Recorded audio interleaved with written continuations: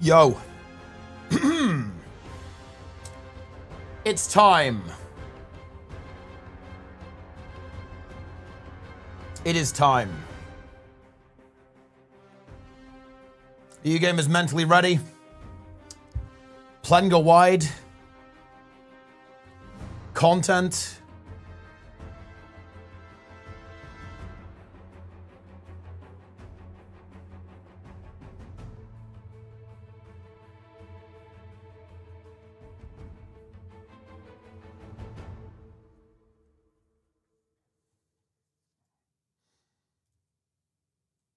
What happened to yo? Well, you know, look, you can't have it all the time, you know? You got to save it. You got to save it for when it matters.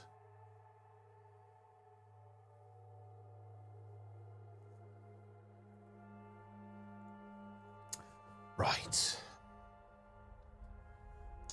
Listen, we got a bit of work to do, boys.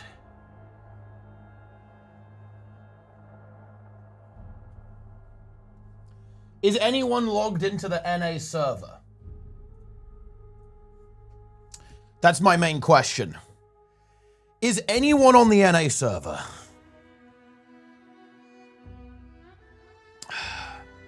I'm currently logged into NA, guys. Here we are.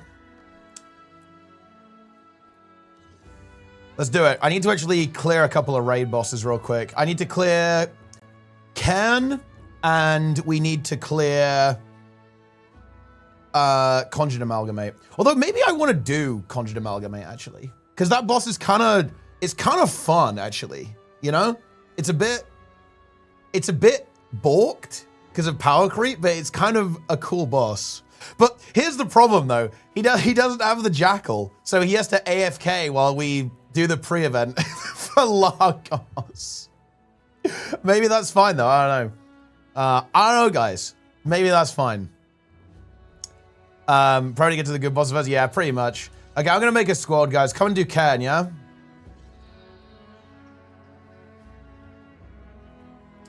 Have to do the pre-event anyway. Well, yeah, but the thing is, he can't like actually do it, right? That's the problem.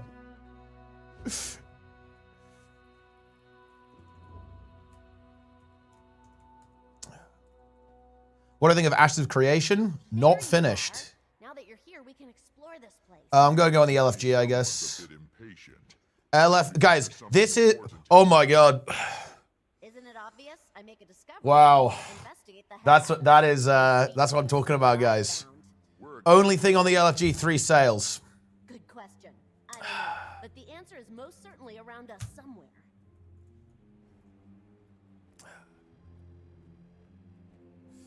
That's good. I like that. Yeah, 3 sales. Why skip Ken? Because Ken is...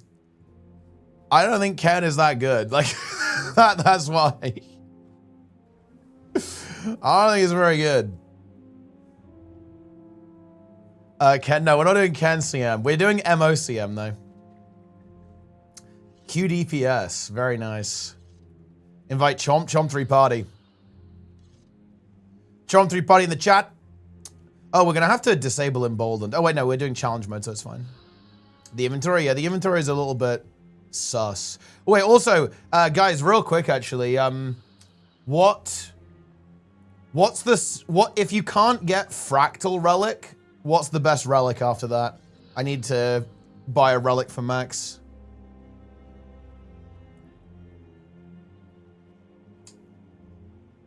What's it gonna be, guys? Opener? Oh yeah, nice, nice, nice. Q heal. Okay, okay. Wait, we have like way too much. We have too much. I actually don't care. It's Ken. I literally don't care. Doesn't matter. Aristocracy. That's not a bad idea, actually.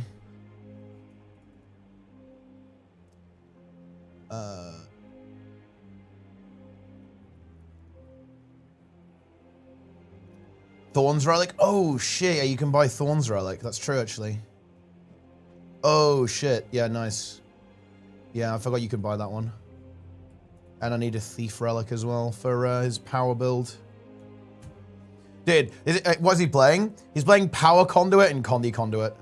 Guys, I'm gonna need your help on NA, guys. I need some mesmers. Okay, we need to do a really fast hero point train.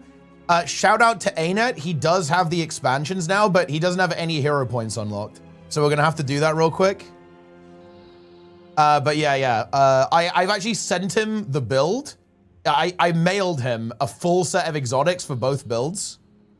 The only snag is that he won't have like weapon mastery, so I think he has to play short bow instead of spear on Condi, which is a bit awkward, and he can't use greatsword on power, so I just sent him swords instead. And then I guess you just go like sword, staff, or whatever. Oh, he can't use short bow. Oh, wait. Wait, is he just camping mace axe then? I guess it's like a...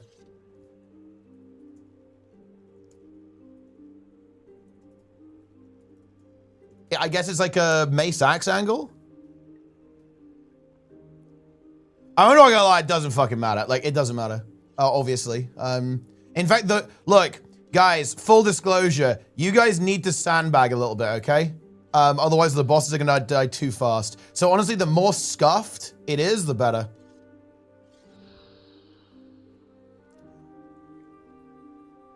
Are there any A healers? That's the question. I think this guy's gonna be an A heal. We like that. And then I don't know what this guy's doing.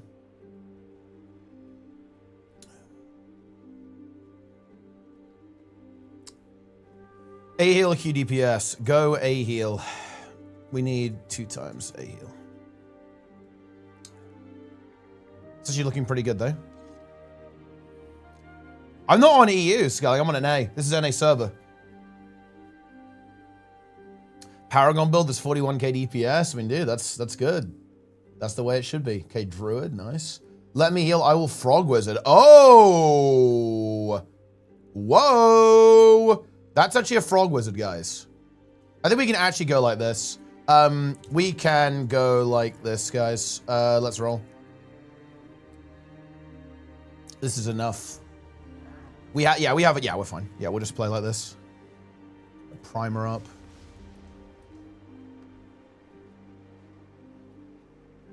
Dude, have I really run out of power food again? Are we serious? Pillaging fungus. So here's the plan, guys. We obviously don't. The raid is in 2 hours. The raid is in 2 hours and 15 minutes. Plenix, yeah. Max is coming on to do hero point in 1 hour and 15, and then raid is in 2 hours and 15.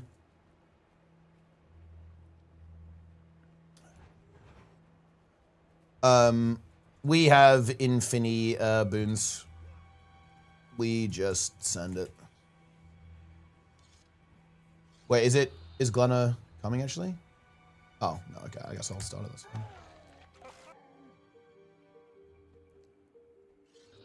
Boom. All right, lead the way.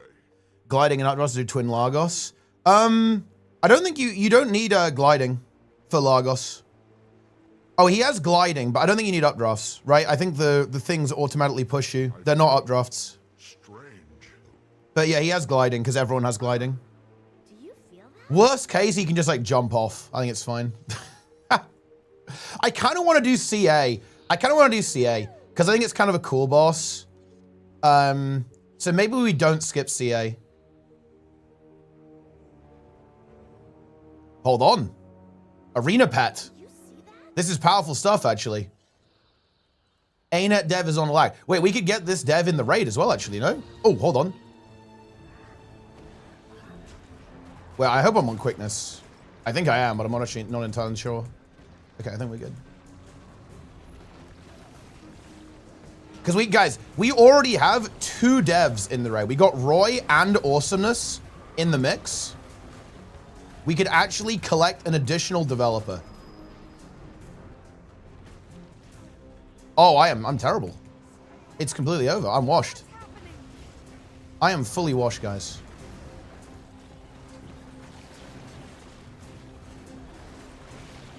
I blame the lack of Aegis, actually. It's not a skill issue. I'm agonied. It's over.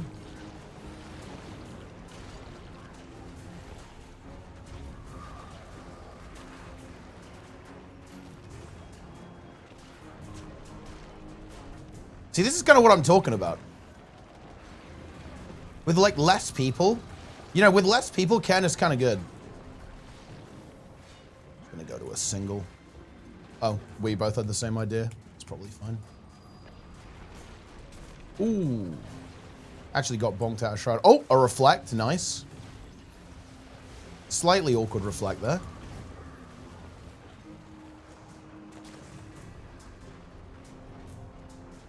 Got all the agonies up now. Gonna get a heal off.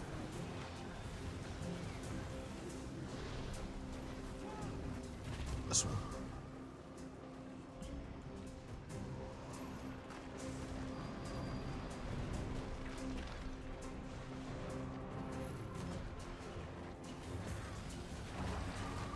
I think we have quite a lot of healers as well, but I actually like that. We go here. Oh, we got someone in trouble. I'm gonna go get him after this. It's actually a bit awkward. I think I get the res. Yeah, there we go. It was a bit awkward because I was the furthest away, so it was going on me, but it's fine.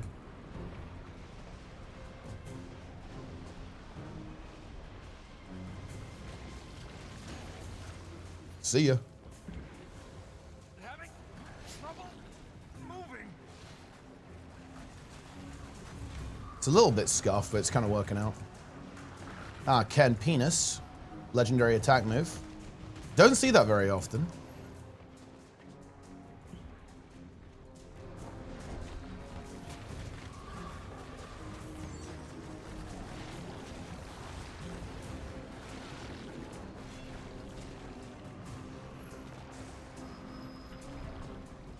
Oh, this could be a big stack. This could be pain. Yep, that's going to be pain. See, guys, look at the magic. Look at the joy of raids when the bosses actually live for more than 30 seconds. This is what I'm talking about. Just run 10 healers and no DPS. And 3 players.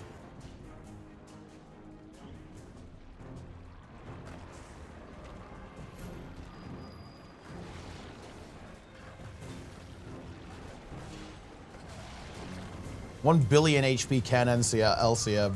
Yeah, like, I honestly love the idea of putting a raid in an MMO that's, like, literally impossible. Like, you just make it so ridiculous, there's just no way you could do it. Congratulations. Okay, so we have MO open. Let's see. I want... Oh, I want to do Gate as well. I want Adina.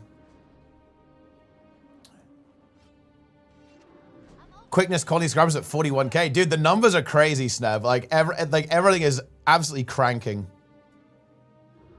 Good job, team.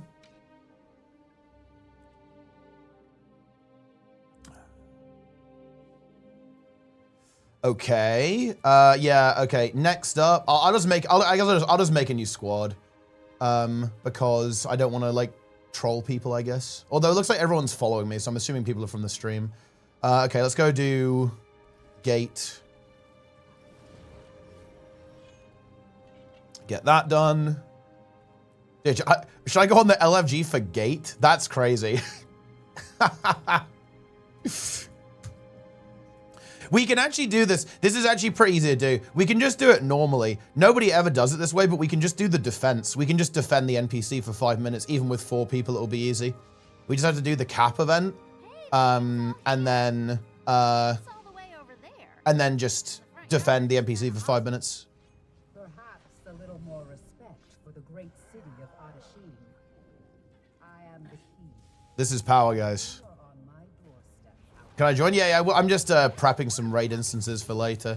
So basically, here's the deal, guys. I want to do Mercer Overseer CM, Soulless Horror. Probably on CM as well, because it doesn't really change that much anyway. Then I want to do Adina. Want to do Adina CM. Because that is absolute content. I want to do Largos CM as well. Maybe Conjure Amalgamate normal mode because it's kind of an interesting boss. I think mechanically.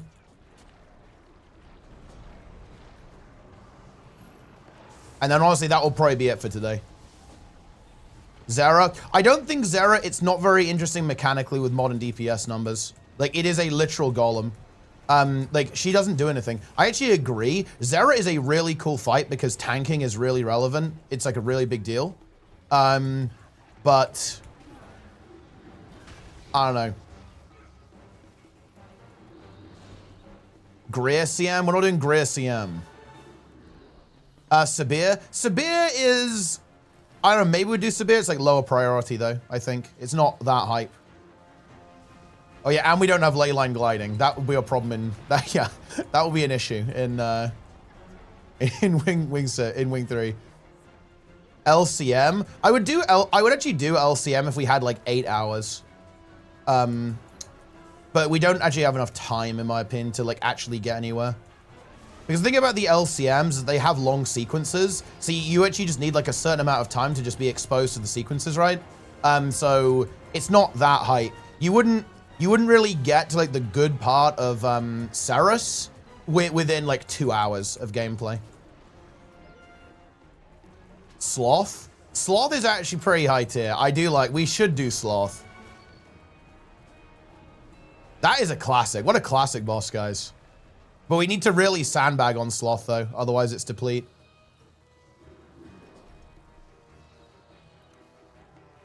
Well, we could make him be the slub. He can slip his slub.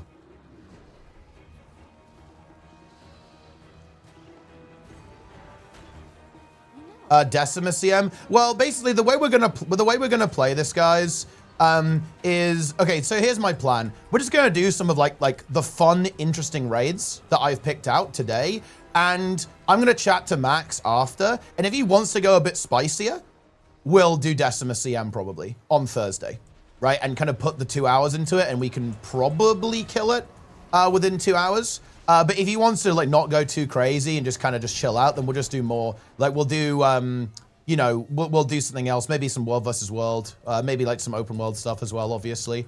But yeah, that's the basic plan.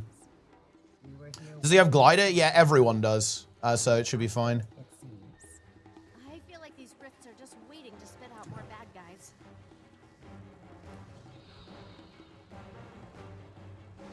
So knock knock. Here we go.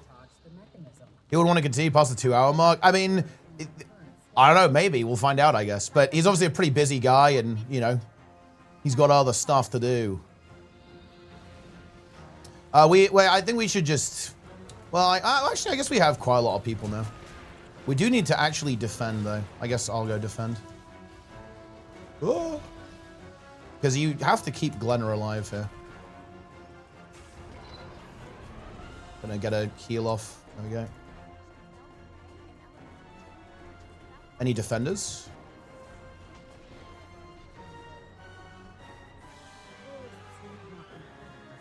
Do a raid with Da Vinci.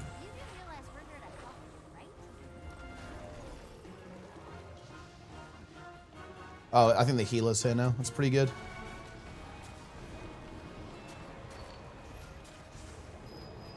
You first garfed? Ah, very good.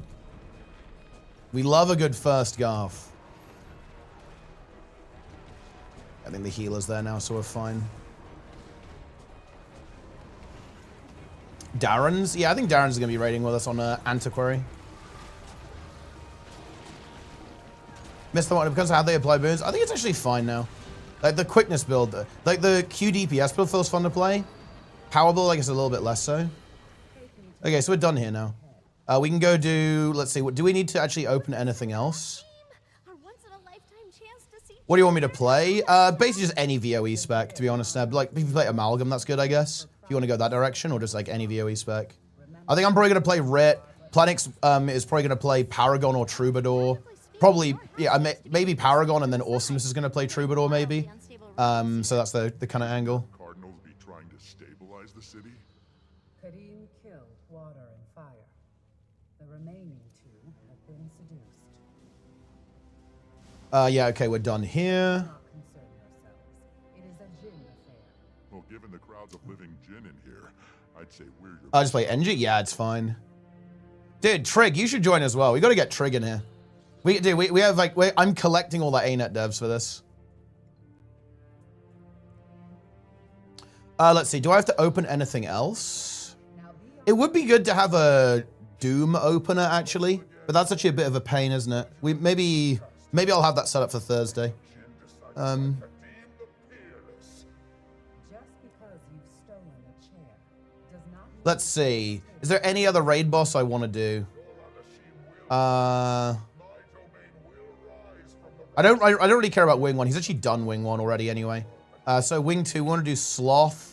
Wing 3, I'm not sure I want to do any Wing 3. I don't think we want to do Wing 3. I think the bosses are too cooked in Wing 3. Wing 4, we've got Mercer Overseer, which is what we want to do. Wing 5, we want to do Soulless Horror, maybe Doom. Really suboptimal for all Wing 6, we want to do Conjured Amalgamate and Lagos. Wing 7, we want to do Adina. Wing 8, doesn't matter because, you know, you just go in immediately anyway. Good luck. I'll see if I can get the key to open up a little more. Maybe it's time for Greer CM. Any strike? I mean, yeah, I want to do Anka CM as a strike, yeah, Anka CM. And Old Lion's Court CM as well. Because I think that's actually a really interesting puzzle-style fight, which is relatively uncommon in Guild Wars 2.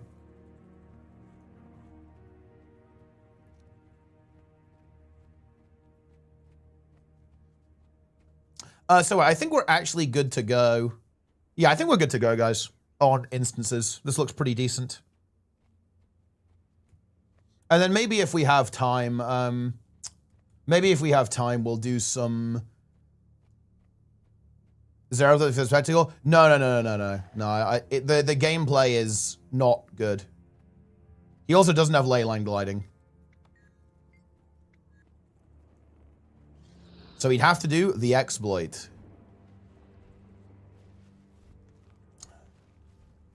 Temple of Feather CM. Yeah, if we had a bit more time, I would. Like you, honestly, if we had double the time, we could kill Ceres CM, I think pretty easily, actually. Well, I mean, obviously, like you would just kill it with 9 people, but like he could do Ceres CM within, yeah, like within 4 to 6 hours, I think. He'd be able to do it right.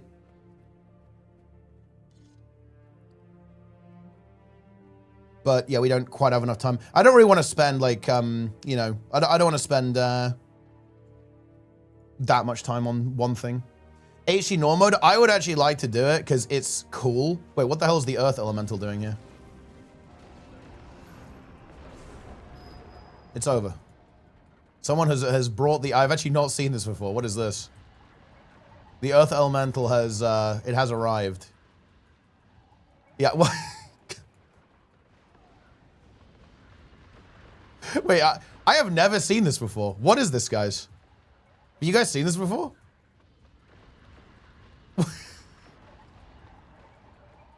Earth Elemental CM. Well, dude, the mech is still pumping. It's good. I think we actually still win, no? Because it can't hit me in downstate. I'm slowly killing it. And yeah, and the mech is pumping.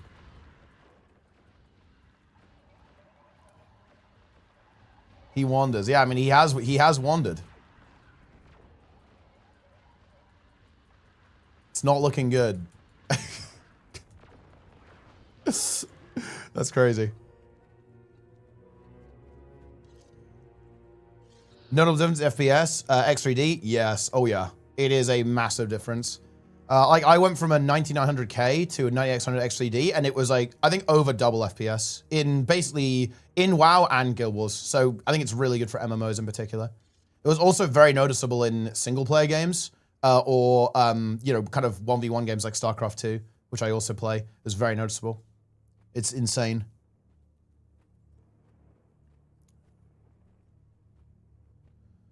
Just like Guild Wars 1. I mean, that's basically how it is, though, Philbo Baggins, right? Like, you just summon the spirits and they stay around because you have lingering spirits. So it's kind of like that, I think.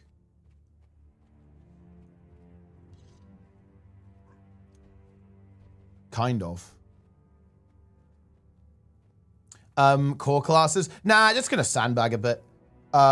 Is what we're gonna do. Just a little sandbag to make it a little bit more interesting.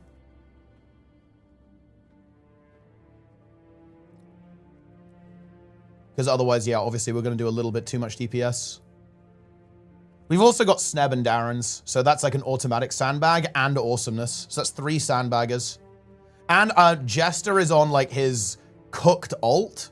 His ult is not good, I think. So like his gear is going to be questionable. So that's fine as well.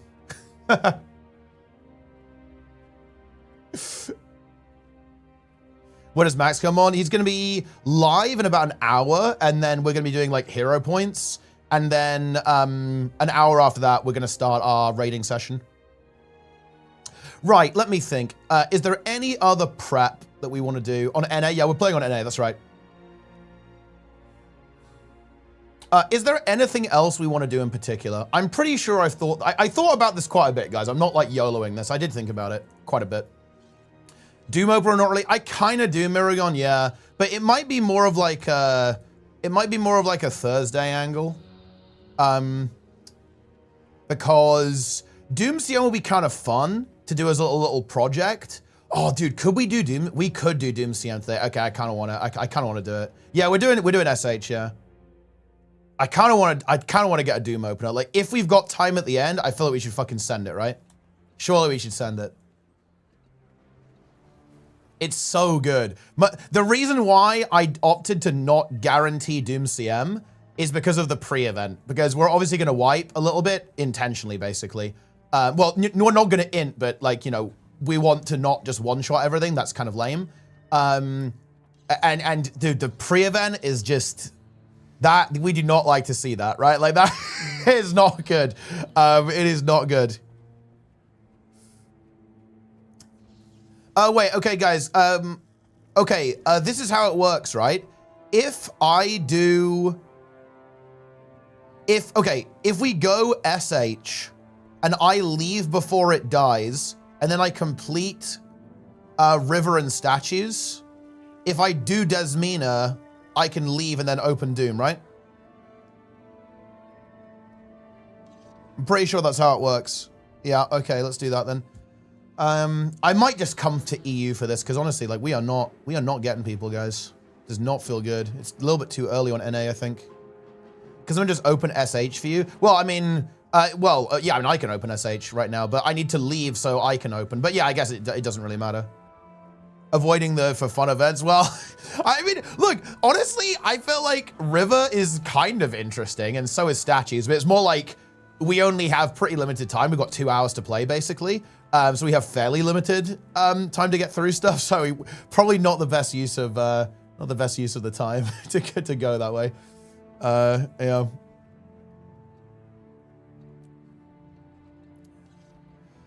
Okay. Statues a cat hairball. Yeah, Statues is sus. That is true. Okay, let's do. I mean, wait, does anyone actually have a Doom instance right now? Because, oh, actually, wait, you guys are probably on EU, right? Or quite a lot of you. Okay, we better actually do it then. We better actually do it. Come on, guys. Let's actually do Wing 5.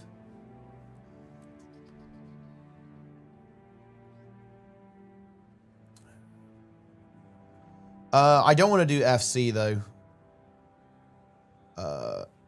I'm just going to get you guys in here. Farming Doom opener. There you go. Like, get in here. I don't want to, like, troll people on the LFG. Or maybe I do. Maybe I do want to troll people on the LFG. This is very NA here. Communism blows. America First Guild. That is sus, my friends. Okay, what that is incredibly sus, actually. Sneb's in. Very nice.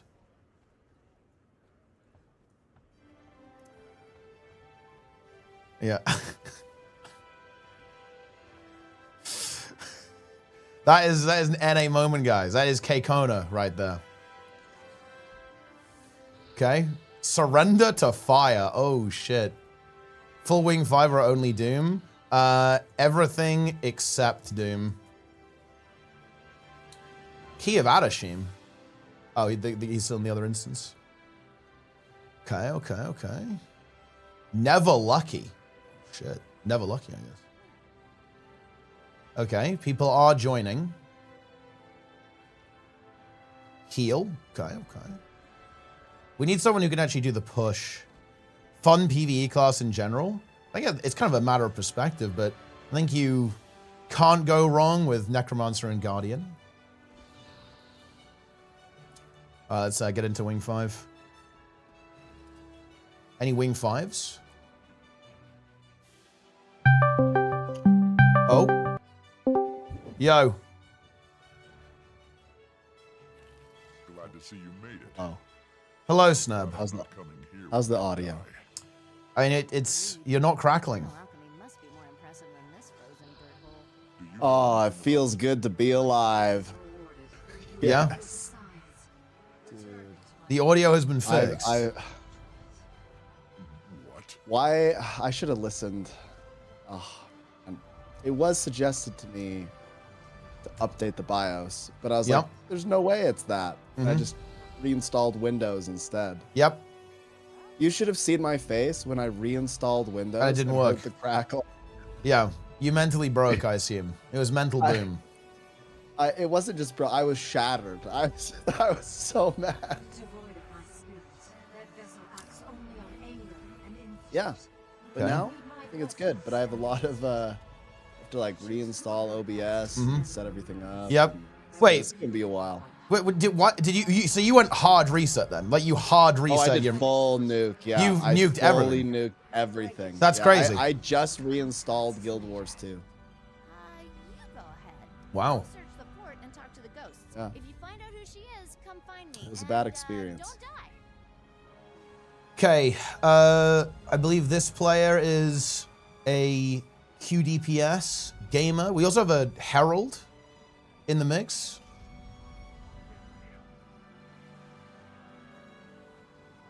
Okay, okay, okay. I think we have extra quickness, but that's fine. Ah, the Spectacular Sphere. Very good. That is what we like. Very nice. So what do we need? We need some kind of healer, I think. Wait, is this Mesmer just offline instantly? What is this? Install Arc DPS? Maybe not.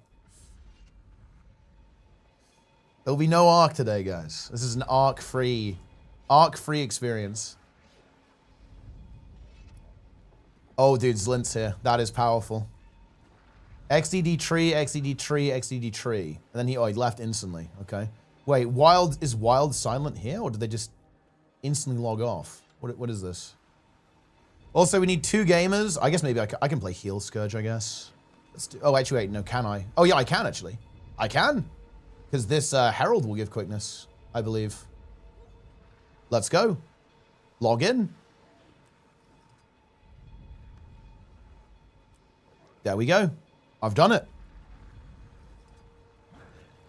All right. Okay, this game is in. All right, it's looking good. Wait, this guy's name is I Am a Tree, is the account name. I like that. How can this? How is that possible? How is that possible that that's the account name of this particular player who has now joined?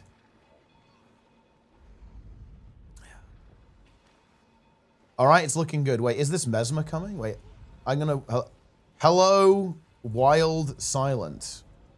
Are you here? Because they could be appearing offline. Otherwise, they will be. Welcome to NA. They'll be cleansed. Yeah, I joined. I saw the LFG. It was 3 cells. Feels good.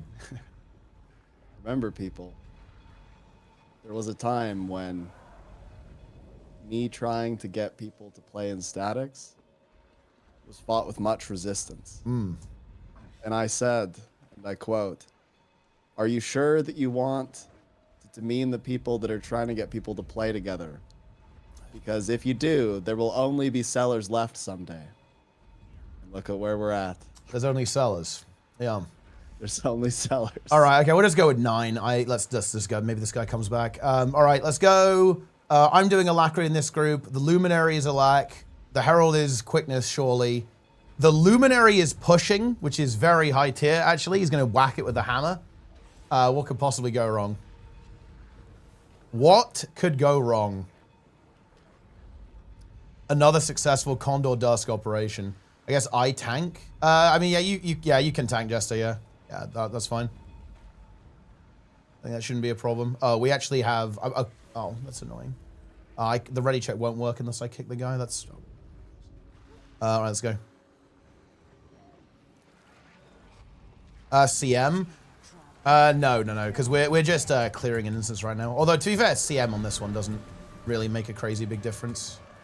Oh, I just remember that I changed my keybinds on my main, but not on my ult actually. So this is feeling a little bit weird, but it's fine, I guess.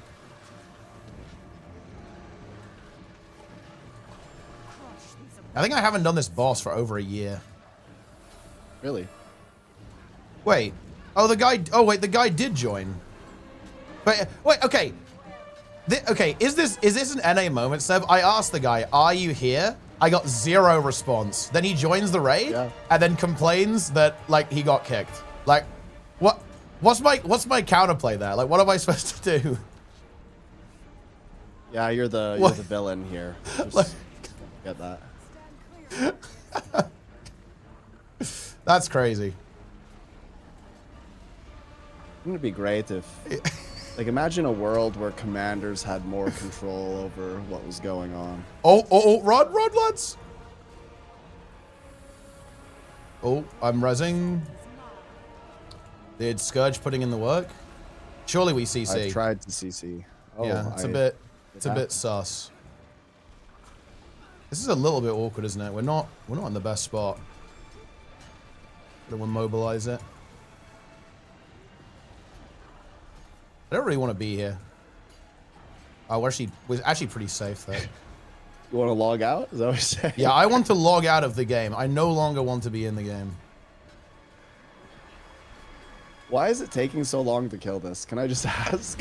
Well, I think. What's going on? I mean, I think that we only have 9 people, and we maybe have like some suspect stuff going on. I don't know. Wait, dude, the guy is flaming me. He's saying, "Have the day you deserve, you jerk." Whoa, dude, he should have responded. Yeah, this happens a lot. What is this? Happens a lot on NA. Yeah. How is this on me? I got 0 response. Tell them they're a massive noob and they can't even read the chat, and so that's why they're gone. Yeah. I've resorted to just you got to flame back, right? Yeah. Like people need to learn proper etiquette, and the way to do that is to just annihilate them. Like, it's the only way. Otherwise, these people just think that it's okay to be incompetent all the time. I don't know. That's crazy. That's actually crazy. No, like it's not crazy. It's happened to me so much that I can't even express how much that's happened to me. Almost that exact phrasing happened one time. Like, I've told the story before, but the time when I was trying to do an all Necromancer Wing 7 and this guy joins on a Mesmer and he's like, "Hey, can I play?" And I was like, "Yeah, if you play Necro, like any Necro, like you can log out, create a Necro, log in, and you're in, buddy. You're in." And he was like, he's like, no. "You are elitist scum," right? Like, he just like flamed me as hard as he could, right? In DMs. And I'm like, "What are you mad about?" I even offered to like help the guy after we were done, and he still he went full flame.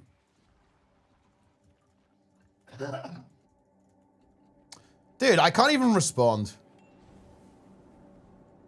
Because like he's appearing offline, so I can't even respond. That's crazy. This is the funniest part, because this guy is so incompetent that he appeared offline, and you waited for him, tried all this stuff, and then he's flaming, not knowing that he's still offline. Like, oh my god, people. Be ready. The consequence of mortal is on the river of soul. That's fucking just wild. send a mail. Just say, "Bro, you got a problem." Yeah. I mean, you hate to see it, guys. You really hate to see it. How did I do? Was there did you have add-ons? No, I don't know Archon right now. I have no idea. I'm clueless. Okay. We must construct additional pylons. You did 27.7k DPS, Snub. I was third? Yeah, third DPS. Not bad, honestly. Impressive. Impressive. All right, let's do it. Wait, what? Oh, yeah, what the strat? Wait, can I leave Benjamin to solo babysit? I probably can, right? Yeah, I can. I'll go forwards. It'll be fine. Yeah.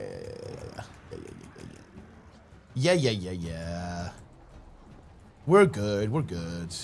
Yeah, everyone wonders why the NA raid scene is dead, and then stuff like this happens, and you're just like, huh? Yeah, I guess it's not a good experience, is it?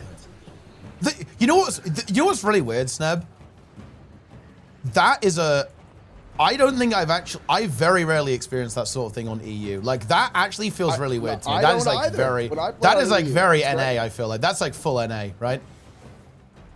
NA is full of like people that are just like they wouldn't survive in the real world. Like they come here. What? It's horrible. Oh, we have a death. Oh shit! Wait, no, that's the guy. Oh wait, I think we're dead. Wait, maybe I can get there in time. I'm trying to go back. Hello, darkness, my old friend. Oh, this is problematic. Okay, I can try to heal her, but this is going to be rough, to be honest.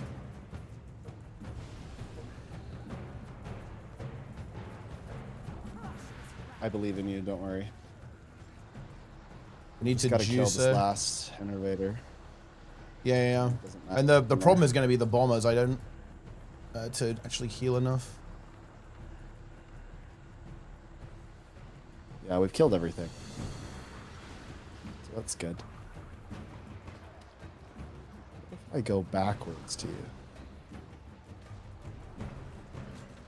Not that I can really help. But... Woof. Okay, I think theoretically we've got it a bit stable. We need to heal though. I enjoy that somebody left. Oh, it's so good. Wait, why did someone leave? Oh, to be fair, they were probably just NA game. Let's go. Somebody leaves, no context. It's the best. Oh yeah, I think we've got it pretty stable. We got it stable. I think we got it stable. No, so actually getting some good CCs off there as well.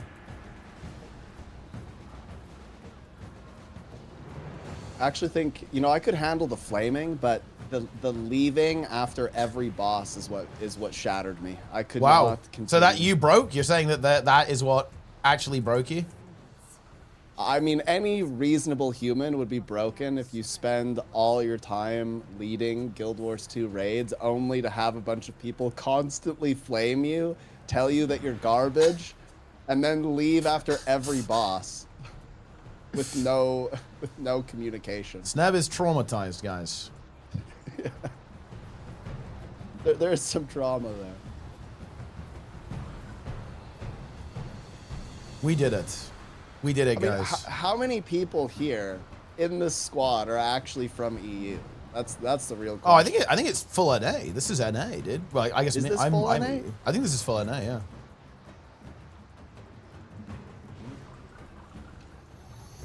Oh wait, we have Jester here actually, so we do have another infiltrator. Safe here. I guess we go Broken King first. You have work to do. What work? If we can take back the 3 Grenth statues from Doom, we can break the seal on the hall. And what will you be doing while we handle the statues? I need to recover if I'm going to fight Doom. All right. I mean, we don't need any more people to do this. Oh, wait, how are we gonna do eyes? What if we lose to eyes? It'll be fine. Well, it probably won't be, but we'll give it a go.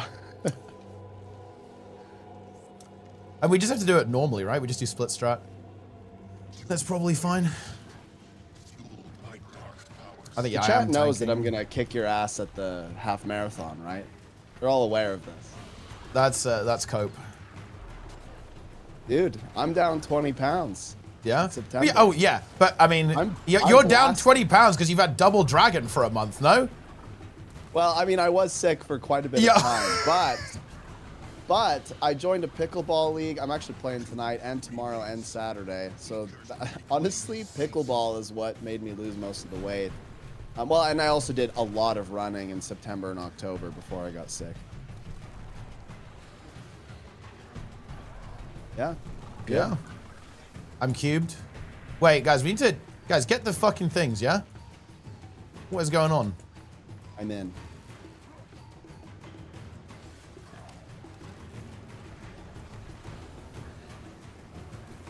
This boss is impossible. Dude, if I am faster than you at the half marathon, that will be full destruction. Yeah? Because you basically lapped me when we ran 5K when I was in the UK. Yeah? So if I beat you at the half marathon, that's like, surely that's sheer humiliation. Yeah. Like you have a head start. Listen, I'm gonna have to walk with you, old man. Like when we're going around. That's what's gonna happen on the half marathon. I'm gonna have to take. I'm at 3. I'm just gonna take this one. I'm gonna die though. Well, yeah, it's fine. We just heal you. I signal you. You're fine. You're fine. Yeah.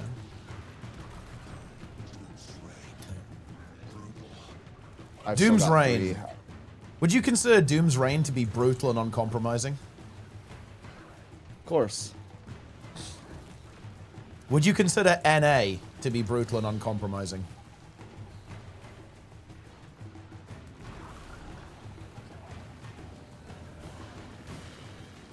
Everyone's clowning on shit. pickleball. What's wrong with pickleball? They don't, well, I mean, there is some truth to this. Pickleball is a very accessible sport, so a lot of older people play, which, honestly, I've found to be quite a positive thing. But yeah, it's maybe slightly less athletic than tennis, but it's still good. Also, we nearly died. I guess it's fine. Welcome to NA. Yeah. Live on the edge. We did it. Well, also, guys, 2 people on NA get in here. It would be good to have 10 people for eyes, otherwise it's just going to take forever.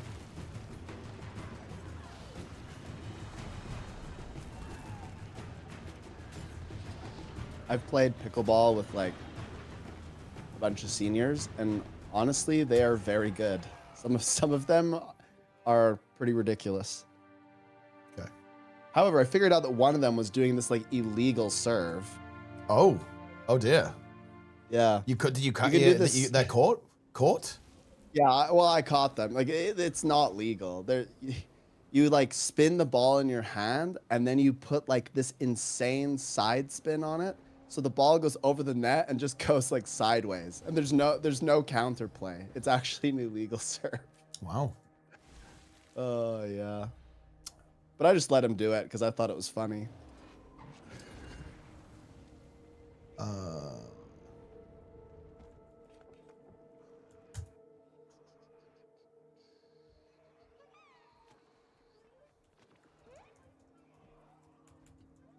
All right. Dude, Eater of Souls. I wonder if this boss can win. I think this boss can win, no? Surely. I believe that he could easily win. Eater of Souls? Yeah. Do you not agree? Yeah, you could. You know, I remember one time I was doing a Frogman raid, and we had 5-hour, 5-minute statues. I love 5-minute statues on NA. Oh, yeah? You know why? Wait, because why? the thing that actually defeats almost all teams is just going AFK in between the bosses.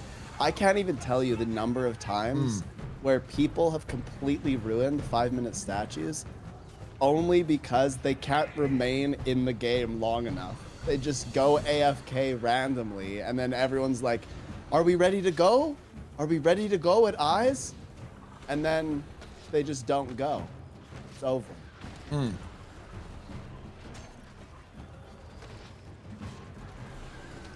we've succeeded. This is looking good. Who's going up? I guess group 1. Yeah, it's group 1, Right yeah. in the chat. Group 1 ascends.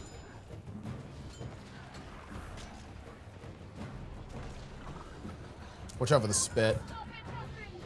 Beware the spit. Yeah, okay, there's 4 people. Max is gonna like about this. Well, I mean, I think the raids are pretty interesting. Like, yeah, like Mercer Overseer CM is a classic. Like, that is a classic. What a place to start. And we're gonna let him raid lead, right? No. He just wants to just kind of like, just play and like we do our thing, basically. He wants to chill. He wants a walkthrough. Yeah, kind of. Yeah, a bit of a walkthrough, chilling. You know, just kind of gaming. Are we charging him or what? Yeah.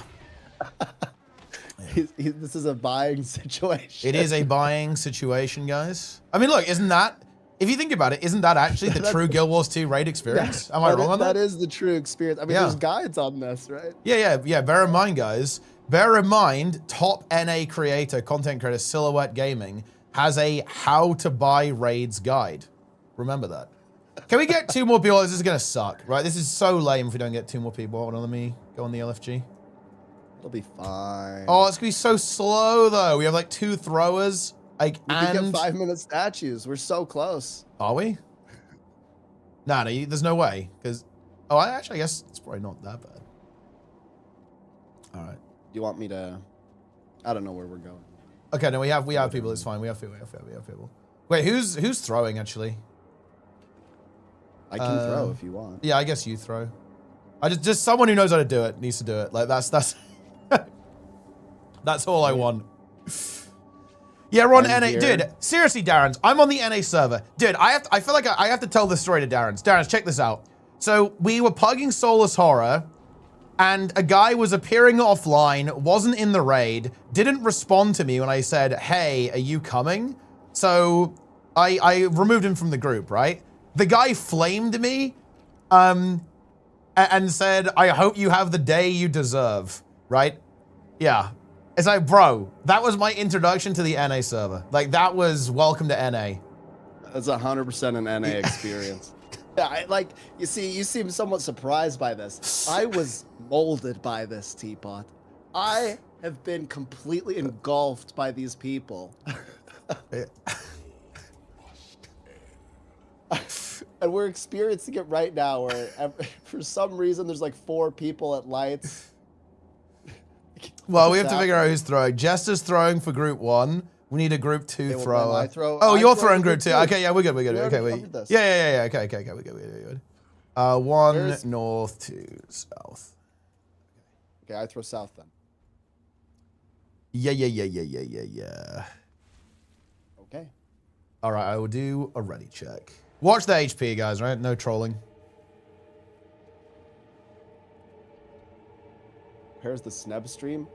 Freaking had to reinstall Windows. You think I can stream right now? The audio is barely working. Wait, what do you, is it still scuffed? You haven't set it up yet? Well, I mean, like, I haven't completely done everything that I maybe ought to do. Yeah.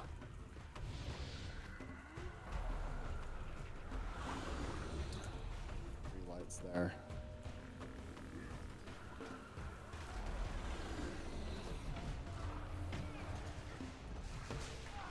Surely we don't CC.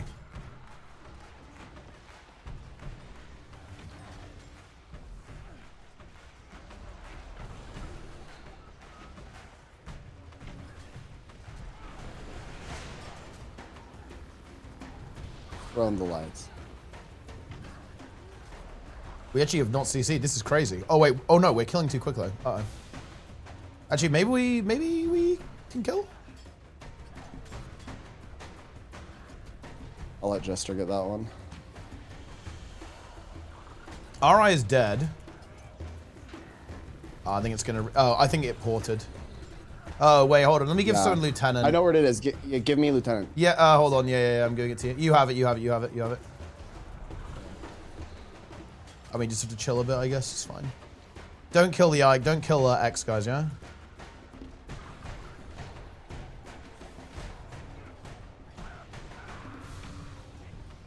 Someone take that light.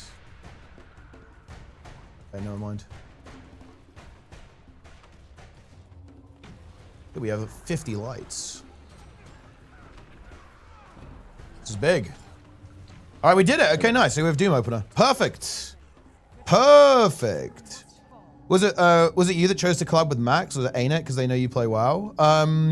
I didn't choose, but it was actually WoW streamers who got selected. Like, for example, actually, this was kind of crazy, actually. Now was playing, who is another top WoW player from Method, actually was playing today, and he's playing tomorrow as well. And yeah, and also Nagura, who is a top WoW player, and Annie Fisher, who's also like a mega WoW player too, was playing. And obviously Max today. So it looks like a lot of WoW players were playing. Okay, so we have Wing 5 now. Okay. We have Doom.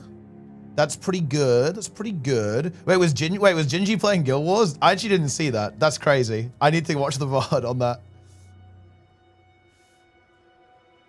As like, okay, no ad. It was prep for the ad, as I understand it. Very based.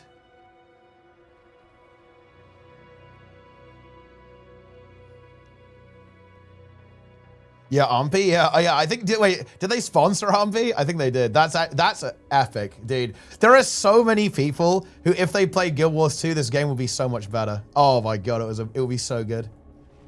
It would be so sick if these people stuck around, because they are mega gamers. I think it's really hard to get people to stick around in a game like this, just because it's been out a long time, so there's kind of an established culture and stuff.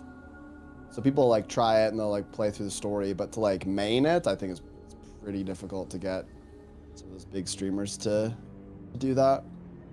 Especially if their bread and butter is something like WoW.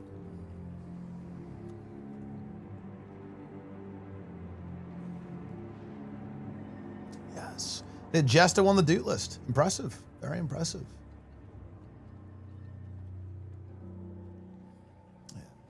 Now what do we do? Just wait? And yeah, that's basically it. I wanted to, log on and give myself some time. Basically, in half an hour, we need to unlock Conduit for Max, because he's coming on a little bit before the actual sponsored segment.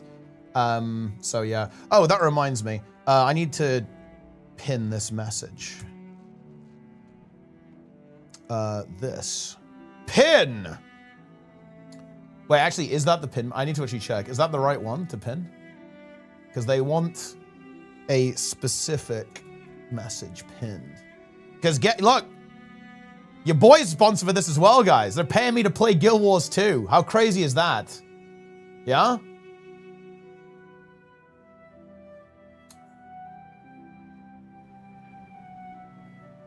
What a meme, guys. Paid actors? Yeah, I am a literal paid actor. Nice. When is Matt's coming up? About an hour and a half, approximately. Hold on, what do they want pinned? What would you like? Also, there's a pretty cool thing that's going on here, guys. This is actually rather interesting. Oh, I think that is the right one. That is the right message. Okay. So you see this little thing on the stream, guys? There's basically like an automatic giveaway thing. If you click the link here, or go to MightyTeapot wehype.app, you can like enter into a giveaway and it will roll when this timer goes and someone will randomly get it, like whatever it is. It's actually rather interesting. Pretty cool integration with Guild Wars 2. So basically this is like a chat-wide automatic giveaway thingy that you can go. And yeah, there's like a link to that as well. If you go to the wehype thing. Ah, Lara in the chat.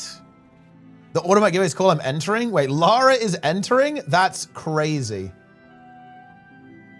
Wait, where's the link for that? Like, I need to make it, I don't have a chat command for that.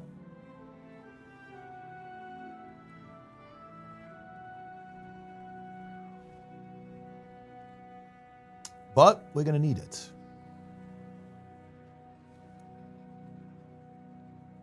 I'm just gonna add a command, actually.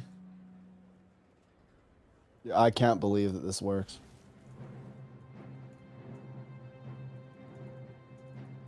Okay, there we go.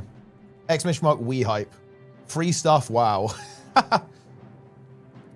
Lack of endgame grind. They seem to be accustomed to vertical progression. I don't think it's actually vertical progression that puts people off. For some people it is. I think a lot of it is just the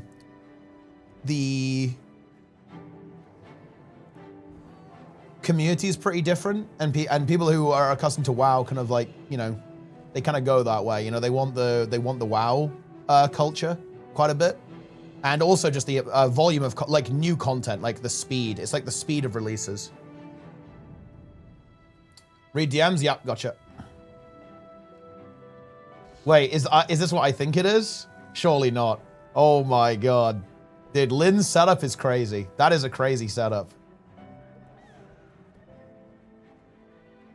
Yeah.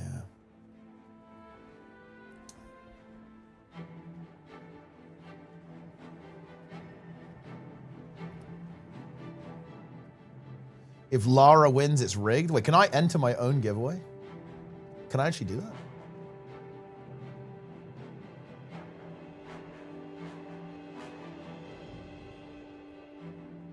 I actually might be able to. You must claim, oh yeah, you have to claim, guys. Make sure you read the instructions. You have to sign with Twitch, join the giveaway, and then you have to claim it after it rolls. So be aware of that. Be aware of that. Win exclusive rewards as I stream. Each milestone unlocks a new reward, and lucky winners are randomly selected. So get in there, guys. Exclamation mark wehype. What bosses are we doing?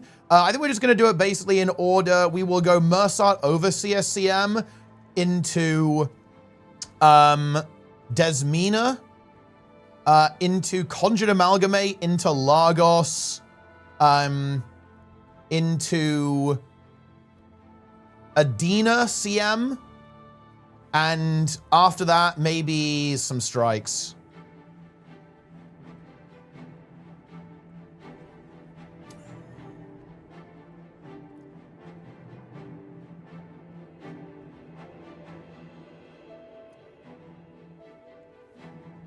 I'd love to play again, but I got banned. Well, I mean, you can make a new account, but just behave yourself this time.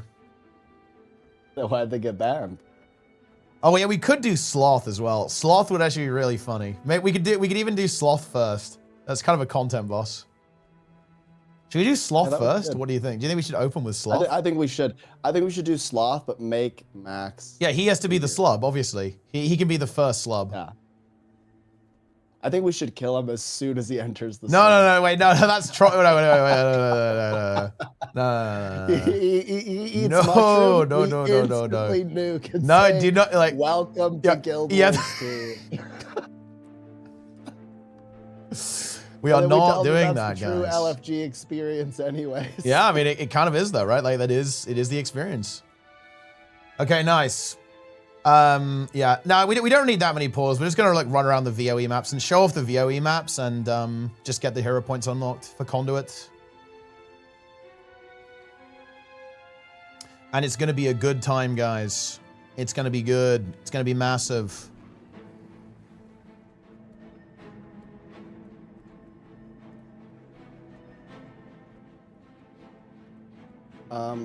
Yeah. So just as far as timing, Uh-huh. in exactly 3 hours I have to go because I'm picking up my daughter. That's fine, yeah. That's exactly when we're done. We might play a little bit longer, but we can just replace you, obviously. Fine. Good. Fine! Yeah, I bought The Hobbit, like a fancy book that has some pictures in it. I've been reading it to my daughter. She really enjoys it, I think. It's a good choice. It's a classic. Yeah, she actually thought, you know, at the beginning of The Hobbit where it's like, you know, you're expecting Gandalf to come knocking, but there's just another dwarf and another dwarf. And the book is quite, what's the word? It's quite fun with how it presents that, right? It's like, and then he thought it was Gandalf, but it was not. And so I kept saying that, and she was like, what? Another dwarf? Yo, Michael, 67 indeed. Very Nice, cute. 6-7. Yeah, you know, that's good stuff. So, Sneb, quick question, actually. Every streamer is going on their PvP arc in 2026. Lara is already confirmed to be maining PvP next year. When are you going big 12-hour plus stream ranked PvP solo queue?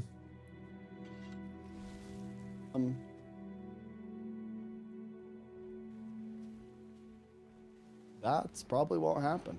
Why not? Well, I mean, to be real, like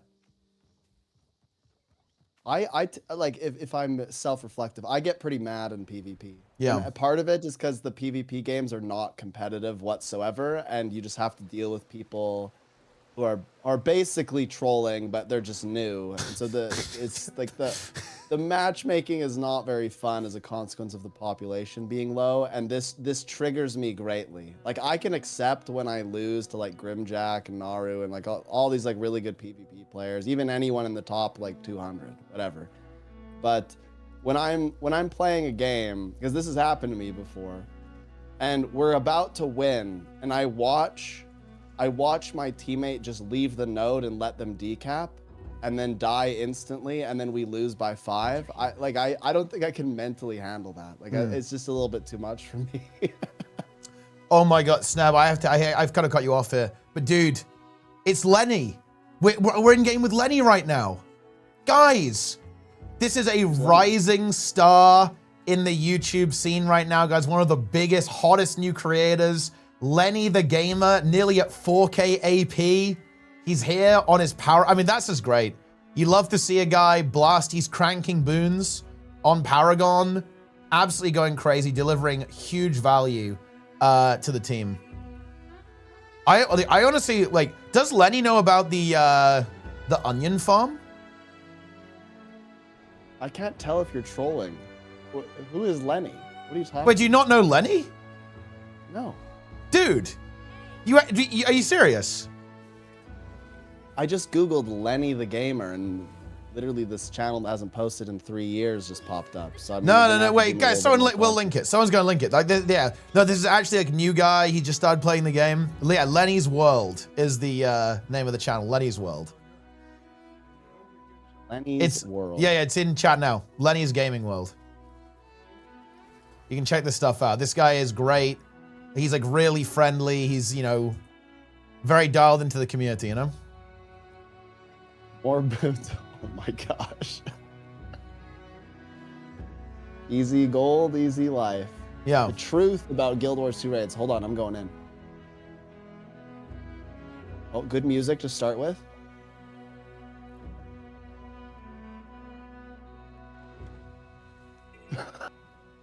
Oh my gosh, I love Lenny.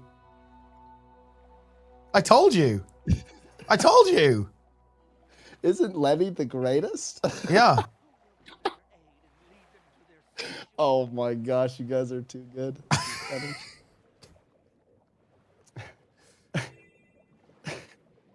my gosh. Sneb is Lenny pilled. He's Lenny pilled big time right now. Isn't this just the greatest channel? Yeah, it is. Surely this will get partnered with no potential problems. And well, Lenny, he doesn't stream. He doesn't stream, guys. He's strictly YouTube. Wait, dude, this is crazy, actually. I guess this is not I guess this is not a surprise, but dude, Mice just got the name Bugs Monthly. And apparently, whoa, guys. This is actually my in-game subscription to Bugs Monthly. They've actually just added Guild Wars 2 integration. It's a new feature of their outlet. And yeah, as you can see, this is Bugs Monthly messaging me that, in fact, the bug of the month is the stink bug. So that's a bit of a fact for you there, guys. Yeah. Enjoy.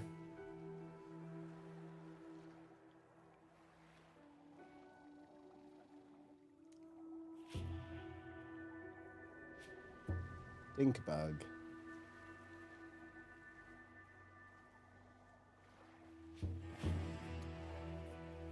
Bug.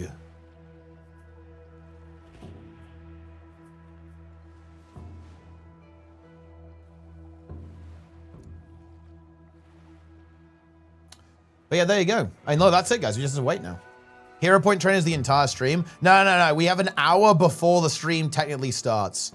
So and look, dude, look, I am prepared. Do you guys see this? I have a marker pack for the VOE hero point train.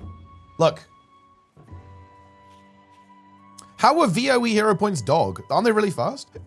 You just sort of run around in circles. It's piss.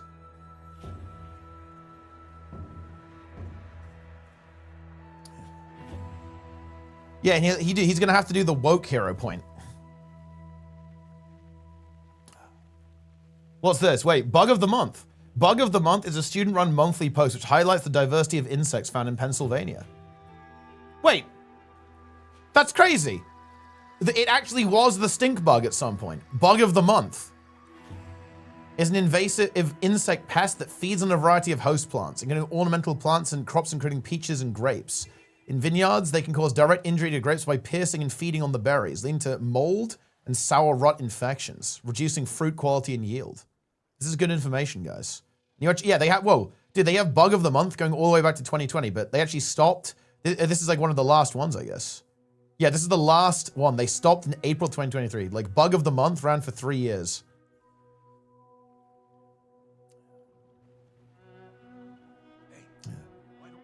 The lanternfly, it's infesting us? That doesn't sound good. Please thank Jester for his premium membership. Like, wait, I actually was not aware of this. Like, what is the premium membership for Bugs Monthly? They ran out of bugs. They did every bug. I mean, maybe, yeah. Maybe.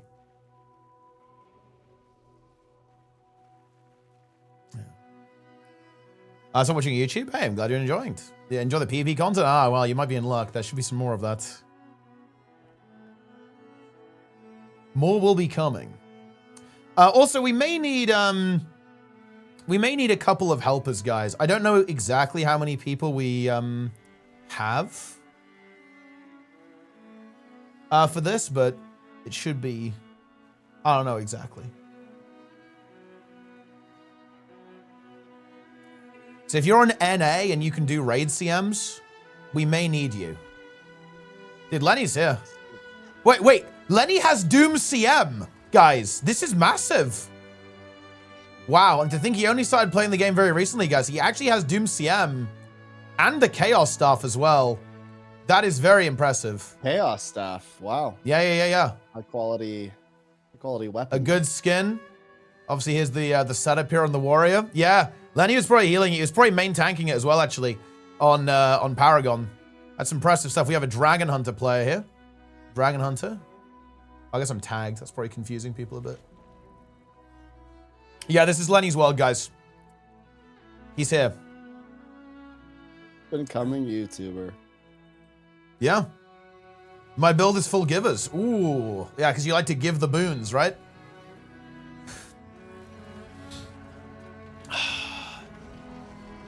Have you played much VOE, Snub? Have you had time to play much VOE? Zero. Yeah, Wait, you had zero VOE? Well, here's what happened, right? Like, I got apocalyptically nuked by that infection. Yeah. The day before VOE launched, missed Twitch front page, missed everything.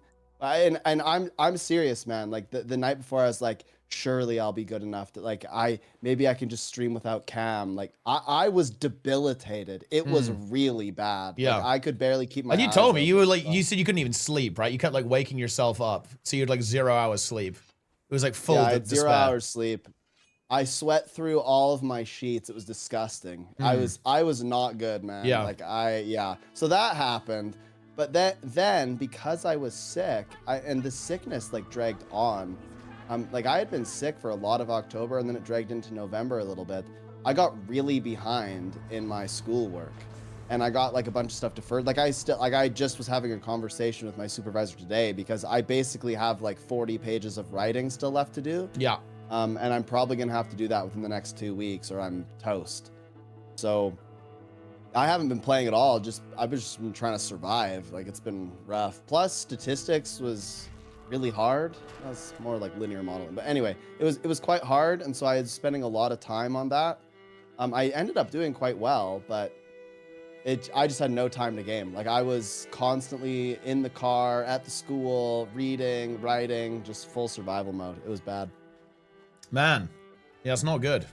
That is not good at all. Yeah, plus I kind of prioritized still like going out and doing physical activity. So like I would, when I wasn't sick, I was trying to like go play pickleball or, you know, those kind of things. Yeah, it's good. Wow. That's crazy stuff. Yeah, so Slim. I haven't played. So wait, when are you going? So I mean, are you going to play? Are you going live soon or what? I mean, you probably have to finish your work first, right? Oh yeah, I mean, I guess that's the second part of the story. So then when I was kind of better, I thought, oh, like surely I'll be able to play a little bit and, you know, I'll stream it. And then the audio crackle happened, and I've spent, I kid you not, 15 hours now trying to solve this audio is mysterious hell. Audio crackle. Audio is hell. And it was the BIOS. Updating the BIOS is what worked. Crazy. Yeah, so that, but I should have updated the BIOS before I nuked the computer, but I didn't really, I didn't think that updating the BIOS would do it. Anyway, it did. So I've completely reinstalled Windows, full nuclear level, and this means that I have to, like, I just reinstalled Guild Wars 2 this morning, and now I'm gonna have to reinstall everything else and fix all the audio, and yeah, there you go.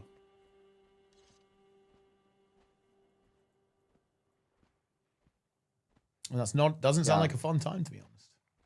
Well, you know what's crazy about the BIOS thing is apparently there is a known, okay, and everyone's gonna laugh at me because I don't really understand what all of this means exactly, so I might scuff it a bit, but apparently there was some known issue with the chipset and like the USB stuff. So apparently it was like not necessarily routing correctly. I don't know, but there was like interference or something, and it was a known problem from like 2021, but my BIOS was from like 2020, and I just never updated it. So I went and I updated it, and apparently like it patched that problem. So here we go.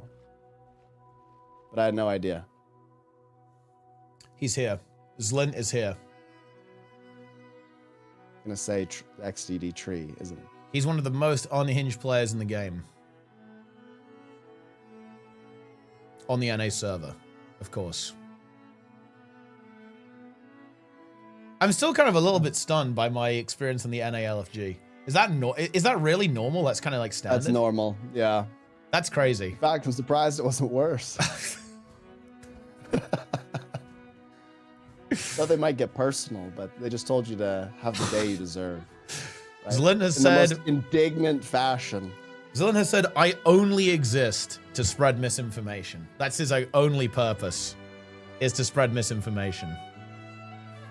What happened? I got flamed, kidder, because, okay, so we were pugging to get instances ready, and like a guy is appearing offline, right? So I say, hey, are you coming?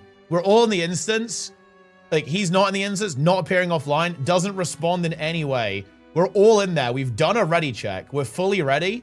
So I obviously remove him from the group, right? Because like, it's like, I assume he actually just logged off and like, he's just offline for whatever reason. The guy flames me, right? Like when I kick him. And like, it's like, that's crazy. Just remember, folks, the Guild Wars 2 community actively encourages people to turn off squad chat and team chat so that they don't have to interact at all. Just remember that this is a thing that people actively encourage. Unfortunate stuff. Literacy, yeah. No, literacy test is actually really good. That is 100% true. That is mega true, actually. If you ask people to do something very basic, like link potato or link pants or link relic, that is actually good enough almost all the time, because most people will fail that. They just won't read it or engage with it in any way. And that is honestly better than KP a lot of the time, yeah. No, or like ping CC skill. Yeah, that's actually very effective LFG practice in my opinion, because it will fail most people, like guaranteed. Like they will almost certainly fail. I have an idea. Chat, tell me what you think about this. What if we put like captchas? When people try to join your LFG, you can enable a captcha and they have to solve the captcha, or they can't join. like it's a brilliant IQ test, right? But you could make them very difficult. Like, have you seen Kit Boga where he does the impossible captchas with the scammers? Yes. Which of these is a bird sound? And then it's just some guy saying, "Ha." Oh yeah, it's perfect.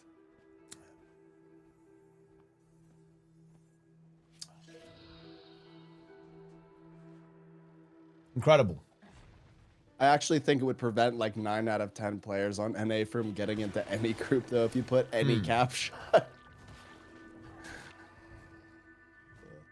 Pick the school buses. They're like, what is this? I didn't go to school. I don't know how to read.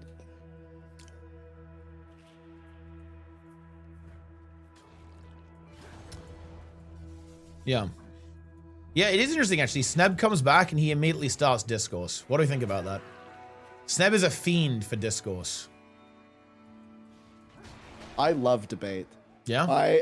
Oh yeah? My PhD supervisor, he taught a class. There's like 3 of us in the class. Yep. And it kept getting political. Whoa. And it 100% only got political because I was in the room. Because I commonly debate him in politics. Like friendly debate. Where like, you know, we're just like chatting. But he would like constantly bring up politics. Yeah. And it was just so that I would respond. Yeah. So that You were being class would baited. be 3 hours of political discourse. Yeah, I did get him a couple times. Oh yeah? I did get him. You'd say Yeah. would you say that you destroyed him in debate? Would you No, say definitely not. Yeah. But I did get him a couple times. I think the one that I got him on is he was talking about like subjective truth, and I was like, I don't believe that nonsense. And he like looked at me. He was like, "What do you mean?" And then we just like debated objective truth for like the next 2 hours. There you go then. It was good. Are you familiar with he the made like a little offhanded comment, and then I can't remember what it was wow. exactly, but I retorted, and he actually conceded that I was right. It was good. Are you familiar with the rage bait meme? Like where it's this thing I'm showing on stream now. Which one were you in this scenario?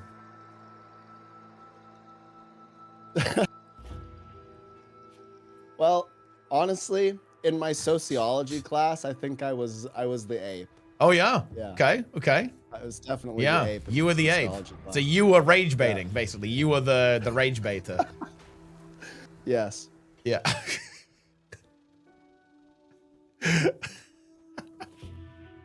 It's content.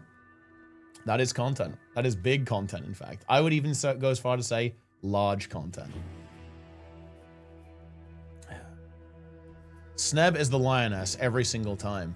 Well, dude, you know, like do you guys not remember like the old Sneb times? It was say something pretty uncontroversial about raids and then just get obliterated for it in YouTube comments. Like that was basically that was the routine. Yeah, it's even funnier because now it's my funny in opinions retrospect. are actually, It's very funny very in weak. retrospect because everything we said either came true or already was true, right? Like that's the thing. But And now yeah. more people agree with it than ever before. And Yeah. it's amusing. It's actually troll because I feel like the opinions have actually flipped. Like basically everyone caught up because like now when this stuff comes up on Reddit, like everyone's basically saying what we were saying like years ago, which is really funny to be honest, but it is what it is. That's just the way it goes sometimes. Can we enable rage bait emote already? Wait, what did I say? Wait, what did I say? Oh yeah, Trig, I said if warrior is god level next patch, I enabled Ta. So you better get on that, buddy.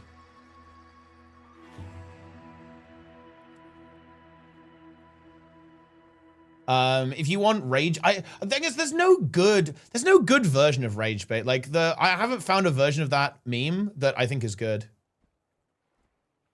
To be completely honest with you. Just doesn't look good. It doesn't pop, you know?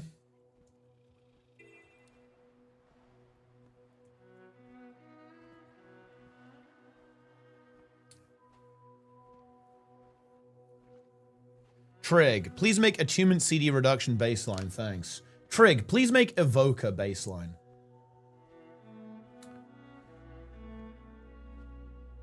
Where are the Gachi lights? We're not bringing the Gachi lights back. Or maybe we will.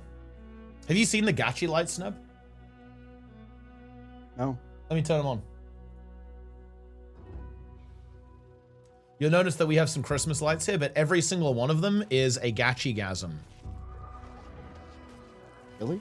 Yeah, take a look. We have to like zoom in and enhance. Yeah, zoom in and enhance, and you can see the detail. Oh, I had no idea. Yeah. That's good.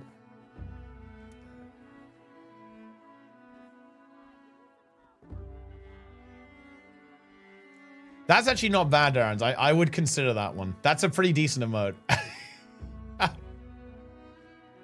We should just join a random PvP tournament on NA.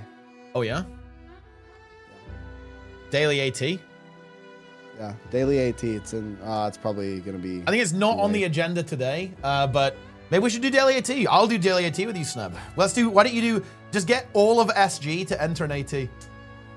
Wait, oh dude, you know what we should, that's impossible. you know what we should try to do? We should try to cap an AT, because if you have 64 teams in a daily AT, I think it actually denies signups, if I'm not mistaken. It won't do any more than 64. Interesting. Yeah. So theoretically, that's actually not that hard. That's, 300 people, basically. Do you want to hear an insane story? I've got one. Yeah. What's the insane story? So sometimes in the SG Discord, people join and they think that they can be just like a total dick to everyone. Okay. And that we'll take it. So this guy joins, we create a new team. There's 7 people on it. The people are like, oh yeah, let's like just try to get together and do raid. And this guy just starts flaming people, being like, we don't have 10 people, so it's impossible for us to even try to get together. And it's just being like an unpleasant person. So we fully nuked them from the server. And they were not happy. Yeah. This has happened several times recently, where we have to fully nuke people. Like, yeah. Oh no, this one's even better. So this guy joins the Discord and goes to the LFG in the Discord and joins an experienced CM, all CM run for like wings 1 to 7.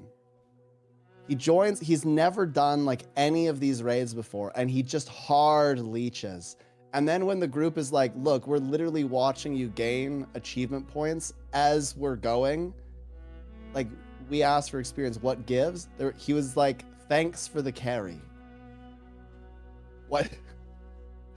That's an NA experience. So I nuked him from Oblivion. Permaban. And then in the ban message I said, thanks for the carry. You have been nuked.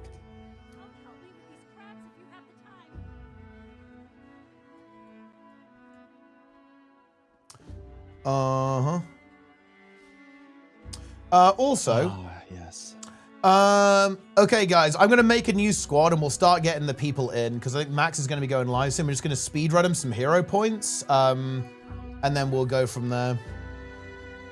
Is he gonna does he have teleport to friend? I actually gifted him a permanent one. Oh, smart. Because otherwise he has to do the VOE story, right? Like the ship segment takes like half an hour. Let's yeah. Yeah, right. That was the only thing I've done in VOE so far was the ship. Guys, people who are in, when will it end? People who are in, get in now. You can just squad join me if you're in. Get in here. Wait, dude, Lynn is here actually. That's crazy. Wait, Lynn actually. Wait, well, I'm not sure if you're in, Lynn. I kind of want all VOE specs because we're showing off VOE, right? I don't think you have VOE on the VOE on that account, right? I want VOE specs only, if possible, which is possible. Planix is just he's doing World versus World right now, so he'll be here in a moment. Well, in about an hour, I think. So you have a bit of extra time. Alak Antiquary. I mean, Darren's is in the mix. Okay, so let's see. We have Reformed. Jester is going to play Conduit. Darren's is playing Antiquary. Sneb is playing Amalgam. Planix is probably going to play Paragon. Okay, that's looking good. We kind of need Awesomeness. Can you play Troubadour, actually? We kind of need a Troubadour. I like how Lynn says, quote, I am not buying more Guild Wars 2. Well, I mean, you know, you don't want to buy it for every account. Like an Alaco DPS. You're probably just pure DPS, Darren's, because I'm probably going to be QDPS, Rit. Let's see. Plenix is going to be Alac Paragon. And then I think we're going to be running Quickness Troubadour. And then... Oh, wait. Can you play Alac Sneb, actually, on Amalgam? Well, I don't know how Amalgam does that, but I'm sure I can figure it out. It's just the GM trait. Yeah, it's just the GM trait. Do I require stat changes? I don't think you need Boon Duration, no. I mean, I think Darren's can play Alac as well. So we can do that. And you could put on Diviner Gear. I'm not gonna lie, if you put on a bunch of Boon Duration, it's completely fine. Because, again, we kind of want to sandbag a little bit anyway. Okay, I'll probably do that. So it's really not a big deal.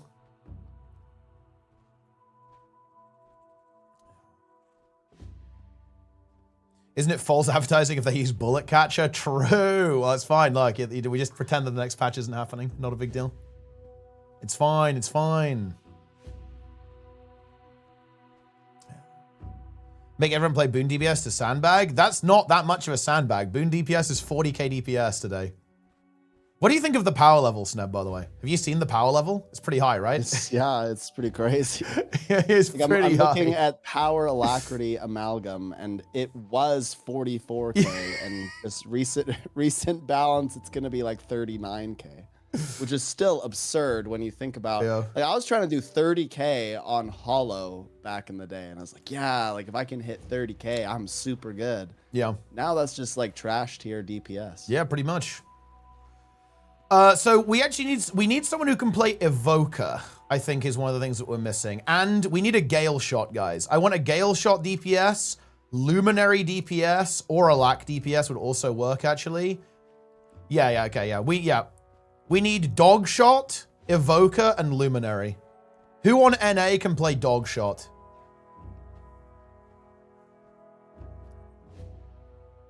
What is Max playing? Max is playing Conduit. So we have 2 Conduits. Also, yeah, it's worth noting, guys, you don't actually have to know the rotation. It doesn't fucking matter. Like, as long as you know the fights and you can do the mechanics, it doesn't matter if you know the rotation. I am sandbagging a bit here. I've got full diviners. No, yeah, that's completely fine. Yeah. That's your turbo boons now. Turbo boons. Okay. Oh, jeez, yeah, I get a lot of boons. Oh, wait, Benjamin is going to play Dog Shot. Yeah, okay, that's fine. Yeah. As long, only condition, guys, you need to have experience with all raid CMs, yeah? Because we are actually doing all raid CMs, and also maybe Old Lions, maybe some Strike CMs too, specifically Old Lions Court and Anka, yeah? So you must be competent at doing the mechanics on all raid CMs and the easier Strike CMs. I wouldn't actually classify Old Lions Court as on the easy end. Like, Old Lions Court is not a joke. Like, make sure you know what you're doing in Old Lions Court. Because that one is actually not easy.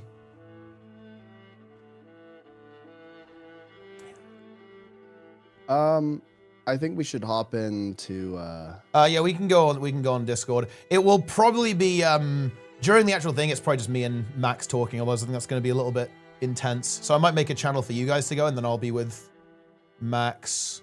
Because otherwise it's gonna be like, you know, that's gonna be a lot, right? Because he obviously he doesn't know you guys. Yeah. He has no fucking idea who you are. You're a bunch of nobodies. Video, and that'll give him enough context. Okay, nice. Hey, I'm popping on. Yo! Oh wait, Roy's coming actually. Roy will, you're gonna play Luminary, Roy, yeah? Okay, so we have a Luminary, that's good. That's very good actually. Yo, Jester, what's up, bro? Dude, I even got Ascended Armor. Dude, that's insanely sweaty. I mean, I figured it was easier to get exotic because I don't have any shits Yeah. on this account, right? So I just did the vault stuff and got, Ascendant. The vault chooses you. It'll be DPS Luminary, Roy. DPS Luminary. I think we have the healing locked down, I believe. Again, it doesn't have to be perfect. Like, again, ideally we don't even do the sickest DPS because I would quite like to actually see the fight. I will not be doing. That's fine, DPS, yeah. Dude, play Condi on CA. Do it. Oh, I mean, my god. I don't have any power stuff. Yes. Right? Oh my god, that's insane. You're like healer DPS. Like. Which fights are we doing? So I think we'll start on Sloth as a warm up and make him be the slub. Then we will go to Mercer Overseer CM. Then we'll maybe do Soulless Horror into CA and Lagos. Then into Adina. And then depending on time after that, we'll probably go to Strikes. I might decide dynamically what we're gonna do based on how time is going. Because I don't really want to one-shot everything, but I don't want to like chain wipe either, right? So it's like, we'll kind of play it by ear a little bit. I'm a bit worried for MOCM, to be honest. Are we on NA or EU? We are on NA. Nice. Yeah. Also, I only have an hour once you start. Yeah, that's fine. We can probably replace you. Alright. I mean, if you'd rather just have someone for the whole ring, I don't really. It's fine. Oh no, that's fine. No, we can do it like that. That's completely fine. Yeah. I mean, we can do it with 9 if we need to. But yeah, well, I'm sure there's people in the chat we can bring in. No Doom. Well, so here's the thing. We actually have 2 days to play the raids. Doom might be a day 2 project. Because basically today I want to do some stuff that's kind of chill, like not too crazy, right? Just show off some of the interesting looking fights, right? That have some interesting mechanics, but are not like insane.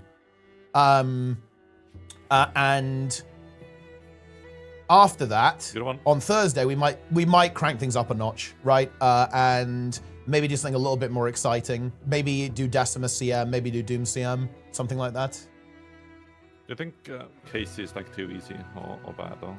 Casey, I think I don't like Wing 3, to be honest. I think Wing 3 is too weird with current power level. I like KC actually, but I think it's kind of scuffed. Maybe we want to do KC. We could. I don't have time to get an opener though right now because like Max is going to be logging on. We need to hero point train him like very quickly. Yeah, Zero would be so good, but we'd have to like have the squad at to like not press any buttons. Yeah. Well, he can't do Zera because he won't. He doesn't have ley line gliding, yeah. So he literally can't do Zera. So Zera is off the menu. Didn't they change it? Oh wait, did they? Might. Did they change it?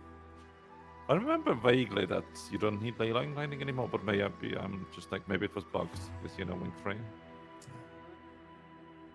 If someone has like a KC opener, we could do that, but I'm not sure if we have a KC opener. Because I do quite like that fight, actually. It is interesting, and if we sandbagged enough, you would actually see the fight as well. It's kind of cool. Yeah. It's time for the NA strat. Open, Escort on your ult and do the 10 strat. Oh, yes, 10 strat. That is big, actually. You can do Minsk. Yeah. This is something that I did. I think I was actually one of the first people to actually cook this strat. In my first ever 24-hour stream, many moons ago, I made a core engineer and did a raid full clear without ley line gliding by using rifle jump to stand on the edge and not die. The edge is way more buggy now, though. Oh, we could do basement strat. Doing base that would be actually very daring. Like do what? Do basement strat as part of a sponsor stream. Now that would be pretty out there. What is this? What are we talking about? Basement strat KC, Roy. Yeah, what's that? It is one of the most coveted strategies that honestly has never been shown on stream. It has not been revealed on stream. Uh-huh. Yeah. There's another very good strat actually for Dagda. I believe it was found by the NA gang. Narsen showed it to me. Ceiling strat Dagda. I love these names. Yeah. Can't believe they patched balcony strat Doom. Like, what a weird thing to patch. Yeah, sconce strat Doom. That was actually high tier. That was good. You know, what's crazy about that VG? is that was actually one of the that's one of the only times I've actually been in a little bit of trouble with ArenaNet. They actually really did not like that video, and they patched it because of the video. It was very funny. Jungle. What's the other one like? Well, it was Strat Greer, or was it Sand Strat Greer? I can't remember. Oh yeah, there is. Yeah, there was range strat Greer as well. Yeah, you can like be on a little. I think they fixed that though actually. I've seen above ground. I've seen like in a tree, but also below ground. Yeah. Greers. I'll tell you what, guys. I actually kind of do like the idea of doing KC actually. Let's go quickly do Escort because Max isn't here yet. Come and do Escort, guys. No, I can probably do the tower shit. Oh god, yeah, we have to actually do the. Yeah, you have Mesmer though, right? Yeah, so you can do it. Yeah, you can do it. Yeah, I'll just tank up. I can probably okay. Get in here and do Escort. Oh wait. We can get fucking Bug. Let's get Bug in here on Evoker, no? Let's go. I'm adding Bug. Did I log Angie today and big old bomb is gone? What happened? Oh yeah, they fully reworked Bomb Kit. Oh, Max just went live. Oh shit, he's live. Wait, do we actually have time? Is he still on stream? Oh no, he's on stream starting soon. Get in here quick, guys. We can do this in like 5 minutes, yeah? Everyone in, let's go. Go. Because he won't be here for a while. We got your message. We appreciate your willingness to help. In. Are you sure you're up for the mission? When Bennett told me about the horror. Oh, I'll take Well of Darkness. I felt it my duty to assist. In. We'll blast We're missing someone playing Alak because Plenix isn't here yet, but that's fine. I can just switch to Alak for now. Yeah, we need an Alak healer, so maybe Roy just goes heal Luminary actually temporarily. Let's just do that. Sure. Jester's portaling, Bug is doing DPS, Darren's is antiquarying, and then Ticked Up and Snebberin. Get in. Oh, I think Sneb went AFK actually. That's fine. We need one more person. You want to leech Escort real quick, guys?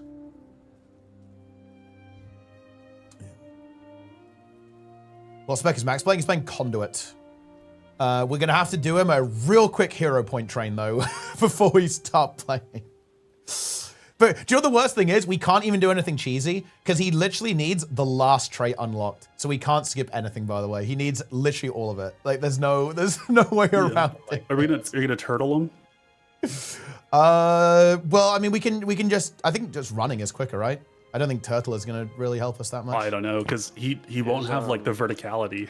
Well, we're portaling. We have Mesmer. Oh, that's true. Yeah, we have. Is HOT or something better for hero point train? I kind of want to show VOE because technically this is to do with VOE. So we're going to run around the maps and like, oh, look how pretty it is. Look. Yes. Right. Yeah, makes sense. But I think VOE is fast because it's just channels, right? So it's pretty quick to do. So I think it's not bad. And it's not technically part of the time. Like the time starts in 40, so we have like 40 minutes to do it. It should be doable, I think. All right, everyone in. Wait, are you coming Ticked Up or what? Stop doing the pinata, mate. Bro is doing the pinata. Bring blinds and stability, guys, yeah? Don't grief. Choya in 40 seconds? You don't have 40 seconds. Get out of the Choya. Kick him. Get out of the pinata. Yeah. Wait, also, ArenaNet dev saying to kick? That's a little sus, bro. I'm telling you, he's not reformed. He's not reformed. He is not reformed. Well, he is not reformed. So. Yeah. No Paragon triggers. We have a Paragon. Plenix is going to be playing Paragon probably. Oh. Paragoon. Yeah. Paragoon. Has to.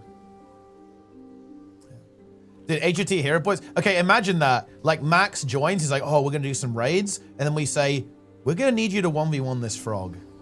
Okay. Ooh. Yeah. On core rev. Yes. Yeah, on core if we rev. fail, there's no stream. We're gonna need you to 1v1 the frog.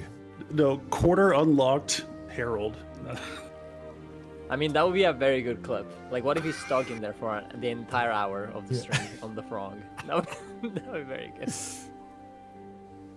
Right, dude, is bro done the... Okay, guys, right. Sneb's not going because I think he's briefly AFK, but that's fine. What's 9-man, yeah? Remember, guys, blinds. Come on, let's go. Blind stability. Don't pick troll stuff. Looks like Lynn's on babysit duty on Druid. That's fine. All right. Okay, I'm starting. Oh, that's super speed. Nice. Take. Okay, right. Lynn's babysitting. No troll. Jester's portaling. Peepo Pants is the character name here. I see. Peepo Pants, yeah. Yeah. Do you need an escort to the tower through the cave? Nah, it should be fine. Yeah. Oh. Yeah. He says. Does this bring you back to the ARP days, Jester? It did, yes. ARP training. The fucking stress of the ARP. Dude, ARP was crazy. Actually, ARP was insane. Do you recall? Do you recall Condi Druid, Jester? They might need a topping up. What can I say? Do you remember side strat on Doom? No throne tank. Like side strat Omega Lul, Salt Yeah. Omega Lul.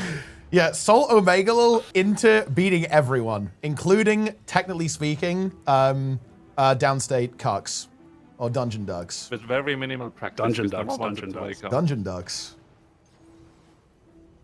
No, I don't have to stab. Don't. Also, just a quick reminder, guys, that the team name for Diaxon in ERP3 was literally Downstate Cucks. That was the actual team name, unironically. All right, kill this shit. I have no clue how to play this class, which is good. Oh, just fucking send it. Like I'm pretty sure Troubadour is you Mash. just press every button, yeah, and it will work. Oh, yeah. You might have to take. Okay, we actually, technically speaking, don't really have much of a push for Soulless Horror. You might have to like focus pull it. So, yeah. Old school. Greatsword. Yeah. Oh yeah. Actually, yeah. It's Jack Greatsword push. Yeah. That's actually high tier. Because we don't really have a push. Vert has some tools because it has that one utility as well. That's true. Actually, yeah. Vert does do it. But yeah, like I think that's basically like gonna be the way to go. Slightly cooked. Yeah, that's fine. It's no rush, obviously. Like he's still on starting soon screen, so we have time.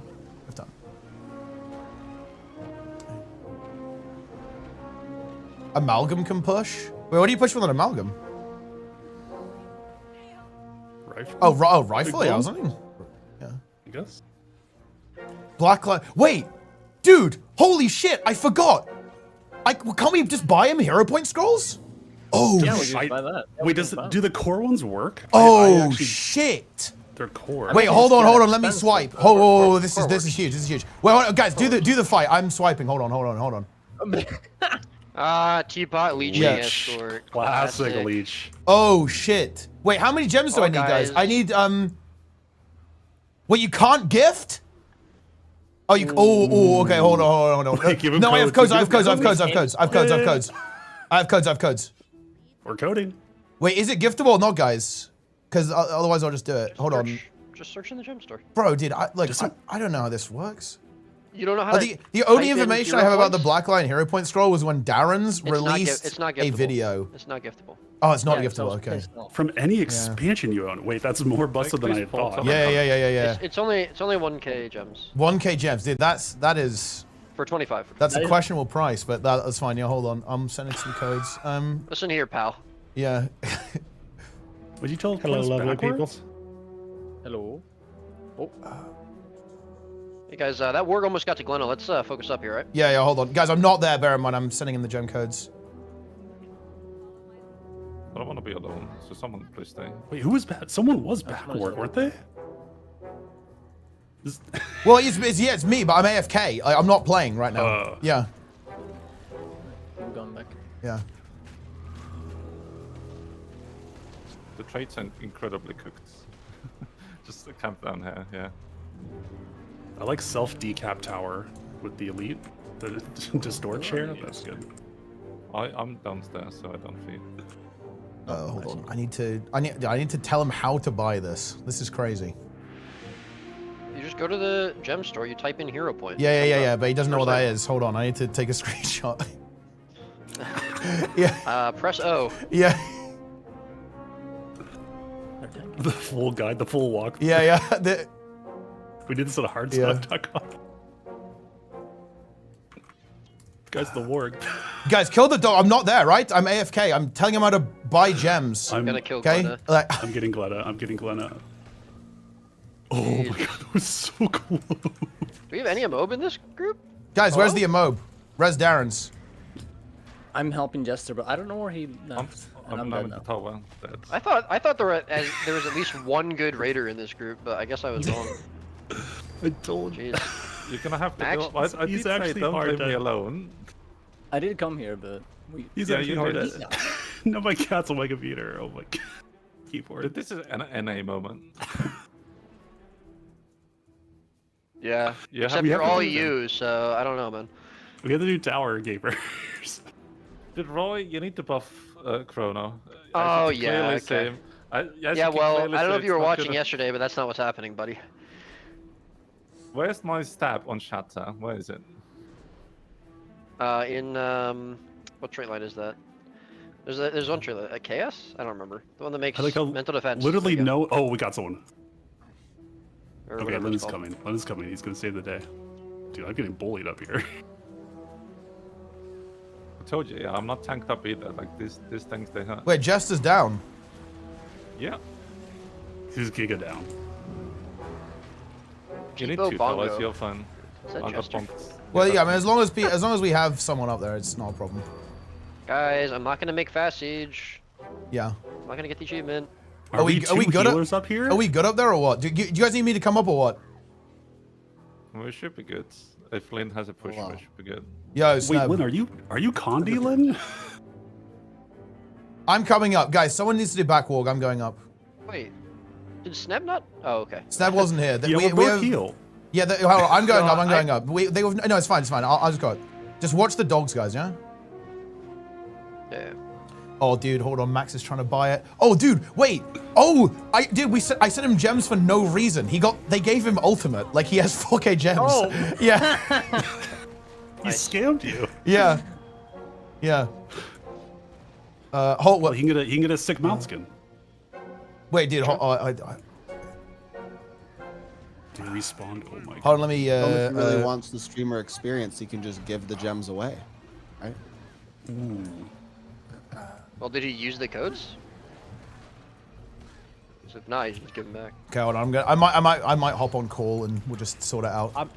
I'm in here. Oh, right hello. now. Oh. Yeah. Oh, Okay. you're so loud. 1 second. Oh. Holy shit, you're fucking screaming at me. Yeah, I have you at 200% for some reason. Very Oh. dangerous. All right, what's up? Oh, yeah. Okay. Did you find the hero point scroll? Yeah, I mean, it's on my screen right now. How Oh, many do I need? perfect. Yeah, just buy 25. So the 1,000 Yeah, gems. easy. Nice. Okay, yeah. I kind of forgot about this even existing, actually. Oh, yeah, your mail is going to be completely full because I sent you a bunch of stuff. Okay. I don't know if I see it. yeah, it's full. You need to, like, delete some mail before it shows up, I think. Okay.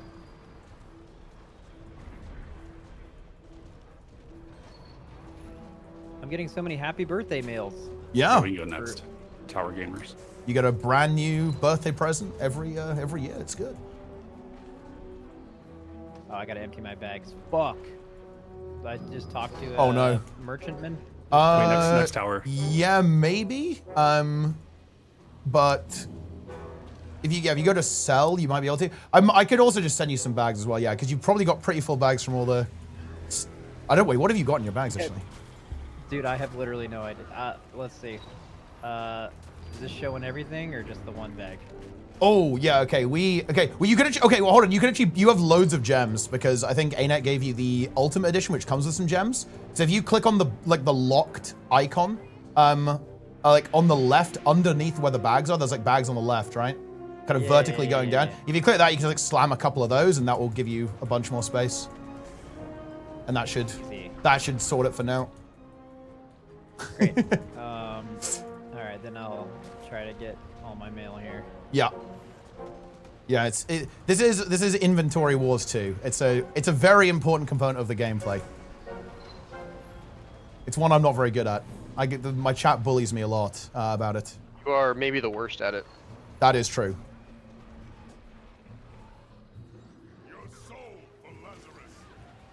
Yeah. I think that's all the stuff I sent you. I think. Holy shit. Yeah. It's just gear. It's nothing like super crazy. Inventory full again. Beautiful. Oh boy. Oh wait, I could send you bags, but you wouldn't be able to actually accept them. You can probably delete a bunch of the stuff in like the top of your bags, basically. Like that stuff is just like whatever. Okay.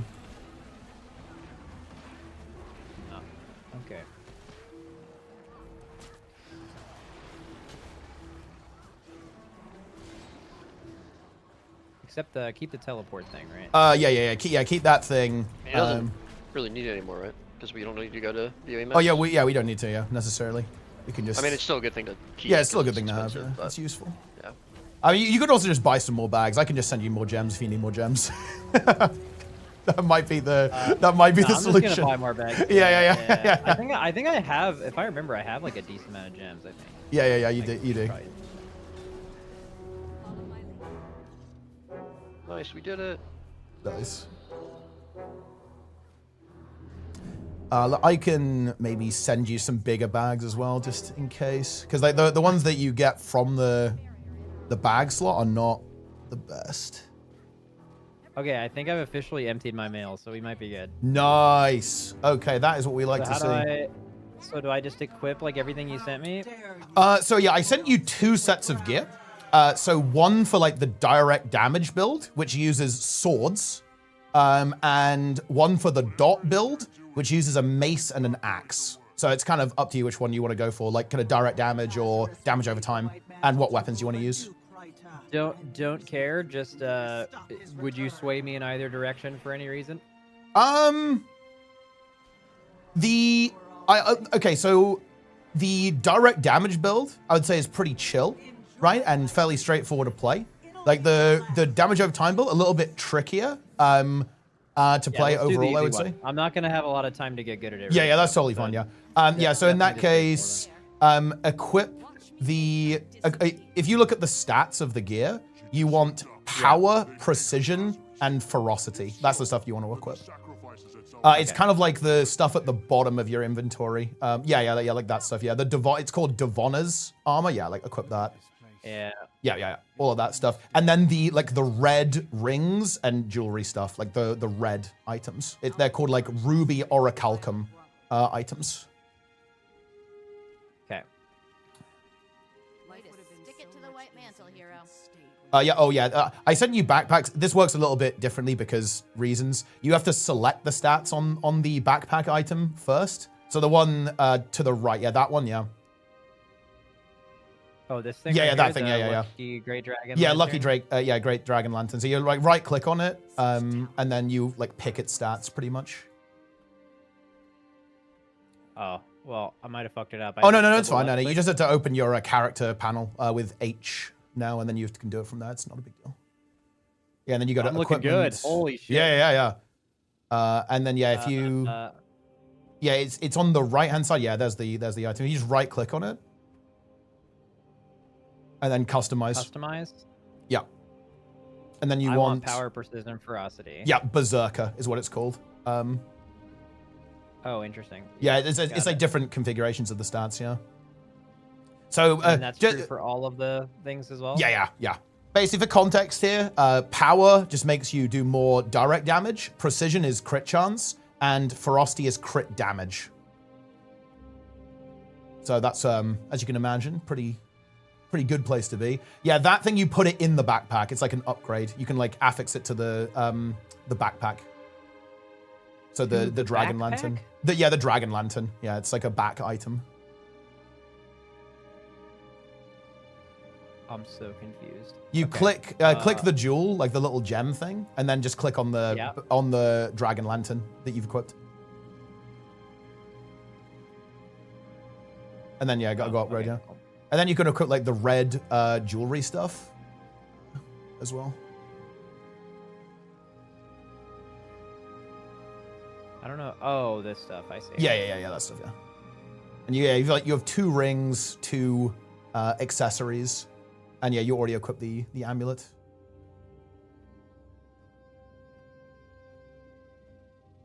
Yep, that's good. So I have 3 of the red things now. Is this stuff all right? Charged quartz earring. Yeah. There's some berserker. There's some berserker earrings as well. They're like the ruby orichalcum ones. Okay, got it. Yeah. And just do the same thing there.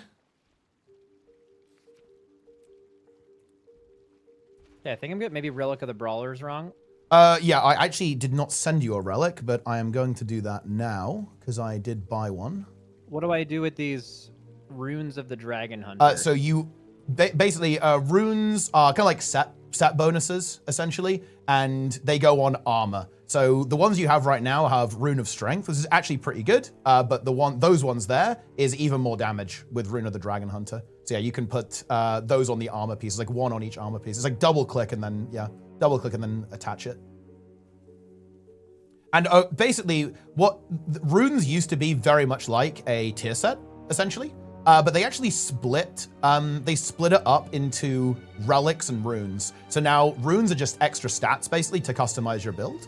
And relics are kind of like the tier set, kind of, almost like a trinket, actually, in a way. Like, that's what they're kind of like these days.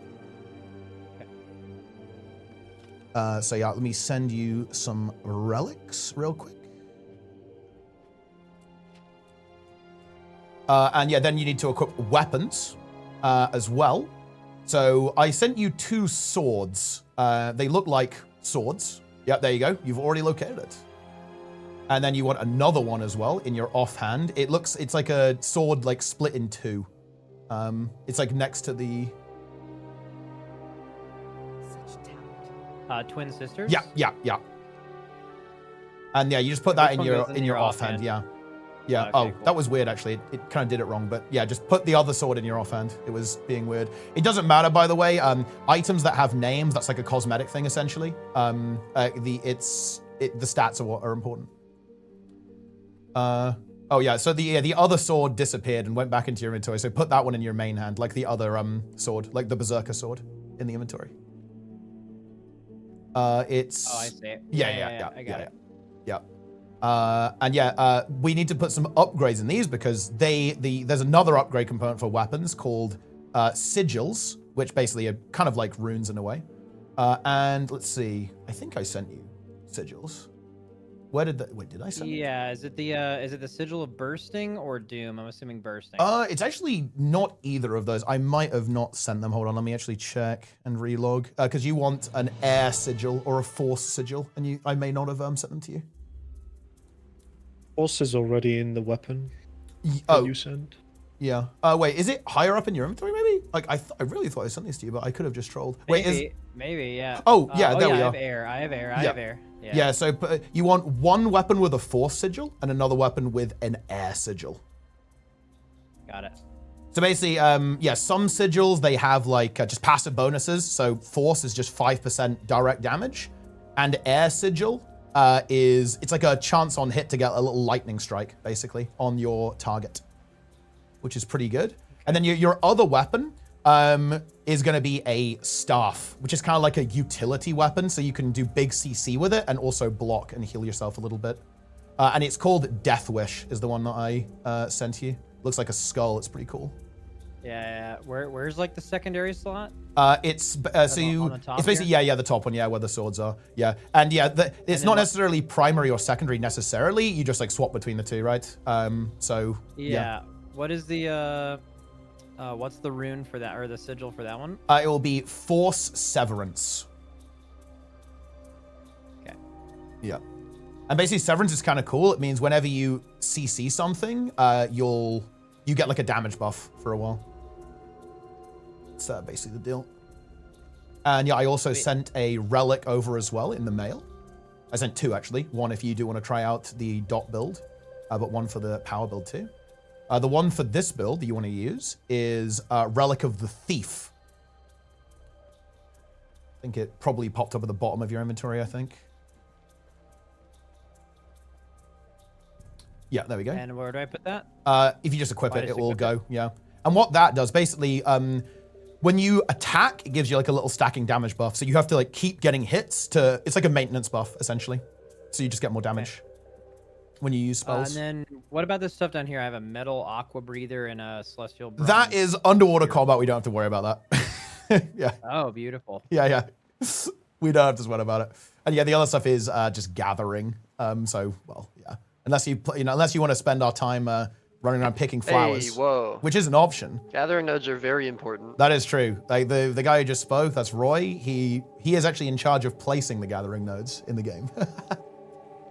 Oh, cool. Okay. Maybe the most important. Yeah, it is. So yeah, that's Okay, basically so it. I'm all juiced up. Yeah, you're juiced. This is looking good. So now to unlock the build that we want to play, you need to use those hero point scrolls that we have beautifully swiped for. We love to see it. Hopefully they're in the inventory somewhere. Oh yeah, they are. I see them. Right here. Yeah. Yeah. So what do I do with these? Just use them. Yeah, just use all of them. Yeah, so I think it's like spam click. We'll get it done. Very nice. Okay. Huge. All right. Now And then we want to go to the hero panel. So H. And go to training. And then scroll all the way down to the bottom. And conduit. Yes, that is our brand new elite spec with Visions of Eternity. So these are a little bit, they're hero talents plus, basically. They kind of give you a bunch of new flavor, loads of new skills, like new talents to play around with, essentially. And yeah, I'll just unlock all of this. You can click the one, yeah, you can just like spam click or just click the one that's like on the left at the top, basically, and you can like do it in one go. Doesn't really matter. Oh, I see. Yeah. Yeah. Yeah. Huge. Huge. And yeah, we're now one more step is we actually have to select the build that we want to play, because obviously, you can do a bunch of build choices. So we want to select conduit. It will only be in you've got 3 trait lines you can pick from here, right? So you can basically have 3 different things that give you a bunch of different bonuses and do a bunch of different stuff.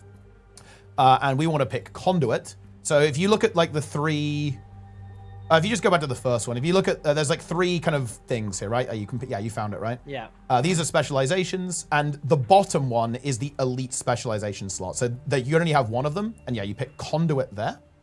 And you can see all the different choices, right? So there's they all work pretty differently, and some of them like really change up how the spec plays. Like the ones with Visions of Eternity are actually pretty sick, I think. They're pretty interesting with how they actually operate. And well, look, if we want to be, we like to do some DPS here. So if you look in the build memes channel in this Discord, I just showed like what ones to pick basically for maximum damage. If you do want to mess around and like experiment and go crazy, that's actually completely fine. Like it's really fun to mess around and come up with some ideas on how to approach the game. But I have posted the ones that do the big damn. The one you're doing right now is for the dot build. It's the bottom one if you want to do the build you're playing here.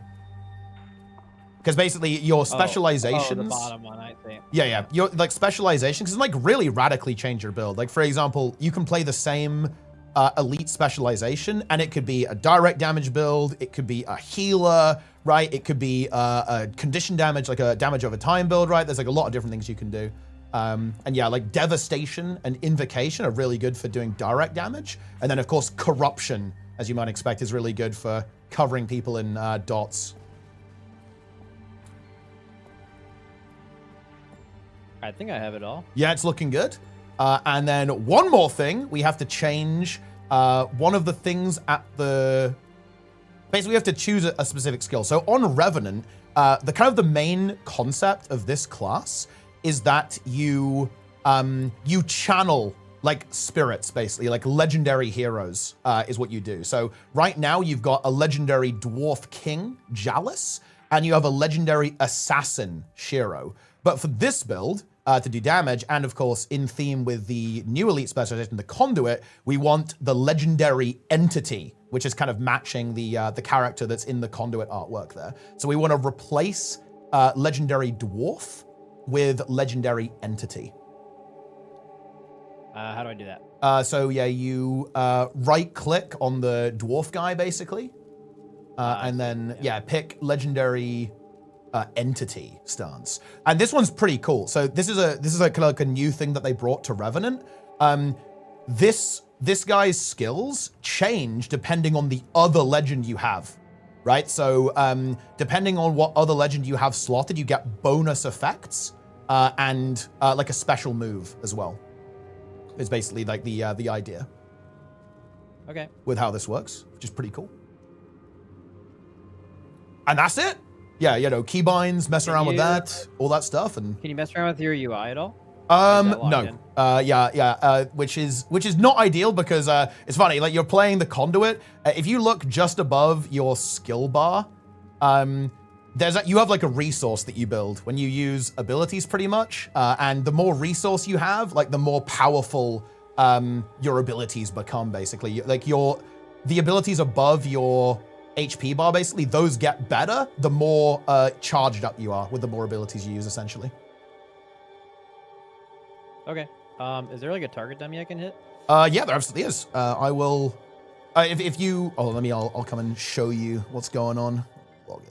What is the purpose of doing like the little dodge? Is that like a frame perfect dodge thing, or is it purely for mobility? Yeah, that is basically invulnerability frames. Yeah, so it gives you like a second of invulnerability. Okay. It does give you a little bit of a movement nudge as well, but you know, obviously you want to use it to not die a lot of the time. Yeah, I'm sure that's something you guys have played the game for a while. You like feel that and you kind of know how to. I'm sure I'll be bad at that, but all good. And like raid combat, do they have like mechanics that part of the skill check is like you need to iframe certain things?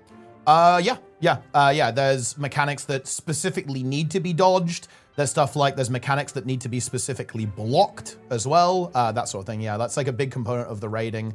The raiding in this game, I would say, what it really leans into is a lot of movement, positioning, and kind of like action style, like almost like bullet hell quite a bit of the time, especially in the dungeon content, right? It's very mobile and action oriented with how it goes. The raids, a little bit less so. The raids, I would say, are a bit more traditional, but not always, actually. Like there's quite a lot of variety in like what different types of encounters that you end up running into. But yeah, hold on a minute. Wait, let's see. Oh, I think you can see me. Oh yeah, here, you've located me. Yeah, come over here, and you can get into this portal here. Will take you to a dummy area. I tell you what, actually, I'm gonna leave my group. Let me add you, and then we can.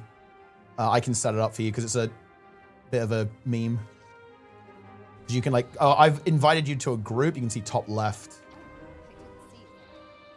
Sure, yeah. Yeah, and then if we go in here, you should get a little pop-up, and then just hit yes, and then it will take us in. And this is basically like it's a pretty interesting thing. You have your own little private testing area basically with stuff you can do. And you can do stuff like almost like healing tests as well. You can summon damage as well, so you can like see how good your build is at healing and so on.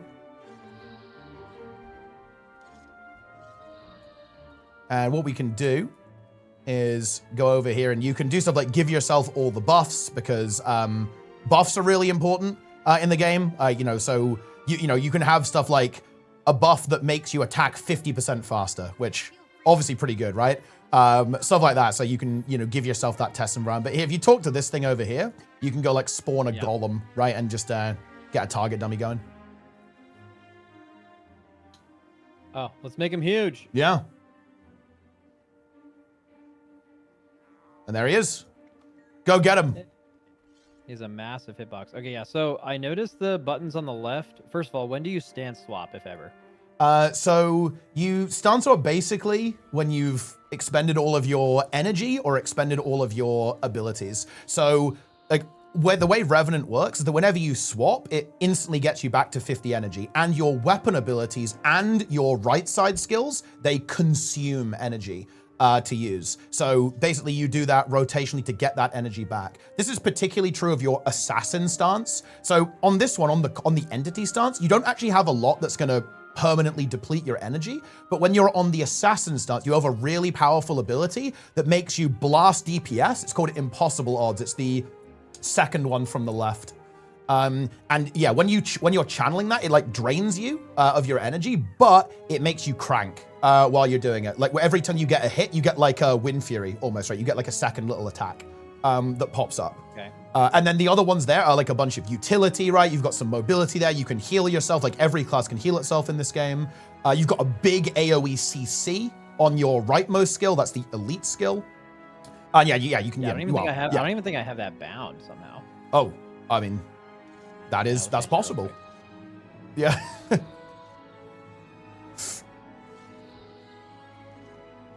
Oh wow.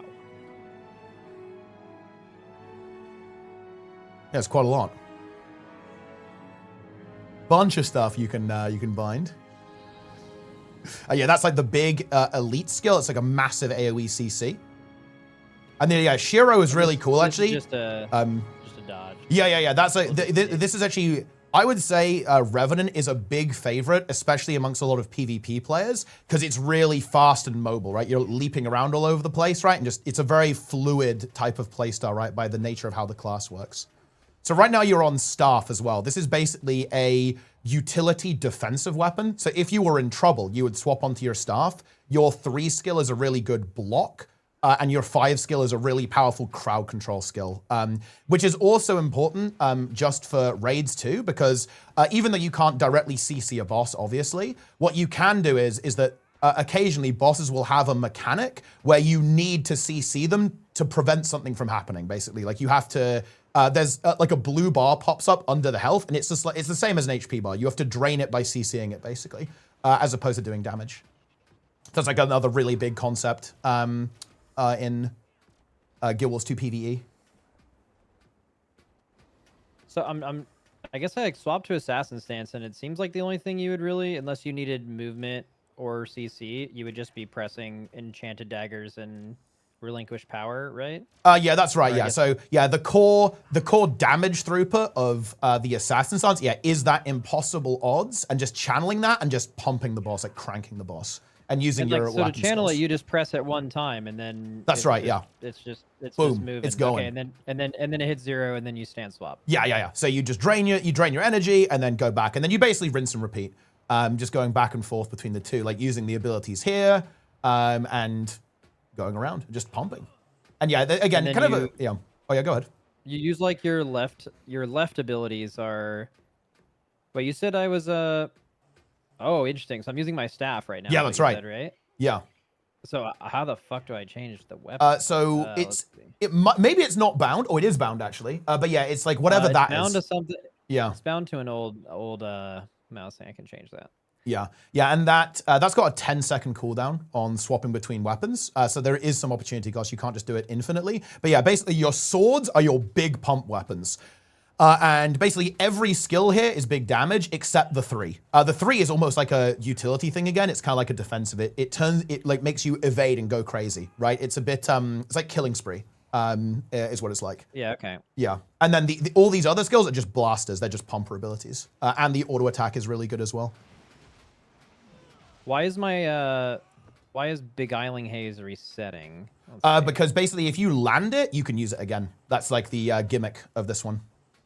So you can like stick to a target big time, right? So you launch it out, right? And then you can stick to people. Generally speaking, you only swap stances when you hit 0 energy, so you get the benefit of it going back to 50.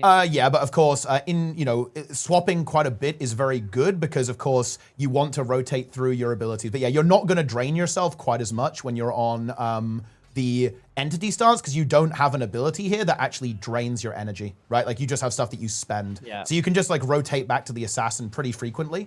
Because you have another thing that kind of compels you to swap on Conduit particularly is that if you look at the abilities that are above your energy bar, these you also get special bonuses depending on what legend you're currently channeling, and there's an active one. You have like an active one and a passive one here. So your F2 is like an active big damage hit, and the F3 is like a channeled buff that gives you like a special effect, pretty much. Like so you maintain that, and it drains your energy, but it gives you like a permanent special effect and more stats and stuff. So I'm pressing F3 and it's like not happening. Is it like a permanent buff? You said it's not like something you actually press. Yeah, it's a permanent buff as long as you're maintaining it. Yeah. Which you are. I don't have to actually press it. Yeah, because it's because of the particular build that you have. Yeah, it's like a passive maintenance thing. Okay.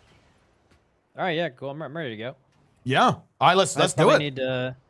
Well, give me like a few minutes to. Oh yeah, just mess around. Yeah, for sure. We're in no rush. Talk to my. Well, also I just gotta like talk to my stream and tell them about the game and stuff. Yeah. that kind of stuff.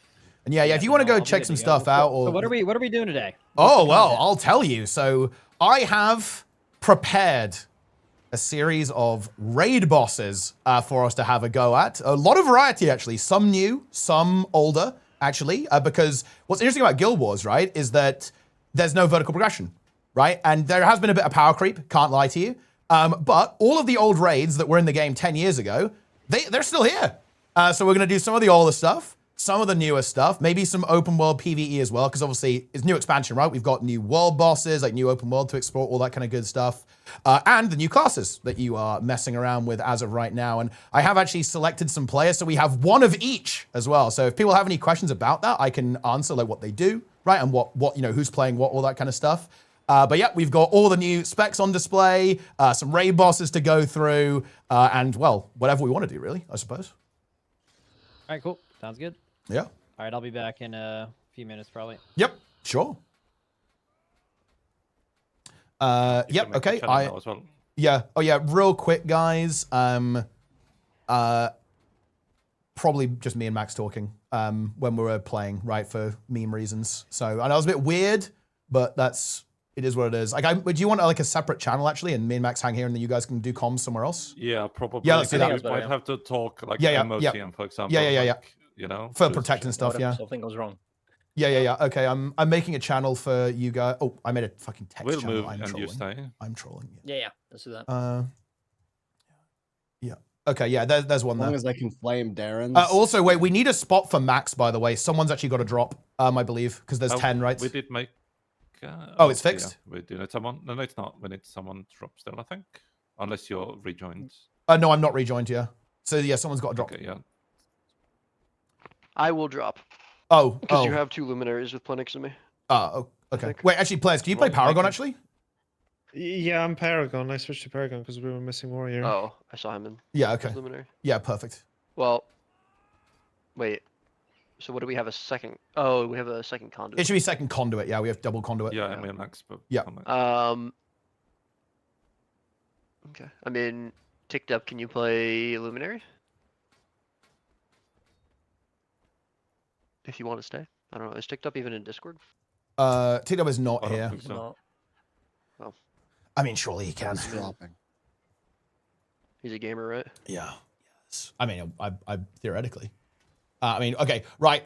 Sort it out. I'm going to quickly be back as well, and then we will begin gaming. We're going to be starting on Sloth, by the way. So if you guys want to get in the instance, like we can do that. Yep. Don't pre-clear though. Yeah. Right, let's move to the other Discord then, right? Sure. Yeah. Let's go. Boop.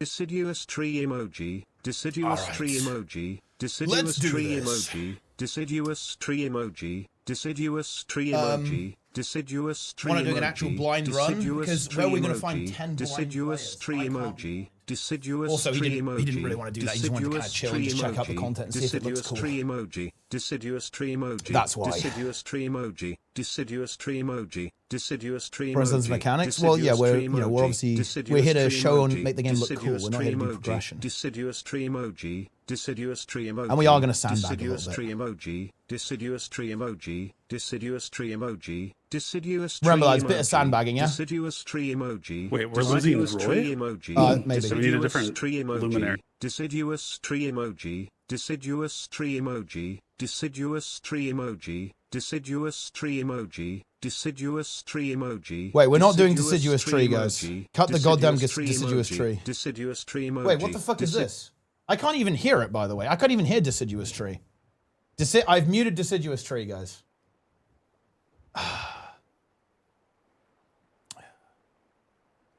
No, deciduous tree emoji, guys, is out. It is gone. We're not doing that. Still going? Wait, is it still going?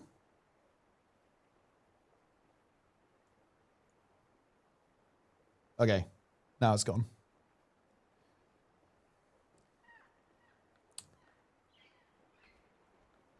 I can still hear. You guys cannot still hear it.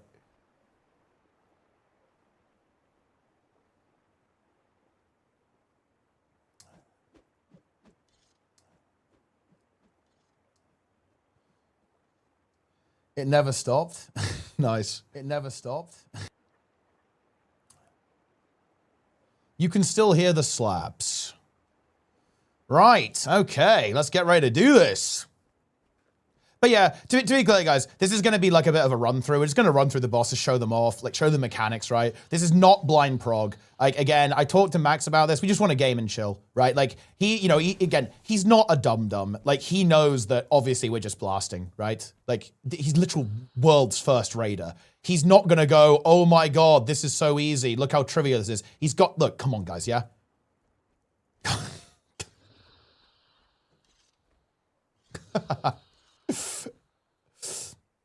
But yeah, this is going to be fun, guys. We've got a lot of stuff to do here. We're going to start in Wing 2 with Slothasor and then kind of go from there. That is what we're doing. It's going to be a fun time. I hear it within my head. I hear the trees. Around the arena strat, well, we'll see what he goes for. We'll see what he eats. We'll have him eat first, I think.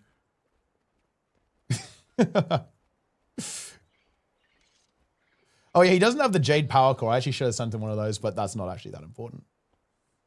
We don't really need that. We don't need it. Yeah. Yes, he will devour the mushroom. He'll feast upon the mushroom.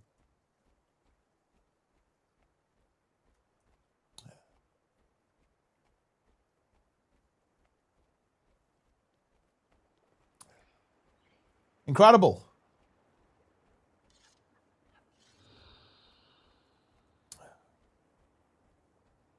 What's the order of operations here? We're going to Sloth, then maybe keep Construct, then Mercer Overseer CM. Then after that, Soulless Horror. Then we're going to do Conjured Amalgamate and Largos. Then we're going to do Adina. And well, we'll see how much time we have. Because I just kind of wanted to ramp up the difficulty a little bit. All right, I'm ready, sir. All right. Let's do it. Okay, let's head out of the instance. In the bottom right, there's a click to leave, and we can just get the hell out of here. Yeah. Out of here. And let's join. And I thought a fun way to do this, because you might find this interesting from like a raid design perspective. We're kind of starting older and getting progressively newer, right? So we're going to go back to almost the start, and then we're going to see the raid design kind of evolve over time, which I think is fun. So let me Is like OG, what year is this first raid we're doing coming out? Like what year did it come out? This was from the first expansion from Heart of Thorns back in 2014, if I'm not mistaken. It's actually considered to be an absolute classic. Yeah. Oh, 2015, sorry, 2015. Yeah.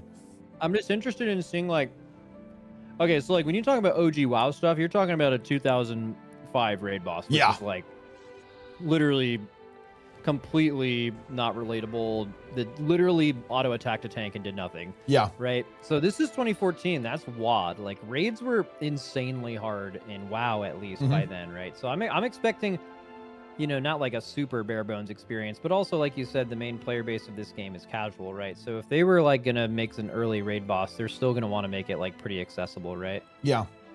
You should have an invite to the group, by the way. Again, in the top I got it. left. Yep. And yep, then if do you have a pop-up? Oh yeah, you do. Okay, good. Yeah. Yeah, I got it. Yeah, and this is the first raid, Salvation Pass. Yeah, like this, but because the content is older, it has essentially got a little bit easier over time, quite a bit easier over time as a result, like of all of, you know, obviously new skills and stuff like that. And wait, can you explain something else to me? You said this game has no vertical progression. What does that mean? So you've been like level 80 for a really long time, right? So like when a new expansion comes out, you're not leveling up. You're not like, explain to me exactly what that means. The gear you have right now is 90% best in slot and will be forever. And was on day, so like when a new raid, So when a new raid comes out, when new dungeons come out, when new content comes out, the gear from that doesn't just gap everything in the past. No, there's the gear has actually been the same since 2012, essentially, in the game. What are we doing? Trash right now? Yeah, this is just. There's not much trash. It's you know, it's not quite on the extent of World of Warcraft, fortunately. Just like a couple of these things, and they do the thing. Well, they don't do this anymore. Actually, they did this like in their early raids, but it's giving you a bit of a hint about what you're supposed to do to an extent, and like what the fight is going to be. For example, these little slublings, they're going to appear during the fight, and they corrupt boons. They like remove buffs from you and put debuffs on you, basically. And that's like a little hint of what might be to come here as well. But actually, for a bit of context, this boss was actually the most deadly boss in the game by a significant margin when it was released. Like, this was a destroyer. It was considered to be very difficult and quite the challenge, I would say. And well, so that's has that like kind of changed over time? Where, like, okay, so this in today's standards would be, even though you've done it before, would be really, really easy. Yeah. Right. And then it's it's evolved a lot, but back then this was like a total banger, like everyone died. Oh yeah. Yeah, this was really funny. In fact, on progression, there's a fun story about this. The devs were watching me, and we were doing it on progression, and I said, look, if we don't kill it within 10 pulls, you can ban me, and then they actually did. I got banned because we couldn't kill it fast enough. Oh, I like that. But they unbanned me afterwards, to be fair. But yeah. By today's standards, actually, this is very easy. The newer content, there's basically 3 difficulties in this game: normal, challenge mode, and legendary mode. Legendary modes are very new. In fact, if you recall the boss we talked about a while ago, that was actually a proto-legendary mode. It was legendary mode before that was a thing. They officially created this concept, legendary difficulty, with the Secrets of the Obscure expansion, and that was kind of like almost like retroactively thought of to be the previous boss as well, but that's like the approach. And there's one coming with the final patch of this expansion as well. And those are much harder than, like, way harder. I would say that legendary modes on release, I would say they're comparable to like Styx, but very early in the tier, for example. Oh, interesting. Yeah, I mean, Styx took us like, I forget how many pulls, but it took us like, I think like 8 hours of progression or something. Yeah, it's pretty hard. They're pretty hard early on. In particular, obviously you get a bit more powerful. So, for example, some of the legendary modes are slightly less difficult, but they're still very, very difficult. Like, almost nobody is good enough to beat them in the game, which is pretty cool. Yeah, that's really, and they're like kind of, because of no vertical progression, they're like never really nerfed. Yeah. Like, I'm sure things get easier as expansions go on because you get stronger classes and stuff. But okay, I see that. Yeah. All right, let's go. What are we doing? This is a fun one. We will let you do the mechanic. I'll tell you what it is, and you can kind of go with it and see. So here on the floor, right, we've got these mushrooms, and we have to clear a path. Like, if you stand on them, you take a bunch of damage, right? So, you know, not good. And what you have to do is, you see these blue mushrooms, don't click it just yet, but when you eat it, you turn into one of those slublings, and you actually become an enemy to us, so we can kill you by accident, and you get one ability. Like, your skill bar will be replaced by a single ability that lets you eat one of these mushrooms to clear a path around the room. And yeah, I'll let you just take that and do what you want with it and see what's going on. Here for the start. And yeah, there's some other stuff as well that's going to go on. There's going to be like a puddle you've got to drop somewhere. There's going to be ads spawning, just, you know, the usual MMO stuff, right? But yeah, I'll do. Yeah, like basically the thing I won't know until I see it is like, okay, obviously I can clear a path. I don't know exactly where I need to clear a path and like what kind of space you need to do the fight, but I'm just going to YOLO it and see what happens. Yeah. So I've got a ready check going. Everyone should be basically good to go. And then once the ready check says ready, I guess we can. Yeah, you can just go for it. Bro, I'm fucking eating this shit right now. Yeah, do it. Yeah, do it. Let's fucking go. Yeah, go for it. Go for it. And yeah, we have to try to avoid killing you, obviously. Yeah, don't kill me. That's on you guys. You guys are pros in this game. That would be embarrassing. Okay. And there is a tank mechanic here as well. It basically fixates on random people. So, and that's another thing. Oh my god, I missed. Oh. And yeah, that's like a big thing that's different as well. Because like, there's no like taunt basically in this game. I'm getting killed. Oh, heal me. With heal yourself. Don't die. Oh, with 5? Wait, oh, I'm out. Yeah, you're out. Yeah. You only have a certain amount of time. And here's one of those CC things. Well, I clicked the 5 button. Did that actually? Yeah, that breaks you out. Yeah, it breaks you out. And what we have to do here is that we have to break the boss, and he basically fears everyone, so you have to have some kind of either condition removal to remove the fear or stability, so you're not afraid basically of the sloth. And well, look, that's where the next mushroom spawns, over there. So someone had to run through it. Yeah. Nice troll. But yeah, there you go. I'm killing every. I also just ate crazy shit. It's insane. I'm not dead. These ads are pretty annoying as well, so obviously we want to get rid of these. There's a flame breath. Probably don't stand in that. Is that a tank soak right there or a group soak? It's not a soak actually. In fact, interestingly enough, the concept of soaks wasn't that much of a thing in the game at this point. It's a little bit of a thing that came in a bit later. There are a couple actually, but not quite as many. Oh, okay. We slightly messed up here. We actually dropped a giant growing AoE in the middle of the room, which is a little bit suspect. That seems fine. Just outplay it. Yeah. You know what I mean? So what do AoEs look like in this game? Oh, there's so many ground effects. I don't know what is good and bad. It's a little bit bad, maybe. There's kind of a lot. Yeah, red is not good. I think you had one of the AoEs. It gives you like an extra action button. I think you dropped it on us, but that's actually not in the worst spot, so we're honestly fine. Okay, we've got some safe ground here. We've got some safe ground. We're in business. We're in business. Okay, good. And yeah, we have someone who's turned into the Slubling. And look, you could go kill them right now if you wanted to. You could do it. You could grief the run. That is possible. Oh no, it's too late. They saw us coming. It's over.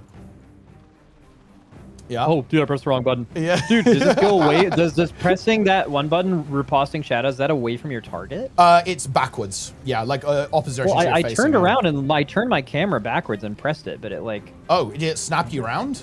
Oh, there might be some weird stuff going on there. I don't know. Maybe it was like an animation thing. I don't know. Yeah. But anyway, we're kind of getting boxed in here a little bit. Yeah, I think it's looking pretty good though. We're doing all right. Amazing. It's looking good. Easy. We're doing a good job of pulling in the ads. How did people ever wipe to this? Yeah, that's a good question. That's a good question. We have made it through, and yeah, like it's just doing basic attacks. You've got to move it around the room. It's it's a standard raid encounter, I would say. Definitely a classic, one of my personal favorites, I'd say. And Guild Wars, a lot of fun, I think. And yeah, you should see the speed kills of this. Okay, we've got to get through all, but we're actually in all the AoEs. Can the healers heal us through this? Actually, like, okay, on release, we'd be so fantastic. Oh, this hurt. I'm so dead. I'm so dead. Oh, I'm gonna try to revive you. We're actually in trouble. We are in big trouble. Wait, this is bad. Nah, we're finishing standing and everything. Kill it. He's at like 1%. This is a joke. I think we got it. Bro, it's so easy. There we go. What a start there. But yeah, really chaotic, really fun, I think. Good introduction to raiding. Okay, so we're actually going to... So, before you do anything else, so the first person had to like basically clear a straight line. Like I chose to just give you more playable space, but I just needed to clear to where the next mushroom spawns. It's kind of like, there's a few actually WoW bosses like that where like one person is in like a construct and is doing is that like a familiar theme in this game, or is that like pretty unique to this fight? There's stuff that does happen, but I think this is pretty much the only one where it's like exactly like that, where you actually transform into another thing to do something else. But there are mechanics where a player is doing one thing very specifically, if that makes any sense, right? So it's like they've got their own little mini game almost that they have to do. And sometimes even at the same time, there's one boss where there's like 3 mini games going on at the same time. And I would say that that is like that's like a key concept in some Guild Wars raids for sure. Yeah. Okay. But yeah, and the raids in this game, they have 3 bosses in a lot of the time, 3 to 4 bosses, and they have like their little storylines in them, and the bosses are thematically linked, right? And there's trash, and you can explore the dungeon basically and see what's going on. We are going to go ahead and skip to the raid that released next, actually, so just slightly in the future. So we're going to leave the instance, and then we should get another pop-up for the next raid, which is Stronghold of the Faithful, which came out a couple of months after this one, actually. Okay. Let's do it. And yeah, this one is actually a pretty cool boss, I think. And there's another thing that you could have a go at that I think is kind of fun that I think is, well, I think you'll also go, ah, yes, I know what this is, right? Or you'll have some familiarity, I think, with this type of mechanic. So let's go. Yeah, and you should have a pop-up. Currently in a load screen. Oh, I got it. Oh, yeah, okay, yeah. All right. And yeah, what we can do here, because we're not at the boss, we don't want to run to it. Look, you need to tell Blizz to add this. If you type /GG, it will kill your character and you can just instantly respawn. And it will just teleport you to basically like the latest boss. We're basically skipping the first boss here because the first boss is a bit questionable. Well, it's more like an RP event almost, rather than a boss almost. So how many bosses are in raids when they come out, generally speaking? So 3 is like the standard, I would say. Yeah, it's like the standard. But there's like different. How's the difficulty curve with that? Are they about all the same difficulty, or do they make the last one way harder? Is the first one like an intro thing? It's actually been quite varied. I think in general it's supposed to scale through, so the end boss is harder, but sometimes that's not necessarily the case. For example, that boss there that we just did, that was actually considered to be the hardest boss in that particular raid that came out. But in general, particularly in later content, yeah, it scales. So like earlier bosses are easier, harder bosses are harder, especially with challenge modes enabled. Okay. All right, so tell me about this guy. Okay, so this guy is a little bit more complicated. We've got some different phases going on. Ads are gonna, oh, we've also accidentally pulled the boss. We'll do it on the fly. Fine, we'll do it live. Let's do it. Yep, let's go. Yep. So ads are gonna spawn. Okay, never mind. They want to reset. Okay, fine. Just type /GG again. Resetting? Yeah, they're cowards. Okay. They're cowards. But yeah, basically ads are gonna spawn and we have to prevent them from touching each other, but we have to kill them under the boss to trigger a CC bar that will then trigger a phase where we have to push a ball around, which will then trigger a burn phase depending on how much we push the ball. And, you know, because basically the NPC will try to steal the ball back from us and we have to, like little NPCs will chase it down and we have to prevent them from catching up to the ball, basically. Yeah. And there's also stuff, you know, there's going to be AoEs. Who could have seen that one coming, right? Like, you know, there's going to be stuff to dodge. Yeah. And this one, figure it out. the tanking here is a little bit different because there's no taunt, like dedicated tank role in the game. So tanking can actually work pretty differently on different bosses. Here, the player who has the highest toughness stat is going to be chased down by the boss, basically. But that's not always the case. For example, on the previous boss, it was random. It's like a player is randomly tanking periodically. Sometimes it's the furthest player away can bait the tank temporarily. Sometimes it's the closest player. Sometimes it's the player who's standing in front of the boss in like line of sight. So that's kind of like an interesting thing about like how the... oh, we're pulling. Yeah, we're going. Yeah, there's stuff like that in WoW where, you know, there's just like a million different ways a mechanic could work. Like that's what a lot of testing is like for us actually, is just figuring out what that looks like. So you can see the statues lighting up. That's where the ads are going to spawn. So we want to kill these ads next to the boss. And you can see this is the ring, right? This is the ring where we have to do it. There's like a light white ring that indicates like what the radius of that is. And if these come together, they basically merge into like a mega ad that's really, really annoying to deal with. So when do we like actually just hard swap to ads here? Is it right when they come out? Yeah. Well, basically when they're close enough, yeah. But yeah, you just like hard swap to them to take them out. Because this boss has a lot of health. And what you want to do is you want to trigger that burn phase. In fact, these days you can kind of skip it. But like back in the day, like the DPS check was essentially impossible, like unless you did the burn phase, which we are now going to do. Boom. All right, no one else moved out of that circle. What am I even doing here? Well, you can just dodge it or block it as well. And here, these are kind of group soaks. If you don't have 2 people in each of these, it's an instant wipe. So yeah, watch out for that. Oh, this is what a soak looks like. Yeah, it's in this game we call them greens. And yeah, here's the core. So if you see this little ball, we've got to push it through these rifts to get a stacking damage amp on the boss after that. So if you want to have a go, you can like run over to it. And whose idea is oh, you have to hit it over these rifts? Yeah. You just like you can use CC skills to like push it, or you can just like wallop it and it will attack it. Yeah, just like attack it, and it will go through. Yeah, I'm doing it. And you can see the little ghost behind us. They're like if they catch it, they'll deny us damage amplifier. Basically, they'll prevent us from getting maximum damage amp. Oh no! Oh! We gotta figure it out. We gotta We gotta go. Going back. Oh, they caught it. Oh no! It's fine though. We got 4 stacks, which is big fine? damage. Big damage. Oh, great. So Okay. right now the boss is CC'd, it's stunned, and you can just go berserk on it and just nuke it like crazy. And then it phases at 66 and 33, and then we have to do Soul Hunters mechanic, but color coded, like Farak. So you've got a red or a white little icon over your head. You can collect the orbs that match you, basically. And if too many get in, we blow up, basically. Okay. Yeah. Oh. This is great. You know, like, when you were, like, newer to WoW, where, you know, like, there's this major point of skill expression in WoW where you don't need to look at your keybinds or think about them anymore. Oh, yeah. It's just there, it happens, it's natural. Dude, Yeah. not having that New in a game, right? Yeah. not having that in a game is legit the worst feeling of all time. Like, Yeah. you're actually just so bad, it's crazy. I think that's also the fun part, though, right? Like, that was one of the things I really enjoyed about picking up WoW. Actually, was like, oh wow, I'm so bad, but I'm getting better every day, right? I'm feeling like better at the game, as well. Yeah, that. Also, one thing I noticed too is that like when I see a big, I went to the edge of the room. When I see a big yellow circle that I have to dodge out of, you guys are just like, okay, I'm just gonna use my dodge and time. Yeah, this. yeah. Obviously, I don't know the timing, but just like one thing in WoW that's never gonna go away is like, you just have to, like you're gonna run out of any mechanic you see like that just because of the way it's made.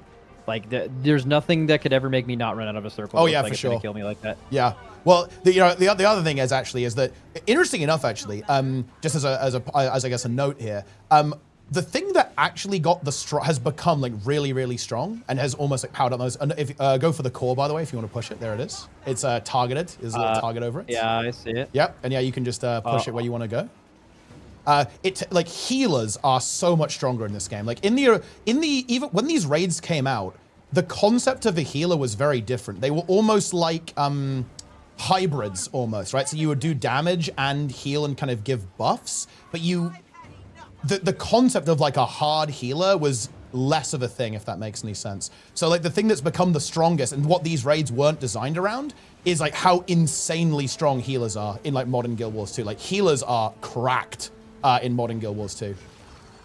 Yeah, I think we got a decent amount. Yeah, we got all of them. Yeah, 5. Big damage. Yep. Oh, also another thing is no GCD and animation instead is like completely mind-blowing. Well, exactly. Yeah, it's like a very different experience, right? Because it's like almost every ability has its own GCD that you have to get used to, right? Yeah. Until you're used to that, it's like you just are probably just missing a lot of damage. Yeah, well, you're like perma-canceling your own skills and stuff until you get a feel for it for sure. Yeah, it's a very different thing. But yeah, then we have this phase once again. And there is a little bit of ramping. The boss actually does more damage over time. It gets stronger and stronger. So there's like a damage amplification effect coming in. Yeah, and classic. Yeah, classic thing. And also, there's a couple of extra things, like different mechanics. Like, for example, it does more cones here. Like, eventually it will, like, if this fight went on for longer and longer and longer, like, more of these kind of conal rotating attacks would be popping up, essentially. So oh my god. Like, yeah.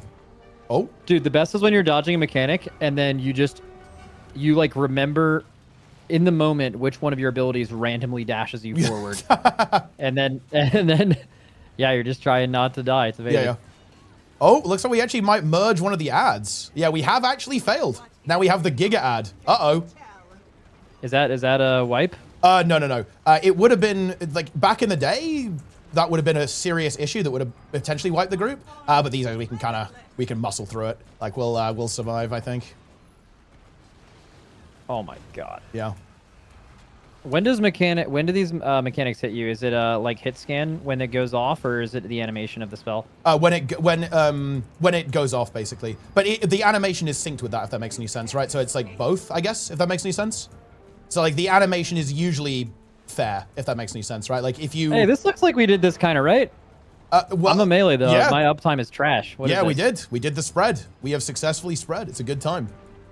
And yeah, basically this ad, look, what it does is that's super annoying is it steals all of your buffs. So you lose all your buffs. And buffs in this game are crazy, right? Like people cry about like, oh, where's my verse buff? But in this game, if you have full buffs versus no buffs, you do like triple damage. So, you know, I'm sitting on the boss, by the way. Yeah, I respect it. Position off me. Yeah, do it. Oh my god, I went to the... I'm dead, yeah. I'm dead! I'm gonna die. I'm alive, heal me. I'm on you. I'm healing you. That was terrifying. Okay, there we go. We got him. Yeah. All right, and then yeah, we haven't actually done the mechanic properly here because because this group is a bunch of clowns. But we're getting one more round and we can finish off the boss. Cool. Here we go. Where's that little ball. Yep. So let's get in. Yeah, it is ball time.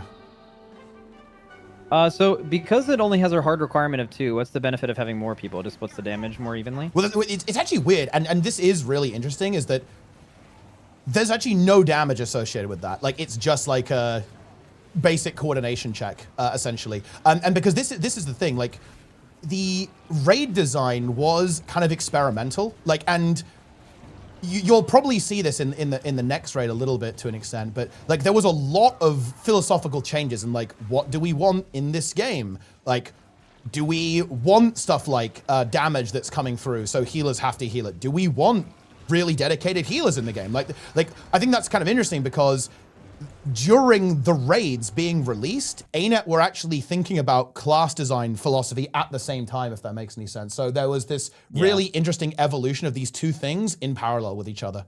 So there's like the concept of kind of like unavoidable damage and like healing checks, that was much less of a concept in early Guild Wars 2 raiding. Yeah. So how does healing work now? Now you do have some stuff like that where the game is going to pressure you and it's going to just hit you with damage that the healer needs to respond to. You need to use your defensive abilities appropriately, your own sustain skills appropriately. So I would say it's more similar to, I guess, conventional, if that makes any sense, in like modern Guild Wars 2 raiding. But yeah, like the older stuff, and in fact, if you do meta strategies for a lot of these bosses, they actually use 0 healers. So for speed clear techniques, farming techniques, right? We'll use 0 healers, or even like a single hybrid healer, and this will significantly reduce that. But yeah. Speaking of which, it's time to actually ramp things up a little bit. So those, I hope you're feeling warmed up. Those are the two kind of really chill, kind of old school warm-up bosses. We're now gonna do something spicy. Now let's go to the next raid that came out after this, a little bit later actually. There's a bit of a delay between this raid and the next raid. But we're going to go to the 4th raid. And this one was really interesting because this is when they started moving in the direction of having 2 difficulty settings. One normal mode, which is a bit more chill, and then a challenge mode, which ramped things up quite a bit. And like, again, similar to heroic, kind of added, oh, here's an extra mechanic, right? That you need to do with this encounter.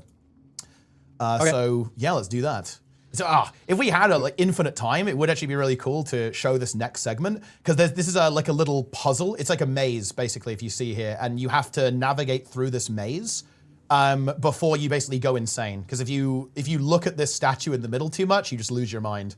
And it's kind of got statues that move and chase you and teleport you away unless you look at them. It's kind of a fun mini game, actually. Maybe if we have infinite time, we can come back and have a look. But let's hop on to the next raid boss. So I leave the instance? Yeah, leave the instance. Yeah. And then we're on to Bastion of the Penitent. And this is a classic. This boss is pretty cool. It's interesting actually. This boss came out before the boss that there's some level of similarity to in World of Warcraft actually. So look, it's not a copy, but it has some similarities to a WoW boss, I think. Oh, okay. Let me try to figure out which WoW boss that is. Okay, here we go. I'd say it's more of like, I guess like more of a, well, yeah, it's a cosmetic and mechanical similarity, I suppose. It's not like that similar in terms of the overall fight structure, but it has some key ideas, I guess. All right, so yeah, we're gonna go to the second boss. Oh, hold on a minute. Yeah, we have to do a little bit of role play, I think. Yeah, we do. We have to do a minor role play event to get to this guy. And yeah, this is also another one because we can give you something to do as well. So on this one, there are 3 like special abilities that you can pick up. One of them makes you the tank, and you're in charge of moving the boss and clearing the ground, basically clearing a path in the ground. The second one, you have to remove shields from ads. And then the third one gives you like an invulnerability defense. You can like put up a shield to make everyone invulnerable for a period of time. Okay, don't give me the shield one because I'm sure that's very timing specific. I don't know how the fuck that works. Yep. Which one am I doing? Well, would you like to tank? That's the question. Well, obviously I have no idea how to do that. So what does that entail, I guess? So basically the boss, it's not going to do big damage to you. It's just going to follow you. And you have an action key that allows you to, some of the floor tiles are going to light up orange and your action key will turn them off. You can see here, if you stand on these, they own you, right? This is, ouch, ouch, ouch, ouch, ouch. And your action key, you'll use it and then it will disable it. Or if you want to go for dispel, that's, you just have to click on ads and remove their shield so we can kill them. So it's up to you what you like to have a go at.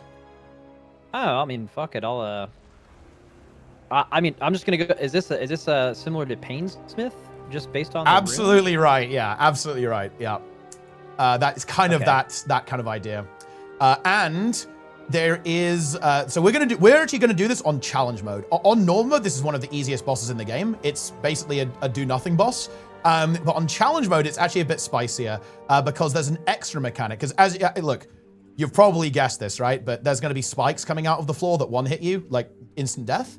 But on challenge mode, there's blue tiles that light up that you have to stand in or you die. And the fun thing about them is they're client side, so you're going to see different ones to me. So you can't just follow me. You're actually going to have to do it yourself with going into the blue tiles. Okay, yeah, I mean, that sounds like it's going to be a little difficult. But okay, so like my rule is once this fight is out, I go into the shit and I disable these plates. What would make me want to disable them? We just want to disable as many as possible.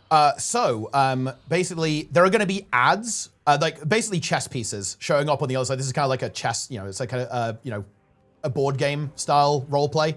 And ads are going to start marching across, and every tile they touch, they're going to convert, right? They're going to turn orange, basically. So you have to keep up on top of turning them un-orange, essentially, in order to give us control. And you don't have to walk onto them. You said I need to tank. Do I need to change anything to tank? Is that a different spec? Nope. Is it... You can play the exact same build. All right, cool. Yeah, and yeah, basically you don't have to run into the tiles to turn them off. You can just, it's like a ranged little circle you put down. Just put it in like right in the middle of the tile. Okay, so I click protect, right? This thing? Claim is what you're looking for. Oh shit! Can I drop this thing? Just if you just interact with it, it will automatically drop it. Yeah, it will swap you over. So if you just press F here, you'll take it. That is not true. It says you already possess the special action. Oh, just type /GG. In that case, yeah, just you have to end yourself. I'll just kill myself. I know what I'm talking about. I'm an expert. Okay. Okay, so I think I understand. I'm sure this will go well. Yeah. All right, I'm gonna get rid of some shit on the floor. It's gonna be good. Yep. And I'm also gonna get hit by blue spikes and not get hit by the other spikes. Yeah. So it's like a blue cloud that will appear over the tile, very light blue. And then there's kind of like a pale green almost that indicates the spikes. It'll be pretty obvious. It's like not the craziest telegraph. Interesting. Where, okay, I need to double check my bind for this. What's it called in your special action? Yeah, dude, what the fuck is that bind? Do you have middle mouse for anything in this game at the moment? I might just do that. Probably not by default. Do that. Yeah, we're good. Middle mouse. All right, fuck it. Let's go. Let's do it. Okay, I will do a ready check, and yeah, you can just start us off here if you want. But I mean, look, go wherever you think is a good idea. Yeah, we can do anything. Interesting enough, actually, the strategies on release for this were actually very different. So that's like very different to what they are now. Actually, there's like stuff. But yeah, take us wherever you want. So I use the thing. Is that gonna clear this space? If it's like a targeted, ground targeted ability, right? Like you use it on the ground. Yeah. There you go. You got it. Oh, I see. Cool. Yeah. So that's the spikes, by the way. Just a quick notification. You can see there on the far side. And here are the ads moving across. So we're going to be, we want to cleave these down, of course. And that's the blue. So now you want to go in a blue, or you're going to instantly die with no. Oh, okay. Let's quickly reset. Wait. See, this one is a bit spicier, and this yeah. raid I mean, win, I thought I got in there. Maybe I was just. Yeah, you have to kind of be in the like a little bit into the tile. Like you have to be a bit yeah, deep. I'm sure. I mean, I'm Yeah. sure I was late, but yeah, I just didn't know how fast it went off. Yeah. But yeah, that's that. And of course, what's going to get spicy is that there's going to be overlaps with the spikes and the blues right at the same time. Here is I guess a little interesting meme. The blues go off faster than the spikes. Like that's kind of an important thing Yeah, that I might learned that pop up. just now. Okay. Yeah. Yeah. So I have to like do full uptime boss damage while doing this too. I'm coggy loaded, but we'll figure it out. Yeah. I mean, yeah, obviously, yeah, just definitely just like focus on mechanics. Like it will die if we do the mechanics pretty much. It's we don't need the sickest rotations to do this.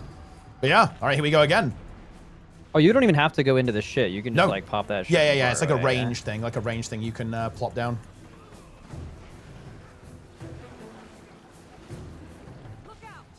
And there's the spikes, and we're gonna have the blues up in a couple of moments. And we've got these ads moving, and you'll see that when they go on, they're reclaiming, right? They're taking over the tiles, and there's the blue. So now we have to go into a blue. Yeah, why isn't it working? I must have missed. Or, like, I was targeting the bot. I had my mouse over it, but I don't know. Oh. Yeah, I mean, could be some strange things, some happenings. And here we go. And when these ads cross over, they basically upgrade and come and attack us. And they're pretty dangerous to deal with. We're going to have blues coming up as well. Get ready. There we go. So we've got to go on a blue tile. Oh, I think I chose a bad one. Maybe not. Yeah, you're good. You're good. And now the ads are up. Oh, we didn't remove the shield from the ads, but surely that's fine. And now these ads, they actually explode when they die as well. So we have to be careful of that. Wait, do I have aggro on the boss? Yeah, you're tanking. You're tanking. Oh, yeah, that's cool. Yeah, oh, no. I just used an ability. Not good. How far does this go? Oh, you can, like, go across the whole room with this thing. Oh, yeah. Yeah, you can go anywhere. We got blues. Oh! You're down? Oh, do you want to go again? No, not. Yeah, sure. Just go again. Let's do that. If someone dies with that ability, it's actually not unrecoverable. You can see that it actually respawns. It comes back. So if someone does die, you can actually continue the run. It's not like an immediate wipe if that happens. Does my bot boss positioning generally matter? Right, like I'm just like finding safe spots to go in, but I mean, yeah, it does matter, but we can obviously play around it. Yeah. Okay. I'll tell you the meta strategy afterwards because it's funny. yeah, I do want to hear that. I'm sure there's some bullshit where you just like keep one spot open or something and never go anywhere else. Yeah, because there's kind of and maybe you could try to look out for this if you want to do a bit of mystery solving. There is a special thing about how the blues spawn that dictates like how you would position the boss basically, or something. There's something about the way that they spawn that means that allows you to understand where the safe zones are going to be basically, like as you might expect. Sure. I suppose we should have expected that to happen.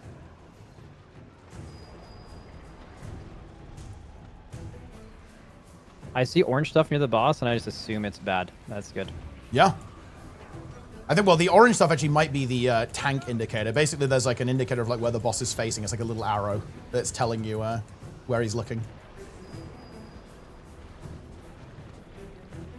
Okay, I'm like positive something is weird. I'm like holding it over that thing and oh shit, I'm not paying attention. Oh, okay. I'm getting stun locked by the actual tank thing. Like yeah. I'm like hovering on that pole. I was hovering over one of the middle things. Like middle of one of these things, I pressed it, it went on cooldown, and nothing happened. Let me have a quick. It's like going so. Yeah, I'm gonna watch my YouTube. Yeah. Let me. I wanna.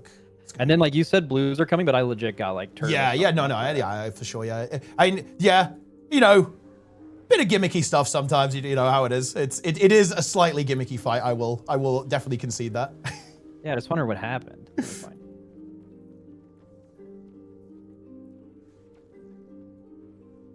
Also, my mouse is doing some absolutely crazy shit right now. 1 second.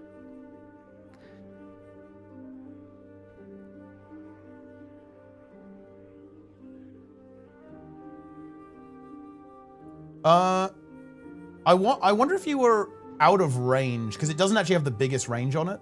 And it might have just, because it was out of range, it might just like cast it directly on you or something. Because you have to be like, the range on it is actually not that big. You have to be relatively close. Like the range of it is like it's slightly less than the diagonal of a tile, I think, approximately.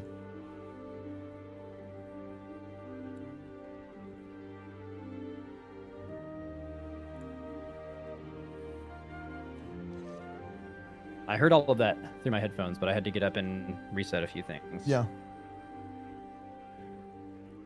Yeah, mouse feels better now. Okay. All right, let's do this. Oh, I'm alive. I'm alive. Yeah, we're back. Oh, I meant to look at my YouTube out, but I had to separate something. Do you think it was out of range? Like I pressed it? Maybe, yeah. Maybe like you need to be a little bit too. Need to be a bit closer to where you want to go. Okay, so if you're sure, but if you are. Okay, let's say I have the extra action button and I'm trying to shoot this shit across the room. It's clearly way too far. Yeah. It goes on cooldown. Where does it go? As far as it can go? I think, as far as you can go, yeah. It kind of depends. It depends on what settings you have actually enabled with where it goes. Yeah, I would just go a little bit closer, then it will be fine. Yeah. Theoretically. Right. I'm good, yeah. Let's do it.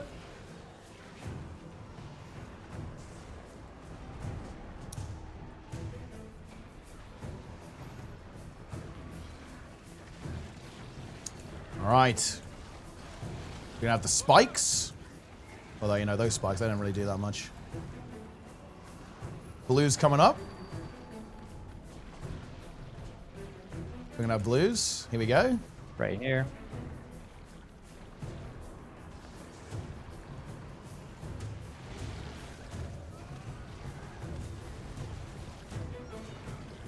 And the spikes are like progressing through the room? Yeah, and there's different patterns depending on boss HP as well. So the pattern will change over time. And obviously, like, eventually cycle around and loop. You know, blues coming up in 3 seconds. There we go.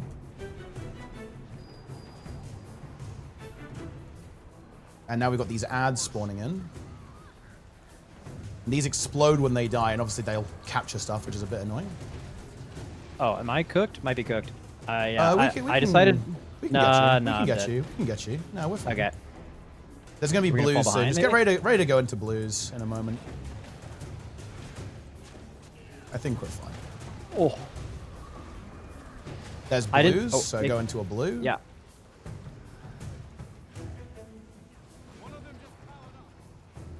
Good. All right, now we got more ads up. Now we are a little bit behind. We got to get rid of these ads. The ads they're getting us, to be honest. The healers are working overtime right now. We're in spikes. I should have cleared this one. Oops. Yeah, it's fine. Healers. Blame the healers. No, it's fine. I'm getting blues coming up. Yeah. Right. It's gonna be blues after the spike, so get in as quick as you can. Yeah, I'm in. Nice. I'm literally doing like negative damn, bro. I'm just like. You're doing your job. You're doing the mechanics. All right. Okay, we've kind of made it through the spooky part. It's gonna be a while until we get more ads. We can probably kill it before we get more ads. And look, this one's respawning, right? It's healing itself, so we can maybe instantly kill it when it comes back, so it won't spawn at all. I'm gonna do that. I'm killing the ad. There's gonna be blues soon as well after these spikes. Yeah, we're in it already. There we go. And I think we can get it. I think we've got it.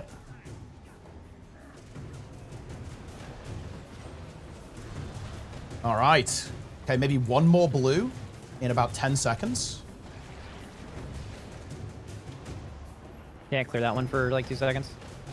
All right. I can see by the way you guys are moving, you expected a clear like on that close one, so you didn't do as much movement. And this is like one last blue, and I think we should have this in the bag. Yeah. Boom! There we go. Challenge mode complete. Excellent work. Yeah. All right. That's kind of a fun one, though, right? See, there's a bit more going on. We've ramped up a bit. I think that's a classic. I actually really like that one. That one is always fun to do, in my opinion. Yeah, that seems cool. Yeah. Yeah, Painsmith was just very fast paced. Although so what year did this come out? This was I think about 6 months after the previous raid. So I think 2015 still, 2016. Maybe 2016. Okay, still pretty early. Yeah. Yeah, we're still What pretty would early. I have a question. So before you tell me the meta strat, if they were to have designed this boss in 2025 Guild Wars on the Unreal version or whatever the fuck it's called, Yeah. like what would this boss look like? It would well, for a start, it would have a pretty gnarly DPS check. I think that it would be quite a bit more fast-paced as well, and there'll just be more mechanics. There'd be like more. It would have more patterns to learn, essentially, because like here it kind of repeats. Yeah, faster paced. Yeah, a bit faster paced. There'd be more damage output going out.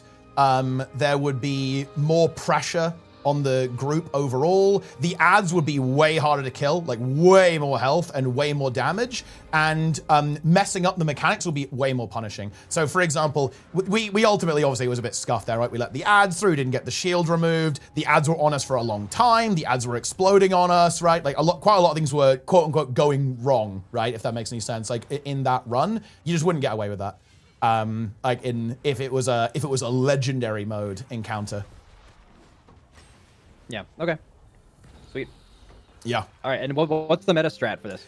So it turns out that, okay, so the key thing is that in every set of 4, there will always be a blue. So no matter what, pick any 4 set of tiles, any 4 square basically. So like, I don't know, like these 4 here, there'll always be exactly 1. And it turns out what you can do is you can actually just stay in the middle.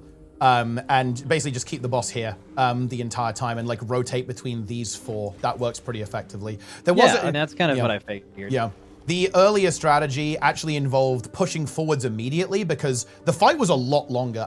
So compared to when this released, we probably have over double the DPS now that we would have done on when this encounter came out.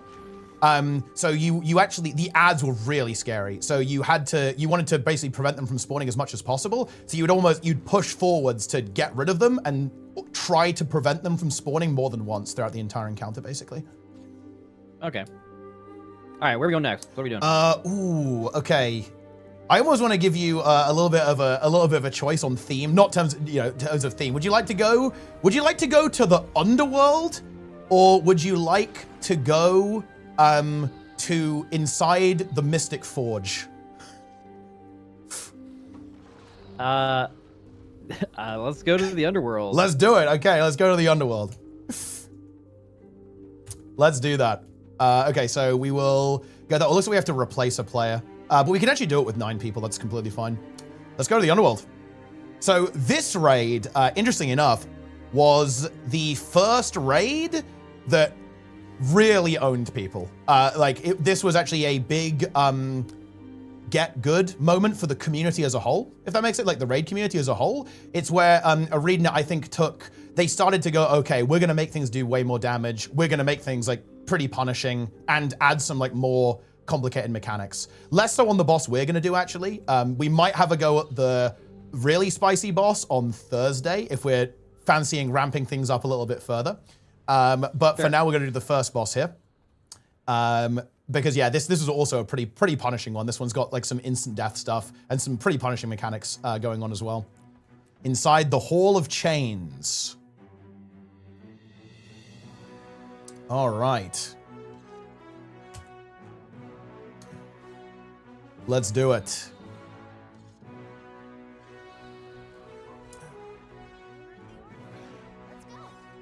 You said also the dungeons were kind of cool, right? As well, but will I have the gear for that? Yeah, unfortunately, and this really sucks because we can do it, but it will be a really weird experience for you. So basically, there's this concept called agony resistance. And it's kind of like an account-wide, sort of account-wide thing. You need ascended gear for it, and then you can upgrade your gear with agony resistance infusions. If you don't have it, if you get hit by anything, you will literally get one hit with nothing you can do about it. So, I mean, we can go see it, right? We can go see it, but probability of surviving it's not looking good on some of them. Yeah, that's fine. We can just not do that. All right, so we have a bunch of like, this is the boss, right? So why do we have to pick green and red? Is it like a opposites mechanic kind of thing? What's up? Different approach to tanking. Basically, 2 people This is very classic thing. So the two people who pick this are going to be the tanks. They're going to get a special action hotkey, just like you had on the previous boss.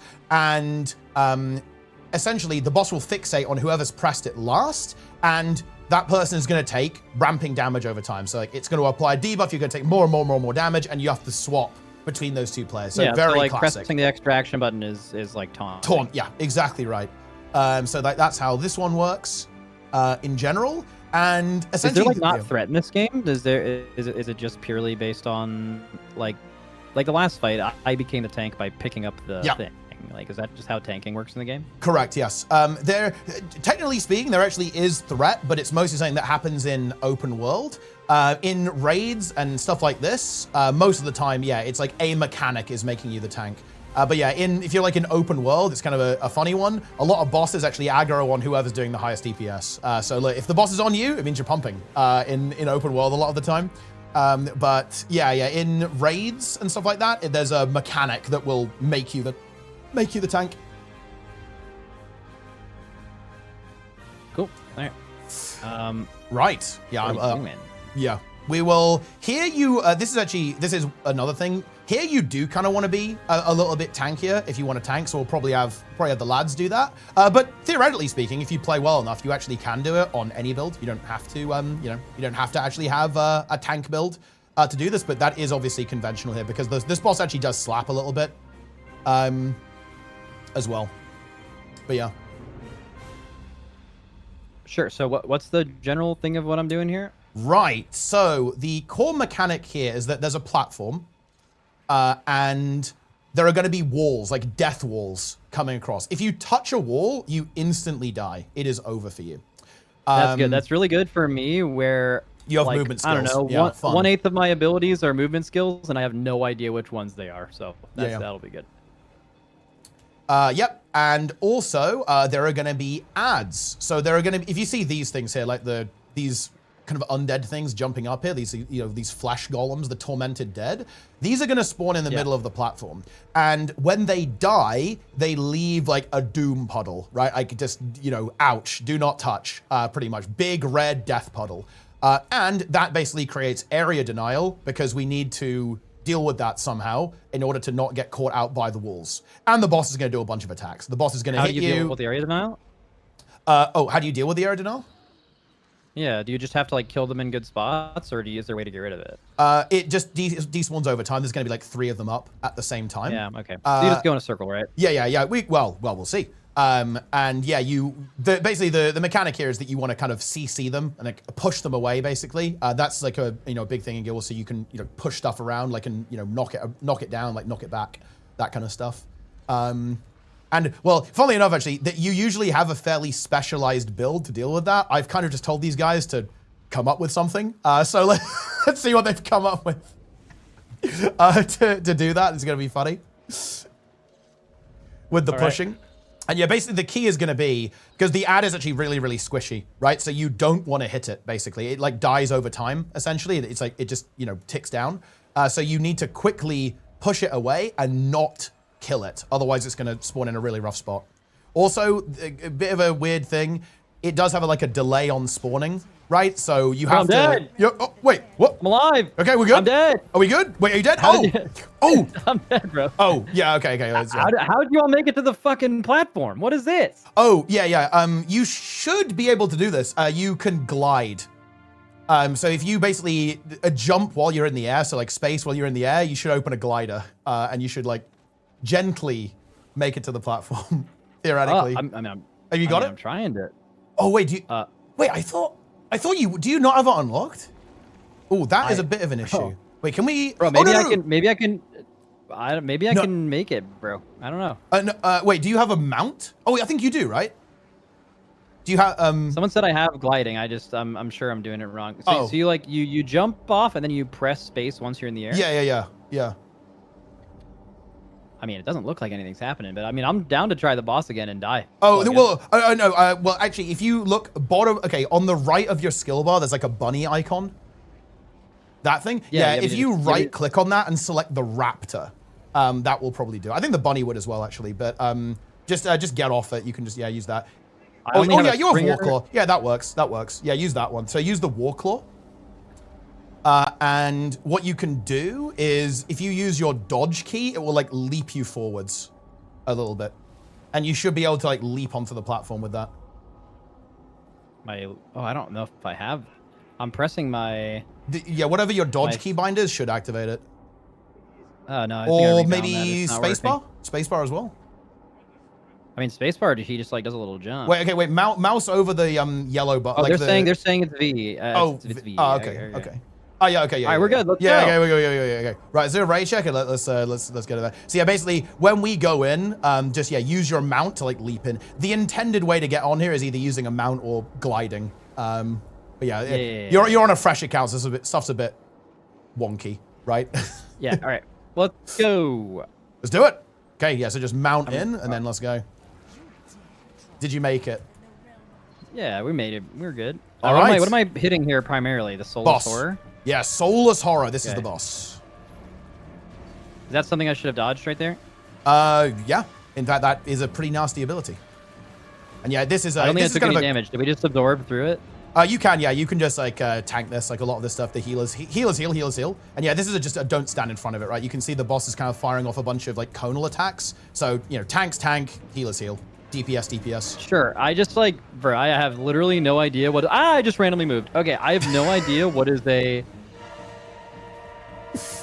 damage thing or like what is a friendly, like what are all these circles, bro? Are these all friendly? These are friendlies. Yeah, these are friendlies.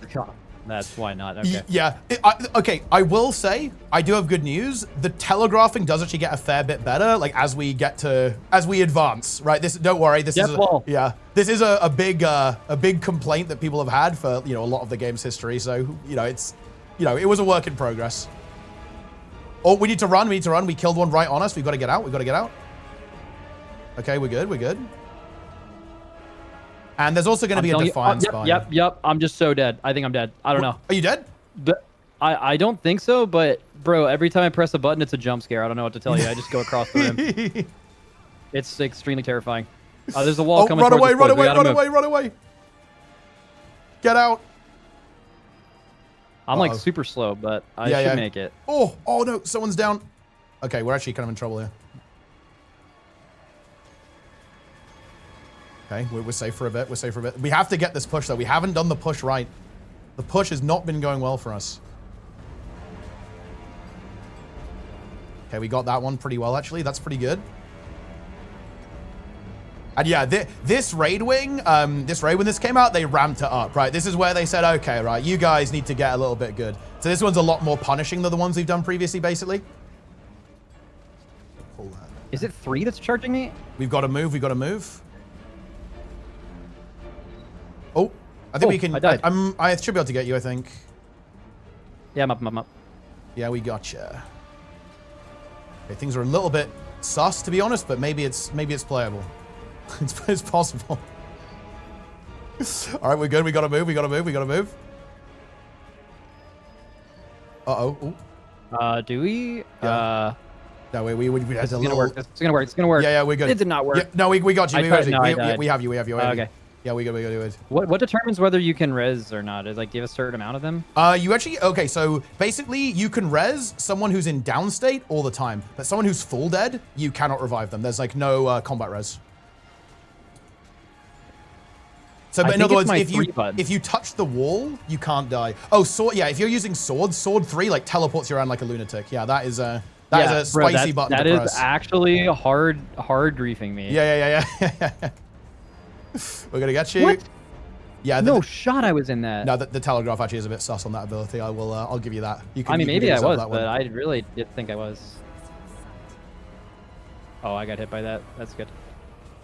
This is looking nice. This is looking real easy here. We're gonna be great. Yeah. Oh, you lose. You lose space over time, I guess. Yeah. So as the boss goes on, we have less and less room, so the platform constricts over time. Oh, we actually might just be dead here. We don't really have enough room. We have to dodge into the red, which really sucks, and then come back. I jumped off. Yeah. Oh, yeah, we are kind of screwed here. We are, yeah, this is going to be a go again. This is a go again. We have to go again. Ooh, new build available. Yeah. We actually don't have to log out, though. How do I become? Oh, does everyone have to die? Oh yeah, everyone has to die, yeah, to restart it.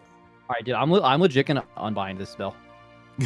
Yeah, you don't want to press I'm just like a lot of times I'm just watching the fight and I'm just pressing my button, yeah. you know, because I just don't know 100%. enough about the game, so I'm legit unbinding it. All right, but yeah, that's basically the whole fight. That's the concept of it. That's the gist. So yeah, less and less space. Push the ad. Don't die. Don't touch the bad. Do DPS.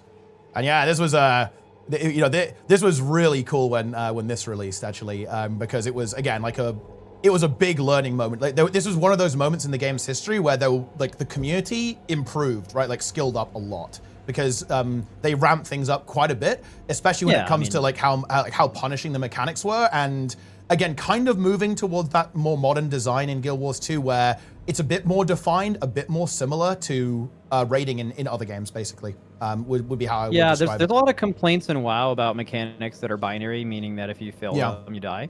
But also, like in games history, those are the mechanics that literally force you to get good at them, or else it's like impossible to do. So then like the game community does actually just get better over time. So it's like it's really controversial. Wow, like a big complaint is like, oh well, when we mess this up, it should just be more forgiving, basically, which is just saying this stuff should be easier. But like when it actually is less forgiving, you as a community get a lot better at the game.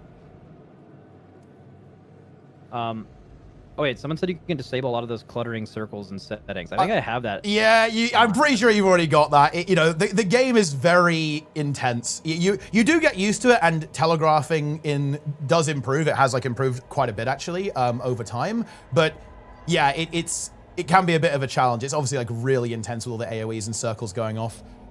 In general, if it's not pretty bright red, you're all right. But it can be a bit tricky to see sometimes. That's a very common, very common. I hit no on the ready check, but I'm actually ready. So I'll just cancel it and just say go. Go! Oh shit, I'm not on my mount. 1 second. I'm about to hit it crazy. We're good. Okay, are we good? We good? Are you in? Okay, we're good. We're good. Nice. I think I iframe that. Maybe not though.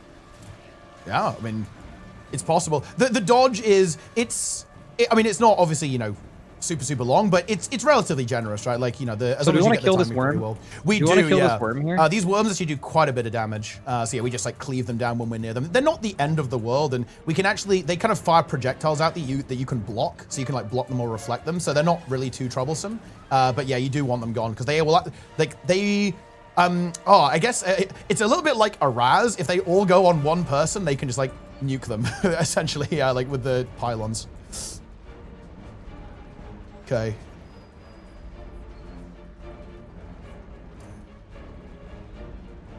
All right. Oh, we have a wall. If I'm next to an ad, should I like prio that instead of the boss? Oh, you actually don't want to hit it at all, really. We just want to push it away. We don't want to kill it too soon. One of the reasons why we struggled a bit in that last pull was because we killed the ad too soon before it got pushed away. Can you see like what happened there? We kind of pushed it to the edge, and now we have the AoE's like almost like half off the platform, so we have a bit more room, which is pretty nice. Was I supposed to take a ton of damage right there? Because it looked like I was safe, but I got hit to like half HP during the orange thing. It's kind of hard to be in between there. Yeah, it's like a little bit. It's a pretty tight. We have to run. It's a bit of a tight positioning there, but yeah. It is it's supposed to hit you. It's supposed to get you. Well, I mean, I'm like pretty certain I was not in it, but I was like trying to stay close to the boss. I just think like here, I'm looking where the, I took no damage that time. So that means I definitely got hit before, which is interesting. When are we getting a red circle again? It's going to be pretty soon, in a couple of moments. Well, yeah, there you go. Boom. So we got that one pretty good. That was pretty decent. So I think I'm learning how to iframe the stuff. Yeah, that's definitely, it's a good one to have. Good skill to learn. I mean, I'm saying that, but like maybe I'm fucking it up. I don't know. I just feel like I'm doing it. I'm waiting for it to almost go off, then I'm hitting the thing. Oh my god. Woo! We have to CC the boss here. Yeah, no, you're fine. We're gonna heal you. I can't really get through this. Sorry, no, we got it. We've got quite a lot of ranged characters here. Even though we're kind of stacked in melee, like people have a bunch of ranged skills to use. Me unbinding 3, by the way, biggest quality of life increase that's ever happened. Just delete it. Cover it up on the monitor. Don't even look at it.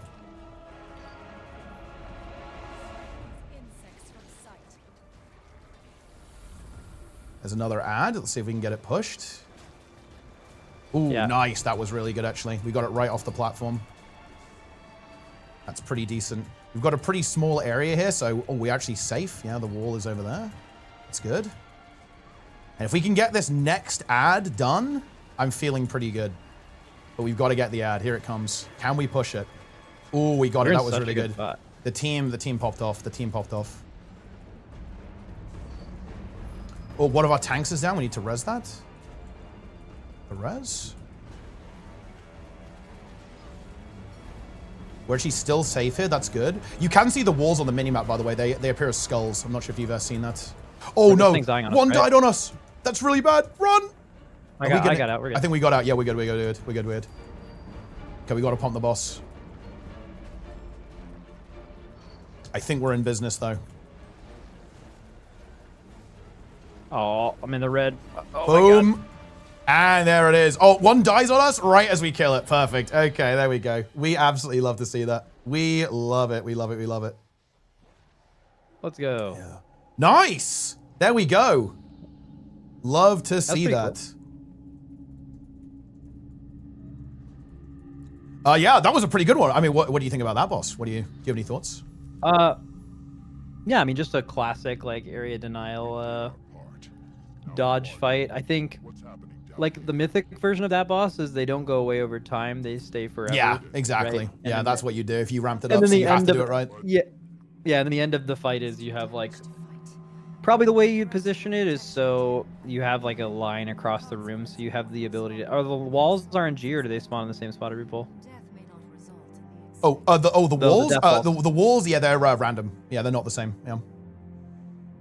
Okay, cool. Does it have like? Have you guys figured? Is it like set spawn points, or is it literally it can pick anywhere in a 360-degree angle? And there are like set patterns, but what patterns pop up are random. So there's a big wall that you have to go to the edge for. There's kind of a set of 3 walls. There's like a side wall, an inverted side wall, and yeah, they come in from 90 degrees, right? They don't come in from like full 360. It's like, cardinals basically, cardinal directions. Yeah. All right, where are we going? Oh yeah. Well, now let's see. How much time have we got? Do you know like how much longer you want to play for exactly?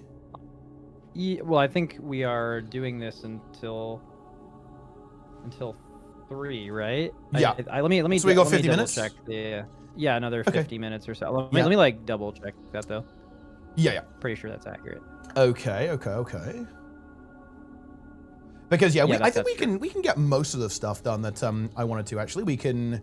Okay. Another choice here. Do we want to go into the Mystic Forge, or do we want to go into a fabled lost city of the Jinn? No, let's go do the second one. I don't know. That sounded great. All right, let's do it. Okay, that is going to be the 7th raid wing. And this is an interesting one. This was basically, this was the end of raids in Guild Wars 2 actually for a long time. This was like the beginning of if you were a raider, this was the beginning of the dark times basically in this game. It was the last raid for a while because development shenanigans, shall we say, and like raids were off the menu for a bit. But they've come back with the Jantho Wilds expansion. Oh, cool. All right. So yeah, we're gonna get some other players in because we're rotating some people in, and we have to patch the game, so we have to quickly restart the game, basically real quick, before we go to the next raid. Yeah. Okay. I have to do that too? Yeah, we all do. Yeah, we all do. Yeah. Because basically, this is a really cool thing that this game does. It actually runs like old versions of the game, but so you don't have to update immediately. You can kind of keep doing what you're doing, but it starts the new version immediately, right? So when the new build comes in, like everyone who logs in is already on that new version of the game, right? So you just have to like quickly restart to patch. Yep, doing it right now.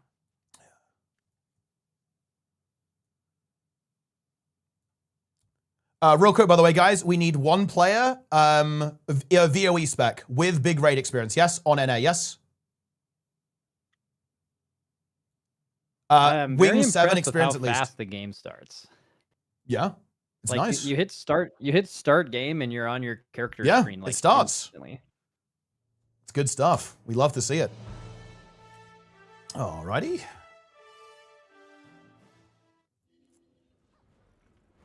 Okay, and it's going to be Wing This is pretty cool. 7. So I know we talked about a boss a while ago. What has happened in raiding since that one boss? Like, and the one boss I'm talking about is like, I think the boss took like a week of progression or something to kill for the first time like ever. What has happened since then? So basically the schedule, the expansion afterwards, the Janthir Wilds expansion, that had a... Oh, sorry. No, I got that in the wrong order, actually. Like, I know this game well. So after that, the boss that we talked about, there was an expansion called Secrets of the Obscure, which actually released an even harder boss, in fact, a little bit later on. And there was 2 bosses in that expansion. I think I might have watched. Yeah, you were a little here. bit of that Yeah, one. you were here in chat when we were doing it. And then in Janthir Wilds, the expansion after that, they actually released raids. They brought raids back. They brought a new raid, which had 3 bosses in it, and they were all pretty difficult, and another legendary challenge mode that was kind of comparable to that one. It was, the thing that was notable actually about Janthir Wilds was the DPS check was like really very brutal, actually. You really had to pump to kill it, basically. And that brings us up to now. And there's going to be 2 bosses here. How hard is doing optimal damage in this game? Like, for example, if you were trying to recruit people to do this really hard boss with these really hard damage checks they have now, like how many people in a recruiting pool do you have to pick from that can do that damage? Is it like you could recruit a lot of people that will be consistent in raid and do very top tier damage, or is it like in WoW, for example, it's like insanely hard. Like there's so few people in the world that could do like Dimensius week 1 or week 2. Like the requirements are so insane that it's extremely hard to find people that are able to do it. Is this game similar? Yeah, no, definitely. I would say the original incarnation of the really gnarly DPS check, I think it was beaten by... It was beaten by a couple of teams, but like single digits before it got adjusted, essentially.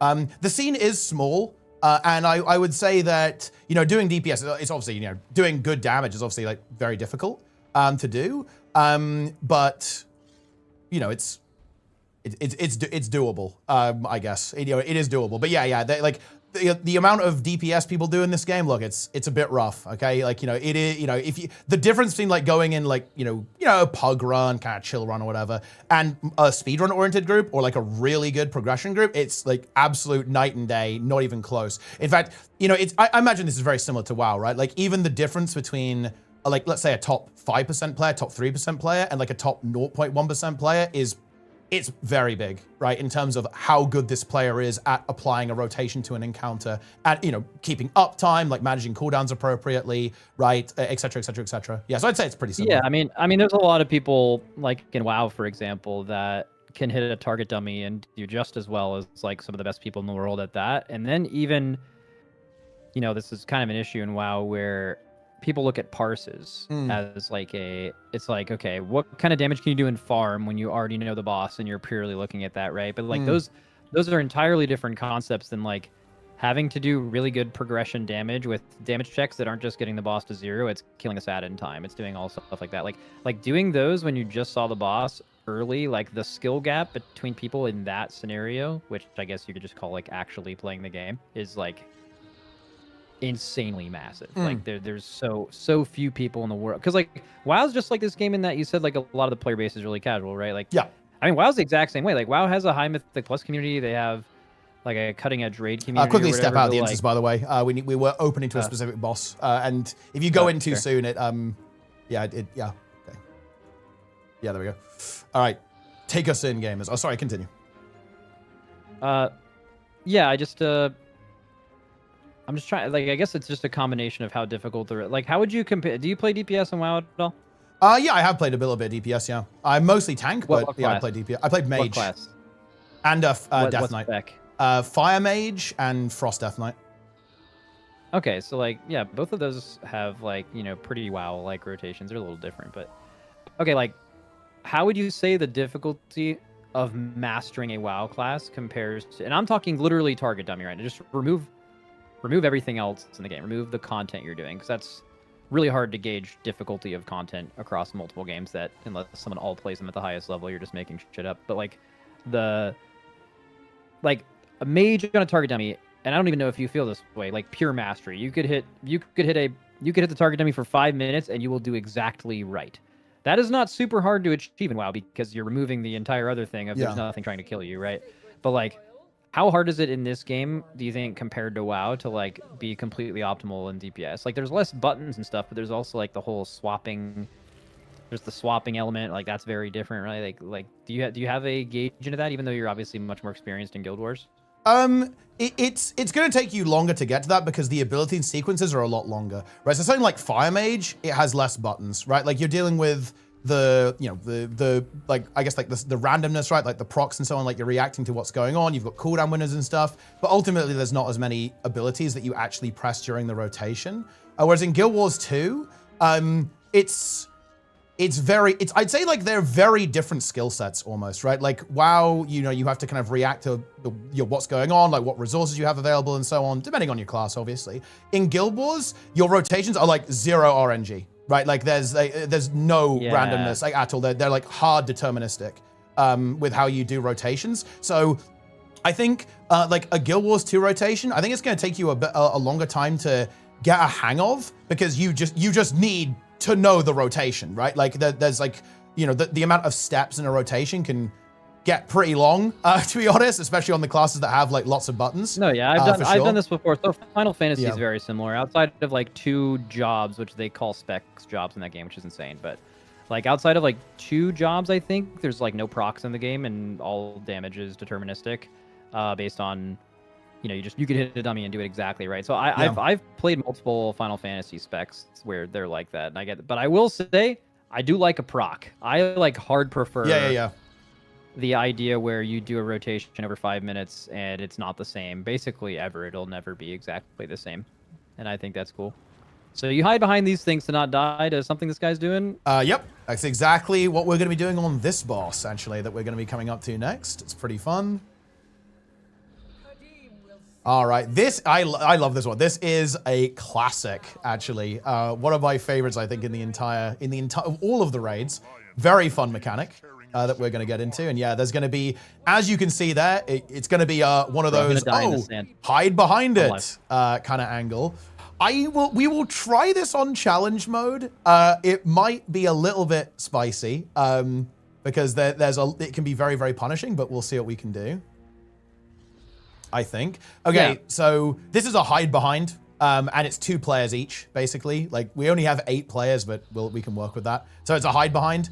And also, if you fall in the sand, you die instantly, right, on challenge mode. So, like, if you fall off the platform, okay, this is very funny. So, the boss is going to fire projectiles at us, and we have to hide. And you can have 2 people behind a pillar. We're going to spawn pillars as well. The furthest people away bait the pillars. And here's the fun part, okay? When a pillar gets destroyed, it leaves a hole in the platform, like Sarkareth, basically. So if you touch it, you die instantly. Yeah, they've done this boss a few times. I think the one that's actually popping into my head is actually a Wildstar boss. It's, did you play Wildstar? Unfortunately, I didn't. I missed out on that, quite tragically, which feels bad, because I know everyone always raves about that game, right? Oh yeah, the raids in that game were awesome. But yeah, in the first raid Genetic Archives, like one of the first bosses had like all these little hexagons, and like over the course of the fight you lose them.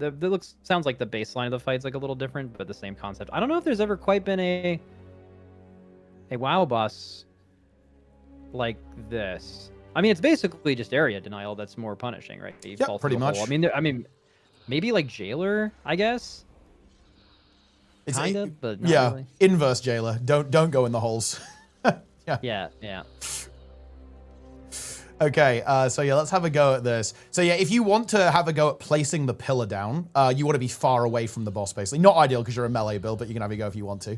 And, well, people are probably going to be stacking in combat. The interesting thing is, if you stack the pillars, they basically destroy themselves. And also, if you drop a pillar on someone else, they'll kill them, right? It will kill them, right? It, like, smashes them, basically. So it's a pretty I'm sure this is going to go real bad. Yeah. I mean, this one, again, is a little bit of a step up, right? It's a bit more of a ramp up. It's pretty spicy. So if we're having too much difficulty, we'll do it on normal mode. We don't want to, get stuck here, right? But yeah, we'll just give it a couple of goes. We'll see what's going on. All right, let's go. Yeah, let's do it. Yeah, and the way that we pull here. Okay, so hide at the start. Hide at the start. Oh my god. Yeah, hide. And now we can go and watch out for the hole. Oh, I'm dead. Oh, we love to see it. That is what we like to see. Okay, I was just running back to the... Okay, yeah. So I've visualized it now. We're good. That was fucking quality. Yeah. So yeah. So when the ability to watch out for here is when she does that kind of, she spins around and a big red AoE kind of starts appearing. We need to hide behind these pillars. And again, 2 players each. If there's more than 2, then someone's going to die, basically. Yeah, that's beautiful. All right. Let's go.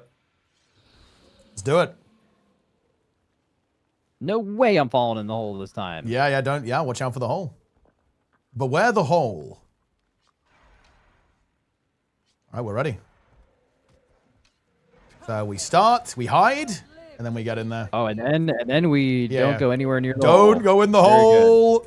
So we're gonna get pillars pretty soon, and then we have to place them.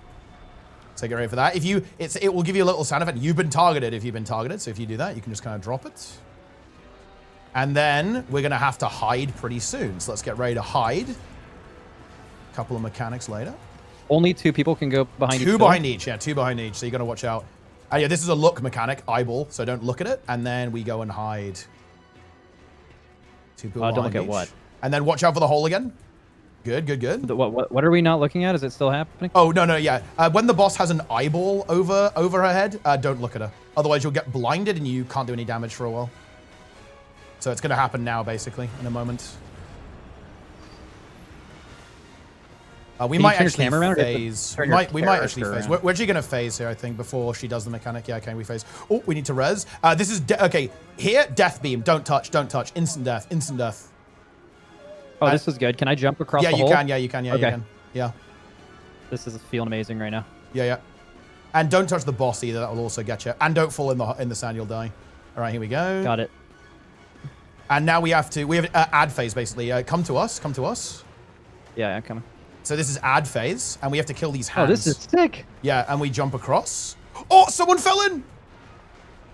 It wasn't me, I'll tell you that right now. It wasn't, yeah. And now it's back to the phase. Basically, it repeats. We have to do that again. And basically, the thing that's going to change is that the intermission's going to be different, essentially, like next time when we get there.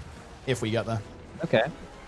And you'll see that the base pattern on the base pattern here is different too, like with how the the platform. Where am I going here? I can't like ping or anything. Yeah, it's actually a feature I'd really like. Oh, the tank is trolling, to be honest. But yeah, I think the tank killed us because basically the boss is putting these mines down and they kill us. I think we're a bit doomed here. Yeah, that's cool. I like that. Yeah. Because yeah, it's a toughness tank thing again. So someone has the boss, but we're... Oh, nice. It's over. Someone dropped a pillar on me. Okay, but yeah, that's the gist, right? That's the gist of it. Okay. Yeah. But yeah, this is a fun one, right? I think this is a really nice encounter. Yeah, overall. This is great. Yeah, and yeah, this is my favorite fight so far by a lot. Oh wow, I'm glad to hear that. Okay, that's good. Okay. So I'm assuming like you want to like early on the pull, don't you want to like put these first pillars like at the edge? Like, well, the platform like regenerates with every intermission. So like unless you take a really long time, the area denial isn't too bad. But the platform does get a little bit more scraggly like as the fight goes on a bit. Oh, I put one right next to the boss. That's okay. That's fine. That's okay. Oh, do you have to be away from them when they hit? Yeah. Otherwise, you get immobilized and take some damage and stuff. Then don't look at the boss when the eyeball's there, and then go and hide. There we go. We're doing it. We're doing it. And then watch out for the hole. Yeah. Beware the hole. Okay. Oh no, I put another one next to the boss. Yeah, it's okay. It's fine. All good. Yeah, I guess that's fine. Yeah. It's uptime. You're uptime. Getting uptime, right? Yeah. It's uptime. Yeah, it's definitely not staring at my action bar. It's uptime for sure. Okay, death beam, death beam, death beam.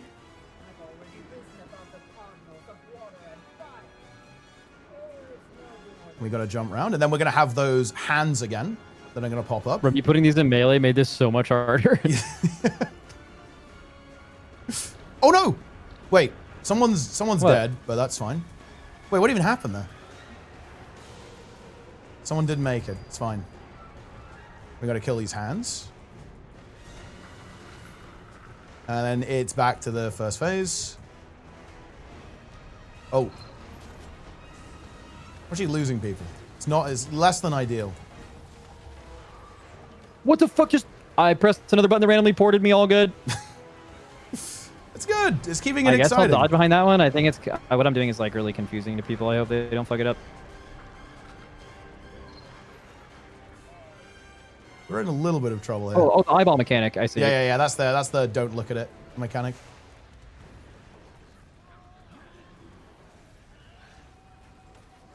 Okay, we've lost 4 people. It is less than ideal. Insane, bro. Yeah. But you know we're making it work. We're making it work. Yeah. We're getting there. We're getting there. The timer, the enrage timers on these are actually very generous. So theoretically, by the way, we're actually completely fine. Like as long as we just play the fight correctly.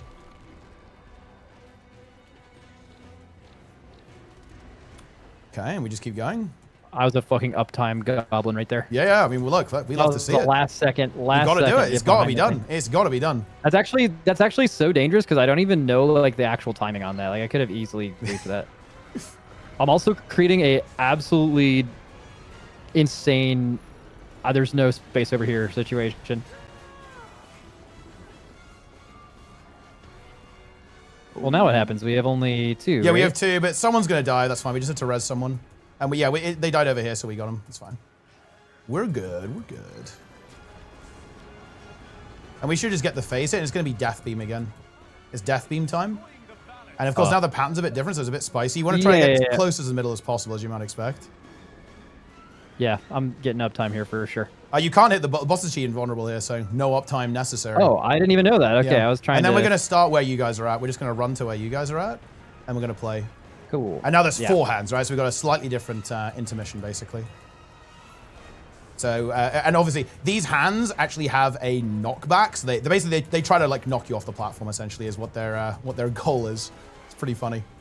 And in the last phase, there's actually going to be a gap that you have to jump over, which is extra funny. Oh, someone also failed to dodge there. I didn't even know there was a dodge. All good. Yeah. Okay, we're down to 4 people, which is still fine. We have 4 minutes. I'm one of them. Yeah. But I'm one of them. Yeah, you are. You are. I mean, you're going to carry us, no? Yeah. Why not? Okay, so here we kind of want to place them a little bit back. We actually might have to kind of like rotate them around a little bit and kind of rotate, because what you can see, right? Like if we keep placing them behind the boss and facing it, you see, yeah, you get it. So we might have to basically rotate the boss's positioning a little bit in order to give ourselves enough room. Okay. Oh, someone's gonna die, but that's fine. We're whole. Yeah, we got it. We got it. Watch out for the hole. Watch out for the hole.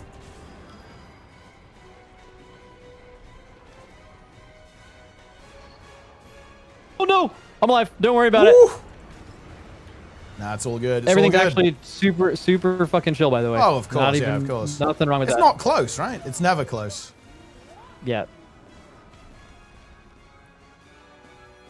Okay, we're together. We just have to do 2 every time, then we're good.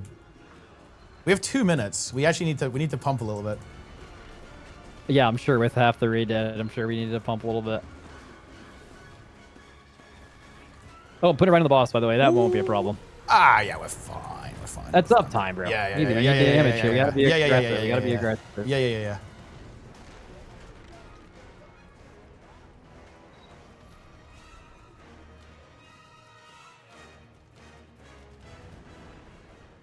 Oh no! Oh no! Okay, yeah. Now we're screwed.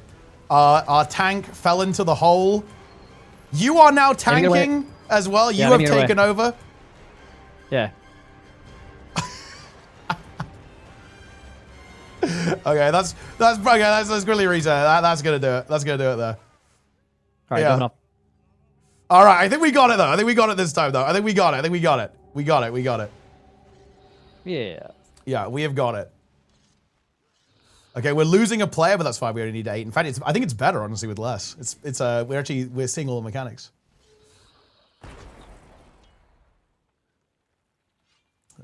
This is good though. Like you have avoided the hole. Oh, actually, okay. Yeah, we have a couple of helpers. Perfect. Let's go. Yeah. So how do you like determine which 2 people go where? Do you just keep omnidirectionally placing these things in these spots so people know where to go? The way that you typically do it is you have a little partner, right? So for example, like who you're with here, basically behind at the start, you just go with them every time, basically. And yeah, there's a couple of strategies you can do, but mostly you just YOLO it a little bit. A lot of the time is this strategy, but yeah, you can obviously solve it and kind of do positionally. So for example, if I'm where I am, I can always go to the least clockwise one. Like if the player in the middle can always go to like the middle one. You can like place ground markers down and do some cooking basically, but yeah, mostly you just kind of YOLO it. Okay. Yeah, all right, we have some minions. All right, here we go, we got some gamers. Okay. Well, yeah, How long does it take this boss to die on release? Not that long, actually. Basically, all of this stuff was cleared on the first day of release. Yeah, okay. So it wasn't like super, it's not like a super crazy boss. Challenging, and obviously, it's kind of like, the sweaty players cleared it, pretty early on. But yeah, it was I think the entire raid was cleared in like 5 or 6 hours, I think, or something. Okay, I'm trying to like figure out the community. Do you oftentimes, when you say something was not very challenging or something was really easy, do you find yourself having to not say exactly what you want to say? Because for the people who you play with, this content is easy. But like, if a bunch of casual players heard you say that, they'd be like, "Who the fuck is this guy? Like, this stuff isn't easy." Like, do you have to like, you know what I'm saying? Do you have to like change the way you say that? So people don't get mad. I mean, there's a little bit of that, as there always is, right, in MMOs. But I think in general, like as long as you just make it, you make it clear with the context, like what you're talking about, it's usually pretty okay.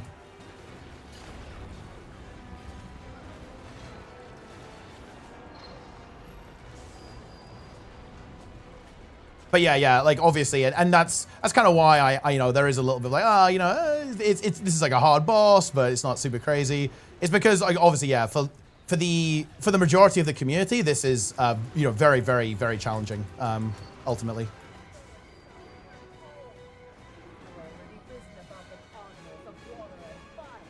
Yeah, I've found myself saying that a few times. Like they'll be nerfing an end boss, and it'll be like, we killed the boss week 2. Now you have like way more gear.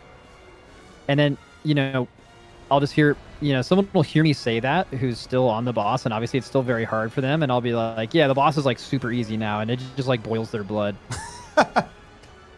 Which is like relative to when we did it, that is objectively true. Yeah. It's just, someone who's on the boss doesn't want to hear that. Quick reminder that Dimensius was much harder last week.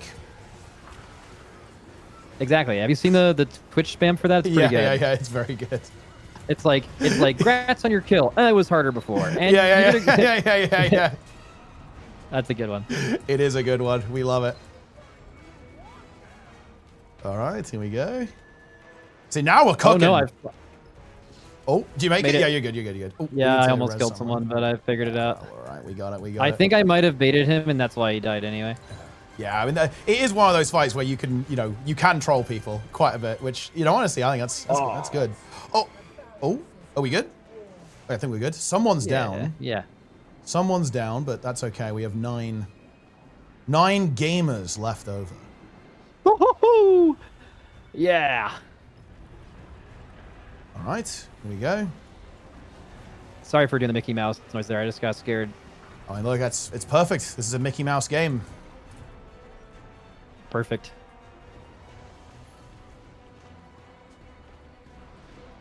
Why are we staying in this circle here? So basically, we can the hands are firing out projectiles that we can block, right? And they do a knockback, which obviously, as you can imagine, is pretty not great because you can get knocked into the sand and die instantly. So that's like the which part of the thing are we removing first? Well, we can probably go to the back layer, right? I'd say. Probably a way to go about it. Oh, I did such a bad one. I'm gonna sacrifice myself and soak that one because it has actually nowhere. I'm doing it, bro. I don't know. You can how go to all the ping or way. You anything, can go but- like all the way to the back, probably. I to know. That's what I'm die doing from it. to Yeah. not hard grief. Oh, that guy seemed to make it work actually with something. So now are we going to the same side of the room? We can actually just ignore the next set, right? Because we can place them, but the thing is that the boss will phase before they do anything, so we're kind of okay here. So you can drop that down there, yeah, and then we're good. Okay, right here you want to stay quite close to the boss here, because you like jump around the inner ring basically. It's a bit spicy. Yeah. But you know, do your best.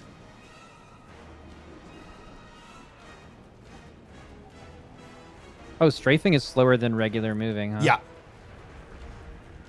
Okay, good. And now, Wait, now, how right. the fuck? How am I here? Careful, careful, careful. Yeah. Oh, no! Oh, I got knocked. Yeah, I got knocked right off. Oh no! Dude, do you want us to just, kill the boss, or do you want us to go again? Yeah, you can kill the boss. Okay, I get it. Yeah. You guys went to like a certain part of the room, and I was planning on joining you there, but there's just this giant pillar where the boss was. Yeah, there's basically like a little. little gap basically that you have to jump over here. If you look at the arena, you can see there's like a little gap. It always gets people. Yeah, I see it now. Yeah. I just yeah, it's all good. I'll just be floor POV. I'm actually gonna grab some water right back. Yeah.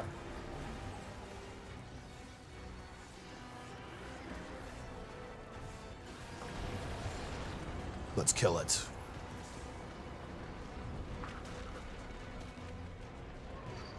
Look at these noobs. Look at these noobs just dead on the ground. This is crazy, guys.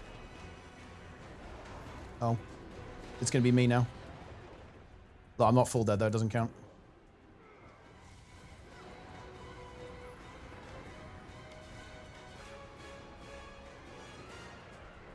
Place this one there.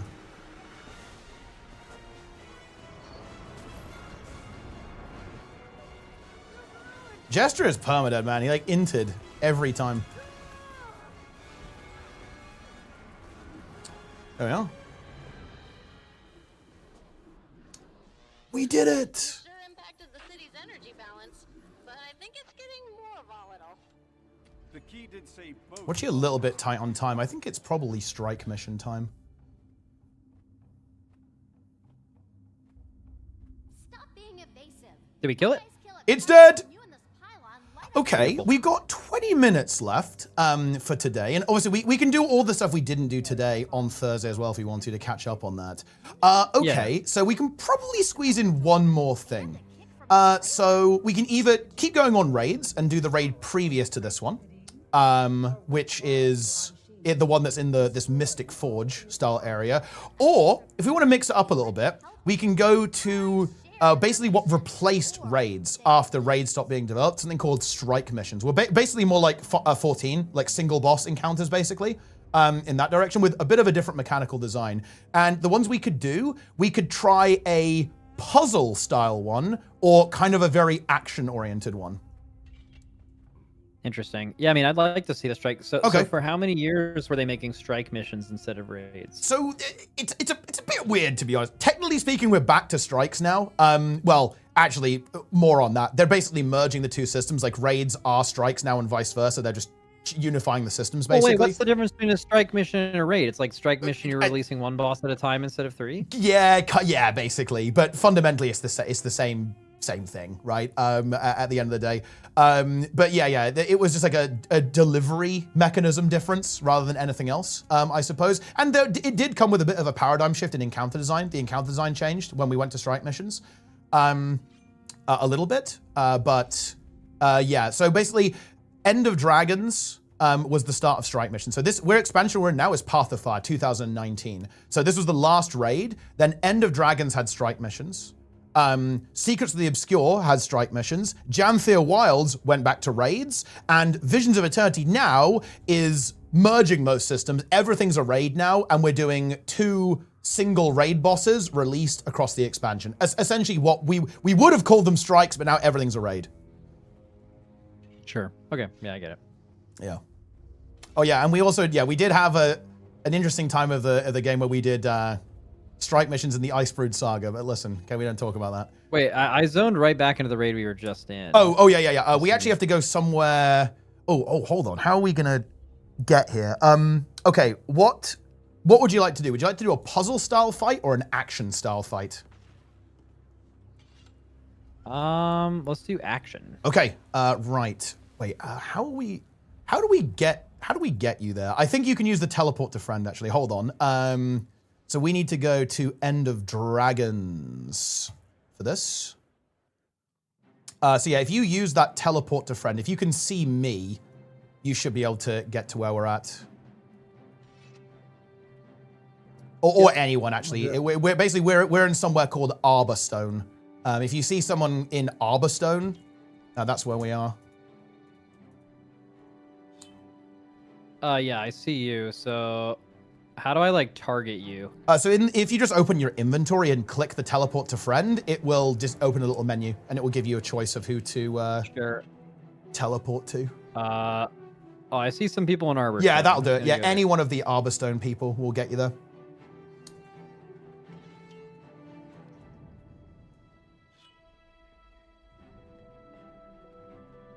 All right. So yeah, this is also a really this is I think is a really fun one. Oh yeah, go ahead. I just unlocked gliding. Oh yeah, just now. Yeah, I don't like that. Yeah, fresh account. Okay, I didn't. Yeah. I didn't have gliding. Yeah, you didn't have it. Yeah. You know, it is what it is. Yeah. Wait. What am I gliding on? Are those my ears? It's just like a glider that attaches to your back, basically. Oh shit. Yeah. All right, so yeah, this is this is a strike mission, so you can just go and hop on in, and yeah, it's going to be a single boss encounter. And yeah, this one's really fun actually. Very action oriented, dodging, moving around. Stuff's going to pull you, right? There's going to be ads spawning. You got to run away from stuff. Yeah, actiony. We are going to do it on challenge mode because on normal it's with End of Dragons. They realize that hold on a minute, the raids are way too hard at entry level basically because they were, and ultimately. Kind of the downfall of raids, funnily enough, is not that they were too easy. It's actually entirely the opposite. The downfall of raids, they were way too hard, like way too hard. Back in the day, this will be the comparison. Imagine if LFR was heroic. Like that's basically the situation Guild Wars 2 is in, more or less. And as you can imagine, that was chaos, right? Like when you try to a boss like that. So the difficulty was way too high for back in the day. And End of Dragons, when they said, okay, right, we're gonna make the normal modes like way more accessible, way more approachable. But here's the other thing. They said, we're gonna make the challenge modes way harder, right? And that was like a key philosophy shift with their design here. And you know what's cool about this boss, actually? I don't think I need to explain anything to you. I think we can just do a raid check and go in. Because it's all, I'd say, pretty well telegraphed, and it should be pretty obvious what's happening to you, and like, you know, where the bad is, I guess, if that makes any sense. Okay. Yeah. And fun fact, actually, this is technically speaking when they also started dabbling a little bit with even legendary mode, because there's actually an achievement that you can do here to like deliberately make the fight harder on purpose. That makes it like significantly harder, actually, in the later stages of the fight, which is also the hardest part. So here, people have got to, oh, you can't stack with these, by the way. These are like puddles you have to drop and you can't stack with them. So if you get that, be aware. We've got ads spawning up here that they're going to try and pull you into the AoEs. Also, these AoEs, by the way, they're very punishing. They're like instant death. Like you can't touch them at all.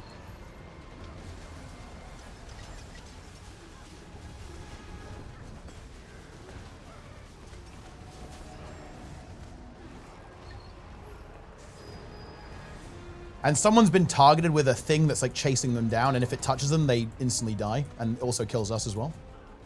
Now we're gonna get. How do I know if that's on me? Your screen will light up basically if that's the case. All right, now we're getting pulled in. We need to break defiance on the boss. Yeah, for example, I've got a thing chasing me. There's like a beam connecting to me, and I have to kind of take it away from the group. Yeah,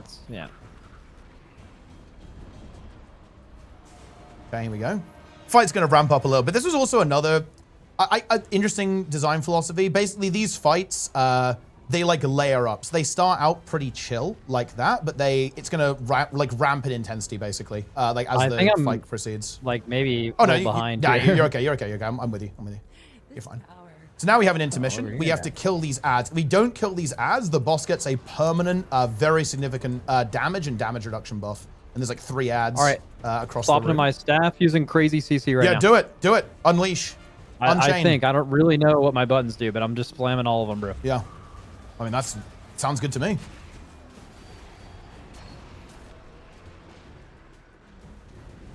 Okay, and here we go. And we're going to basically have the same thing, but there's going to be... The pull is going to be a little bit different. And there's going to be more stuff going on. There's a hallucination. We're getting the easy one every time. We have random... We're getting the lame mechanic every time, which I'm a little bit disappointed by, okay? Like, yeah, okay, I'm lucky. So you basically get 1 of 3 mechanics every time, but it is ultimately completely random. Also, that guy just got owned by a snake. He got knocked into the snake and instantly killed. That's incredibly funny. Wow. But it's fine, we rezzed him.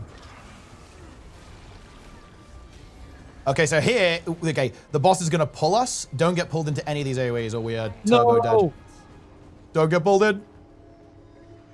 And yeah, the boss is going to teleport around, so the direction of the pull will change as well a little bit.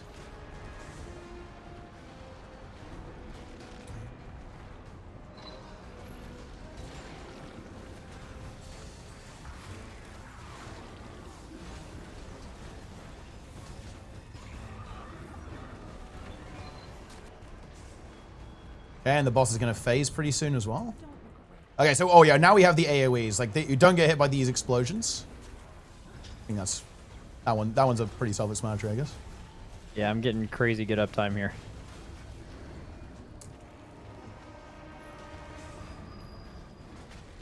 Okay. Now we're getting another intermission. So we have to go and kill the ads again. Okay, I'm not gonna lie, guys. I didn't realize how trivial this was with power creep. I fucked up. Shit. We should on OLC, guys. Oh, look, I'm hitting. I fucking trolled. Oh, so the reanimated spites or the spiders? What do you care about? Yeah, the reanimated spites. Yeah, those are the ones that have got to go. Like the malice is just dude. ads that like chase you down a bit. That is good. I'll tell you what, I was doing literally nothing in that intermission. I even started by hitting the boss a little bit when she was immune. Yeah. I mean, look. It's just sandbagging to make the fight harder. Yeah. Okay, and now we have to go to the final platform. Things are going to ramp up again a bit.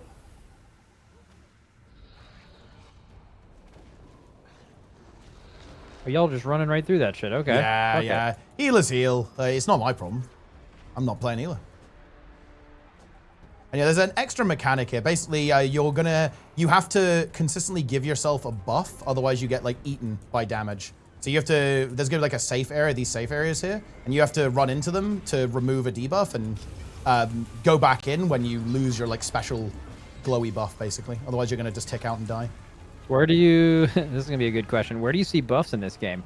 Oh, you don't want to know. Basically, it's all the tiny icons on the bottom right of the screen. I'm dead! The red thing kills you, by the way. Found out. Found out. I think we have you. Yeah. Yeah, just in case anyone needed to know, that red thing's real bad. Do you get punished for going into the circle too much? No, you don't. No. You lose uptime, which is relevant on kind of like the special achievement version. But broadly speaking, yeah, no, you can just do it.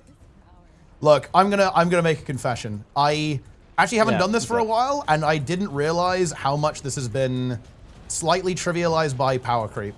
This is not as good as I was expecting. Okay, this is my bad. I take accountability for this. Okay. We're a little OP. We actually maybe should have gone for the mega challenge version of this instead. Oh, I'm at 0. I'm dead. Yeah. There's alive, res. dead. There we go. Alive, dead. What buttons do you press in the fight to survive, by the way? How does that work? You can use your heal skill, right? Or you can use some of your staff abilities that you have a block there. Not everything's blockable though, so watch out for that. So don't get pulled in here. We have a little bit less room to maneuver. I'm dead. Maybe. Nah, you're fine. You're fine. You're fine. It's all good.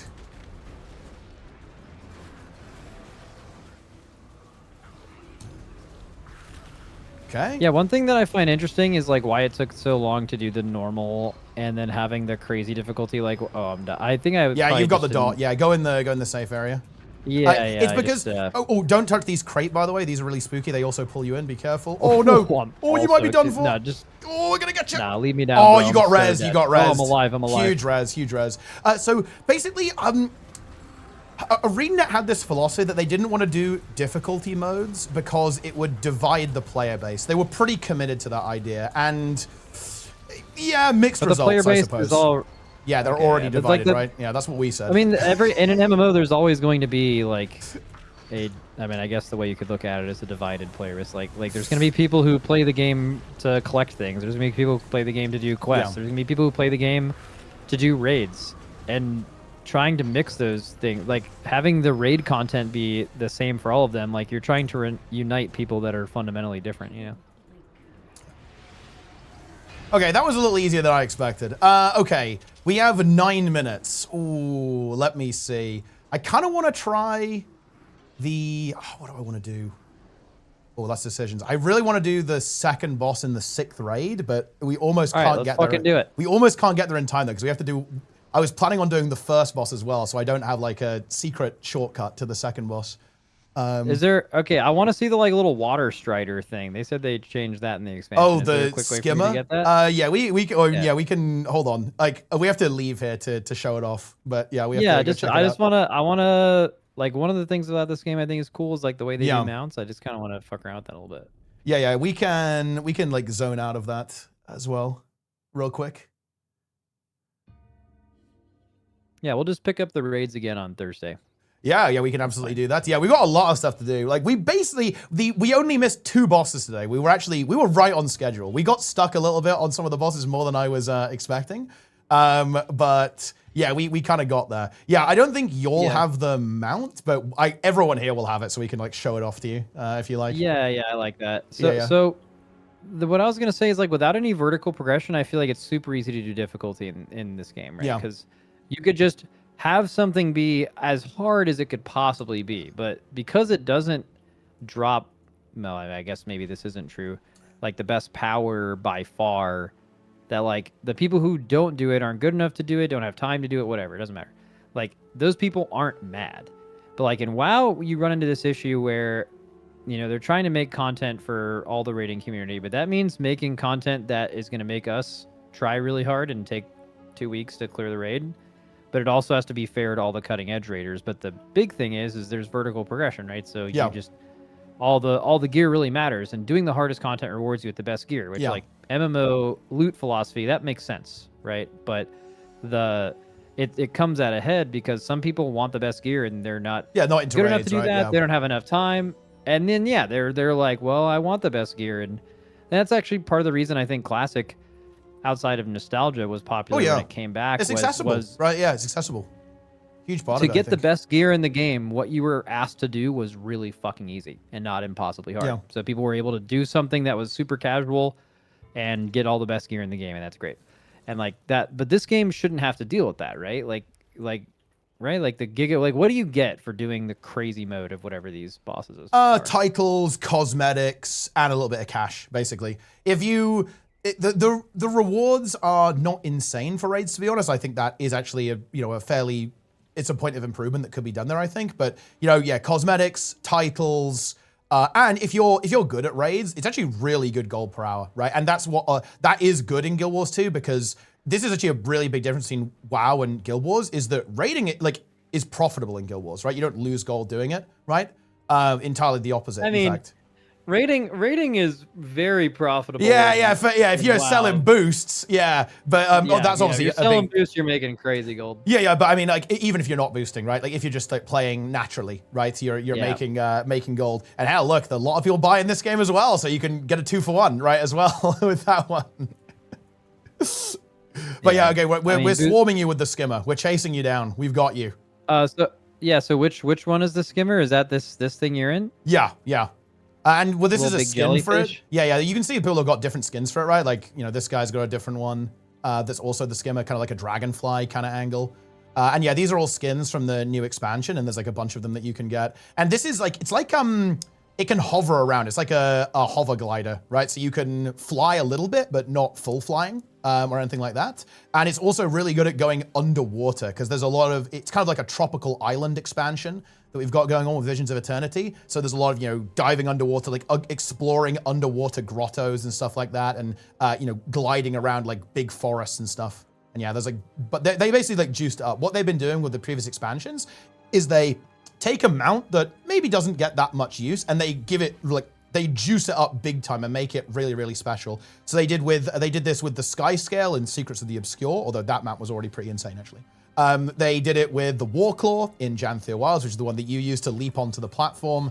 And this time it is the Skimmer's turn in Visions of Eternity, which is a pretty underused mount. I actually quite liked it, but it was it didn't really have its niche, if that makes any sense. It was a bit too niche, I suppose, with being underwater focused, but they made it a lot more generally powerful while still keeping it like having a really distinct movement style. Yeah, that seems sick. Yeah, and yeah, if you do play, you have to play the story a bit to unlock it. So unfortunately, you don't have it right now, but it will probably be like, if you wanted to grab it at some point, it's like half an hour of story to get, maybe a little bit more than that, to get to it in Visions of Eternity. How long is the... Okay, so that's it. How many people interact with like the story in a new expansion that play Guild Wars, right? Because like, if there's no vertical progression, like for me, when a new WoW expansion comes out and I'm questing, I'm doing that for one reason and one reason only. It's a means to an end because I want to become max level so I can start doing the content I care about, right? Oh, so, this like, is in Guild Wars. I tell you, like the majority of the players are very story oriented. Yeah, like the story is a big deal. Also, real quick, I know we've got a low amount of time, but if you want to actually play, I just remembered there is something we can do. You can actually try out the Skimmer on the new map if you teleport to me, and even do a little race with it if you'd like to have a go with some of its new features underwater. Yeah, fuck it. Yeah, okay, let's do that. So if you teleport to me, hopefully it's not on cooldown. Oh, you do not show as an option. Yeah, it's a bit. Hold on a minute. Right, hold on, lads. Get over here. They know what I want them to do. Hopefully, I might just kick them actually, and then they should be able to. Shipwreck Strand. Yeah, Shipwreck Strand. Yeah, that's what you want. Yeah. Yeah, I'm putting there. Yeah, and then you should just see me on the map, and yeah, you should be able to give it a little go over here. But yeah, the story I would say is kind of it's the bread and butter of the player base, right? Like I would say it's what most players that's engage true in with. WoW too. Oh yeah. I mean that's something where like I'm like desensitized to that in WoW because I don't really interact with that. But like I'd be willing to bet that like 80% or more of WoW players like probably don't do like any PvE or PvP content ever. Yeah. They just care about usually collecting things, leveling. Right, where are you? Casual shit. Oh, where are you? Oh, yeah, we're actually all the way at the south of the map. If you can see where we're at, hold on, I'll come and collect you real quick. Yeah, I'm I see. If you see me on the map, yeah, okay, perfect. Yeah, just get over here. Shouldn't be too bad. And yeah, there's basically so the Skimmer can do a couple of new things in the expansion. They made it go faster and just be super cool in general. And yeah, if you talk to this NPC here, it will give you a little challenge. It's a bit like, the races, the skywriting races in WoW. There's like a different little mount-oriented challenges. Like different mounts have different challenges like all over the world and stuff. And obviously in the new expansion, there's the Skimmer one. So yeah, if you talk to this guy, you should go like, let's do this, right? And then it will should put you on the mount. Yeah, and then if you hit play, it should, there we go, boom. That is remarkable. That is actually a bug. It put you on the Warclaw instead of the Sky Scale. That is really funny. We should report that. Okay, wait, come back. Hold on. It trolled you. Very good. Yeah. Well, I was already on the Warclaw. Yeah. I'm on nothing now, so it should work. Oh, I think you have to like you're still in the challenge. If you look at the top right, there's like a timer basically ticking down just below the green thing. Yeah. If you see an X there, hit the X, and then try again. Yeah. Play. You're good. All right, and then what do I do for speed here? You want to hit C to go underwater for a start because it's kind of like an underwater quest. And you have to basically you have to go through the rings, and there are nets there that will pull you off the Skimmer. You basically have to use what was it? I think you have it bound to V. I think like your mount ability to like dash through them. Basically, but yeah, just go through the rings, and like navigate around. That's pretty. I don't much think my mount ability is actually working. I'm spamming it, and it's not actually doing anything. I will admit the hitboxes on these things are a little bit questionable. Okay, just I mean, like I'm literally right now spamming the button, and nothing is happening. Well, depends which one you're spamming because it's got like multiple skills. You can like shoot projectiles out. You can go up. You can go down. Like I think you're just ascending and descending right now rather than like using necessarily the abilities. Yeah, no, I see the one ability where you're just doing the little speed up thing. Yeah. I mean, just keep slamming it. I think you're doing well. It's looking good. I guess. Yeah. Oh, one is what you do to break nets. Yeah. Oh, so it's just one is my action ability. Okay, it's just like in a different bind.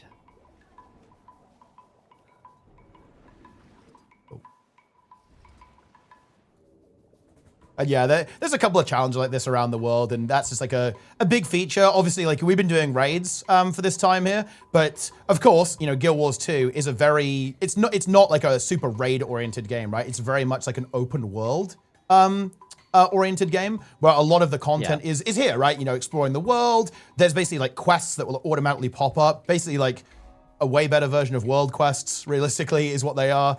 All over the place. There's like world bosses that maybe we'll take a look at on Thursday as well, if that's something that we want to go for. All that sort of stuff, right? That's world bosses. World bosses are kind of hard to pull off. I don't think I've ever seen a game like properly do world bosses, and I don't even know if I know what properly means. Like basically, if you make a really challenging world boss that requires you to work together with people you're not in comms with, that's probably just going to be a shit show. There's been like some WoW world bosses like back in MoP when they came out like that, just like absolutely like people hated them because of how deadly they were.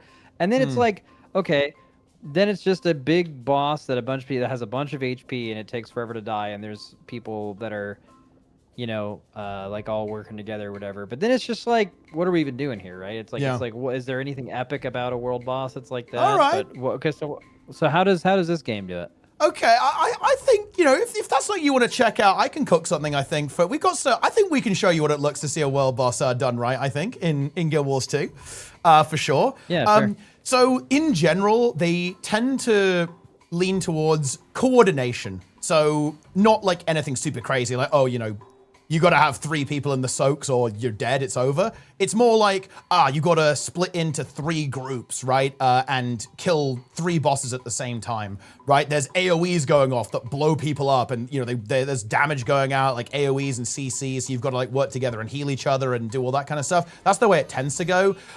It's really funny, actually. So it's funny you talk about the difficulty, but in the End of Dragons expansion, and this is infamous, in fact, there was a boss released in a map called Dragon's End, and it was brutal. It had a 90% failure rate on launch, which is insane. Most open world maps in Guild Wars 2 essentially have a 100% success rate, like ultimately. Yeah. But this had a 90% failure rate on release. Now, I wish I could transport you back in time to that because quite tragically, they did absolutely decapitate it, but it's still probably like one of the hardest bosses in the game for sure. And I think, in my opinion, it is the best world boss I have ever seen in terms of combat. It is very cool. It's a bit of a masterpiece, actually, in terms of like open world boss design. If you do want to play longer, by the way, it is up now. I'm just saying that. Obviously, like, you know, no pressure. I know you're a busy guy getting ready for a world's first raid. Yeah, let's go. Okay, all right. Okay, let's do it. Yeah. Let's do it. Hold on, let me actually quickly check how we're looking because people are telling me it's up, but I don't know exactly what that means precisely. Ooh, it is up. Okay, all right, let's do it. Let's do it. Hold on, guys. I'll get a squad up, and hopefully we've got enough people awake on NA to actually do this, obviously a little bit early. Okay, right, I'm in the map. Oh, can you teleport to me again? Otherwise, this is going to be a bit of a pain. I'm not sure if it's on cooldown or not. I think I can, yeah. Oh, great. I don't know, like, what... Dragon's End? Dragon's End, yeah. Dragon's End is what you're looking for, yeah. Oh wait, my item is still recharging. Apparently how long is it? How long? Can you? There's a purple debuff right above your right-hand skill bar. It looks like a little diamond, purple diamond. 2.5 minutes. Okay, yeah, no, that's fine. We'll just wait the timer out. That's fine. That's completely fine. Yeah.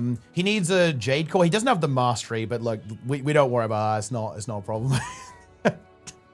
All right, I'm gonna mute and talk to my chat. Yeah, cool. Yeah, cool. All right, come on, guys. Let's come on, guys. Let's make Guild Wars 2 look good, yeah? Let's make it look good.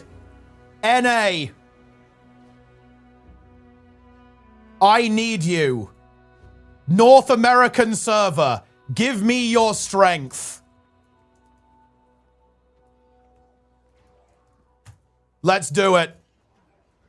It's NA Suwon. Come on, gamers, let's go. Oh, guys, if you can, don't join yet. Yeah, we need to not fill the map, yes?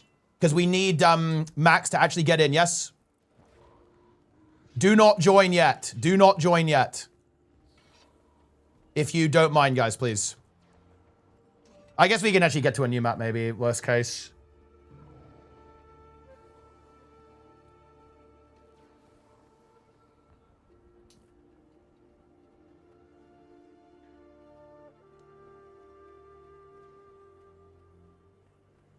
Guys, if you don't mind, just hop out, yeah? Because we need to make sure he gets in. Yeah, he can teleport to the end, guys. It's not a big deal. He can teleport to the end. It's fine. It's no issue. It's no issue, no issue. No issue.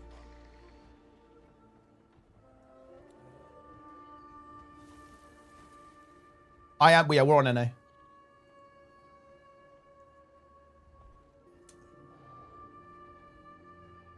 Oh, he's not in the fucking squad. Holy shit. I need to kick someone.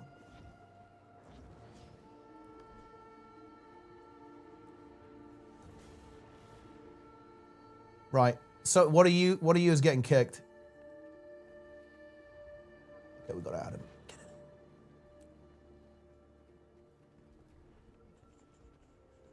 in. All right, let's leave your squad, top left corner next to like the green icon. Leave that and leave and I'll add you to this one because we've already got one cooked up. Oh, hold on. I've got 50 billion people in the squad because everyone wants to game now. Okay, there you go. I invited you. And now see if you can teleport. I'm really hoping this map isn't full because guess what? Everyone's piled in now. At Dragon's End, yeah. Yeah, I mean, I think. Oh, nice. Yeah, we're in. Perfect. Great. Great. Really good. Okay. So this full disclosure, just in case like there is a time constraint here. This is going to take a bit of a while. We basically have to do like we have to march towards the boss. It's going to take about 20 minutes, I want to say. Then the boss itself is going to be about 15, just for context. Oh, okay, yeah, we'll do that on Thursday. Sorry, that's a long time. Yeah. Well, we can try and like speed run it. I think we can do it in half an hour. But yeah, that's basically the deal. If you don't have time, then you don't have time. Yeah. Yeah, nah, it's a little long. Okay, yeah, that's fine. Yeah. Fuck, you got a whole group of people together for no reason. Yeah. No, I guess you guys could still go do it. There would be no reason for you guys to do it, right? You've already done it.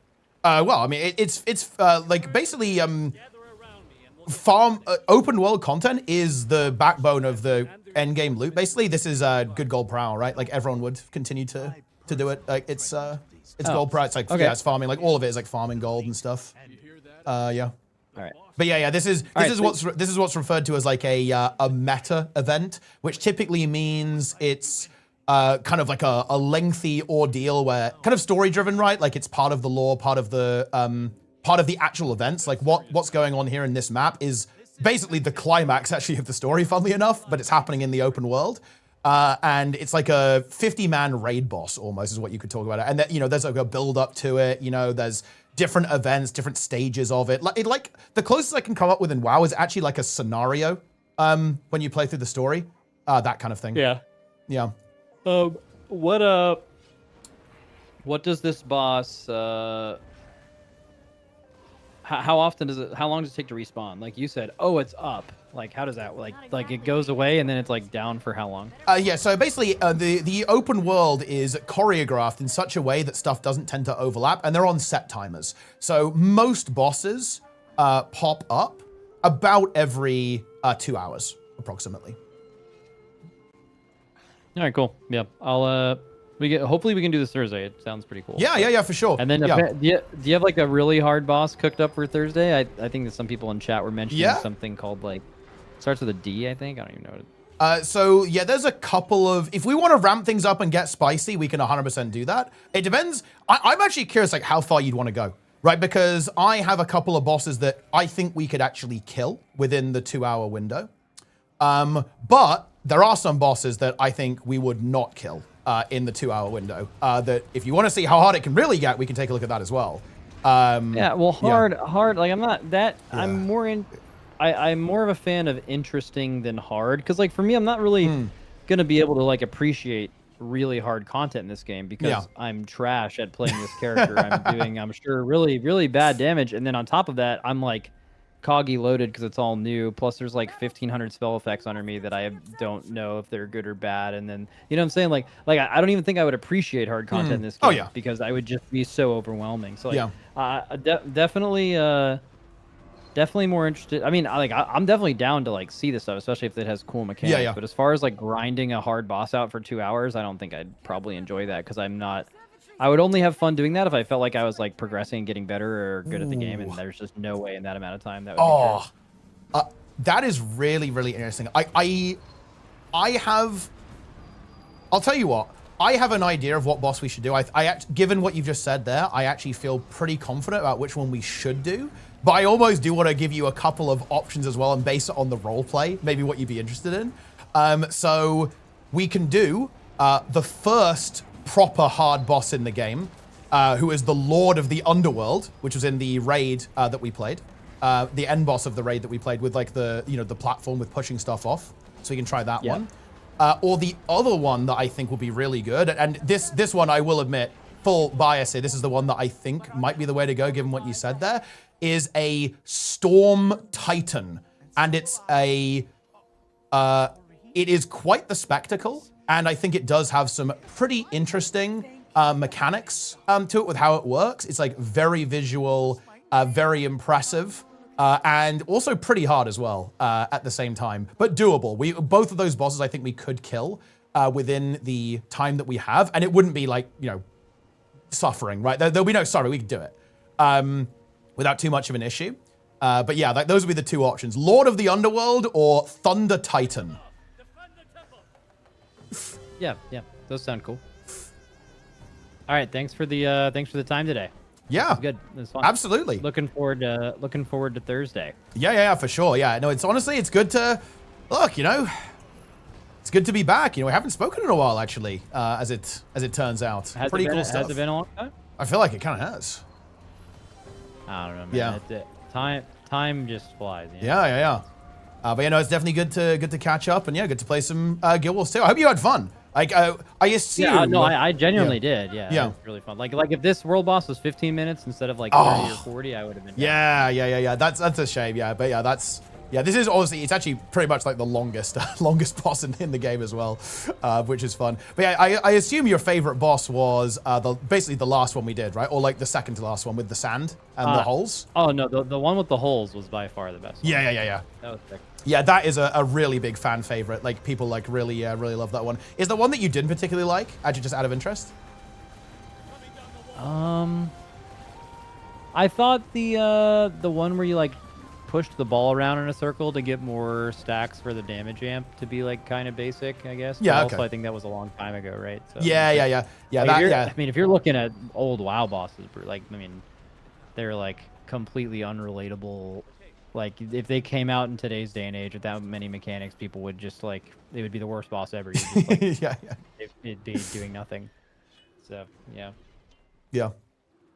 All right, I'm heading out. Thanks for the games. Yeah, all right. Thank you very much for watching, everyone, over on Max's stream as well. And yeah, as we said, we're going to be back on Thursday. I think we want to go at the same time, right? Approximately the same time? Approximately the same time, maybe an hour later. Oh, but, okay. That's totally fine. But I'm fine to go later. If anything, it's a bit better, right? Because it's obviously a bit harder to get people if we go earlier, right? Because it's that makes sense. So yeah, that they're works. At work. I thought you were implying that they were like degenerates and weren't awake yet. Oh no, well it's that too.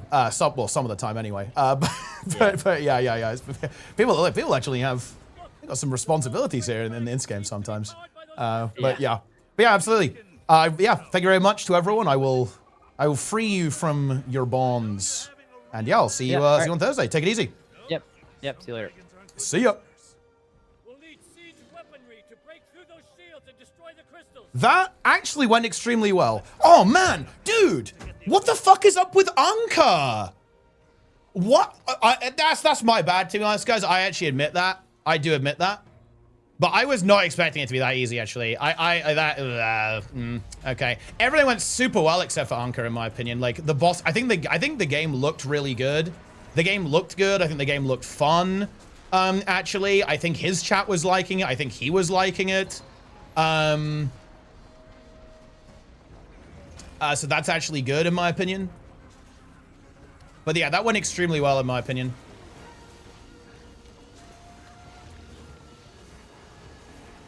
But yeah, we should have done, maybe we should have done Old Lion's Court. Oh, maybe not, though. Like, Old Lion's Court is kind of weird. I feel like it's almost a bit too slow. Like, nothing happens for a while. Yeah, I don't know. Maybe we should have done... the problem is HTCM is too much. Like, HTCM is, like, too hard, I think. Because you just won't see anything. Yeah, and maybe normal mode, like, with very low DPS. It looks kind of based.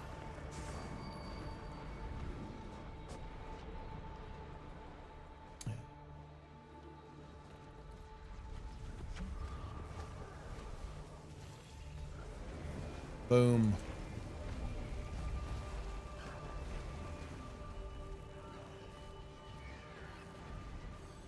Low man, yeah, you could do like low man or something. Clear that first area and destroy the crystal. Wing 8 CM is very avoiding like 20 things happening at once. I mean, yeah, I mean Decima might be a little bit overcooked on CM. I mean, I feel like Decima's not that like hard though if you play melee, right? Maybe it's not that exciting though. Maybe just do Doom CM. Maybe like Decima normal mode or something. I'm not sure if like normal mode is like, interesting enough though.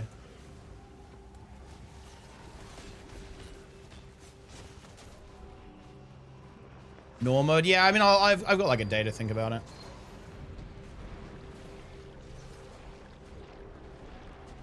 Was Giga handy about that power sword build? No, the build is fine. Actually, like power conduit's fine.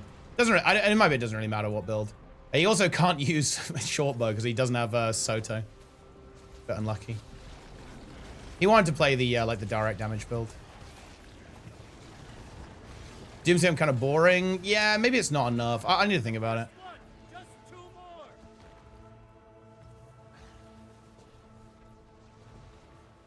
Aura CM. I was actually thinking about Aura CM actually because you do have to. It's kind of interesting. Like you have to do the shard. So that's interesting if you haven't done it before.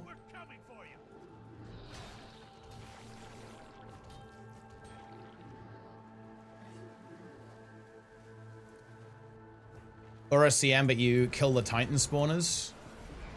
Yeah, I don't know. I don't know. I feel like it's too easy. I don't know. It's like Ura's too nothing happensy, right? I think. I'm not sure.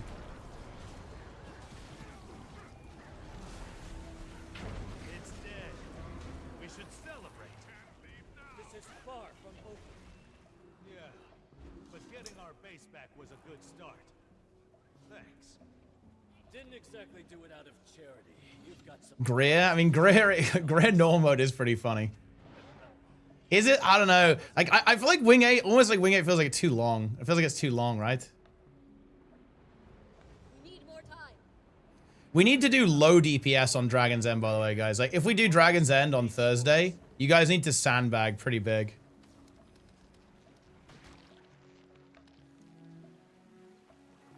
He said, well, he was kind of annoyed by the explanations. Oh, wait, really? Oh, he didn't. I didn't realize that. What did he say? It was not my intention. Interesting mechanics. Interesting mechanics is weird. Like, because I feel like a lot of the interesting mechanics bosses are... I don't know. Like, I feel like Decima is the closest thing to interesting mechanics bosses. I think.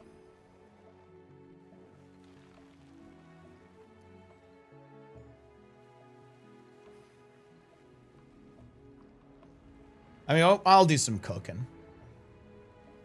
Yeah, we have to do like fucking, like, I don't know, like minion monster zone. Actually, don't do minion monsters. The game will lag. Don't do anything that will lag the game.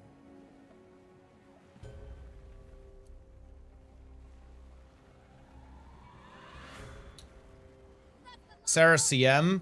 Okay, I think Sarah's is not good because nothing happens until 50%.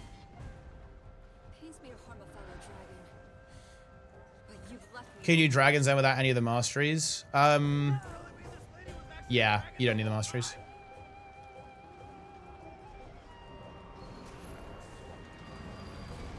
Him and his chat. Well, I don't really care about what chat says, to be honest.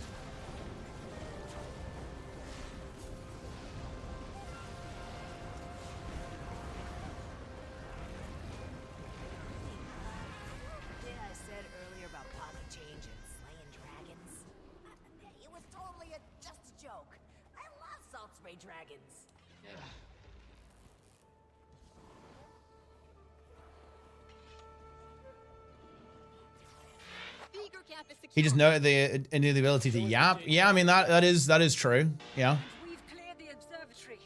Oraine's here, and we can see the Harvest Temple.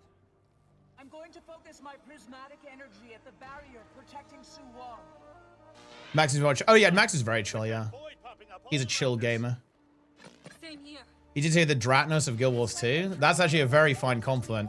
Dude, this is so interesting, actually. Like, I guess that's just, like, lack of context, but I think Chainsberg thought he was, like, memeing me, but that's actually a very high compliment, in my opinion. Dratnos is a bit of a legend.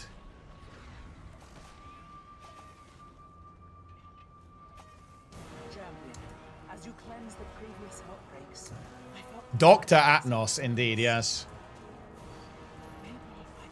Like, it's all part of my plan, guys, okay? We get Max into Guild Wars 2, and then I'm on the Potty C. It's coming. A good question, but I know one thing. I'm going to use every bit of it to break through the What is my game doing? My game looks weird.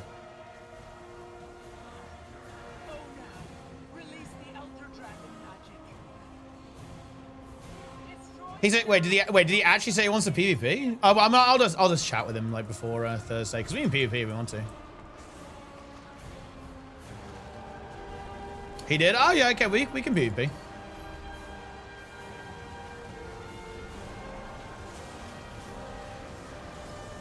Dude, we could do fucking... Holy shit. We could do... Wait, we could do push, actually. I feel like push would be good, no?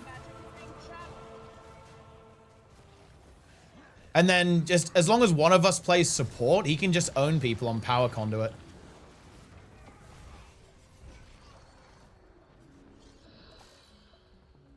Omega on PvP, you'd actually be, I think you'd be really surprised.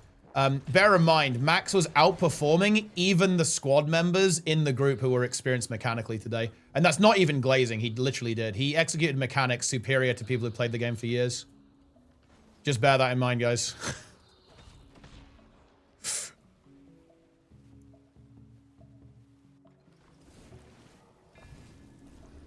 Before I logged on. I want to say about an hour. If you're here on Thursday, by the way, Grim, that would actually be pretty useful. Because obviously we're a little bit low on people for this, because it's pretty early for NA. How's it in DPS? I mean, the DPS probably wasn't great, but that's because he literally hasn't played the game before.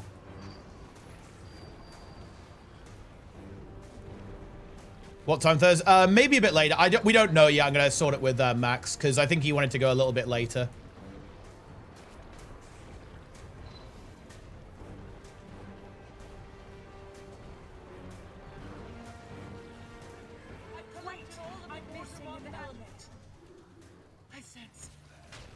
Seeing the optimal conduit rotation. I don't think he's probably like super concerned about it.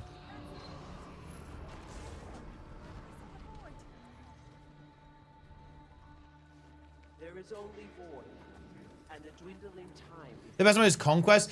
Yeah, but the thing is, I mean, I guess we could just do some. We could just do like. I mean, I prefer Conquest, but wouldn't it be kind of interesting to like show off like a couple of PvP modes?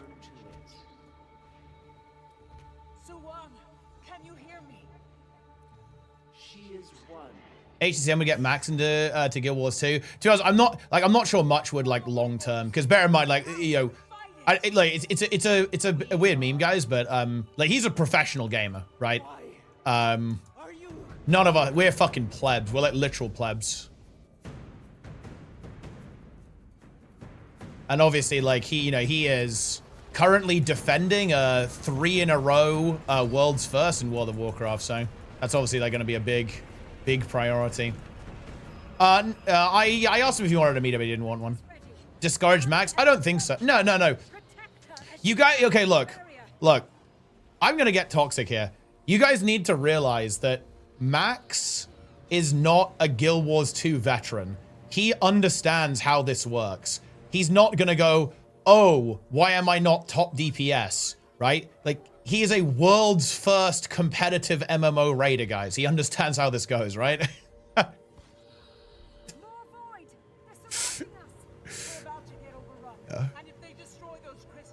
He knows how it goes. Yeah, he's not gonna get bamboozled by benchmarks, right?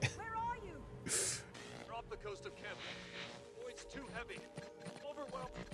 Surrounded. Can you and the others protect the magic contained within the crystals? Yeah. With our lives. Good. I must fly to Logan. See what state they are in. It may already be too late.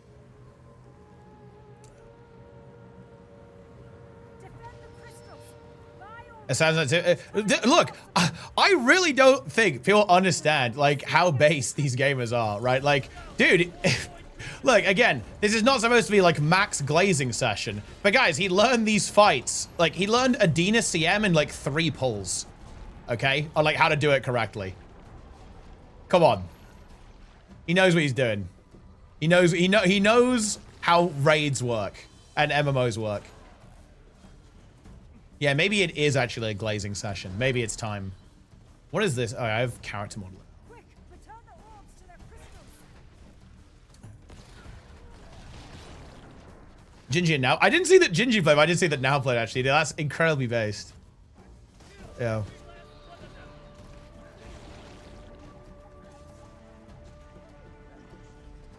How fast he figured out? Yeah, no, I mean, yeah, I mean, look, he is all of the guys coming over from WoW, yeah, like Now, like Gingy, Max, Nagura, Annie, right? Like, these are gamers, right? They are fucking gamers.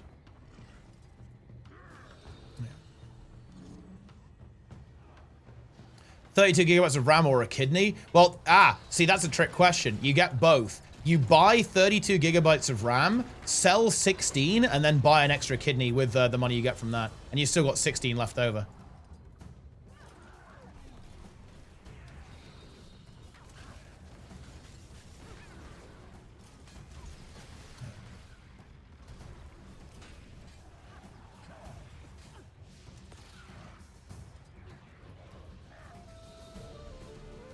I'm gonna res this guy.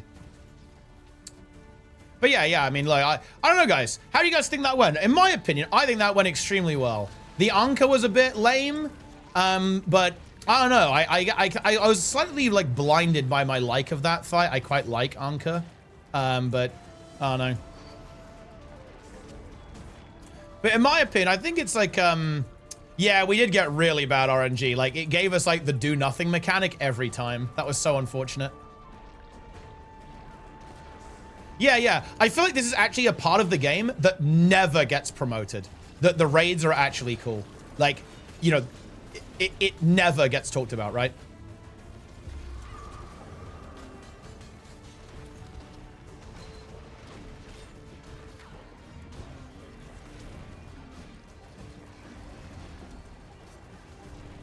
And yeah, it doesn't get shown off, especially to people who are sponsored, especially to people who play the game from other games. So I think that was like really good to do. Yo, boys, what's going on?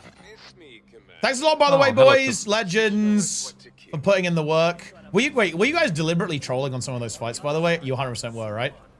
A bit. Yeah, like. Not on Anka though. I did feed there a bit. I didn't see a yeah, just explain your performance on Adina. I need 33 gigs of RAM. Like that's probably why. So what you're saying it was like lag? You just lagged out or what? That's your yeah, hope? Dude. How the fuck is Max gonna get up there as well? Because I can't get up there. No, you just go on the little emergency waypoint. Yeah, the waypoint spawns on the airship. Okay. Yeah. Dude, I had to swipe for EOD for Anka. Enjoy that. Oh, well, we didn't really have to cut the losses. Like, it was pretty apparent to me that we wouldn't be able to get anything done, everything I wanted done, but we actually only missed 2 bosses. We missed Conjured Amalgamate, and Largos. And this is weird. I actually think Largos might not have been as good as you think. Like, the music's really sick and it looks kind of cool, but I'm not sure it would have been that good. Also, he didn't have gliding, so Largos would have literally... Oh god, it would have AIDS. Yeah, he would have like flopped into the water, wouldn't he? Yeah. Oh, yo. Yo, what's up, Snob? Oh. Yeah. You're still streaming? Yeah, I'm live here. Oh, hi everyone. Yeah, that was good. He wanted to say it. He did. He did. What? Planix, so when are we doing Daily AT, bro? Daily AT on NA. On NA, yeah. Oh yeah, that's good. Stop it. Yeah. But yeah, no, I mean, I think that went pretty well. But yeah, it was. I kind of wanted to do Conjured Amalgamate because I feel like it's kind of a cool fight, but it's. I was really worried about it, and I didn't want to go too close to it because it's just. It's weird with current balance, right? It's yeah. I do think he will not like Decima as well, because he already said like there's so much visual stuff, and Decima's like, oof. What do you think we should do then? No, I don't know. It's hard, right? Because there's nothing really, like, you know, that's hard and like mechanical interesting. Yeah. What did Max say about everything? Like, what were his impressions? He really liked Adina a lot. That he was like by far the most animated and engaged during Adina, 100%. Was it just because of like the movement? Yeah. I do think like it's not that hard anymore, and it's a bit buggy. But I do think like doing Samurai CM might be worth doing it.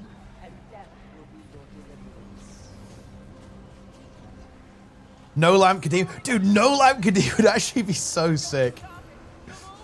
Planix, are you ready for No Lamp Kadim again? Do you remember No Lamp Kadim? My wrist isn't.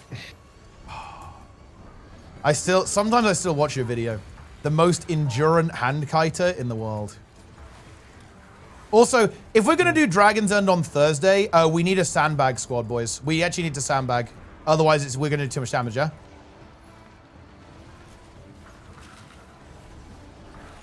So I'm going to need you guys... Look, NA. I need you to basically do what you always do and do fucking 0 damage, yeah? No problem. You got your back. Yeah. Right. So look, guys, if you get on my map, I'm going to need you guys to sandbag hard when we get here on Thursday. Oh, also, guys, do you think we can do some kind of crazy cook where we just skip the pre-event and like port him in or some shit and save some time? Is that doable? There's no way, Dragon's right? End? Yeah, there's no way we can do it. Not if you're streaming. People will snipe Yeah, that there's because no they'll be like, way. "Oh, my one chance at Yeah, actually yeah. beating Dragon's End on an A. There's no I must fucking way. join." Yeah. Because do we It's really also want to do the become pre-event? just Like the pre-event is like not that hype, right? It's not that cool. Honestly, the fact that he was like, bro, I want to see world bosses, dude, could we do insane? Imagine if we did hyper sandbag dragon stand. Yeah, that would be good. That would be No. insane. I think if you really want to show them like the best of Guild Wars 2 world bosses, you got to show them Triple Trouble. Do we though? Isn't it kind of just scuffed? Yes. I think Triple Trouble's great. I know, I love it as well, but I'm not sure if it's easy to appreciate for I guess a newer player. I think it's pretty easy to appreciate. Explain that, you have to have 3 tags, they're all working together at the same time. I think anybody can appreciate that. Dragon's Stand is also good, but I think you've got time to do multiple. So I would show like the evolution, right? Be like, hey, this was actually core. Like this was one of the main events in the game. Let's be fucking real, guys. Am I wrong on this? Dragon Stand is literally the best meta event and realistically the best overall map in the game, content-wise. Big hit. Right? That was a big hit. That was a big hit. So yeah, Dragon Stand will be good. So do we just? I'm talking. You guys do 1k DPS. You guys literally fucking unequip your weapons. Wait. Oh shit, dude. He doesn't have ley line gliding or updrafts. It's fucked. Why can't they just like Have press hack accounts his with account everything. and just give him everything? It's over. I don't get it. It's over.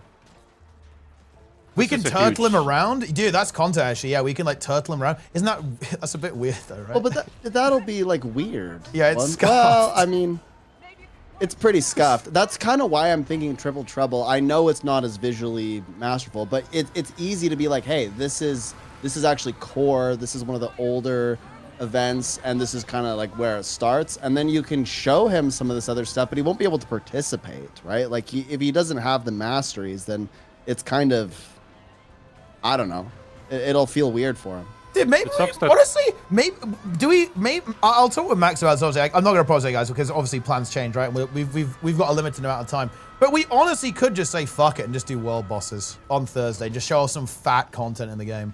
Because I'm just thinking, visually, Dragon Stand is the best boss in the game, right? Like, there's no question about that. But the thing is, we have to sandbag so hard to make it good. And maybe that's actually bad, because in a way that's kind of dishonest, right? In a way. So I'm not actually sure about that. Take him to the tunnel. Make him ride in the back of a turtle. Yeah. Drag the CM into the tunnel.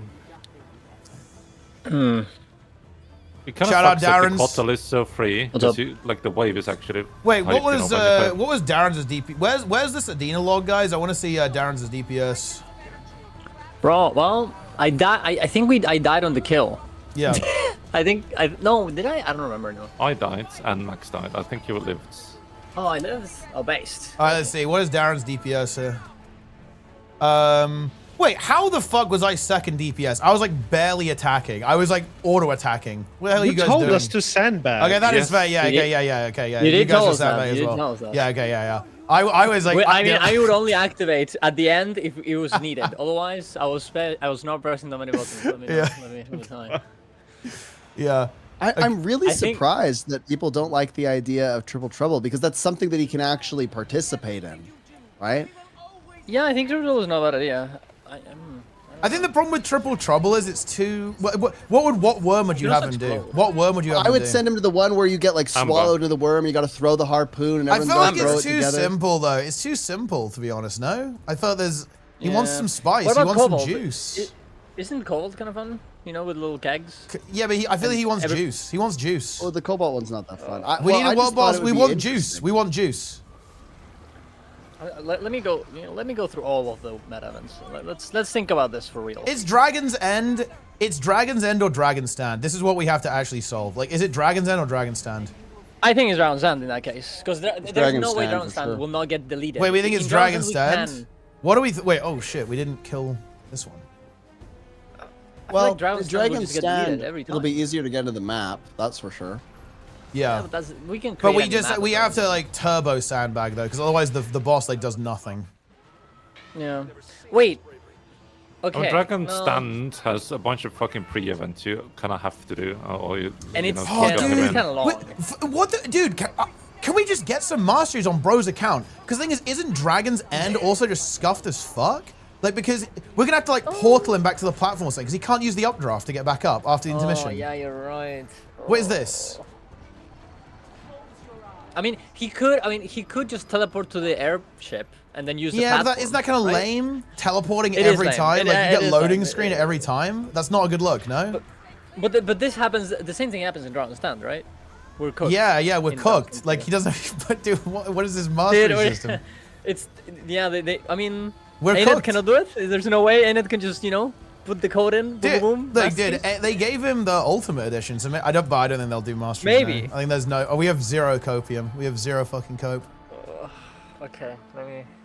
You know what they need to do? They need to put a purchasable mastery, okay, for Thursday, and then they just delete it off the game forever. Dude, yeah, dude. Look, dude, Darren's, how does it feel? You flamed the, you dropped content nuke, hero points, okay, but actually they saved us today. They actually carried us. They saved us. They did. They did save us. That's in the analytics now. Like that's in ArenaNet's analytics. Oh shit, someone bought it. Log in. Like that's crazy. So one person did it. Yeah.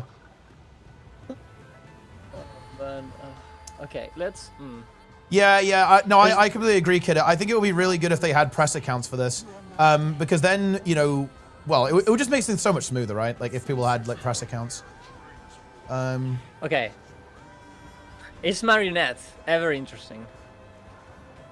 I don't think so. I think it's too scuffed. In particular, it's too much waiting. Yeah, exactly. Yeah, like you do one boss and then nothing else for the rest of it. And also, more importantly, you kill one of your mini bosses and then you're like AFK while all of like the other little peepos have to do it. I think it's The only reason why it's fun for me is because I character select to every one of the bosses, but I'm not gonna, he's not gonna be able to do that. Is my train interesting at all?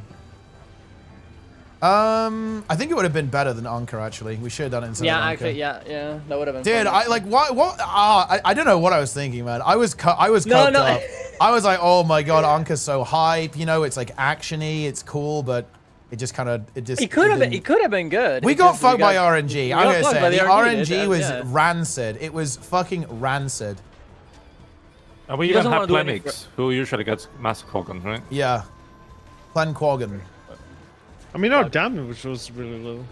Yeah, everyone was sandbagging. I was like auto-attacking half the fight. Darren's and I were going flat out. That's all we Yeah, could you do. were full pump? We're not doing DRMs.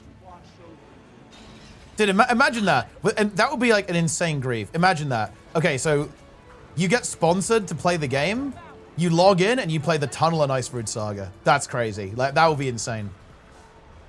Also, dude, start off with look at this. Wait, can you get mini Mr. Sparkles? How do you get mini Mr. Sparkles, guys, in Guild Wars 2? I have to stream for 15 hours for one of you to get mini Mr. Sparkles. It's not one of us. Multiple people. It's a bunch of them, yeah. Oh wait, how many people get it? It depending on the total watch time of your stream. So it varies. If you're a big streamer, more of them. Loads of them get are sent given away. Yeah, I got the amount of Annie. Oh, is this how many it is? Like, is the 18 the number? I thought that was like how many people had entered, actually. Okay, I guess that makes sense. No. The number below is the entered. Oh, okay. Wait, how many did yours do, Plenix, when you did yours? I did not get this. Oh, wait, what did you get on wehype? Because you had a wehype thing. Yeah, I had a booster twice, and the final thing was a winter's hat. Yeah. Wait, did they pay you for this, by the way? I assume they did, right? No. Huh? No, you didn't get paid? That's interesting, actually. I assumed that everyone was getting paid. Okay. Wait, what did they give? What did they give you? Nothing. I got nothing. What the fuck? He got a sense of pride and accomplishment. Which is way more valuable than money. Yeah. So, there you go, brothers. Also, my shadows are completely broken somehow. Also, okay, guys, what do we think about convergence SCMs? Is that ever a possibility? I think one might be okay, but Umbriel maybe. Umbriel, yeah, Umbriel, the breaker. It could be Umbriel. It fails an A. It just fails an A, bro. It fails. It fails an A, and we are on an A. It will be a challenge. I feel like it's like to get to the boss is so fucking boring now. I guess the problem is I feel like there's too much downtime in it. I don't know. I kind of like it, but thing is, we just don't have much time. We have 2 hours, right? We have 2 hours. Yeah, but Drown's End is 40 minutes. Umbriel will be like 15. That's true. Yeah, but Dragon's End is way cooler than Umbriel. Yeah, Dragon's End is way cooler and Convergence is broke.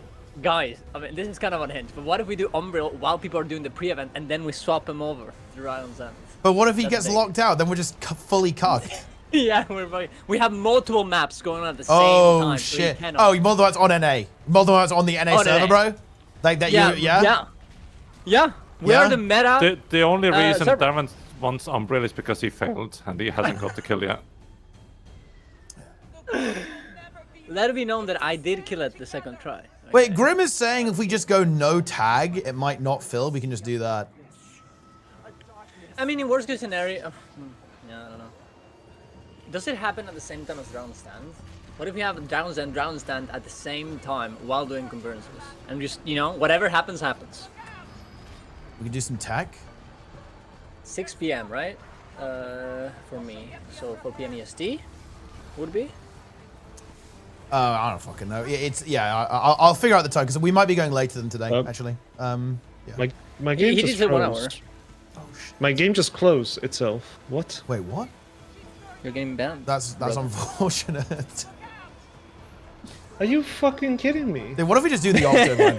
Okay, what about this? Okay, Yeah, that'll be fun, what? that'll be fun, yeah. Okay, what if we go back to Sneb's roots? We do Drakkar, but we grief the meta intentionally. Yes. We grief. We can maybe do no portals, right? I feel like No. Drakkar is one of the most boring world bosses ever made. In What? It's great. What are you talking about? Wow, It is- Jester just it dropped is a legit bomb. dog shit. Dude, you That wait is a- 15 years reporting for you. Drakkar to like defrost, and then you get that. It's like, what is that? Daily reminder: I don't know, Sneb was 15 minutes mentally made in Sneb EU. was mentally broken by people griefing Drakkar daily with 0 counterplay. They're still. I still on that. can't believe, like, you guys, you have no idea how far I went to try to make that stop. I had all these unlisted YouTube videos of them doing it over and over, like for weeks, right? And all these videos, I sent all the links to support. I had multiple moderators sending it to support. And then all I would get back was a thanks. Thanks for your submission. We'll take a look. and then the next day, guess who's back? Yeah. It's like, wow, this is great. And assumed then it took a look. I heard that the guy got banned for like a week. And guess what he did when he came back? He did it again. He did it again immediately. Okay, but real talk. Okay, what Trayvon here is saying is actually a concern for me. Okay, hold on though. Is our world bosses and stuff actually interesting? That's the question. Because it's a lot of like visual just vomit. Well, but He that's did why I ask think for it. Triple Trouble is like very simple and easy to understand, right? Like he'll be able to engage with it and understand like the teamwork component of it. Even like I get that it's not as visually stunning or as complex or whatever as all these other things, but that's kind of the point because he's gonna go to these other things and just be overwhelmed by everything going on. Dragon's End is gonna bomb it. It I is gonna puke. hyped it up, but dude, because I love Dragon's End. I'm not like, you know, I'm not. It's not misinformation. This map is sick. Also, it's important to note that Guild Wars 2 does have the best open world bosses. It just does. So like, Dragon's End is a very good example of it. It's good to hype him for this, I think, even if we don't do Dragon's End at the end. Your planks got loot. He got back in. Big. Nice. Yeah, somehow managed to get back in. Yeah, I'll cook something a little bit. I'll do some cooking. Because no, I do really like this, actually. I am a pretty big enjoyer of Dragon's End. Like, Dragon's Stand, I feel like Dragon's Stand almost is better, though, because like you're a bit more spread out, so it's a little bit less cooked. But the problem is, yeah, that without masteries is so bad. It's so bad without masteries. Take him to the crab. What if we do the butterfly? Is that crazy? That is crazy. I like the butterfly. Of course you would. What's that mean? Take him to the crab. And what else is there? Get devoured by the crab. Let's do Vavanisos, guys. Let's do that. Oh man. Yeah, I feel like Dragon's Stand is actually the better thing to do. I think it's a bit more interesting. But I don't know. C1 is pretty cool. I mean, he could He jump won't be able the to gaps. participate. No, he could jump the gaps with the Raptor, right? He doesn't have any He's just going to get masteries. left behind everywhere. That's the problem. I almost feel like we have to try to sandbag and see what it actually looks like. No, don't we have to test this? Dragon's End? You want to do like a Yeah, purposely you're bad gonna- Dragon's End? We could try it. Yeah, we could do it right now. You basically have to convince everybody to play like all Harrier gear. Just like run around and... I mean, because otherwise it's pointless. we could also... it'd be fun to low man it, but there's no way. We did do siege shuttle once. Like, if we could do that, surely we can make people not do insane damage. This is hard. This is hard because you want something that's kind of spicy and exciting and looks cool, but also is actually playable.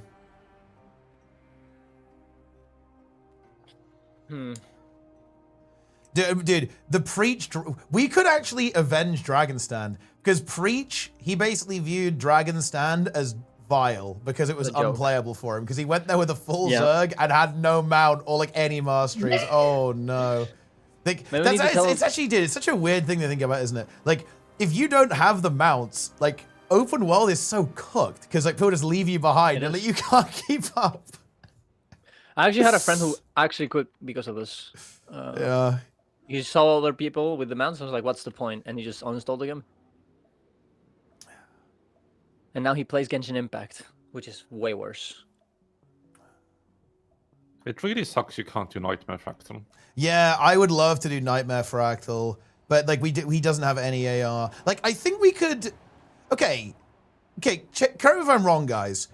Theoretically, let's say we played mass Aegis comp. Couldn't we actually keep him alive on Sunqua? Because I think all of the agony is avoidable there. No. Buy him AI. He doesn't have ascended gear, guys. He can't use it.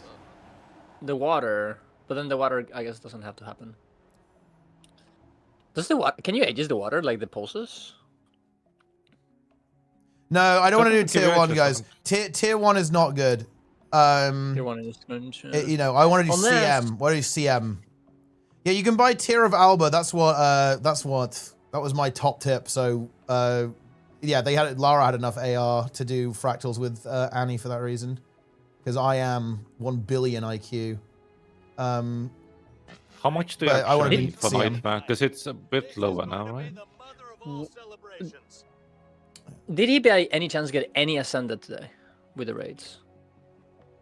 Because maybe he did. You know, he got tokens, right? Any gold you funnel him into is wasted. Listen, guys, okay? Look, I want to be very, very clear here. I care about doing a good job, especially when I'm getting paid. And I am being paid like 1,000 euros an hour to do this. I will do a good job, okay? I'm not half-assing this, okay? Yeah, and also everyone here cares a lot about the game, right? Like we all want the best experience for him. Yeah. You got 143 units for Nightmare. Yeah, that's gonna be tough. Well, is there a cutoff where you don't insta-die and you just take damage?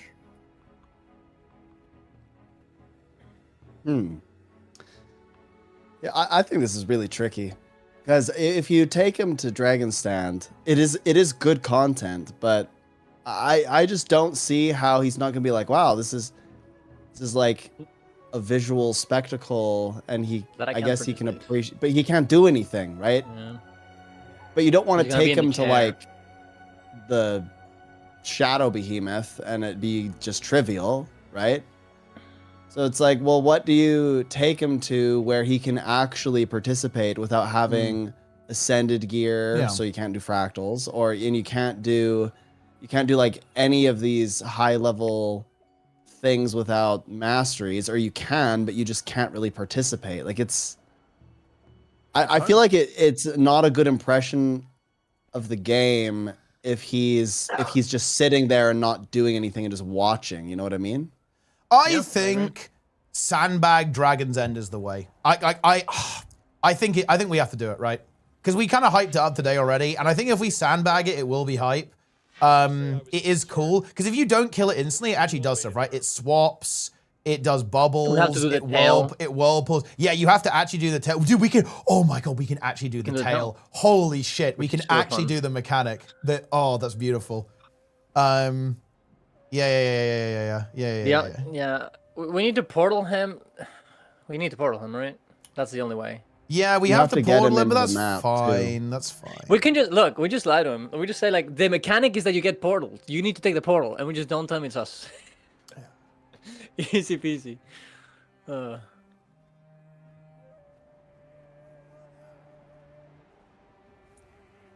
He has an infinite teleport turret already, but it has a 15 minute. It has a cooldown. Yeah. Yeah.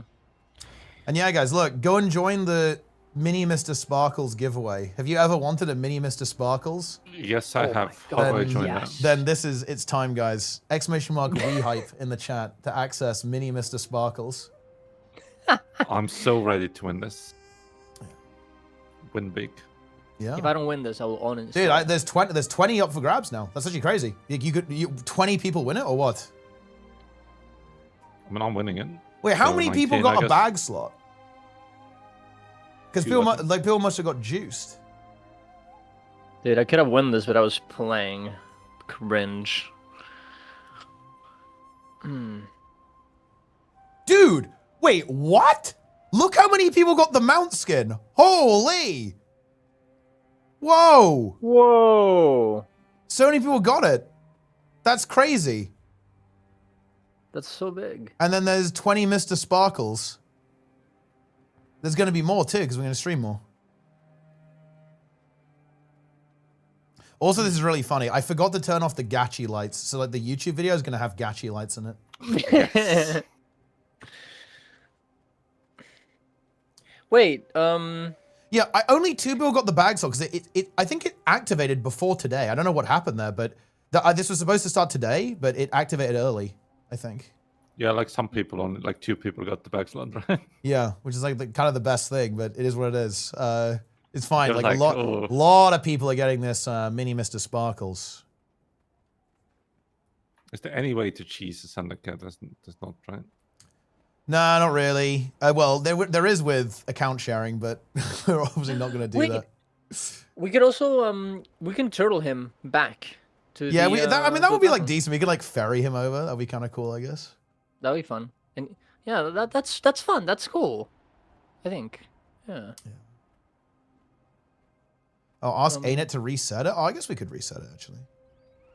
He has 7 HT mastery points. He got a ton of masteries and raid achievements. Oh shit. Dude, he should have the XP as well, right? So maybe he can actually unlock it. Well, the thing is, he doesn't have infinite gliding, right? So he'll just flop over, I think. No, because the updraft restores it, doesn't it? Doesn't it give you... It does. Doesn't it refill you? Is that the mastery as well? Is it? I don't fucking... I have no idea. It'll be fine. Yeah, you can't even lean, bro. Like, there's no way. It's deplete. Yeah, it's round sand. It's round sand. I think it's Dragon's End sandbag, bro. That's what it is. But you have to sandbag. It has to be like low DPS. Otherwise, it's a bit cooked. We have to do tail. Can't you DM Roy and ask for his account? Okay, listen. Okay, guys. I know. Look, I'm actually gonna drop a nuke here. Do you guys seriously think I haven't considered that? Okay. Do you seriously think that I haven't been trying to make that happen? Of course I've tried to do that. Yeah.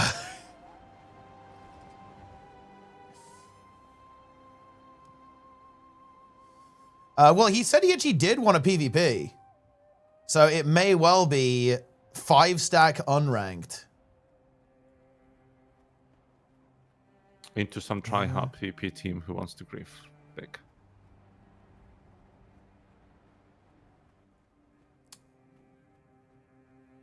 Not get nuked by AR. I mean, maybe if he has thing is you have to infuse them, dude. I fucking hate AR. It is the worst system in this game. It's so bad. Oh my god. Delete this horrible system. Delete this system from the game. He has to like infuse and attune them. Oh my god. And the tuning is locked behind the mastery, correct? Oh, dude, I didn't remember that. And to infuse, you need to get the specific materials as a drop. So oh yeah, you can't even buy. Well, I think you can buy them for relics, can't you? But you won't have any of those either. Oh, it's such a crappy system. What about World versus World? Could we not arrange like some glorious battles? It's probably a bit. I think World vs. World is kind of like an acquired. It's like an acquired taste. I feel like to an extent, because I think there's one. It's hard to predict if there's going to be content or not. So it might just be like nothing happens. Running around. But also, I think the visual noise was maybe not the highlight of the game so far, right? Like he didn't like that, and that's going to be fucking crazy, right? Like you know, in World vs. World, yeah. Yeah. It really sucks they haven't fixed the setting. That way it'd be nice if you could like disable everything, right? Just show the AoEs. For performance as well. Like I don't know why they guys, we're depressing Silhouette. This isn't good. He's mental. He's gonna make a video about us. What, dude? What was would be sick if we had more? If we had more time, like we only have 4 hours, right? Sure. So it's like if we had like more time, then it would be we could do more stuff. But I mean that's what maybe next time, right? Yeah, next year. Do DRMs. Do that to him. What if you just were like, what if I just show him all the worst content in the game and he just like went through this list? You take him to the tunnel, you're like, isn't this amazing? Like, two players love this. But yeah, they love this, guys. This is the most popular content. This is absolutely the biggest content, guys. This is so crazy. Like, everyone is loving this. People love the tunnel. Yeah. Oh, actually, no, this is a good point. What about a convergent CM? Wow, that's too much visual noise. I don't think so. It's there's like the pre-event is too scuffed.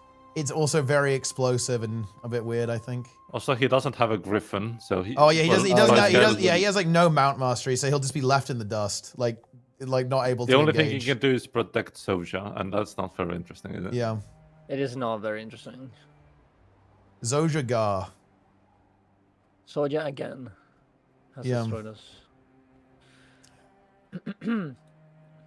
Low man raids. Yeah, no, I think we could definitely do some sandbagging and do like some, we could low man a little bit, yeah, for sure. And do it with less people. Because it does help with the visual noise as well. I don't know what boss we would do. We actually did quite a lot. We actually did a lot of raiding today. I was actually very happy with how much we got done. And also, you know what was based about it? Dude, we did it, look. I'm gonna glaze me and all of you guys. We actually did such a fucking good job because it was very obvious that the raids were not free, right? In my opinion, it was like very obvious that's the case because it was scuffed. Like people were dying, right? We wiped a couple of times on the harder ones, right? I think it was pretty obvious that we started out easy and kind of ramped a little bit. And I think it because when we did it with Peon. Well, to be fair, I think it was kind of on him, but also it was not a good look, right? We just like completely smashed everything, right? Whereas like with this, it was like a bit, it was way better, I think. I think it made the game look way better. It was hyped that he like tanked MO, right? Yeah, he tanked MO and he was like doing that. He was like doing the pillars on Adina as well. All that kind of stuff. Yeah, I don't think he died on Adina, right? He just cleared he was pushing on KC as well, though he thought that one was pretty boring. I think KC was just a little bit. It's too power cracked, right? Like it doesn't do anything anymore. That's the problem. We even tried to merge and stuff, right? Yeah. Like even the merge, that doesn't really do anything. It doesn't actually kill you at this stage. I think Loma Matthias might be somewhat interesting because you have to walk out, right? And you have to CC. Yeah, and you have the action key. You have to drop the fucking poison as well. And you have the sacrifice. Yeah, we could maybe get a Matthias. We could get a Matthias opener. Did you get the poison on Sloth? Or did you not see it? Fuck, I think he did, but we just like dropped it on us and it was it was fine. Oh yeah. Okay, I remember that one. Yeah. It was fucking content. I love it. It was funny, yeah. I think it was. What are we thinking about Decima CM, guys? Do we go Decima normal or Decima CM? I was thinking go CM, but now I'm feeling like maybe it's actually a bit too much. It's like a bit of an overcook, right? Oh, I think it's overcook.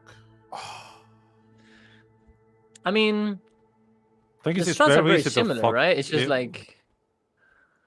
I guess. But dude, I feel like NM is so boring though. Like it does nothing. Yeah. I mean, Wing 8 in general is not good. I think Wing 8 normal is a bit Resident Sleeper, to be honest.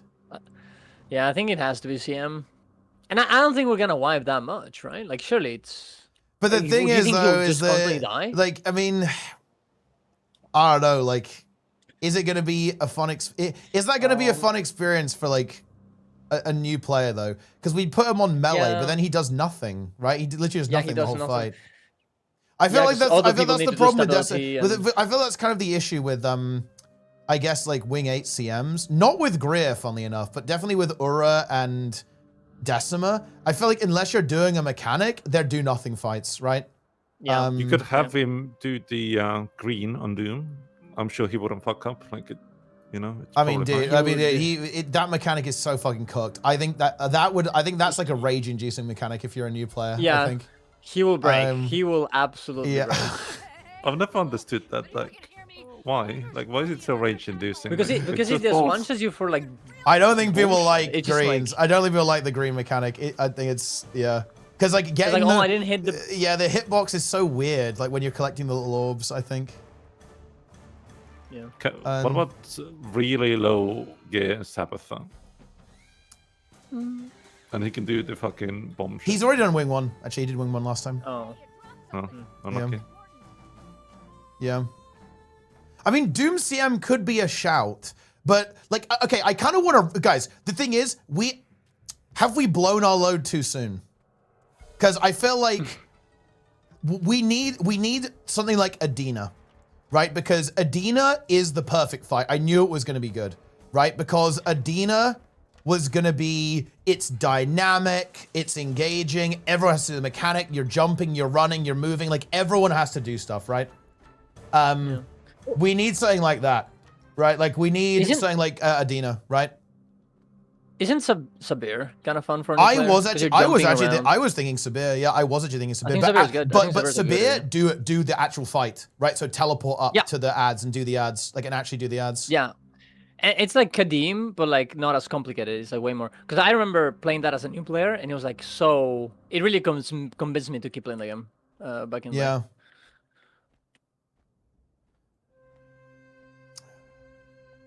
But I guess we need more than one boss. Or are we? Well, no. If you want to do, if you want to do like a little bit of PvP, a little bit of this, a little bit of that, yeah, we could do that.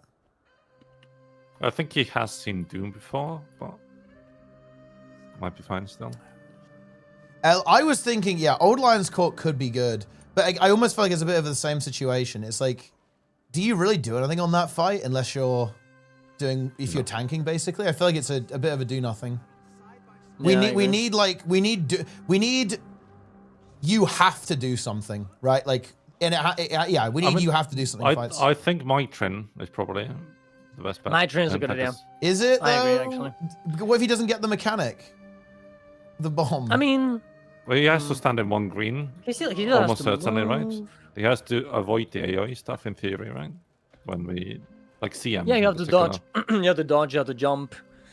There's the blue stuff. He should move out with it. He probably won't, though. Yeah. KOCM. Canning takes too long. And there's the well, puzzle stuff. kind of with CM, I actually think is not ideal either because again, it's one, it has really weird mechanics. I feel like, and also you just have your mechanics people do the mechanics, right? Like that's the problem. There's a lot of that in Guild Wars too. Other people do the thing for you. Why move it down to learn the boss? Understand the mindset? No.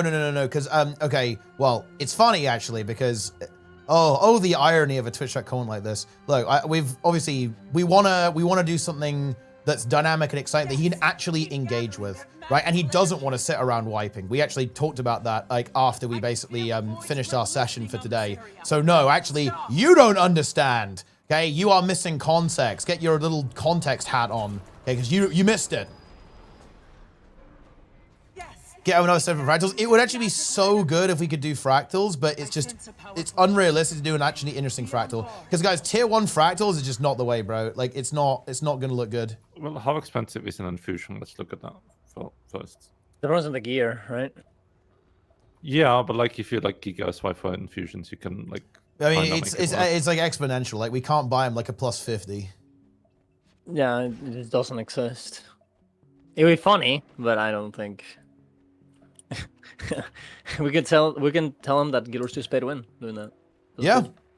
I mean, dude, he already unlocked hero points with gems. It's log in. Well, plus yeah, he's getting the right yeah. chance. 700 gold. Start swiping. Yep, swiper.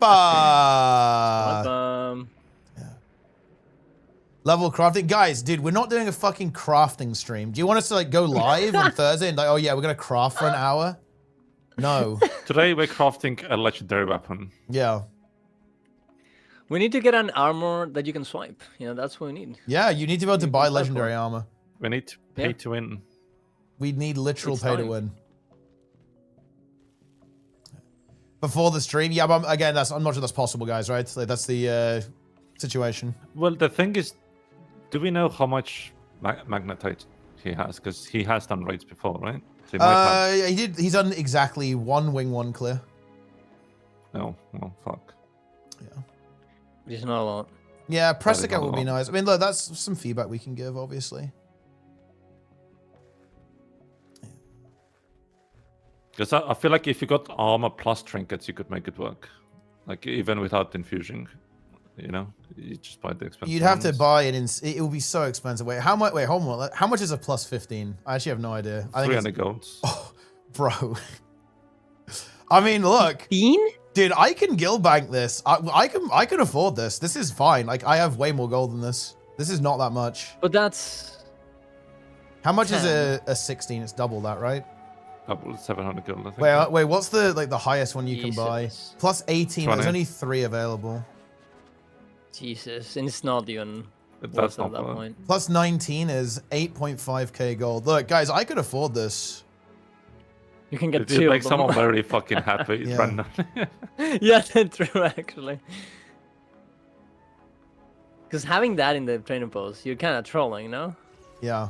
Why Nobody's would you buying ever that. grab this? Well, I guess like a very big flex. I was like, oh shit, I've got plus 19 AR. But it doesn't, you don't even get stats anymore, do you? So it's like, it's worthless. No, it's worthless, yeah. Yeah.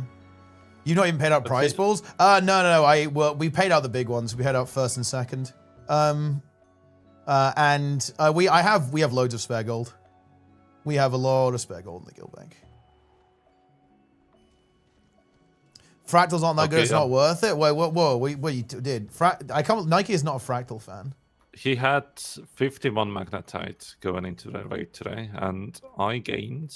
You probably gained so much, right? I gained 125. So yeah, he can buy one thing.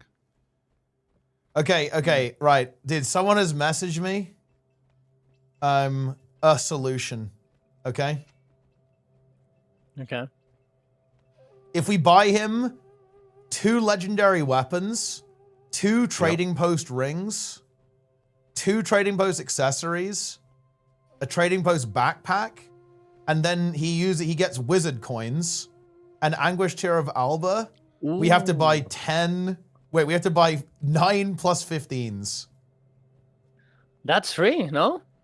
Yeah, but like what stuff do you get Well- from the trading post, like trinkets? You need What do you Rurik's get? engagement ring, feedback loop, Okay, yeah. and then some, two different accessories as well. But we The do have question to. is, will he break to this, to like doing this in the trading post? Or you think you can do it? I mean, you just buy it and send it to him, right? Yeah.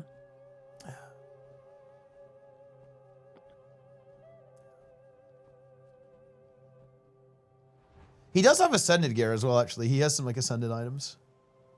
Yeah, we did CMs actually. Yeah, he has some raid gear. Oh. You got weapons. Maybe the dream though, is don't not you? dead. There's maybe some cope. Because I think you only. Because I got think weapons, he did no? want to see a dungeon. He wanted to see a dungeon. Like the correct one is obviously Nightmare. Like obviously, guys. Nightmare not even Fractal. close. It's not even close, yeah. Because like Sunqua is really cool, but you know, he it's got not gloves. It's not a He got dungeon, slot- right? He got slot gloves. Oh shit, that's nice. I'm looking through the water to see what the fuck he got. Right? Yeah. Shadow Observatory. Yeah, Shadow Observatory is also a really good call, actually. It's got some. It has weird mechanics. I guess Scorval is weird, but like Arts Driven Arc are pretty interesting. Nightmare, you better Sometimes 3 man. API do, Well, I mean, we just we just sandbag a bit, then it's fine, I think. Do other raid CMs? Yeah, we could just like farm all the CMs and then use the ascended gear to go do fractals. Dude, I don't think you can like, get armor though. It's weapons. I'm gonna be real with you guys, okay? AR is such a big problem. I think, Yeah. look, they're doing raid quick play. That's awesome. I love that. That's really cool. But dude, they gotta fix this. It's so scuffed. Like, Yeah. just imagine being a new player. You have to deal with this system. Like, it's fucking despair, right? Like, what on earth is this? It is. And they could have done it and the quick play for fractals, and they just Yeah, they didn't. should have done that. Yeah, for sure. So sad, man. But here we are. Yeah, I can't tell what he got from Medina and stuff. Accomplishment, pride. How do they fix AR without upsetting people who spent a lot of money on infusions? You just do it anyway, and Yeah, tell people to fucking- cry hard. Also, like, is it really that much money anyways that you're losing? Like, It kind of 200 is. gold? Like, if you have like 10 characters, I guess it's quite a bit. Yeah, I mean, I guess. But I don't know, you can make them, like, get some currency for Agony, right? Maybe you get nothing. Like relics, you know? Maybe you get Maybe an nothing in the Omni same potion. way that progress will not carry over from Guild Wars 2 to Guild Wars 3. Yes, no legendaries at all. Yeah. Enjoy. What are your thoughts, Gestron? When someone says, I will not even play unless it's full transfer, like, what do you think about that? It fills me with joy because that player is not coming yet over, and that's a win in my book.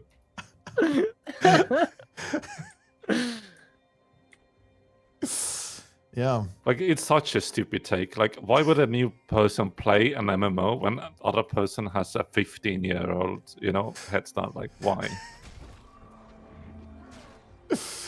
That's funny.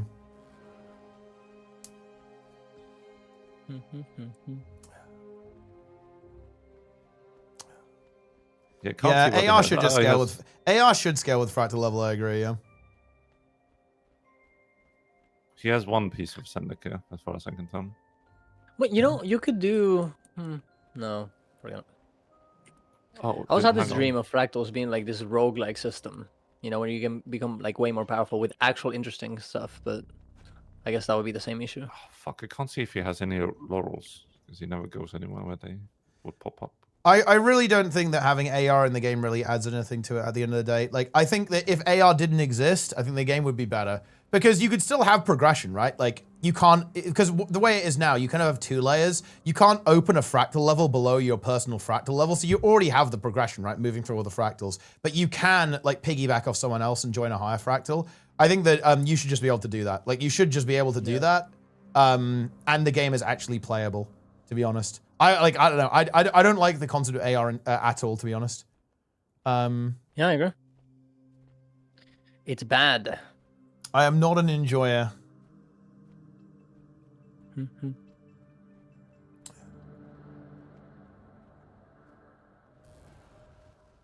But yeah. I see it no differently than WoW gearing. Yeah, but I would say that's bad as well though, Kidder. Right? I think I wouldn't be a big fan of that either. Yeah, I don't like the fact that you know, if I want to go... It's not quite the same though, because the content is still playable. Like if Darren's logs on and he hasn't played for a while, like he can actually still join us in the raid. Like it's playable. He'll be able to actually, he'll do like no damage and have like low health. But yo, you'll get carried, but you can still do it. But like And I engage with the mechanics. If you don't have AR, like you literally can't do anything, right? Like you literally just can't do the fight. And do current day WoW content. Well, you can actually if you do what we do, because we could just buy you a bunch of like green gear off the auction house, and then you'd be able to play. Like, you know, you wouldn't do a lot of damage, but you could actually engage. But yeah, you couldn't do like high Mythic Plus or anything. But you could do the fights. But yeah, I don't like that either. I think that actually sucks. Like, it really sucks that okay, let's say I've got a friend who wants to go play retail. I say, okay, dude, I love Heroic Dimensius. Come and do Heroic Dimensius with us, right? But it's actually not that simple. Like, you kind of, you know, you're going to have to go, okay, well, you got to do this, get your tier set right, like, blah, blah, blah. I think it's not good.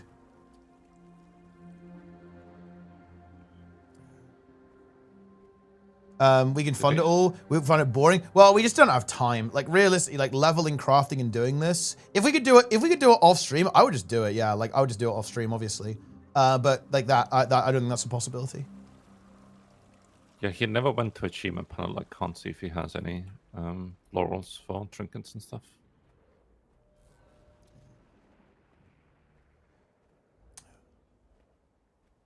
Boom.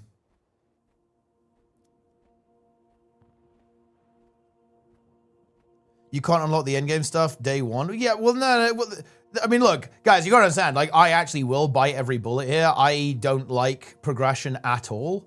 If I could, I would remove. Well, my perfect MMO that only I would play, and I would play it solo, would be a game with essentially no progression. It's basically like PvP in Guild Wars 2, but that's the entire game. So, like, I'm obviously going to be in favor of all of this, but yeah, I don't like friction points like this. Like, this is, yes, I find this inconvenient and annoying. when you have friction points like this. Because when someone new wants to play the game, like I can't play with them. I have to wait to play with them a lot of the time, which I don't like.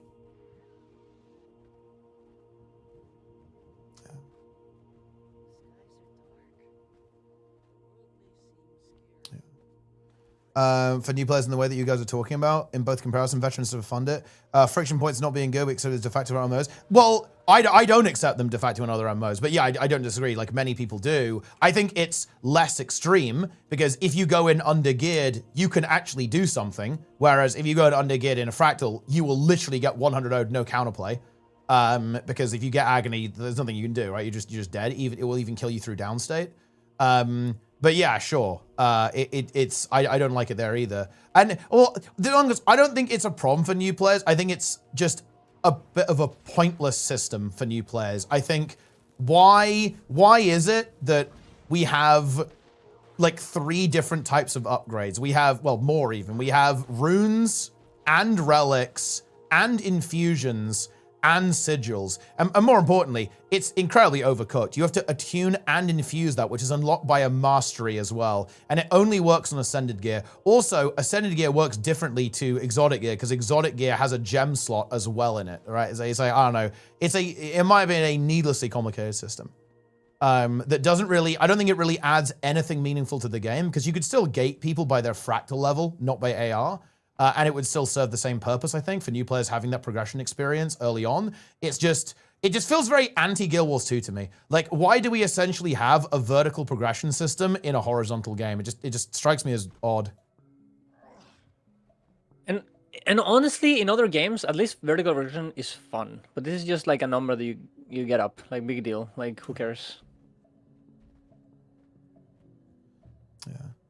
Not how gear progression is the problem for them. Well, I don't think it is though, because I think it is pretty different, right? Like you don't really get more powerful. It's just like a number that makes you like not get one shot. I feel like that's a very different thing to like number go up.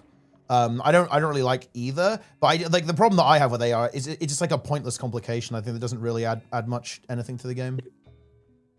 Yeah.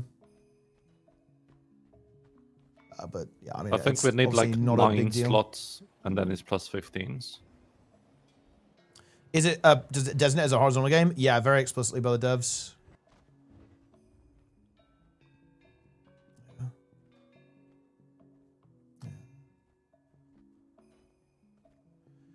Gear treadmill is anti-fun to me. Well, I mean, yeah, for sure. Yeah, it's massive anti-fun for me as well. Gear progression is a wasted time.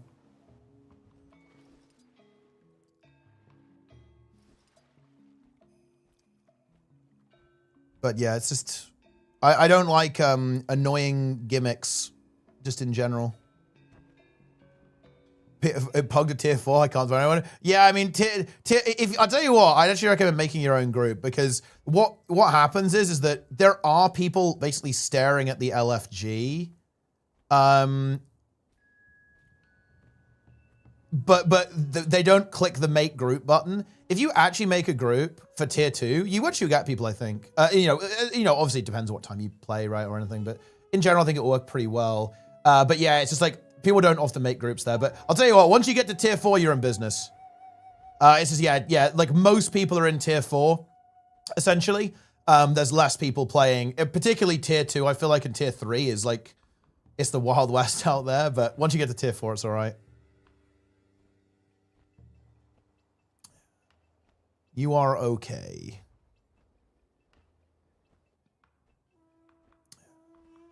He was only sponsored for 2 hours. Yeah, it's 2 hours today and then 2 hours on Thursday, guys. Yeah, tier 3 fractals, that's the jungle. Like, welcome to the jungle at that point. It's gonna be interesting. Raids and Lost Ark? I have actually, yeah, because I saw Diaxon played Lost Ark a bit. I watched Diaxon stream. He was fighting some kind of Kuma demon at the time. With Lost Ark? Yeah. I mean, that doesn't really narrow it down, I feel like. The only boss I know is the one that Quality always failed that we have to like do QT when the boobs are, you know, at the center of the screen. And they always fail that. Wait. Oh yeah, you guys actually guessed the boss correct. Yeah, you guys are right. Yeah, it was this boss. Yeah, that's the. Dude, how do they think, know? Because... Is the chat self-reporting here or what? This is a self-report, no? I have the image of that boss somewhere on. You know, for stuff like this.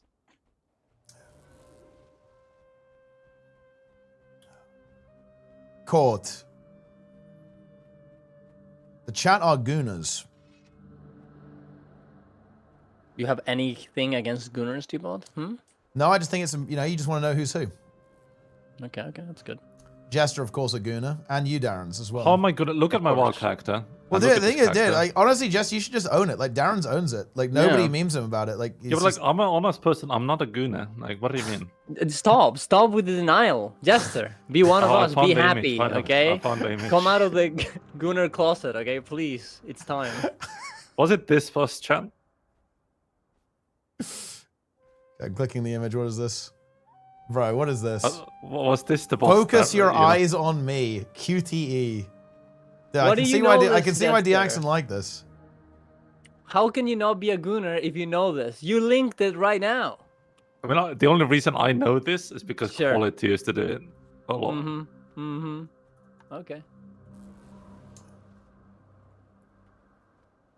Incredible. She's like a succubus, and she's like trying to like fuck you up. Oh, so you know the law.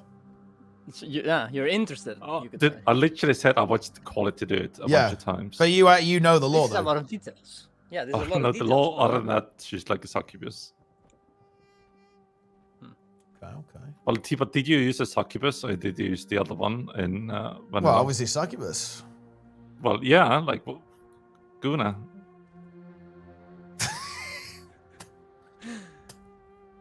I just play bro. a hunter.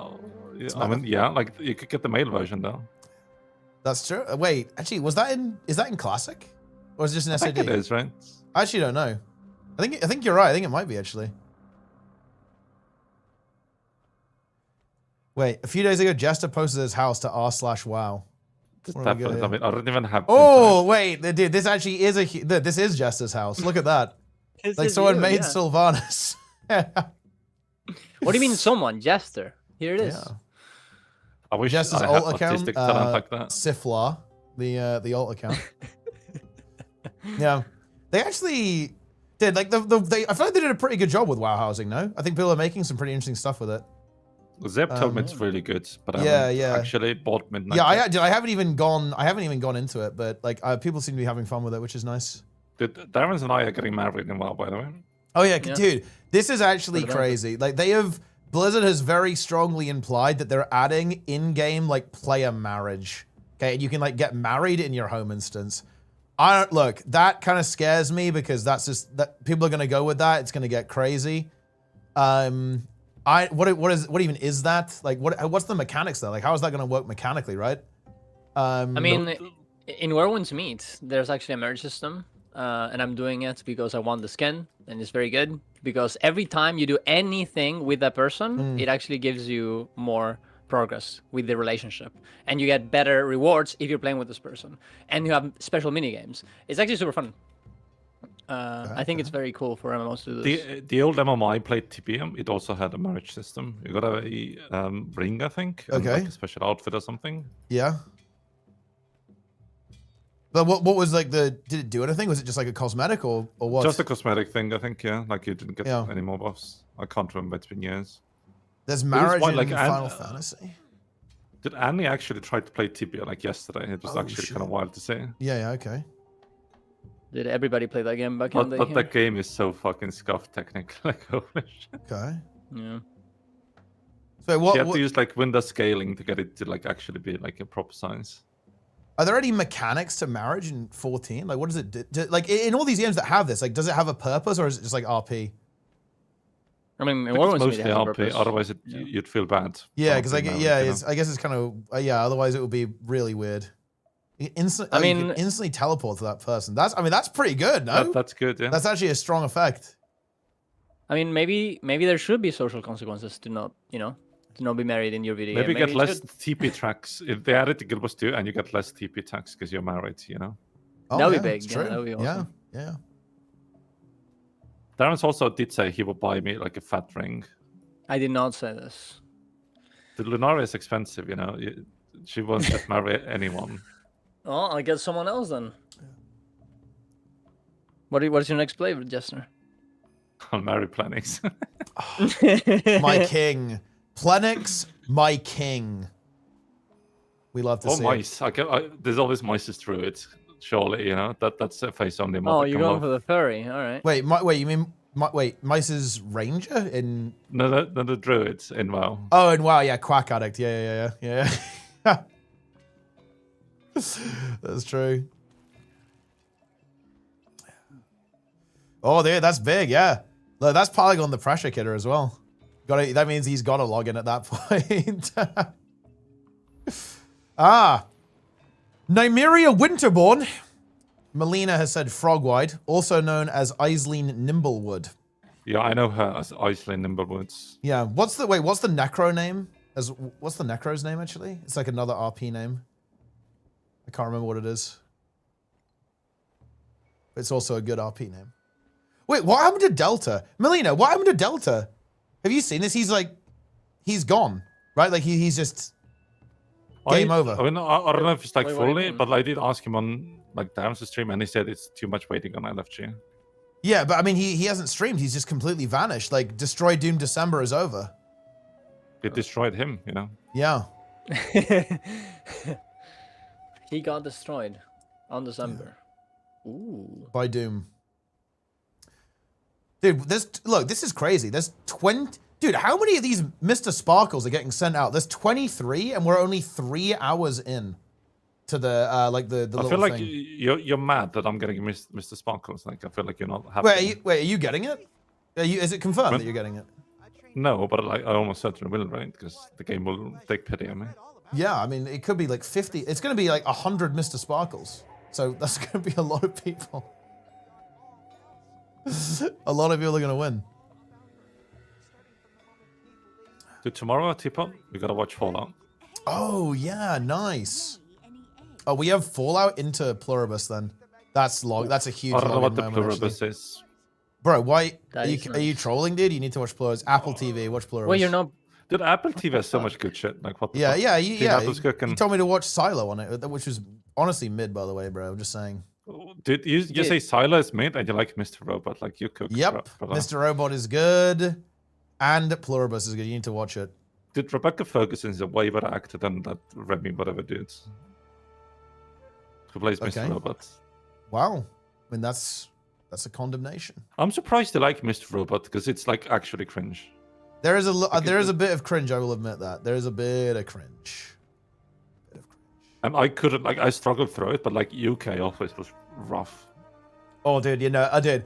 I don't know why people like the UK Office. I haven't watched the American Office either, but dude, UK Office is not for me. Everyone's like, oh wow, it's so good, but dude, cringe humor is not my bag. Okay, cringe humor is not my... No, I feel like it would be for you. I don't know. No. Cringe humor, I can't take it. Like it actually breaks me. Like it full on mentally breaks me. I just can't tolerate it. I have to turn it off. I just turn it off. Like I am extremely weak to cringe. You know, like if I see something where I'm getting secondhand embarrassment, it's like, oh my god, no. I just have to. I just can't do it. I can't do it. I just really can't. You don't like reality. You don't like reality shows either. No, because it's just so. I mean, it's cringe. Yeah, like it's no. I do not like the experience of cringe. Like, just it's not good. I like the only kind of cringe I like is like psychotic cringe. You know what I'm talking about, Darren. Okay, that is fucking funny. Okay, but not cringe. Like yeah. You know, Snap was talking about some of this cringe on Plenix stream while we were raiding. Let me just say. Wait, okay? wait. Let me DM you what he was talking about. Bro, wait. What? Yeah. Yeah, I got heated in there. In here, rather. Yeah, it's not a surprise. Debate. Isn't Britain full of cringe humor? I wouldn't say so, actually. Like, it obviously The Office, but I wouldn't say it's like super normal in British comedy. Yeah. British comedy is actually really good. Yeah, no, I'm a big fan of. We got some good TV, we got some good comedy. I like our panel shows actually. In particular. Dude, I miss Sean Locke. He was so fucking good. Dude, that That's a shitty death, right? Like, well, Yeah, it's that's fucked up. That's really unfortunate. Very funny guy. Yeah, and he wasn't old either. He was young, right? Obviously, when he died. Yeah, that's really unfortunate. Yeah. What's the show called? I'll look it up. Wait, which show? Like the Amazon, not Amazon, like the Apple TV one. Pluribus. It's very good. I actually like it a lot. It's good. And by the way, that's a big comment because usually I don't like shows that are. Actually, no. People are saying Pluribus is slow, and it is slow, but it's also slow in the good way, as opposed to slow in the dog shit filler way. He did like the Breaking Bad, right? Yeah, I think so. Yeah. But no, it's very good. I like the concept. I actually like the characters a lot as well. Big fan. I haven't even watched The Severance. It's lib coded. Wait, how is it lib coded? What do you mean? What? What is that? I don't actually know what that even means. It's wake. Man. It's wake. It's awoken. It's woke. Yeah. This Pluribus woke. Yeah. You know, maybe. But no, like hey, look, Nike, I liked the Watchmen TV show. That's like a mega woke show, mega based show.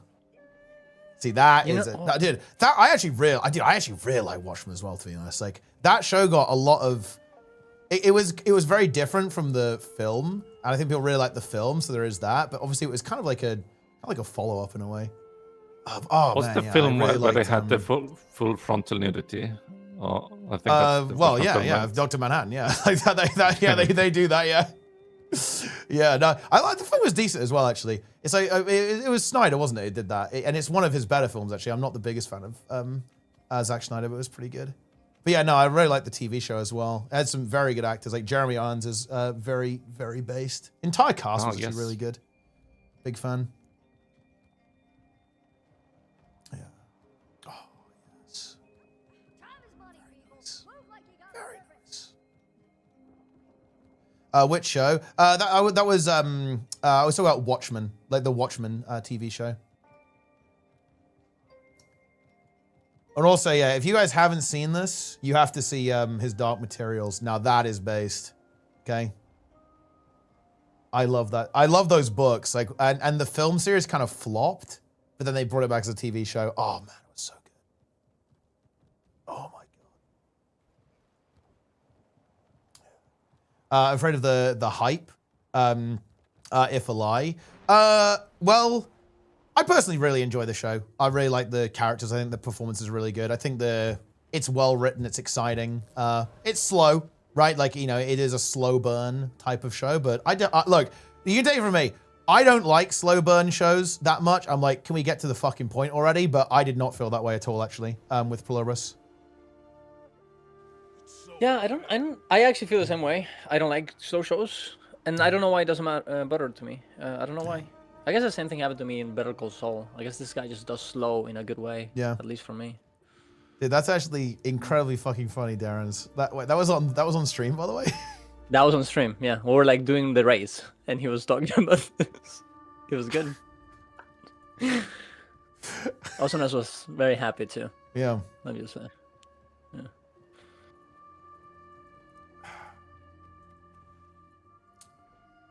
Also, well done. Did you ever try my recommendation? Oh, wait. What did you recommend me, actually? Maybe. I'm not sure. HP of the Leftist. Oh, no, I don't think I did. Oh, no, I must do that then. Okay, no, I don't think I did. Wait, what? Oh, no, yeah, I'll have to check this out. Supernatural drama.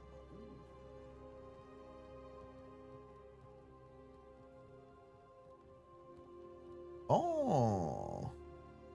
Oh yeah, these are. Oh yeah, there's some good people in this. Nice. Did you ever watch Lost back in the day, Teapot? No, actually, it's one. I feel like it's one of like the big cultural things that I completely missed out on. Yeah, never played it. As a kid, I was fucking scared when the the dust monster whatever showed up. That was scary to me as a kid. I don't even know what that is. Literally no idea. They basically have a dust devil on the map, right? And it's OP and it's scary. There you go.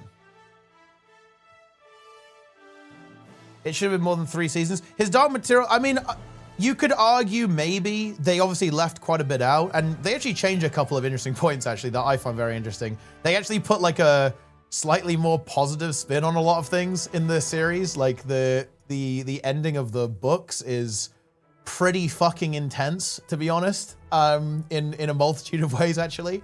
But I actually absolutely loved it. It was such a good visualization of it. It's some of my favorite books as well, like of all time, and definitely as a kid. I absolutely loved the His Dark Materials series. Really, really good. I think there's some sort of new Game of Thrones TV show coming out, and the trailer looked pretty good. What? Wait. It's not House of the Dragon, is it? No, it's something. Because that's like it's another season of that. It's like an entirely new thing entirely. Okay. Yeah, I think so. Man, I'm never going back there. I don't care. I know I haven't even watched You're too burned, like you're too broken. Like I'm too burned. It's too much. I can't open my heart to Game of Thrones again. It's just, they fucked it up. It's over. You haven't even watched House of the Dragons. I'm not gonna watch it. It's never. It's over. As a kid reading the last one was Omega, dude. Yeah, because you think, oh my god, how. Well, it's one of the things that you pick up in the second book. It's like, well, hold on a minute. How are we going to get a happy ending here? And then you kind of forget about that almost. And you get to the third book and it's like, oh shit. Oh boy, we're really going that direction, aren't we? And then it just is brutal. Man, I think this is actually really interesting. I don't know, like, if you guys have read the books for like His Dark Materials or anything, but dude, I have honestly never been more disturbed than some of the description and the imagery that's evoked by the description of specters actually in His Dark Materials. It's such a incredibly unnerving concept, to be honest. And it's something that actually didn't translate at all into video at all, because it honestly just wouldn't make any sense. It's one of the things that isn't translatable. There's basically this idea that there are like these invisible ghosts that like float around and like eat your soul, basically. And the way that it's described, it's absolutely horrifying. It's like people, they look like they're kind of like jerking around, jerking back and forth like they're caught on an invisible spider web. It's like very disturbing imagery, I think, with how it is. Ugh. Jordan, no, this is talking about His Dark Materials. Philip Pullman. Yeah, I'm getting thiefed. This is not good. So yeah, the Game of Thrones stuff was called A Knight of the Seven Kingdoms. Oh. Something completely new.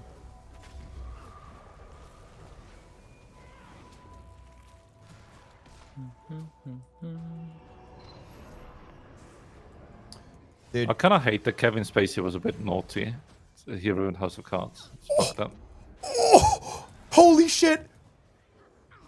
Dude, this guy just got owned so hard. Full food, Rome thief, dead to Zerg ritualist. Fear my perforate. That's crazy. Well, oh wait, that's Phil's good man clap, Saraxa? Is that good enough to be Phil's good man clap? Because I beat like a god level cancer roaming build on Rome Writ? That's actually crazy. Also, I signed fucking Signet of the Locust on as well. Because I was doing a jumping puzzle, so I have that on as well. Dude. That's big. Based mom, dude. Yeah, my mom introduced me, dude. Honestly, like, unironically, shout out moms. Like, I'm not even joking. Like, my mom always got me, like, reading stuff and, you know, engaged with, you know, learning language, right? Like, learning stuff, right? Like, trying new things. I would be literally worthless without my mom. That's not even a joke. It's 100% sincere. I would be, like, a non-person, worthless person without my my mom like teaching me stuff. Based.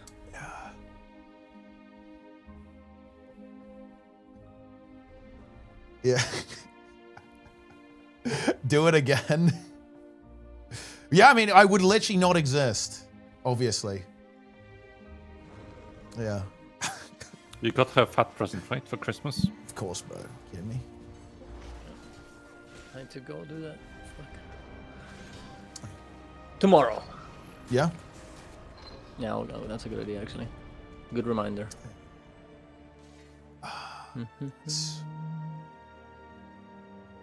Gold Drunk Today is actually a classic.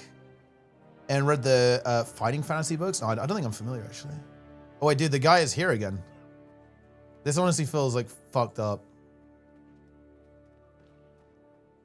We're here. We're going to defend the camp. He's not playing Antiquary. He deserves to die. Finish him. Wow. It's a bit messed up, bro. I think Z Life Force. I need some goddamn Life Force, dude. They made Rip like turbo Life Force hungry in World vs. World.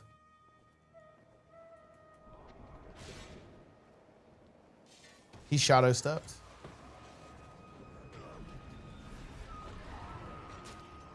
You do know who that is, right? No. Who's that? He's the guy you kicked from SH. He transferred over. He's come to get you. Oh, dude, I'm turbo fucked here. There's no way. There's absolutely no way. Yeah, I didn't have any Life Force there. Tragic. Wait. Wait, didn't you duel scanning with full Life Force? Yeah. That's how it's done. And now you lost, so like maybe scanning actually won the duel. Yeah. Nah, fighting there was no good as well, because he had the wall, he could kite over it. It's unfortunate. Maybe I can get back there and defend. If I had full Life Force, I think it was doable, but I'm Z Life Force. It's a bit tragic. I've never watched the Paladin's patch. I don't know what's happening. It's probably, you know, nuke for the stuff I play. It's honestly they're not nerfing VOE. It's mostly like buffs to core stuff, really. Interesting. Core, you have going for us, Cozy, you want to say? Yeah, I actually really miss doing this stuff. Like, it's one of the things that I really miss a lot. Like, back in the day, like, my stream was basically, I would go on Discord and people would just join. And we would just, like, talk about random shit and just, like, go crazy and play the game. I actually really miss that. I feel like the game's culture moved away from that a little bit. And also, like, I stopped playing as much. So, like, that kind of just vanished a bit. But, yeah, I don't know. Oh boy. Oh no. Dude, this is such a bad place to fight for me. This is really not good. It's too open. You know, it's like super open here.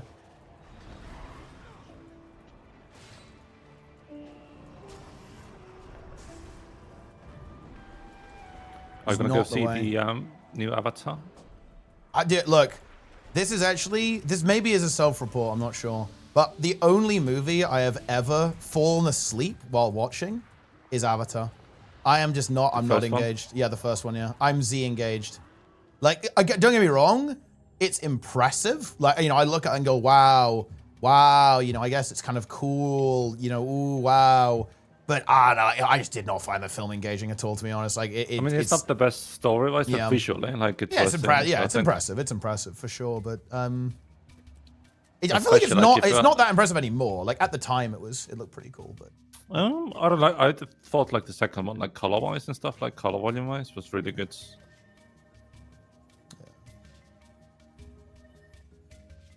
But yeah, no, I wasn't. I just wasn't super engaged by it. So no, I haven't seen the second one. Other than Lord of the Rings, what is your favorite movie? You can't say Lord of the Rings because obviously you're gonna say that thing. That is so unbelievably tough. You finally got it deep. I'm not sure if this is my final answer, but you know, the film that actually came to mind immediately is a film I absolutely adore, and that is Cloud Atlas. Oh, that's all right. Yeah, I love Cloud Atlas a lot. It would be on my short list for one of the films that I really enjoyed. And yeah, I like that film a lot. What else? No stats? It's probably like an underwater thing or something. I'm watching this as well. Like, I think it's probably a bit too sloppy for you, but have you watched The Foundation on Apple TV?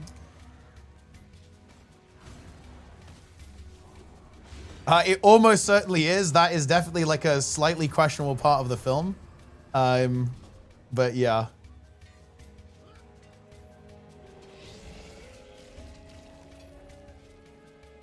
Oh wait, no, I don't think so actually. Nah, no, not that guy, no. But yeah, they did. There is some slightly suspect stuff going on in the film. After Sun film. What about Ghost in the Shell? Ooh. I mean, it's okay, I guess. Doesn't that have Scarlett Johansson in it? I believe so. Or No, at not least that one. The remake. Weeb one. Yeah, he's talking about the Weeb version though, probably. Dude, I'm not watching some Weeb shit. It's so good.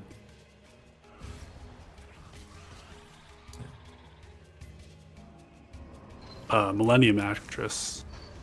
I don't think I've ever. I think that might be the only movie I've ever cried to. Whoa. That's crazy, actually. I mean, my other ones would be obviously the first Matrix film, Terminator 2. Yeah. Is insanely based. Did you watch the remake of Matrix or like the Matrix 4? Oh yeah, that was disappointing actually. That was so not bad. I don't know why they made it. Yeah, Like, that was disappointing. I mean, it was copium to assume it was going to be good because I was going in with low expectations, but yeah, it did not deliver, to be honest. This also might be a hot take, but I feel like John Wick fell off really hard.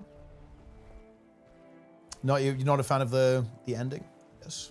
No, I feel like it's just too much now. Like, he's unkillable. Like, he has, like, bulletproof fucking clothes and shit. Like, you literally cannot kill him. Yeah, maybe. What other, like, good films are there? What are the other, like, actual good films? Dude, I like this one. You will hate this one, but, like, I really like La La Land. Like, unironically. I didn't hate that film, actually. I've seen it. I didn't hate the film at all, actually. I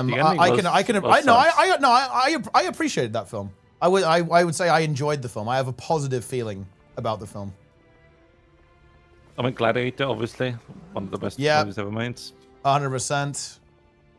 28 Days Later. Shrek, obviously. Shrek 2. Unironically, a Nick Cage film like Gone in 60 Seconds. Really good action movie.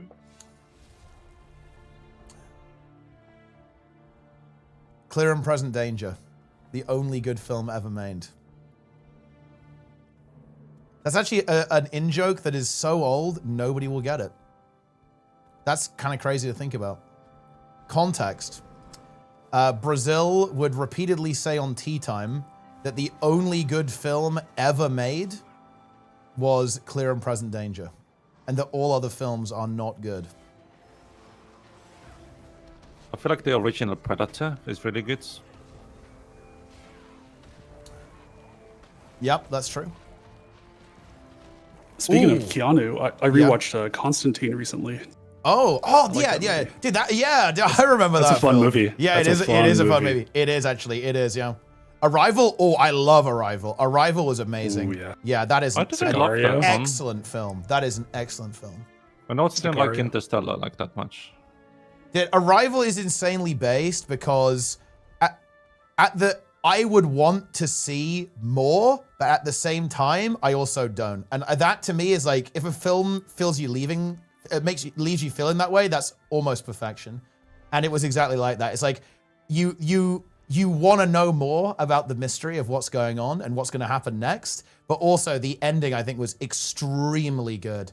And like the way it left things was like perfect for the theme of the film. Yeah, no, I really liked Arrival. Ooh, The Prestige. Ooh, that is that's that is good. Best. That is a good one. Yeah, that is good. Oh man, I have to think about this. It's almost weird. I feel like I have anti-recency bias, but dude, Dune was so good. Like in particular, Dune Part 2. I was honestly blown away by the cinematography in that film, the music, this was incredible. Like how well everything was communicated with very minimalistic dialogue. Oh my god, it was so good. Like Dune Part 2 is amazing. It is so good. They're starting to film the third one now. Yeah. They're doing Dune Messiah, I think, is going to be the The next one. It made, because I'd never, before Dune films, I'd actually never read Dune.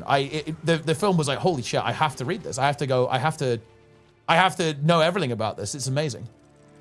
I still haven't read it, so. Yeah, it's quite the read. Yeah, I mean, I have a ton of Clarkson books I need to read, so there's a queue. God, yeah, it is actual God Emperor. Like, bear in mind, guys, like, if they keep doing Dune films, at some point, someone will literally turn into a worm and become God. Yeah. They will become a worm god. Kind of. What else did he do? He did Prisoners. Oh, God, that's... Prisoners in Sicario. I haven't seen that one. Yeah, I mean, Sicario, that is a sick fucking film. Holy shit.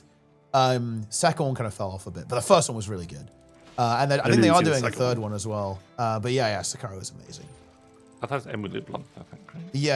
Yeah. And like Josh Brolin and co, right? Like the gang. Oh, Brolin's so good in it. He's so good. Yeah.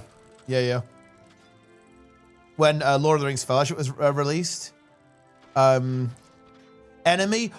Is that the one with I haven't seen it, but I think I've seen some media about it. Is it the one with like where there's like a spider, like or something, and it's not real. It's like metaphorical. It's a metaphorical spider, I think. Yeah. And Gyllenhaal. Yeah. Yeah. Oh, dude, Mary and Max. Mary and Max is one of my favorite films. It actually would be a contender for one of my favorite films actually as well, 100%. Like I don't think any film has generated as much of a emotional response for me as Mary and Max, actually, to be honest. Like, it's the most intense emotional response. It is a masterpiece of a film. I love it. And actually, like, like anything by the guy, I instantly watch. And I actually love all the stuff he's done. Oh, dude, I'm terrible. I cannot remember the guy's name. He's an Australian. But I cannot remember the director, like the creator. Adam Elliott, of course, yeah.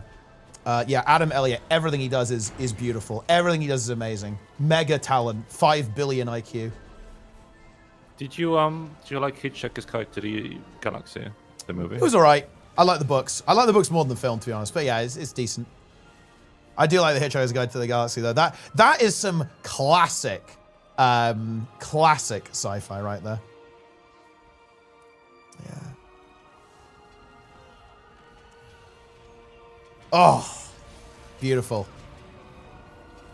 There are a couple of Terry Pratchett films, and they were decent, but they were mostly played in England, like on the BBC. Really, they didn't really I very much doubt many people have seen them here. But yeah, I love Discworld. It's actually insane, dude. It's fucked up. I can't believe Terry Pratchett's dead. That's also fucked up. Early onset dementia. Like, how shitty is that? That's wild. That's brutal. It's time for like Bruce Willis, right? He got some. Oh yeah, he did. Yeah, that's horrible. Yeah. Hogfather TV. I completely agree. Hogfather was excellent. I actually really enjoyed going Postal as well. I think the casting there was excellent. I actually massively disliked The Color of Magic because I think they changed it. They actually completely changed the characterization of some of the characters, and for me, it's like, what are we doing? Okay, why would you even do that? It makes no fucking sense. Yeah. Absolutely insane.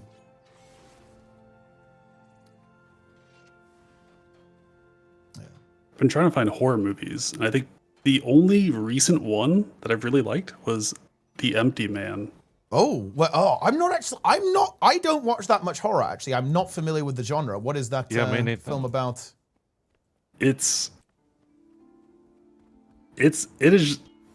long, but it's not like jump horror like that. Yeah. It's just pretty unsettling, suspenseful. Yeah.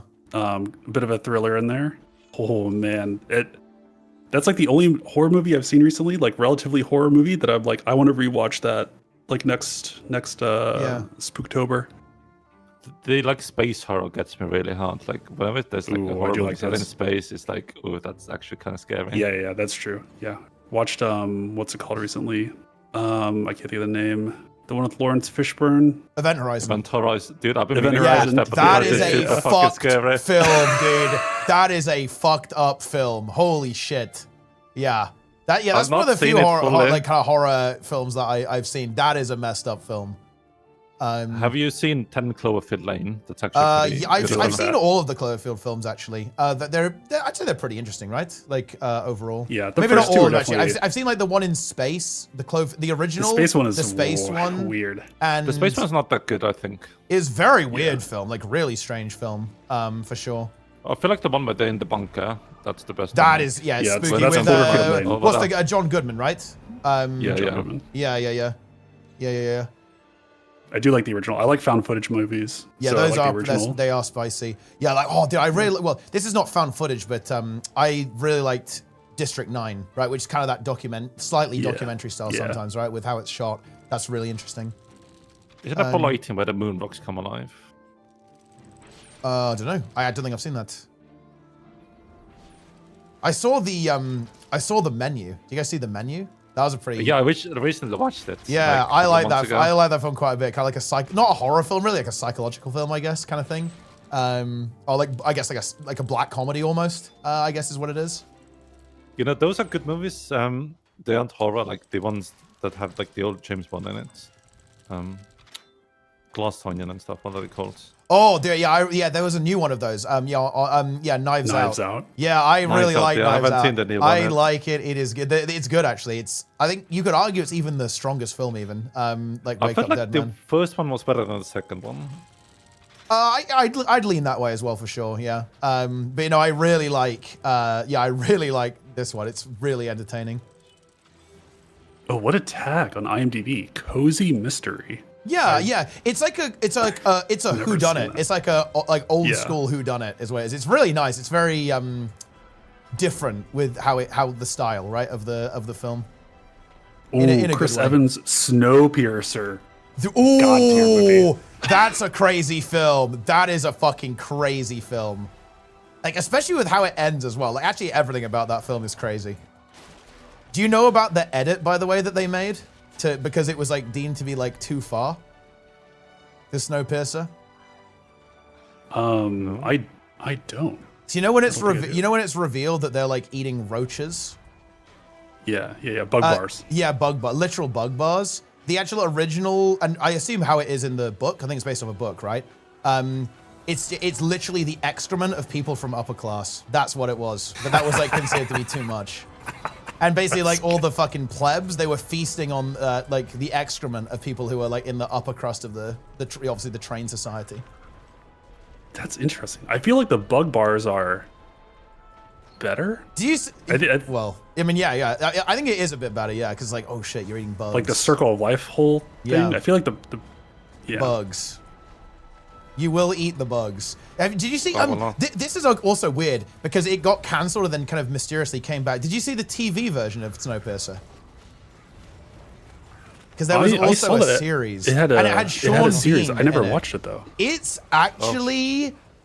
Oh, how would I describe it? I'm not sure I would say that it's good because it is a bit scuffed. But I would say it is enjoyable and really interesting and weird and different. And Sean Bean is amazing in it. Really amazing portrayal. And a really kind of different take, actually, on the story compared to the film. Really different take. And very interesting visually, I think, with how, like, the cinematography. Yeah. I liked it. Seen Inception? Yeah, of course. Classic. Good film. I'm an Inception enjoyer. What do you think, like, of the ending? Is it the dream ending or what's the I mean, I like a happy ending. Isn't it kind of... I don't know. I think I've read some, like, nerd theories on this. Isn't it kind of confirmed that he's not in a dream at the end? Because of, like, fucking, like, rings or whatever? Like, what if he's wearing his ring or not? The ring, kind of crazy shit like that. The kids' faces. There's something. But yeah. That's yeah, it's good. Yes. Weeb Time Spirit Direct. I actually haven't. No, I have not seen it. But I've heard really good things about it. Like in particular, yeah, I like do you guys know Shafrillas on YouTube? I really like that guy. Like it's actually like I started watching Knives Out because he recommended it, and I think he has really good taste and like good takes on movies. And yeah, he says Spirited Away is really good. So maybe I watch it. Has anyone seen The Long Walk? I wonder if it's any good. No, I haven't seen it. It's like based off a Stephen King novel, so okay. Might be good, but who knows, right? It's probably like a bit sloppy because the story isn't that interesting, but I did read is much. Like I listened to 11/22/63 on audiobook, and I found it very interesting. Oh. Shutter Island. I mean, it's pretty fucking bleak, to be honest. That's what that is. Okay, it's a very, very bleak film. I did look it up, by the way. Toast is correct. The Apollo 18 is actually good. You should watch it.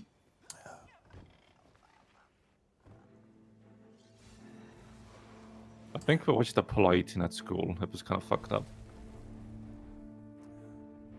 Incredible. Oh, Grand Budapest Hotel. That is also contender for one of the best films ever, I think. That was my first.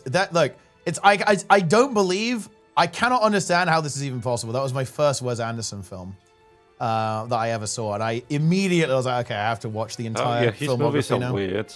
Yeah, but they're based in a good way. They are weird, but in a very good way. I tried to watch. I fell asleep to it. That was very Wow. sad. Like the recent one he did. What's it called? Yeah, The they haven't been quite as good, I would say, as the more recent ones. Favorite Wes Anderson? I mean, yeah, this is boring, but yeah, Grand Budapest. That film is amazing. I love it. But yeah, like like his more later work is and honestly, like some of his stuff has been a little bit more hit and miss, but overall good.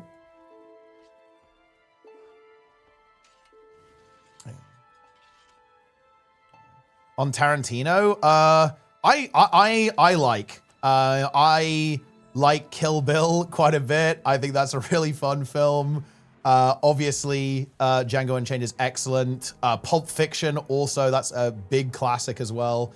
Yeah, I'm definitely a Tarantino enjoyer for sure. I really liked Once Upon a Time in Hollywood purely because of the soundtrack as well. It was so well put together, like everything fits. Yeah. Yeah, Inglourious Basterds is also an excellent film. Yeah, Tarantino's pretty consistent actually. Like he's pretty consistent. Did the actor who played like what's the like Nazi name? Christoph. Christoph Waltz, right? Yeah, it's so good. Yeah. Very like crazy performance, honestly. Like very, very menacing. Yeah.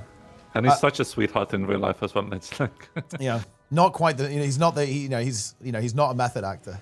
he literally acted in like some children TV show before, I think, right? Oh, that's very awesome. In Austria. Yeah. No, Royal Tenenbaums. Yeah, I think Nike recommended me to watch. That was the one I watched after Grand Budapest, and yeah, that is also an excellent film. I like that Bullet film a lot. was actually good. I really enjoyed that movie. Yeah.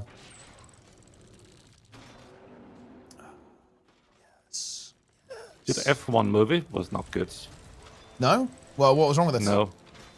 It's just like cash grab or what? Well, what's it's just too cinema. Like it's not realistic at all.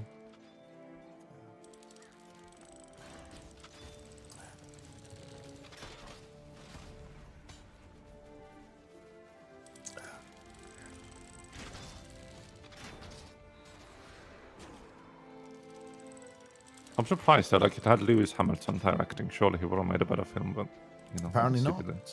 Maybe he's only good at driving. Yeah, Apple is getting like the Formula 1 deal though. Like in the US, you're gonna have to buy Apple TV to watch Formula 1, I think. So yeah, you're gonna go for it. You're gonna enjoy it. I mean, I'm not in the US. Okay. I would actually like enjoy Apple TV because it's really good. They do have good stuff. Yeah, they have a lot of good shows on Apple TV. To be fair to them. Silo, yes. Severance. Yeah, Severance. I like The Foundation. I haven't seen that one. You probably wouldn't like it that much. It's a bit weird, I guess. But maybe you would. It's like sci-fi, right? It's sci-fi. Yeah, there's basically like the gist of it is there's like always like 3 rulers, right? But it's the same person. They're like in different age groups, like an old man, like an adult, and like a teenager.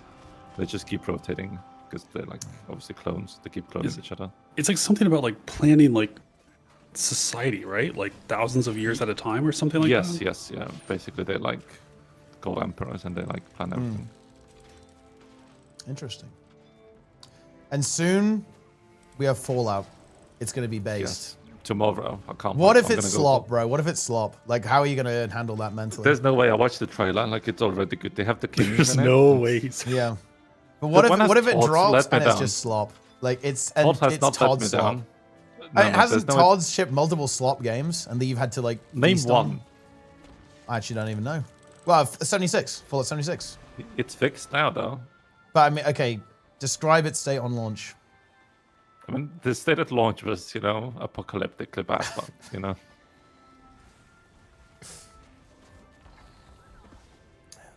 It's actually good now, I think.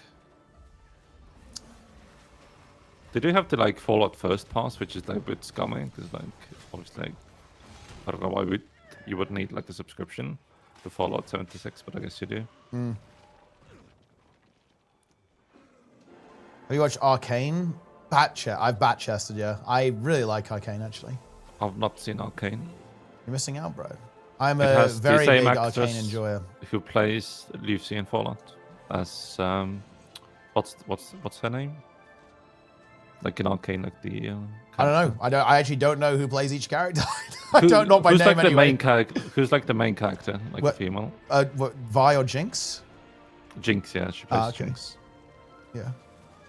Andor is good. I'm Andor- convinced ooh, Andor season Andor is 1, good. 2 into Rogue One is the best Star Wars. I've not seen Video Andor game. yet.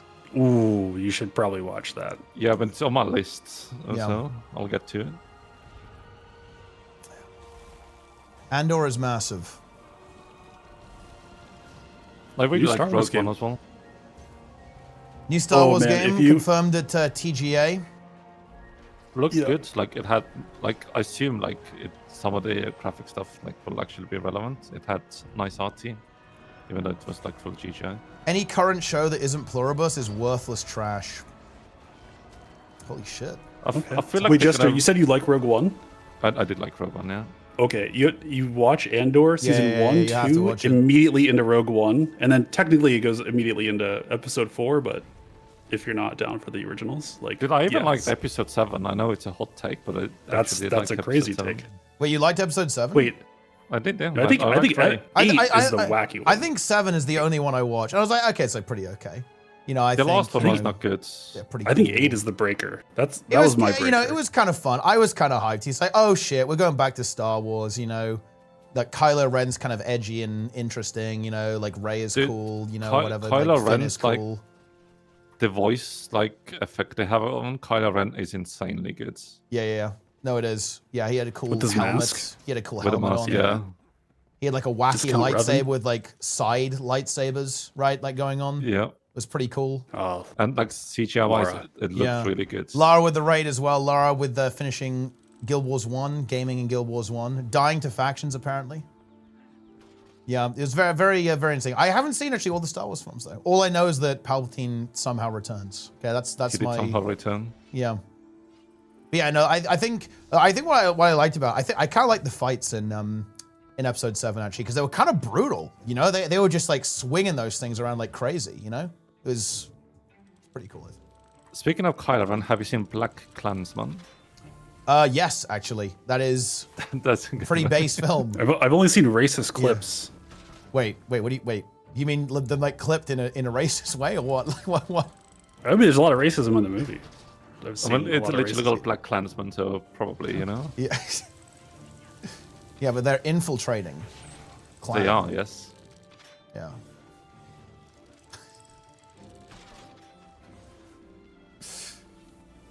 Yeah, I mean, to us guys, it's exactly what it sounds like. They just infiltrate and they shut it down. And you get the payoff at the end, which is exactly what you'd expect.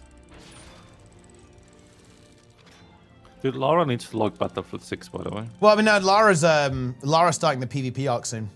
Main PvP. I mean, he could play PvP in Battlefield 6. It's literally Yeah. like 1v64. That's true. You can do that. Yeah.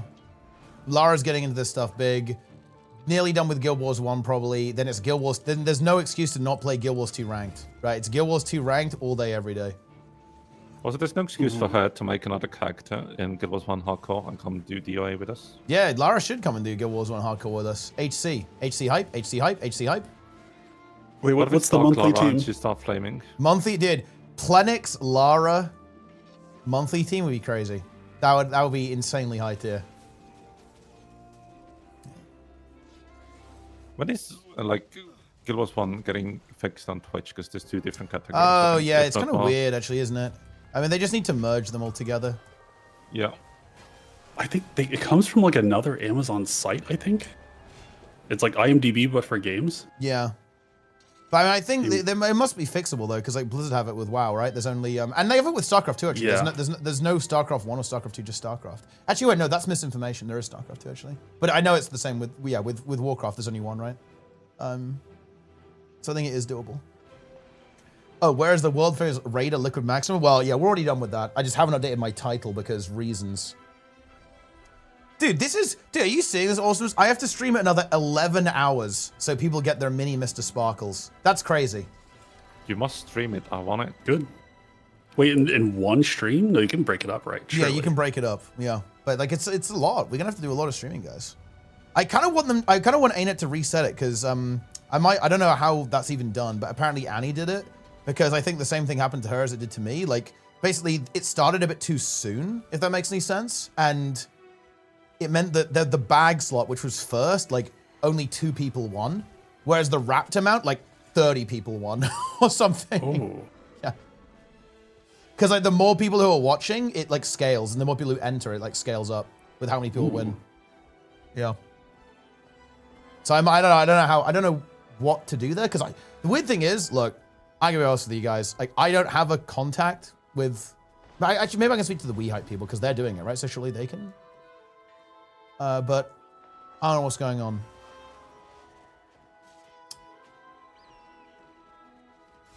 A short 11-hour stream, yeah, just a small one. Short Planet stream, 6 hours in Demos CM. Oh yeah, dude. Do you remember like actual short Planet stream? He would just go over 14 hours near daily, and it would just be that would be how long it takes to get a full clear. It's like 14 and you could hours. see his room progressively get darker as well sometimes. He wouldn't have the light on. Yeah, he'd be in the dark playing in the dark. That's like Frosty as well, you know? Yeah, I mean Frosty just played permanently in the dark. Dude, Frosty's emotes? They're Forced good. Cam? Yeah. I don't have it. Forced cam is good. But does anyone here have forced cam? That's the question.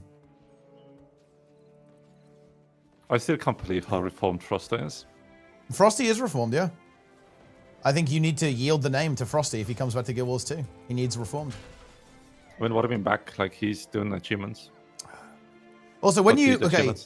When you play... He should be reformed. That's what he should. When you play a new game, are you still reformed? Or are you only reformed in Guild Wars 2? Like, you know, are you unreformed? And like, when you log into Classic... I'm definitely not reformed. I'm not reformed in Classic. But yeah, clearly, you killed that guy. Right? You literally killed a man in Classic. And laughed into his face. And laughed. I'm not reformed. Just think about that. I don't have the character name reformed in that game, yeah. so I don't... And that guy had what? He had full enchants as well, no? He was like fiery weapon enchant, both weapons. Yeah. He was juiced. Yeah. He was juiced. Yeah. He probably had another character up and running, juiced again with fiery enchants in like 2 hours. It's like what's the guy like Azimus or something, like the clip, you know, can't wait to play WoW hardcore. Yeah. And he's like, oh yeah. Oh, just after I give myself the best in slot level 2 max enchanted gear. Yeah, actually true. And look at that. 200 gold. Oh, and look at that. World buffs, right? And then it's like, yeah, then he just goes around like one-shotting level 2 mobs. It's good. I need Asmus to is talk content. to my friends, I sell gold. Yeah, oh yeah. And look at all this gold. Daily reminder that nobody has ever purchased WoW gold on stream. Especially Greek Warrior, he's very innocent. Dude, I think it's fucking... Didn't it... Wait, who got banned in OnlyFans for buying gold? I know Soda did. Was it anyone else? Was it in OnlyFans actually? It might have just been Classic actually. I can't remember if it was like in HC, but I know that Soda did actually get like had the gold taken away and he got like temp banned or whatever because he bought gold. That's content. Is it just Soda? Ah, yeah, okay, yeah. I thought there were some other people as well, but yeah, maybe not. I'm gonna say Zarya has never bought golds. Nah, he's not the gold purchasing type, for sure. Did Zarya PvP streaming Guild Wars 2 would go hard? That actually would go pretty hard, yeah. That would go pretty hard. Like surely Zarya and Pika Joke, you know? That would be Pika, insane. Duke, yeah. That would be huge content. 3 Ellie, you know, DQ.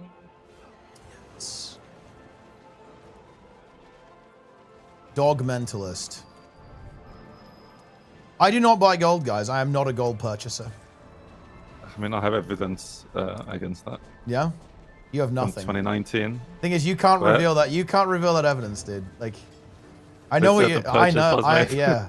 You if you reveal that evidence, your career ends. That's the thing. So it's like it's mutually assured destruction.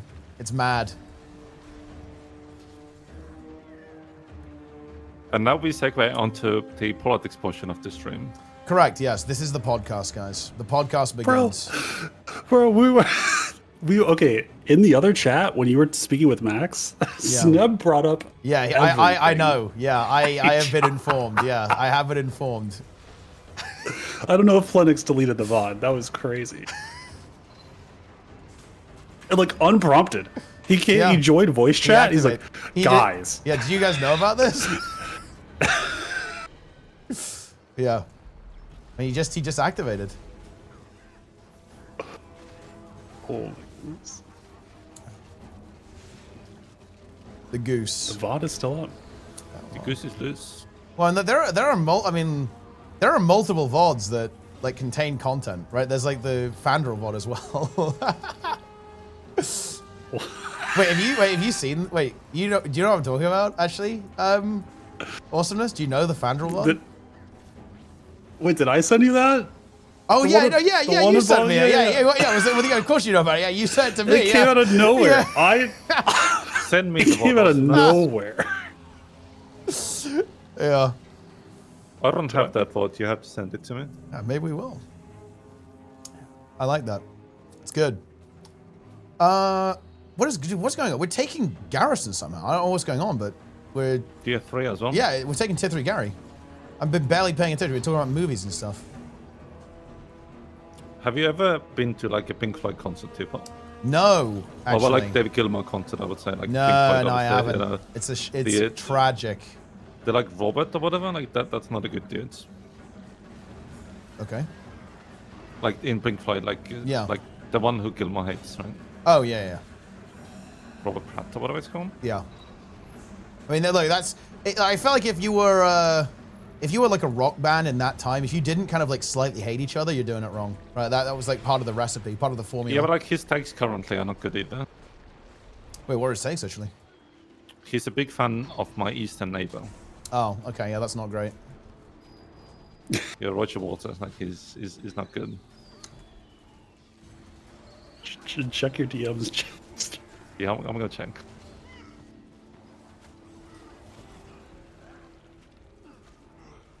We also have Darren's here, guys.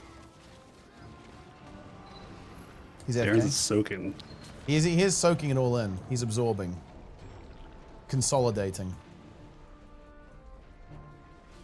And like he actually needs to recover his strength though, because he's like if there's a studio update on Friday, he's gonna make like 10 videos. Have you seen how much he uploads? Like he uploads. It's unreal. I think he actually uploads more than every other Guild Wars 2 content creator like combined. Like no joke. Like it's insane. He's productive. He's prolific.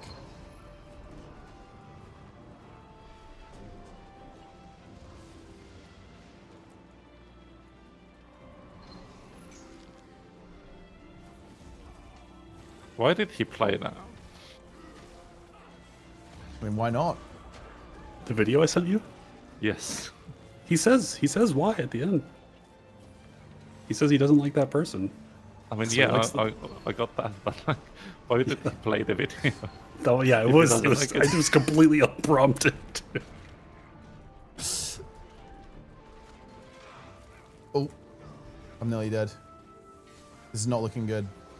Actually, maybe it's looking good. I don't know. Not sure what's happening.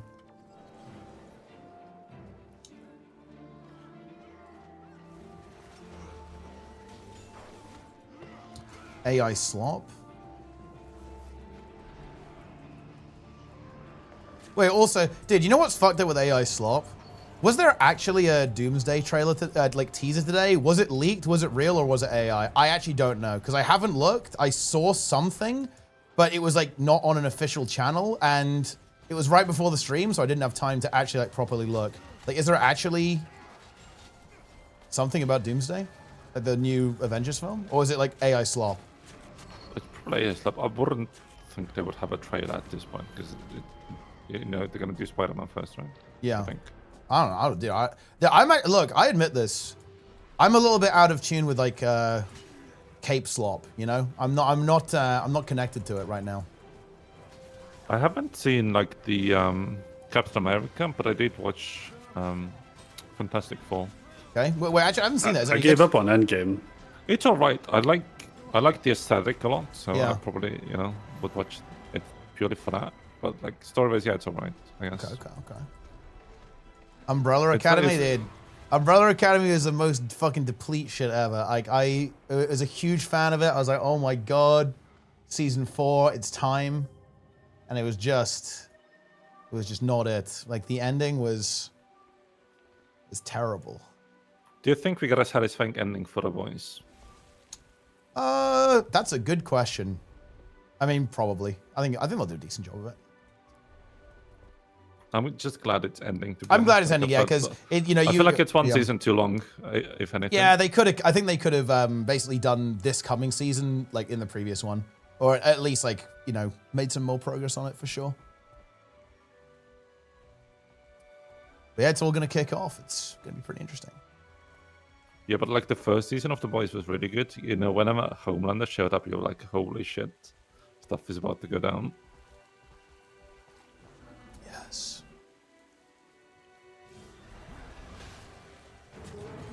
I feel like Endgame was like, I feel like Endgame could have came out and they could have taken a nice break.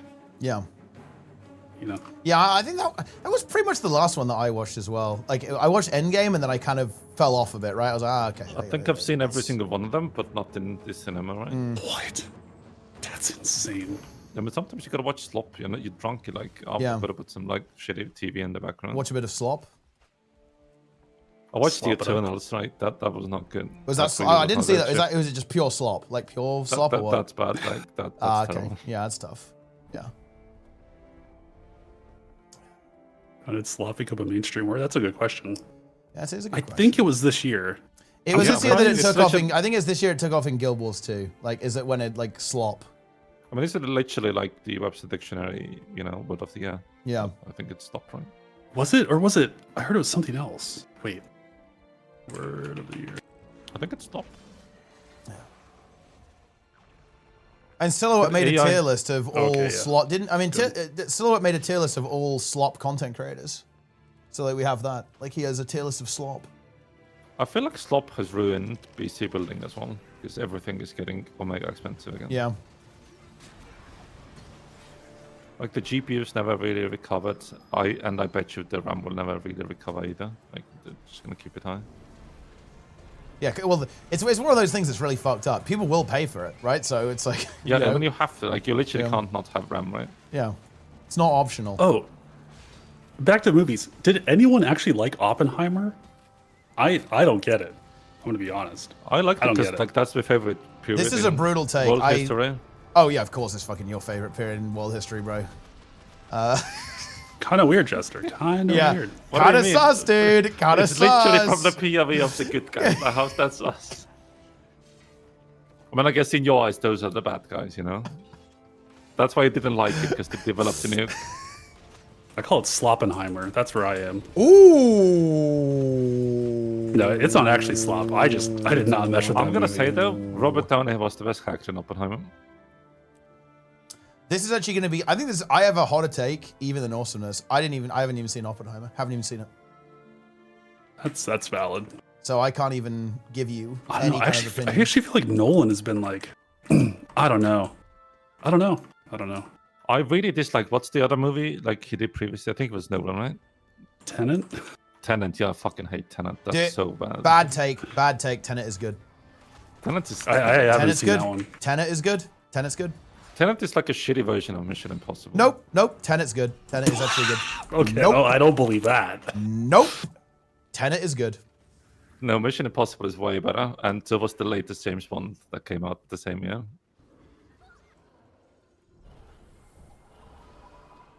And they even filmed Tenet here, right, in Tallinn. Yeah. Tenet Tenet is better than the Mission Impossible. There's no way, like. Yep. It is. I MI1 the latest is really Mission good. Impossible was not good. Well, not good, like not the best. But like, yeah, every Mission Impossible has been good since like the third one or something. The first one was good. Yeah, But yeah. I haven't seen the others really, so I don't. I think Fallout is the best one.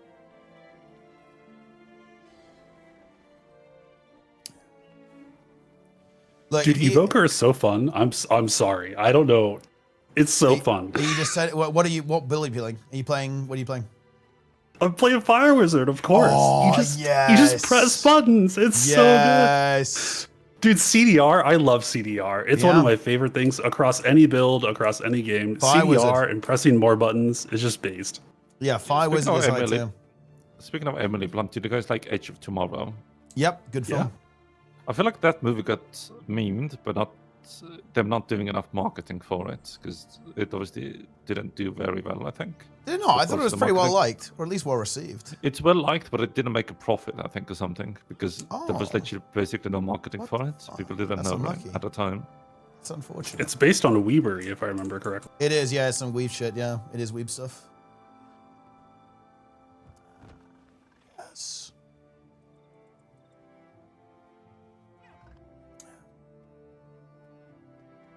But no, Tenet is actually good. If you guys don't like Tenet, you just have maybe 1 IQ at best. Yeah, it's like Rick and Morty. You need 100 It is, yeah. for the It IQ to make actually is. It actually is, yeah. It is. Like, you need a very high IQ to understand it. And if you don't get it, that's just a self-report. I feel like the action scenes were incredibly mid. Compare those action scenes to like Mission Impossible action scenes. Like, there's no comparison. Dude, it's fucking crazy. It's absolutely insane. They're not making any more Mission Impossibles. It's over. Yeah. I have seen it, and I mean, I guess it kind of ended, right? But also not, right? Like it's. I mean, they have to. They keep kind of left it open. open, right? They left it pretty open. What if Tom wants to make more money? You know. Yeah.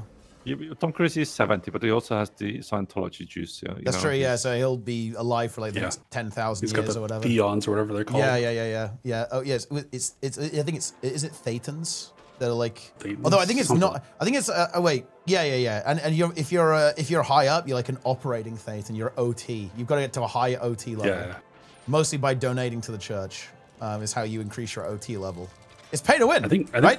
Travolta got out, I think, right? Oh, did he? He kind of got out. See, he's no longer. I think so. He's an SP now. He's a suppressive person. He's no longer an OT. Yeah. He might disappear one day, randomly. He's OT. Isn't there, like- Wait, he's OT. Wait, what is OT7? Okay, what powers does he have? That's high. That up sounds there. high. That sounds pretty high, right? Tom Cruise is like way up there. Okay, OT7.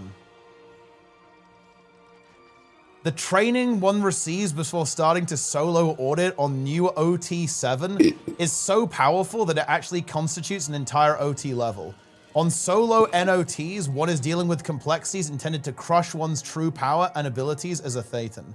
Solo NOTs auditors acquire a wide range of auditing skills to handle the vast phenomena that can occur on OT8. Approximately 3 to 4 weeks with a new... I don't know what that even... No, that doesn't help me at all. That doesn't mean anything.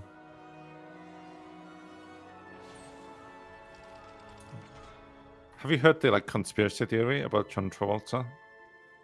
What's the conspiracy theory? That he murdered someone, and that's kind of why like he's in Scientology, because they kind of Because they covered it up for him or something. That's crazy. Oh, whoa. Wait, hold on, wait. How does he... Wait, hold on. OT7 is the second highest level. OT8 is the highest, so he's -1. He needs to increase his level. Okay, OT8... Who are the 8s? Like okay. only Hubbard? They're a list... Oh, yeah, that's a good question, actually. Are there... Okay, well, check this out. There apparently are rumored levels. So Okay, the highest theoretical. Okay, check this out. Okay. Total freedom. The Thetan operates beyond the physical universe. You can also be an ability Thetan. You have telepathy, perception, intention-based control of matter or energy, movement and access across all dimensions. You can perceive timelines, and also OTXX, Thetan Supreme Being, ultimate state of spiritual evolution. The Thetan becomes a godlike presence, fully self-determined and omnipotent.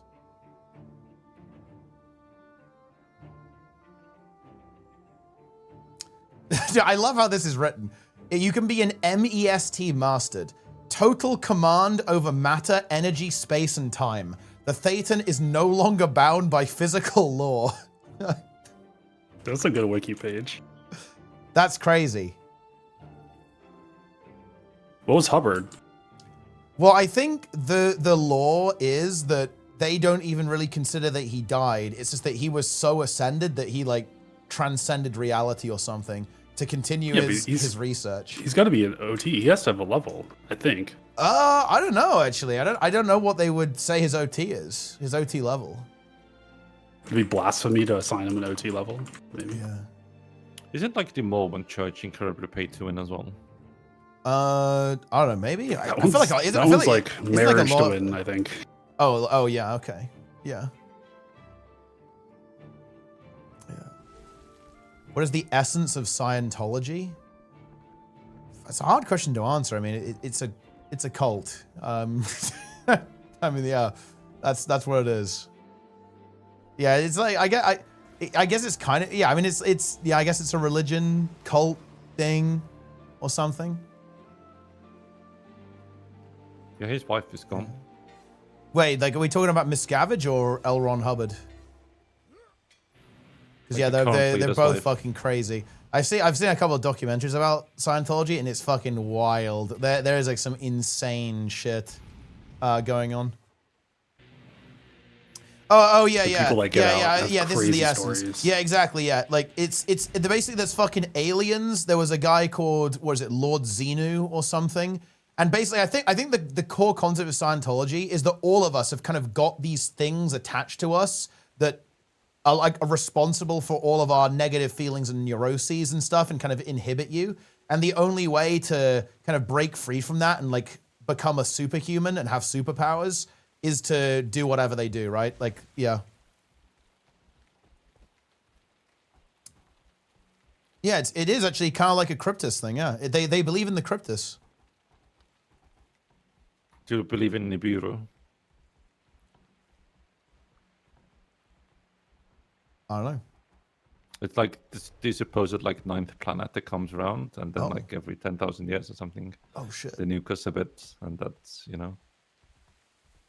That's not good. And when Planet 9 is out there. There is a YouTube video. It's on some of the NA World vs. World people will know who this is. It's on Gregor Payne's YouTube channel. And it's a Discord call involving Fastcar as he tries to explain ancient Egyptian rituals and the Anunnaki or something, and how he does like, it's like the Graham Hancock angle, like the pyramids were like magic basically and shit, and how there was like a special form of gold that gave people immortality and stuff. It was like that kind of, it's absolutely surreal. And yeah, like Fastcar like lays this all out, pretty much. Yeah. Explain the water erosion then, Teapot. To be honest, I mean, I don't know, dude. I don't know the scientific explanation for all this stuff. Like, I'm not. Go ask Flint Dibble. He would know. Based King. Like, dude, look. I will admit this, Nike. The UK, we've got a rough one. We've got not the best record here. We've got Graham Hancock and Andrew Wakefield, like two of the biggest pseudoscience peddlers out there. Like, honestly, Wakefield is actually the worst. I think Andrew, I don't think there is anyone in the pseudoscience community worse than Andrew Wakefield.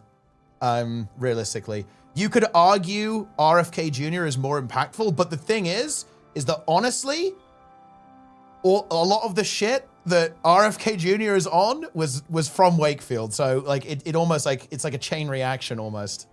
I mean, he also did have a brain, worm, so you can explain it a bit. Exactly, you can explain the worm.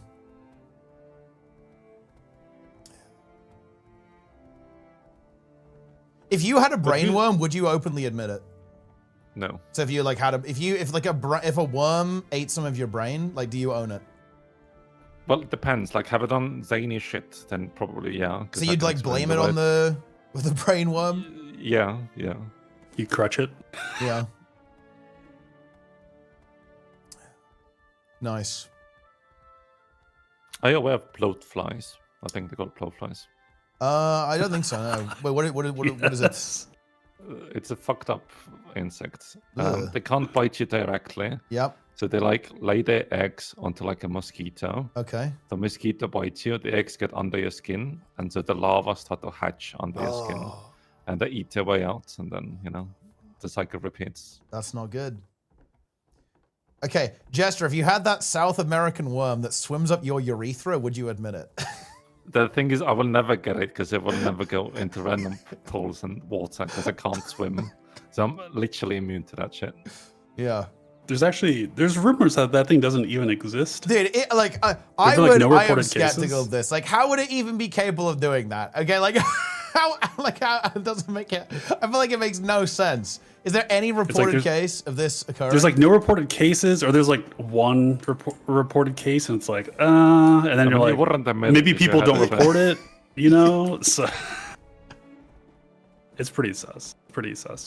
It's like, why would it? What would be the reason for it even doing that? Like, why would it do that? That's like the thing. It's attracted like ammonia or something like that, and that's that's why. But it's Yeah. You're the host. You're Well, no, because okay, there's more context here. The specific rumor is that it swims upstream, right? So like you take a piss in the river and then it like swims upstream, basically. That's the claim, I believe, or maybe that's maybe that's like the. Maybe that's the outlandish claim, but there's like a baseline claim behind it that actually makes more sense. Yeah, it doesn't swim up like a pee stream. It seeks you out when you're submerged. Because it's just attracted to like ammonia or something like that, or some proteins. I don't know. Yeah, then it gets you. That's crazy. I mean, yeah, you've got to watch out. You definitely got to watch out for that. Just do not go into the water in the jungle, right? It's not a good idea. Just yeah, I feel like there's many more dangers that you're actually worried about in South America, like Amazon River. Anywhere where there's like insects that will fuck you up, it's not a good time, right? Like there's dangerous insects that does not feel good. I think they recently like discovered a bigger spider in Australia, and it's literally twice the size as the previous biggest spider. I mean, how big is the spider? I mean, I'll Google. I don't want any images though. So yeah, I mean, what are we talking? Do you think it's like a foot-sized spider? Well, they can't get that big because they don't have lungs, right? Yeah, so they just die. They can't get big enough. Yeah. Yeah. Well, it's apparently South America. What? South America. Okay. The biggest snake might still be alive. I mean, snakes are pretty cool actually. Snakes, I think, are actually pretty decent here. In my opinion, I give snakes. It's like 13 centimeters. 13. I mean, that is pretty big actually. God damn, that's a big spider. It's even average, you could say. Darren's here as well. Yeah. Darren's in the mix. Do you have any dangerous things that live in your area, Darren's?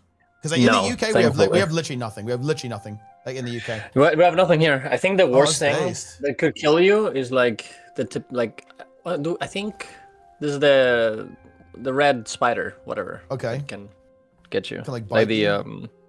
They can bite you, but like you just go to the hospital. Yeah, so it's like not like really bad, I guess. You can wait for like days, and maybe it doesn't even do anything. Yeah, yeah. It's like fun. I guess we don't have anything. We have one poisonous snake, and that's it. Yeah.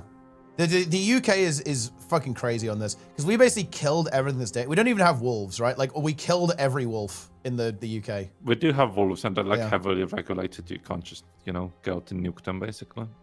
Yeah. We can't do that because they're already dead. And we have so bears as well. GG. Not Yeah, grizzlies, no, I dude, think, the just like Brits black have a weird thing with hunting. Like, there are some people in this country. Dude, I think this is horrible, but people do like fox hunting here. It's like, bro. Fox hunting, yeah. Oh my god, like what? It's so, oh, I don't even understand. I guess it's like tradition, so people don't see it as weird. But like, I'm like, I see it as pretty fucking weird. Like, it's like, what are we doing here? You do it in a weird way, right? You don't just go out and shoot the fox, like you do it in a weird way, right? Yeah. Because I'm pretty sure people shoot foxes here as well. Because there's like too much of them or something.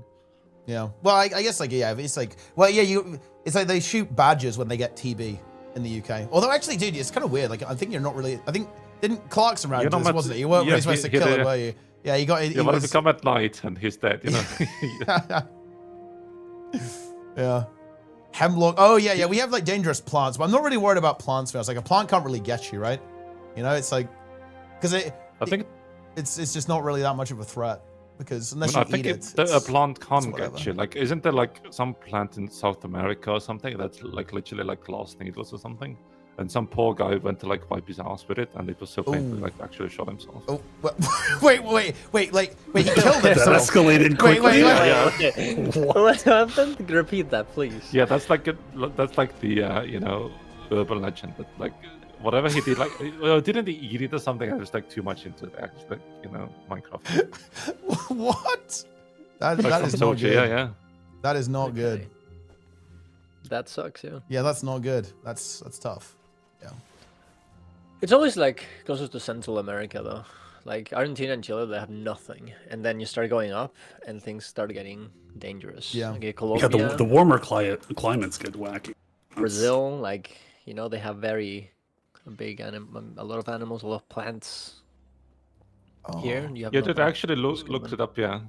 Oh yeah, dude. Yeah, Guru's Described saying as like. Yeah, Guru's saying they get like embedded in you, and it just like lasts for ages, like months even.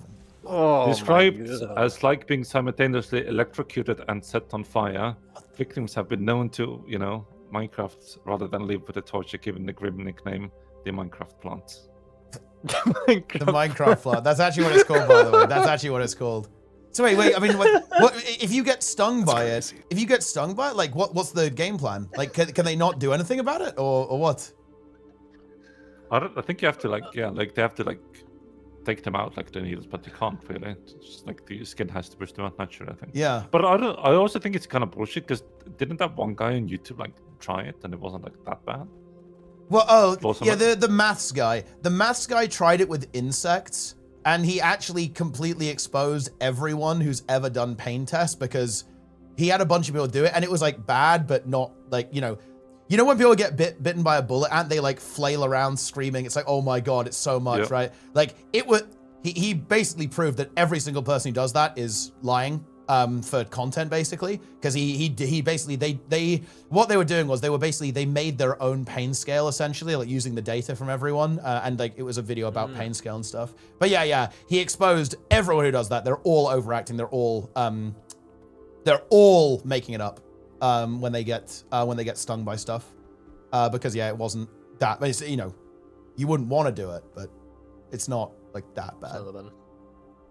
Apparently, if you put water on it, it gets worse. Oh yeah, that's not great. Oh yeah, that is actually the thing we have in the UK. Okay, so I'm sure there's like different versions of this, but there's like a fish that it lives in the sand, like on the beach. And if you tread on it, it stings you, and it's very painful. There you go. Oh, like the stonefish or whatever it's called? Yeah, it's called a weaver fish here in the UK, but I'm sure there's like stuff like this everywhere. And I'm sure weaver changes. I'm sure they're in like a variety of places around the world. We have stuff imported from Siberia somewhere that's like supposedly good for bees to like make honey, but like the plant liquid is so acidic, like if you get it on you, like it starts to like burn through your skin, and you get like pimples and shit. Oh no, it's not good. There's a lot of fucked up stuff in nature, right? Like you don't want to mess with it. It will. We should purge some of it. Yeah. We do that. Like why do we still have mosquitoes then? The guy who did this video about the pain scale, it's the stand-up maths guy. Is his name? Well, I don't know what his, I don't know what his real name actually. I just know him as stand-up maths.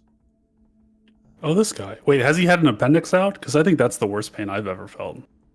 I don't know, but yeah, that's pretty up there, right? It's not.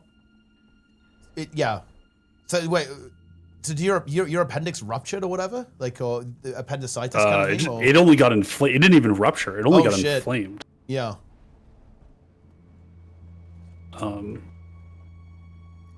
I'm trapped here. Yeah, that was terrible. Yeah, not much fun for sure. Apparently, kidney stones are really painful. Kidney stones. Yeah, Sneb had it. I think Sneb told me about his experience with the kidney stone. I think it didn't sound good. It did not sound fun. Don't you get I also don't drink enough water? It was the worst thing ever. Yeah, Well, drink it just your water. happens, right? Kids. Like sometimes, but yeah. Oh, you got it too, Darren's? Yeah, I got it. Oh. It was years ago. You know, I puked a lot. It was horrible. But it was definitely the worst pain ever imaginable. I don't think I could really compare it to anything else. Yeah. And I don't want to remember it. No, you know, I don't want it to happen again. If I'm thinking about I honestly I'm a noob compared to you guys, I think. But like I think the worst pain I've ever had was when I oh my god, dude, I tore a ligament in my shoulder. And it was I've never had anything even close actually. Like, well, yeah, no, it was the worst pain I've ever felt. Like it was actually the kind of pain that was well, yeah, I'm sure it's similar to what you guys have had, right? Where you actually can't do anything. Like I was like I do not have the ability to like marshal my brain to work now. Like it was that intense. Yeah. When it happens, I actually cannot do anything but lie here and just hope it goes away a little bit so I can like function. Were you like sweating? Were you just like profusely sweating? That's. I don't actually remember that because it was a really long time ago actually. But yeah, I don't know. I was just like lying on the ground, like just literally just immobile. Right? I don't even know how long I was lying on the ground for. Actually, it was just yeah, not fun. That the only other like bad pain I've had was wisdom tooth, which was also pretty fucking bad actually. Dude, mine was so good. Oh god, so good. Yeah, dude, I went in. Like some guy pulled two of them out at the same time and didn't have to do any pain management. Like I don't know, it was. Oh shit, dude, yeah, that's big actually. Yeah, that's nice. Yeah, I did get lucky with Wisdom Tooth too. It was a very similar experience. I actually was hanging out with my friends after Wisdom Tooth, like the same day, like in Medieval. Wait, who had their Wisdom Tooth out in Guild Wars 2? And it was someone on Tea Time, I think. Who was it? And they streamed really soon after they had it done, and it was quite funny. Because obviously they were like on pain meds and like couldn't speak properly. Who was that? Lore Masters. I know it was a Guild Wars 2 streamer. And it was someone I interacted with. The bit. Snake? No. What was it? The Snake? I mean, someone said bald guy, and I know that guy was bald, right? So, yeah, I'm not sure if it was the Snake. I can't remember who it was actually, but I know it was someone because I recall. I'm pretty sure they were almost like they were at least on my stream, maybe even on Tea Time actually with this. Wait, was it actually big? I can't even remember. Maybe I mean I'll take your word for it. Honestly, I'll believe you if you say it was. That sounds like big content. That does. It does sound like it's the kind of thing he would do. Yeah. Yeah. But no, honestly, I think I have been so unbelievably lucky in terms of not encountering pain. I have never broken a bone, which is me neither. Yeah, and I never will. I fucking hope not. That's for sure because it doesn't sound like fun. But yeah, no, I've avoided painful situations most of the time. The worst one I probably did, like I had like an ingrown nail, and they like obviously went to cut it out. Like the injection at the bottom of your feet was nasty. Like that wasn't good. But the worst part, it didn't really work either. So like. It was very painful when they cut it out. Massive toothache, pelting into the gallstones. Ooh, yeah, that doesn't sound like much fun then. Yeah, because tooth stuff is so fucked up. Tooth pain is fucking rough. Yeah, but I feel like anything that's like persistent and doesn't go away is so fucking bad. Like like that's like gallstones, kidney stones. Yeah, like you're having a heart attack. Oh shit, that's not good. You ever had like a root canal? No, like I am well. I've got good RNG, I think, with teeth, and also very un-British, right? And also I do a bit of trying. I have had 0 dental problems outside of a wisdom tooth infection my entire life, which is, again, also pretty fortunate, I feel like. I drank so much OJ, it kind of fucked up my enamel. Oh, yeah? Ooh, yeah. Well, you got to go for a so straw, acidic, right? but- You go for a straw? I think that kind Yeah, of... but I did not go for the straw. I just, drank it normally. Straw skip.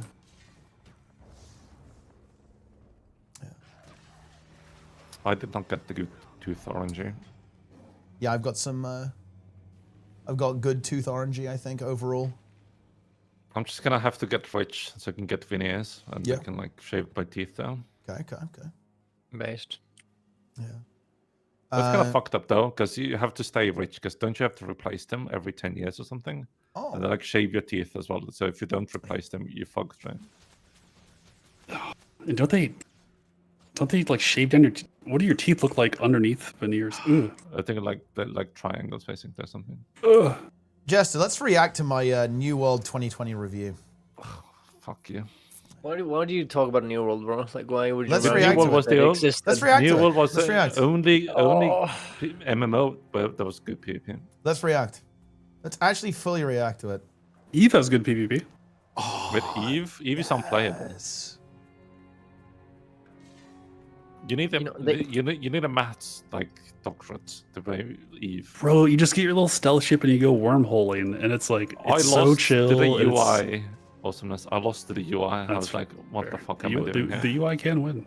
People told me like to get this training code, and it's like literally 90 days of training. It's like, what am I doing here? What is this game? Bro, look, in Eve, it takes years to develop your character. It's actually a really interesting approach. Because, okay, so there is a reason why it's like that. And it is a bit scuffed, honestly, because the game is a bit pay to win, and also multi-boxing is encouraged, to be honest. But like the concept is that training takes so long that it's actually completely unrealistic to develop your character in every way. And this is a really interesting thing. It means that theoretically, everyone's character in Eve is kind of different in a way. Because like everyone's gonna go like a slightly different path and you can do slightly different things. That's the idea. It doesn't exactly work out that way because obviously there's a meta game, right? And also people multi-box a lot in that game, and you can pay to win to like unlock stuff, unlock skills, like very quickly, obviously, if you want to swipe. So, but like that's the idea. It's an interesting idea. Like I do kind of almost like the idea that everyone has a different progression path to an extent. That does sound interesting. But I never. Oh, maybe I'll do one day. I'll try it. Maybe we need a Eve Arc. I'll say with the utmost respect, you will not be able to play that game. Are you in AOC, Darren's? Are you gonna try it? Bro, people are literally refunding right now, and Steam is letting them, even if they play more than 2 hours. Wait, really? Like, oh yeah. shit! Wait, that's bad. No. Wait, isn't that nuclear? That is pretty nuclear. Isn't that basically Gaben saying the game's dog shit? Isn't that literally him saying it? That is what it's saying. I saw this video from Jay Oddity. Yeah. He released it today. It's called Ashes of Creations. Cultists versus Reality. Oh. And it's Steven Faye. Oh no. It's I haven't seen it, but I think people are. Dude, I've gone on the subreddit. Top post is, I finally understand why people call this game a scam. That's the opener. Spray one, thread one. Okay. All right, folks. I have a confession to make. I think I have been scammed. I think I finally get why some people insist this game is a scam. Wait, dude, this actually might be a troll. It's a troll. Account age? Dude, wait, what? No, I mean, he might actually like the game. That's the thing. Like, it might be bait. Yeah, oh no, it is bait. Holy shit. I've already sunk 71 hours. 71 hours. You don't know what that means? That's almost 3 full days of my life. Days my ass can't leave the chair. Every time I think I'm getting a break, I gotta hit the exit button. The Discord lights up. It's like the game knows I'm trying to escape. My guildies have flooded me with questions, constant requests for grouping up. People asking me to escort them down from the anvils to the riverlands. Apparently, I'm not the only one addicted to this digital crack. Oh no. Dude, it's actually it's an ironic post. It's got the updates. It's a psyop. Yeah. Ooh, how do they manage the Reddit? Is it well, like the devs locked mod down? it. It's the devs mod it. Oh. Yeah. That's a huge red flag, no? That is kind of a red flag, to be honest. Yeah. Yeah. I feel like they I mean, kind it's of over. memed themselves already by releasing on Steam, because they almost did it with like the battle royale shit. Because people will think this is like the, this is what the game's gonna look like and everything. Oh yeah, of It's course, already, yeah. Memed. Yeah. I mean, this is how it's gonna look because this is it. It's over. This is the end. Oh man. Steven's also a naughty boy in real life, I think. She sold some juice to cancer patients. That's not good. Jesus. Juice. Huh? Juice. OJ is the best. There's no comparison. Crayon apple with no pulp. Dude. Wait, no pulp? No, I don't like pulp actually in fruit juice. I'm not into the pulp. Pineapple is a close second. Pineapple's dog shit. Orange juice and apple juice are essentially god tier. Well, pineapple has other benefits. That is true. What about kiwi juice? We don't have that. Not bad. I do like kiwis though. It's good. You peel them, right? You don't eat the fuzzy bits, right? I don't, but a friend of mine. Wait, do people do that? People do that. Oh, yeah. A friend of mine eats it and drinks the juice with the skin on. Yeah. Like the skin is pulp? Yeah, everything. Go at it. Well, we did meme her a lot for this, but then she actually they got some research that is actually good for you, so we kind of look I mean, like it fucking obviously dumbasses probably after. is, but like it's disgusting. I'm not gonna do that. And then Dr. Mike said it was good too, and I was like, oh fuck. Oh, it's over. The good Wait, Dr. Mike. which Yeah, Mike? which Dr. Mike? The good Dr. Mike. Oh my god. If you guys actually want to, you know what we should do? Instead of Plenix doing unranked push, he should be forced to watch Dr. Mike on Jubilee. Like, that is actually some of the most brutal watches you are ever going to see. There is not much more that's more brutal than that. The recent one is insane. It is a tough watch. It is a very, very tough watch. Wait, we're still talking about we're still talking about the good Dr. Mike, yeah? Yeah. He goes on Jubilee. He talked to anti-vaxxers and RFK supporters this time around. And it was crazy because then they started calling him fat. Yeah, which is kind of harsh, right? Like, what's up with that? Yeah. Is he buff or something? It's like, why? Like, he was fine. He was just like, his back was a little bit hunching to be like more empathetic. And they're like, you're fucking fat, bro. Like, what the fuck? I think it's somewhat shredded, actually, isn't it? Well, I mean, I don't know, actually, but he seems like he's decent shape. Yeah, he's fine now. He was very shredded, and then he kind of like, stopped shredding tubes so much. And he gained a little bit of weight, but like he was still like fine as a normal guy. I am not responsible for Plenix's death in GW1. Like, yes, you are. How am I responsible? We told him about the hopper. I will give you like the hopper, but like in the other one, it's your responsibility. Wait, you mean the worm? The Primeval King one. Yeah. Explain to me why he was literally in deep. Yeah, why weren't we in deep with him? We should have gone in. You wanted to fight into like all those Driders and double worm. It's fine. We spread out the damage and we ran out together. It's fine. We left him behind. We're not the Navy SEALs. No man and child left behind. We left him behind, I feel like. Fair enough. Jubilee is going corper. What does that even mean? Don't they already do like sponsors and stuff? Like it's are you buying right? SpaceX stock? Is it time? No. Why not? Why would I invest in that? I have other things I can invest in. What is like this? SpaceX, Elon, he'll cook you. Yeah. Bro, what is this? What is this bait? Wait, is it? Well, what the fuck is this? Is this real? I don't know if I actually don't know if I'm getting baited or not. If this is real or not, I have actually no idea. Am I getting trolled? There's no. Is there a link? There's no link to an article. Yeah, I feel like I'm getting rage. I feel like I am getting rage baited by this image. Rage bait. Yeah, this could be rage bait. Yeah. This looks a little bit like AI, Maybe? I don't know. This might be AI. AI slop. I mean, the picture does look a bit weird, like the guy right in particular. I feel like he's like kind of out of place, but like who knows? I don't know. It gives me that vibe. You know, I feel like AI is kind of vibes based. You know. Yeah. Someone posted AI slop onto this Discord, like Italian rain. Oh my god! Wait, it is real. Like Gershon was, he activated reverse image search and found this like lunatic shit. Wait, what? It's real? This happened in the UK as well, actually, by the way. Oh, God, it's so fucking dumb. I don't know what the fuck's going on. Oh, dude, it's so stupid. Like, so... I'm giving up. There's the context. Oh. So, basically, fuck.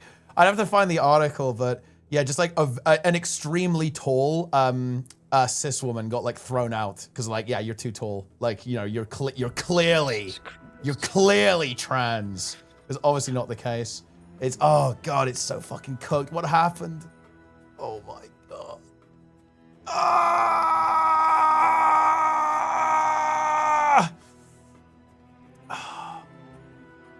She was impressively fucking tall though. She was 6'5". Like, goddamn. That's fucking tall. Holy shit. Yeah. That's taller than me, yeah. Yeah. That is like a very impressive height. Which is very based.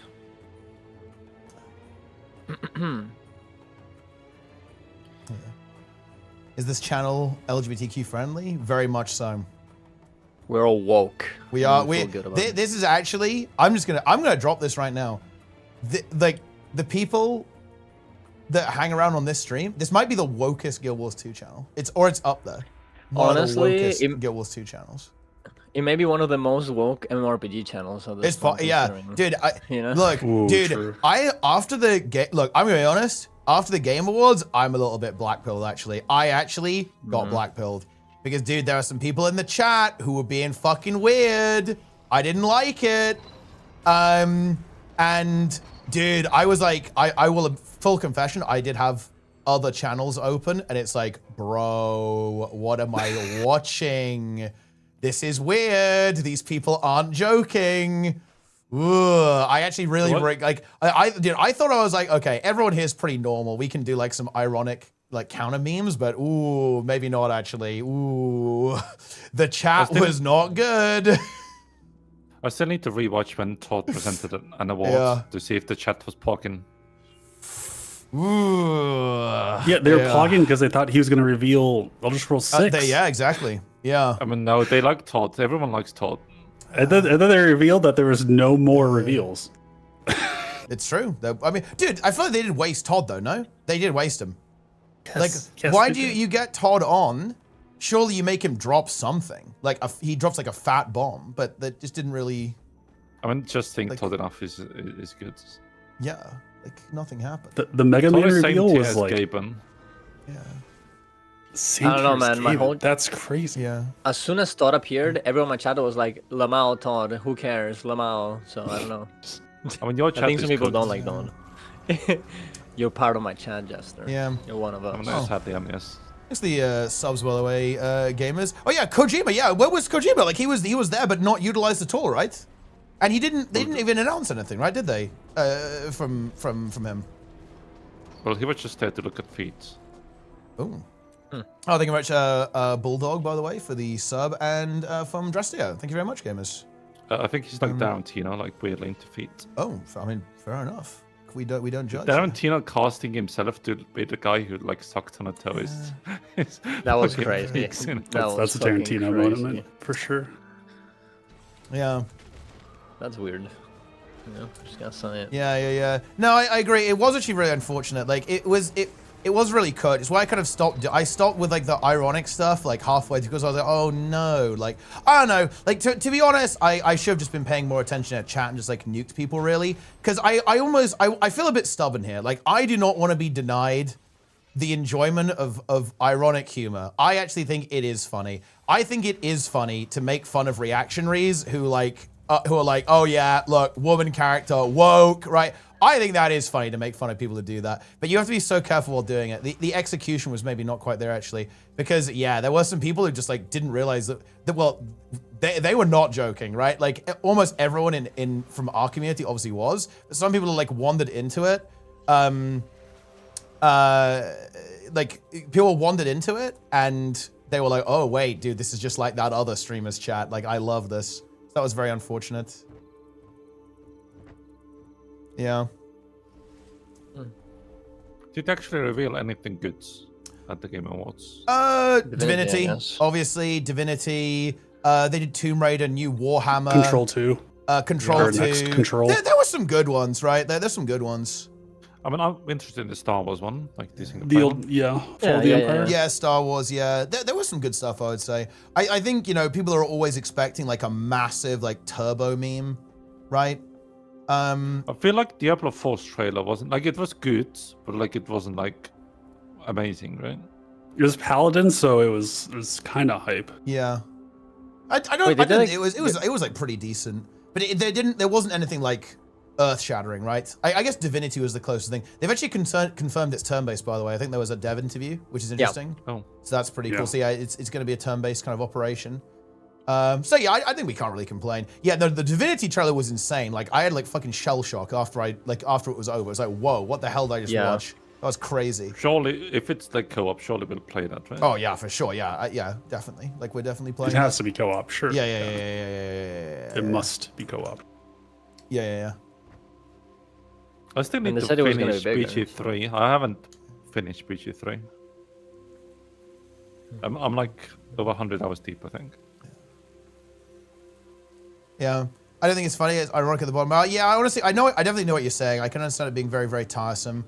I guess maybe I like it a little bit too much. I guess I do find that kind of stuff funny because it's like, okay, the way I see it like the Sigma grind set meme. Like I fucking love that meme because it's so stupid and I don't know. I feel like the reason why it's funny to me is because there are some people who, this is a problem. This is actually a problem.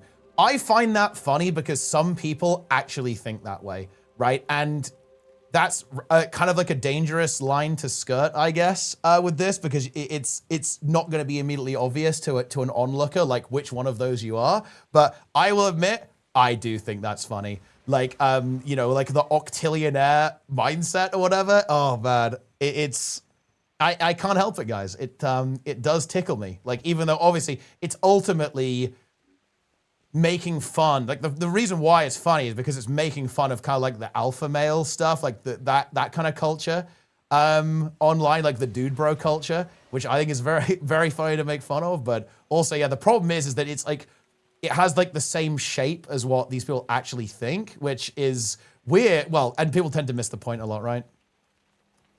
Yeah. Dodecagon-air mindset, exactly, yeah.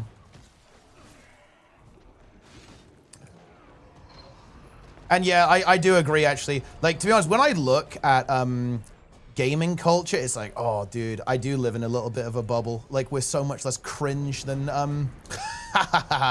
we're so much less cringe and way more based than all these other gaming communities, guys. But yeah, no, it is actually a little bit cringe. Like, whenever I look about conversations about this stuff, oh god, it's so dumb, it's so horrible. Like, I just don't engage at all.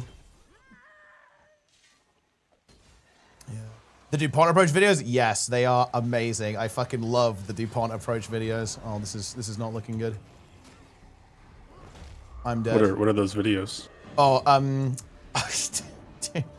they're like hard to explain, to be honest. I don't even know exactly how I would describe it. Are they like Dar Man, like that stuff, or were? It's. I feel like I have to message you. Actually, hold on. Did that antiquary destroyed you? Dude, like, how am I supposed to defeat that on this build? Dude, the thing is, I think that this guy only does like fucking YouTube shorts. Okay, so it's like hard to find. Okay, okay, just search for this and you'll find it. I DM'd you.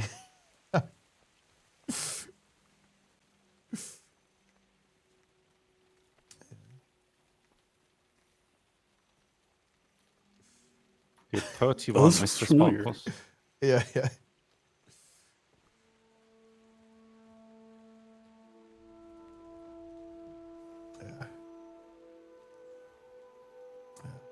They entirely missed the point of American Psycho. It's so funny. Yeah, that's why this is so funny. To me, it's because like holy shit, like you really missed the point there. It's the same thing with Fight Club. People really missed the point of Fight Club as well. I feel like those two films kind of cover similar ground in a way. And yeah, like Phil completely missed the point. Like it's interesting. It's funny actually with media in general like this because that is. I guess you just. I don't even know. Like. Because, okay, I'm of the opinion that if you miss the point of American Psych, I don't understand how you can miss the point of that. So this is why when it comes to like irony and satire, it's like you can't just say, well, some people might not realize that you're joking. You just can't exist that way because like, are we just gonna only use literal speech? Like, is that the only way we can communicate? I don't know. There has to be, I don't know how to navigate this. This is like really, really weird, I think.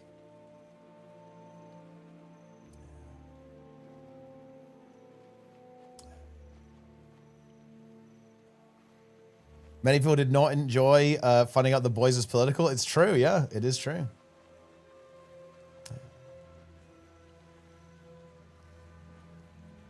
You want a powerful woke react that I made the mistake of clicking on? Yeah, I'm going to bed soon, but like we can maybe I'll like read the title or something. Oh man. Okay, what do we got? We got a YouTube scenario here. Oh, what, bro? What is this? What, do I want to unmute and watch this? I'm actually not sure if I want to unmute and watch this. This is an Asmongold clip. Bro. The title? Oh the title is content. It's something. Yeah, this is like actually, from last year, what is the context here, by the way? Because okay, so here's the context. I don't really want to watch the clip to be honest, but we can talk about. Who plays RuneScape here, guys? Because it's about like apparently like the Pride event got removed from RuneScape. Like, what's the actual context there? Because I don't trust anything on the internet. Like, what actually happened? Someone who actually plays the game, tell me what actually happened. Because I don't believe. Okay, I don't trust reporting online. Because people say like wacky shit sometimes. Yeah.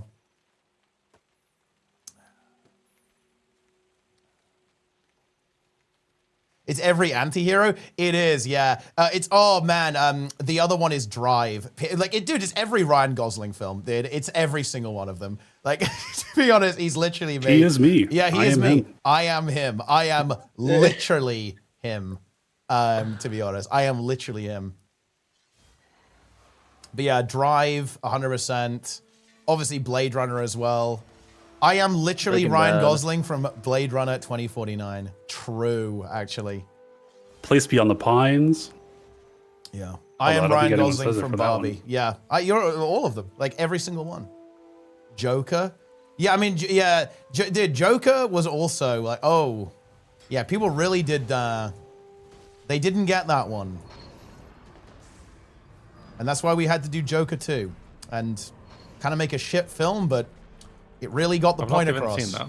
It's very bad, to be honest. The only good thing about it is Lady Gaga's performance. Everything else is dog shit.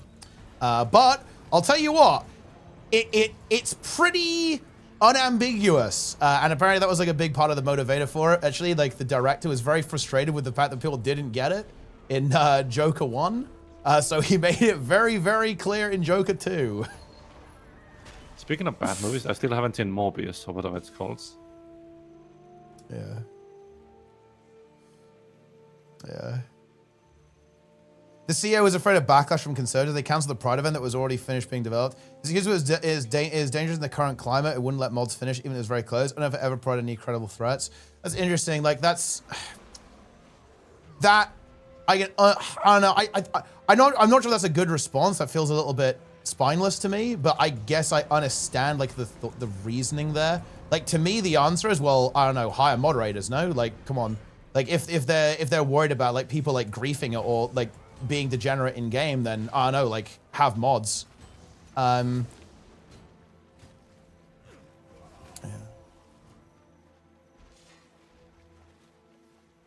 I think it comes from, if I remember, this happened already, like a long time this is ago. like old. I remember seeing it. Yeah, this is old news, right? I don't think this is this year. This was like a couple of years ago or something, or maybe last yeah, year or but this happened, but they had already canceled an event like this, like I don't know, 10 years ago or something like that. Wait, what? For some reason, there's a video I forget from who that like explains everything about this whole thing, like from the start of RuneScape till the end. It was a very good one. I can find it after.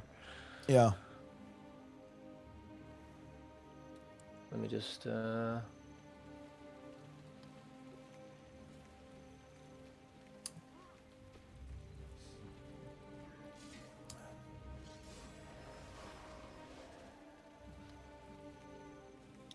hasn't. Oh, it's from this year. Oh, so this is like a new thing actually. Mod North is using a regular whistle. Oh yeah, I mean that's pretty bad. If that's the case. But yeah, I mean, is this in RuneScape 3, by the way, or old school? It looks like RuneScape 3, actually. It's like the new one, not the old one. Yeah, I don't know. Like, I will say, like, personally for me, this has been one of the most disappointing things, actually, over the course of, like, the last couple of years, really. It's actually how fucking spineless, like, a lot of these companies are, right? Like, I do not like it. It is very bothersome to me. It's like, why is fucking Tim Cook giving like Trump a fucking golden iPhone? Just fuck off. Like, and all of a sudden, yep, okay, we're rolling all of that, okay? All of the, you know, cozy acceptance, that was in vogue, okay? And that was making us money, so, yep, on board. The moment that shit's gone, unprincipled, spineless fucks, the lot of them. Unbelievable. It is infuriating, but regrettably quite predictable. But yeah. Except for Costco. Unbelievably fucking cringe. It really feels bad, actually, because especially in gaming, actually, like, obviously, I'm a gamer, guys. You know, I love gaming, and I think gaming is actually an amazing space for acceptance, but, you know, for obvious reasons, right? Like, you know, people from all over the world can come together, right? And, you know, hell, ultimately, I think what's cool about it is that in a video game, right, like, you can be anything you want, right? And ultimately, it's fair, right, in a way, right? You know, everyone can be there regardless of your status in real life, right? You're in the mix, you're blasting, right? And there's obviously the level of anonymity, which is also really useful, I think, for like communities to do really well.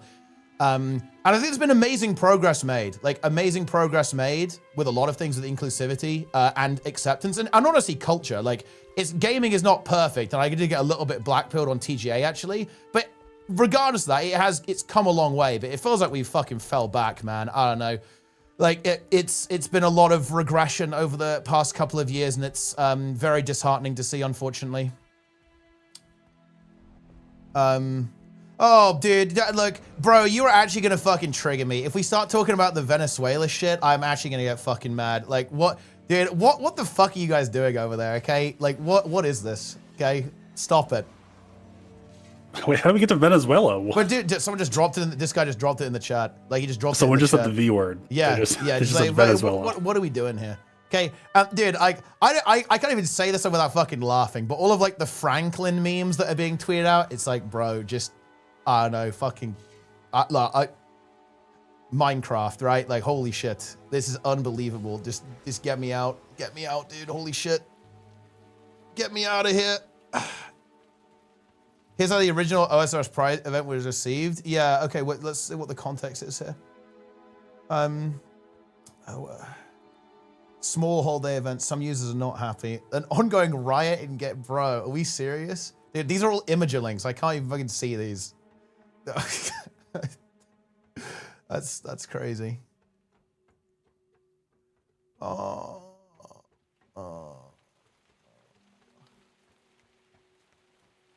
Okay.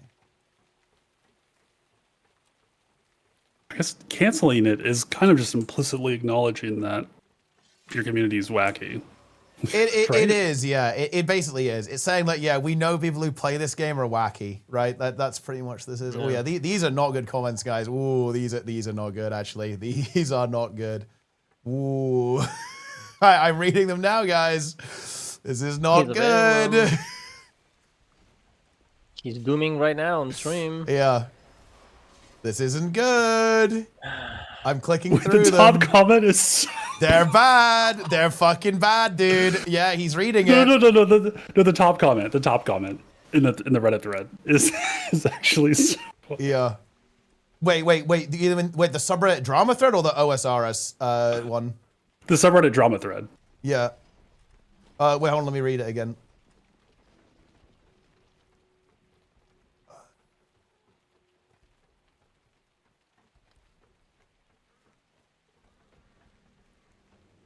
Wait, am I reading the right one? Isn't this a base comment? Yeah, it's base. It's funny. Yeah. It's funny. Yeah, I mean, yeah. I guess he just went nuclear. He's like, yeah, I'm out. Fuck this site. Yeah, that's it. Yeah, I mean, yeah, I guess so. Wait, I think we're talking about different comments. Maybe. Yeah. Yeah, this is old Rachel as Mad well. Dog. Wait, I'm reading deleted comment. I'm reading deleted comment right now. No, I'm reading the top comment on the subreddit drama thread. Wait, Rachel am I Mad cooked? Dog. Like, am I Did cooked? we I click just on see different links, maybe? Yeah, maybe we close. I thought we closed something different. Like, I'm looking at like a deleted comment. That is the top comment. I'm just gonna I'm gonna paste mine in Twitch chat, which is okay. If we let gay pride parades happen in RuneScape, it's slippery slope to gay prides having rough. True, actually, that's true. Okay, that is a good comment. Yeah, okay, true. Well, I thought that's obviously a joke comment, to be fair, but okay, yeah, it's a good joke comment. Okay, well, I hope it's a joke. You can't be too careful these days, guys, right? Like you can't be. Whoa, these imagers! Whoa! Wait, what's the? Wait, Wait, dude, I can't see them. You can't tease me like this. Yeah. I will DM you. What the fuck? Oh, that's a good image. Wait, what is That's this? insane. Whoa! Holy shit! What the? Huh? I'm not showing this on stream. No, that's you Yeah, can't show you- that. I'm sure. yeah, don't That's wanna insane. click.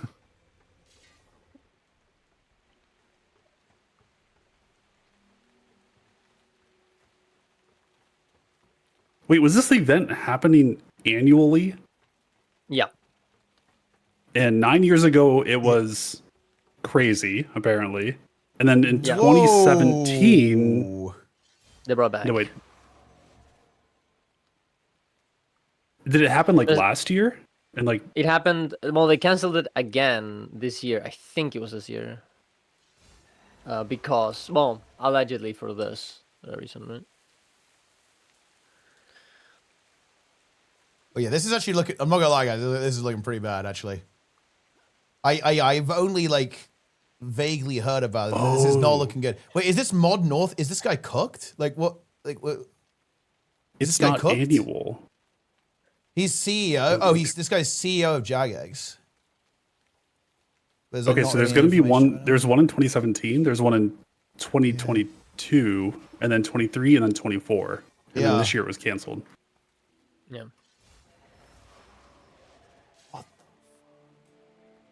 Yeah, we've got some work to do, guys. We've got some work to do. We have a lot I mean, to do. Guild Wars 2 at least is based. Guild Wars 2 is pretty fairly fucking based, right? Like we've got that going for us, okay?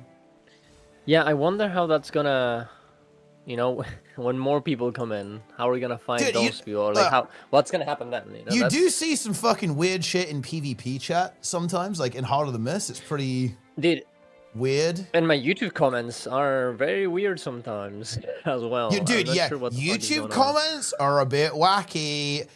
Dude, Twitch is woken based. YouTube is actually less woke. That's all I'm saying.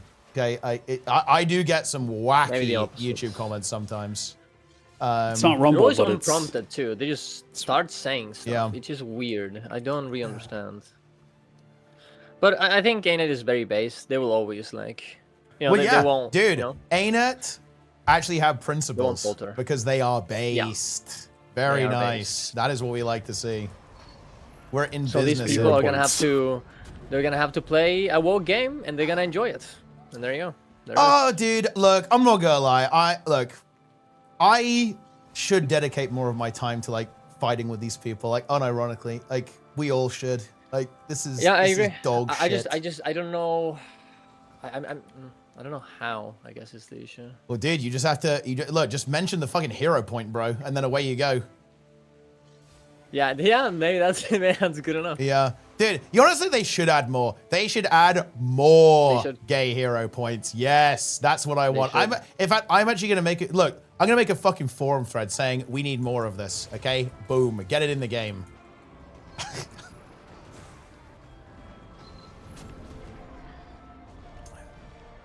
That's good. It's very good. I mean, it's a very good. I think it's a very good representation as well. It's not like just. I don't know. It's just very. Because like the first time I did the hero point, I didn't even know. Like, I just did. It was like, oh, this is cute. And then obviously everybody was like, oh my god, but like they're gay. It's like, okay, like. Yeah. I mean.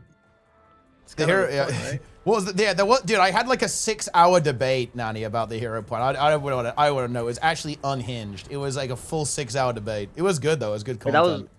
The one in Shipwreck Strandgrim, where you basically like give the Norn guy the courage, right? You like tell him how to romance his partner. Yeah. Which Give is very him the courage to do it. We help him. Yeah, exactly. That was the Mogaines debate. Yeah, it was the Mogaines debate and the Batman debate. Batman was pretty cooked, to be honest. Oh yeah, that was pretty crazy. It was a crazy day.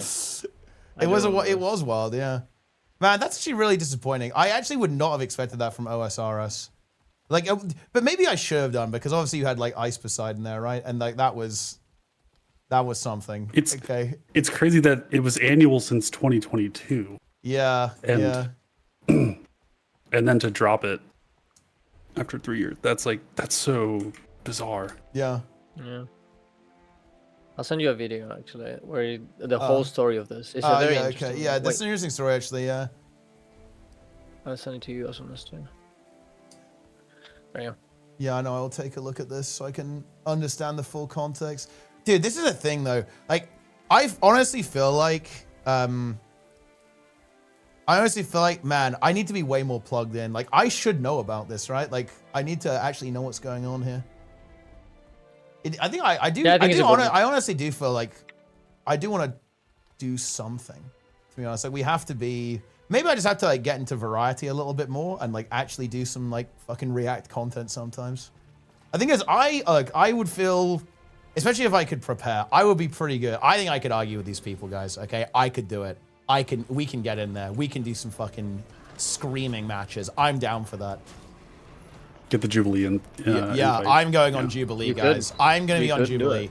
Dude, it's gonna be one woke gamer versus 20. What's the opposite of woke in this context? Sleepers versus 20 sleeper gamers. Yeah. EP gamers. I like that because they will get insanely triggered if you call them that. They were like, I'm not sleeping. I know the truth.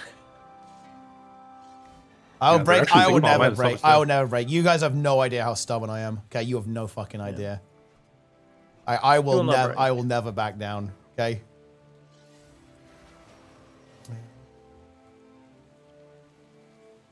Teapot versus Grums. No, Grums is done. Grums is over. Like anytime Grums says anything, you just link the Goononomicon. That's it. Only thing you need to link. Yeah, but then it's over. It's over. Yeah, but hasn't he had this for like a long time? I feel like people just don't care, I guess. I don't know. Well, I mean, I don't think people really knew about it, though. Maybe you're right. Yeah, maybe you're right. Like, the Goononomicon was not common knowledge, like, at all. Did you know about it? I didn't know about it. I didn't know about the Goononomicon. I didn't know. No, that's true. I didn't know. Yeah. It's pretty... Yeah. Oh, man. It's honestly kind of crazy that everything that has happened. Like, everything. It's just... Bro. Like, how's it possible? to be honest, like my surely we learn from this. Like I don't know. It's not funny, guys. But surely we learn. Like, don't laugh. Stop laughing. Bro. I mean, like, if you don't laugh, you'll cry. To be honest, but maybe you'll just cry anyway. Oh wait, what's the screenshot? What is this? Wait, what is this? Wait, are you kidding me? That's actually crazy. Like, what do they even want? Like, dude, didn't they I feel like they kind of lent into it a little bit with like this Tomb Raider remake. They, you know, they knew what they were doing. Like, they were, I feel like they were doing a bit of fan service with this, right? Like, how is that not she's enough? mommy. I don't know what to say. Like, she's, like, you know, I was distracted watching the trailer. Like, that's actually crazy. This is so. Are we fucking serious? This is actually so dumb. This is rage bait. Like, I wish this guy was rage baiting because then I could ignore it. But he's actually being serious here. Like, oh no. Yeah. Incredible. Oh, he did also change his opinion. Yeah. What is this? Wait. They really did want to make a AAA ugly. Wait, what? What do they do? Wait, why would he even say this? Oh yeah, this is actually even worse. It's like he just immediately goes back on it the next day. Well, I mean, I guess it's Gunnar approved, I guess. He was waiting for the Goon Council to approve. Yeah. And then when he saw people were on the opposite side, he flipped. Yeah, I mean, I think it's all. Yeah, I guess so. It's like, what even is this? The same thing happened with Monster Hunter. He said on like one of the characters, and then it was like, no, she's hot, and she's like, ah, this is so good. Dude, Monster Hunter characters are incredibly hot. Like, what is he talking about? Yeah. Wait, sorry, what? Like, aren't Monster Hunter characters insane goon? Like, They are insane goon, yeah. It was because the commander, like the big leader, was a woman. You know, and she was like, oh, no, it cannot be. Okay, gotcha. True. Yeah. Care about Grums? To be honest, not really. I don't think he's that relevant. To be honest, like I don't think anyone takes him super seriously. But the problem is that people think this way, right? Like it's not him. Is that there's he is pretty. There are a lot of people who basically say the same shit, right? It's not like he has a unique thought process. Do you think what Jubilee does is good in general? Or is it platform people like literal fascists that one time? I want to say yeah, actually, because I'm not gonna lie. I think that normal people watching that probably think, whoa, what is going on here? And also in general, the people they have on typically do really well. Like Medi there did extremely well in that conversation, in my opinion, with basically everyone he talked to. And a lot of the liberal people who they have on do extremely well. Like for example, like Dr. Mike in both of his appearances as well, kind of like he's obviously, I guess, less kind of directly political, more about science, like a science communicator, but he did extremely well in both of his conversations regarding medicine and ultimately like US policy as well. Yeah. Do they have many like right-leaning people in the hot seat? There was JP, who I think got cooked insanely. Yeah, dude, cooked. that was a fucking disaster. I don't know what happened. Like he can be pretty good. Like he can be actually pretty good in those situations, but he just like imploded. That was bad. They had Piers Morgan, right? Yeah, they had Piers Morgan on. They have Candace Owens. Oh yeah, Sam Cena did amazing. It was fun watching the soul leave his body though a couple of times, but yeah, he did an extremely good job actually, as well. But yeah, they've had Candace Owens, Michael Knowles, I want to say, yeah, like some other people like that. Yeah. I do not like Piers Morgan at all. When you're a Jeremy Clarkson fan. Yeah, it was very based off him to just punch him. Yeah. Charlie Kirk was on, wasn't he? Actually, on Jubilee, he was on Jubilee. Yeah. And I don't know. I look. I'm gonna be completely honest with you guys. I actually think that in general, regardless of politics, I actually think the person who goes on in the hot seat usually does pretty well because by the nature of it, right? Like whoever they get on is usually someone who argues their position professionally. And well, look, this is the whole shtick, right? This is the whole shtick, right, guys? This is the whole thing, prove me wrong, change my mind, right? All of that stuff is the reason why that works is because it's people who haven't really defended their position for going up against someone who has and knows all the dialogue trees, knows all the arguments. And even if you're actually right, you'll actually lose. If you don't know how to navigate that environment, that's why that format works. It's why it's so effective.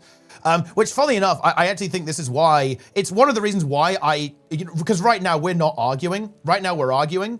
We're not arguing rather, but it's why I like having these conversations, because in my opinion, we need to be good at providing a positive case, right? Like, we need to have good positions. So if you're ever in a situation where you're arguing with someone on a forum, on a stream, in real life, for whatever reason, you need to understand how to navigate these conversations. And like, in my opinion, look, if you're like a uni student, you should fucking demolish these people. Like, it's the arguments are so fucking shit, right? But that's why I think stuff like argument and debate is really, really important, because this is how, love it or hate it, guys, ultimately, the way that we decide policy is debate, basically, right? We argue with each other, right? We give speeches, we convince each other. That's ultimately how this works. And yeah, we need to be good at doing that. Because if you aren't good at that, it's surprisingly easy to lose an argument where reality is on your side. Like, for example, one thing that I say here, and I do hold to this, by the way. If someone wasn't familiar with Flat Earth, I am actually convinced that I would win a Flat Earth debate, pro-Flat Earth, against most people. In fact, I'm very confident that. And that is to say, like, I think I could provide examples and give counter evidence against round Earth claims, and I think I would win that argument. In other words, I would be able to provide examples and questions that a normal person would not be capable of actually refuting or solving, right? Like that and I think I could do that for a variety of topics. And this is what I'm talking about. It's obviously a ridiculous claim. It's obviously complete bullshit. But if you know how to communicate, you know how to get your point across, you can actually lose that argument, right? And it's the same thing for something like like any anti-scientific stuff, like the Graham Hancock stuff, pseudo-archaeology, for example.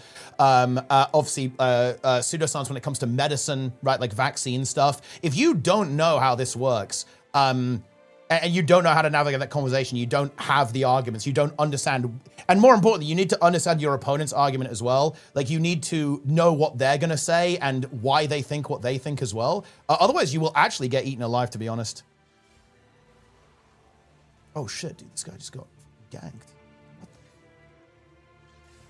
Yeah. Good logic doesn't work. We only respond to aesthetics. I feel like that's kind of always been the case, though, to be honest. Like, I feel like humans in general, we're very touchy-feely. Right? You have to sell a story. You've got to have a good narrative, right? Like, in general. And is that maybe more the case now with social media and everything kind of being bigger and bolder? Like, I know what you're saying. I think you're right. But I feel like it's kind of always been this way, to be honest.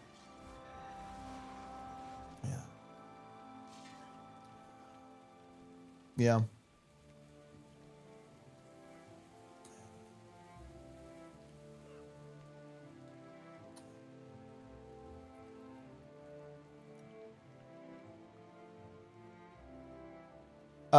With straight facts and proof. Yeah, and actually, that is actually a really big concern I have in general with politics. I think this is a concern. No, I'm not saying that only me, but I think a lot of people do. Like, it's how do we come back from this, right? Because it's obviously it's very much the case in the UK as well. Like, things are fucking. The temperature's pretty high, as well, and obviously, like in the States as well, it's pretty high too. And it's like, wow, how do we come back from this? It's like how can we return from a point where we can't agree on facts? Like, that is really scary to me, to be honest. And obviously AI is potentially going to make it even worse. But yeah, this is a really, really major issue, because if we can't agree on like the underlying fact of the matter, because like it's not a problem if, let's say that you have, I don't know, someone who's, you know, leaning conservative to someone who's leaning left.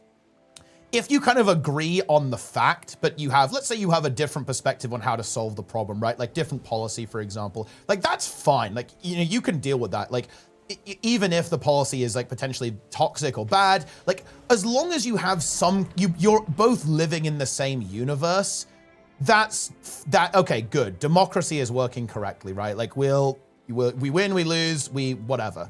But the problem, and where democracy really struggles, and that's ultimately where we're at right now, and why our democracies are struggling in general to essentially function correctly, is because we don't agree on facts, right? We don't even agree on reality. And that just means that our system is failing to work in a simple way, yeah.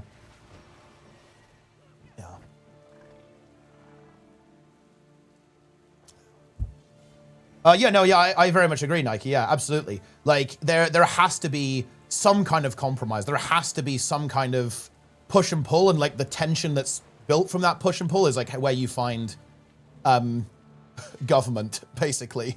Yeah. And we just gotta fucking can this shit. Like all of this like really cooked stuff is just, it's gotta get completely thrown out, and just completely rejected after we're done with this.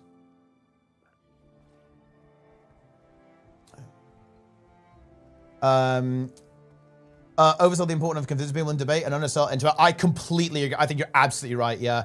I think that this stuff is very, very vibes based, right? Like it's very, very vibes based. 100%.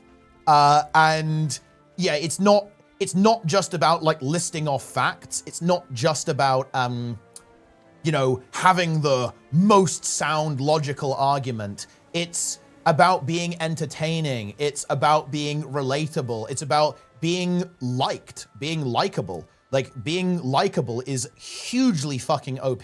Like in real life, obviously, right? Like, yeah, people like someone who they can have some kind of, you know, relation to, like they feel like who understands them, right? Like they think is a good person, right? For sure, yeah. But yeah, that's how it is.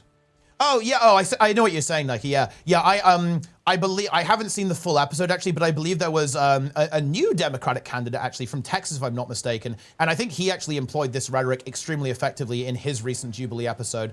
Specifically, this is a good tactic, I think, because on MAGA in particular, there's a really strong vein of anti-authoritarian, rejection of authority, don't like government, don't like that kind of stuff, right? And the tactic is that you say, well, okay, the biggest welfare queens in the country, well, it's big corporations who don't pay their fair share, right? I think that's actually really effective because it's kind of capturing the impulse that they have that isn't entirely wrong. I think that's interesting as well. Like within something like the MAGA movement, there is this rejection of ultimately like big corporations, like, and these, you know, the powers that be, like, you know, influencing politics. There is a rejection there of that. And like targeting that and channeling that, I think is a really powerful technique for kind of defusing a lot of these kind of like extreme right populist movements, right? I haven't seen the full episode, but yeah, I've seen a little bit of it. I found that to be a very, very good approach, actually. Yeah.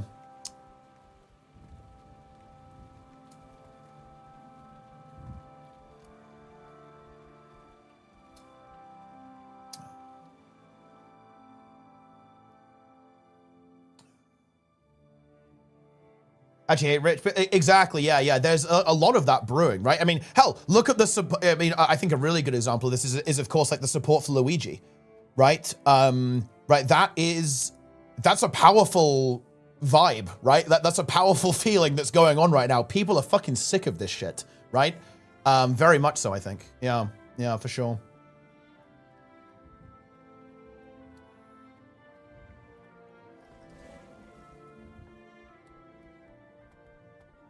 Ooh, the rank and file conservative voter is strongly anti-corruption and actually wants good healthcare.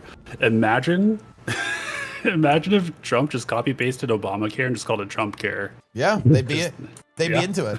Well, I mean, this is the thing. Like the media environment's fucking cooked, right? Like if you kind of like detach a lot of these policies from their political alignment, right, and you just talk about them in like real terms, everyone's in favor of it, right? But like when you start talking about it in terms of left or the Democrats, right, or whatever, people are like, nope, it's fucking communism.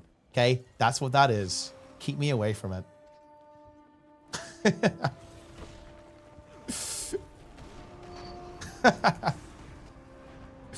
Yeah, very interesting. Some people do want communism in America a bit too much. Yeah, I mean, it's look, it's yeah, maybe. There's one person in particular I have in mind.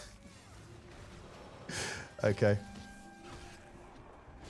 But yeah, no, for sure. And I think, and look, but yeah, it's kind of back to the original thing. Yeah, I think communication is really, really important. And I guess what I would say to, I kind of want to go to bed. Like, I need to go to bed because I need to actually, oh, dude, I need to be up tomorrow. Oh, okay. But yeah, no, I'm addicted to talks like this because I feel so strongly about it, right? It's so important. Like, I honestly, I'm kicking myself for not being more engaged sooner. I was like, oh, you know, I'll just kind of, you know, we'll just kind of chill out and, you know, I'll vote and it will turn out all right, surely, right? But yeah, maybe not. But yeah, no, I love conversations like this. And I'll tell you the truth, guys, I've actually always been really into it. I haven't done it on stream historically, but I've actually always been pretty engaged because I like arguing, right? Like I like this kind of stuff. This is the type of content that I actually really enjoy, right? Like I watched a lot of the, you know, the old debate stuff, right? Because back in the day, before it got a little bit weird, it was kind of like the kind of like atheist debate stuff, which is honestly really interesting, like really interesting to listen to rhetorically, right? On both sides, actually. I think there's some really good communicators, like really skilled communicators on both sides of that argument, actually, which is really, really fun to listen to. Then it kind of shifted, obviously, to the more social topics, right? But yeah, like that kind of stuff I find really interesting. And I do like arguing. It's something that I admit this, guys. I personally enjoy it. Like, it's why I go till 6 a.m. because, yeah, I kind of get a buzz out of it. You know, when I'm arguing with people about stuff that I feel really strongly about, I feel really passionately about. It's like, yeah, it's like I'm mega engaged. I'm like super engaged with this. Yeah, for sure.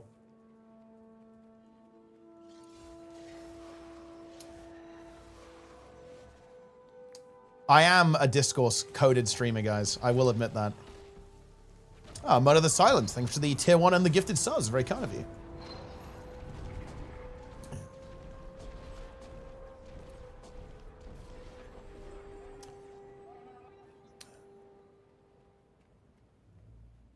Yeah.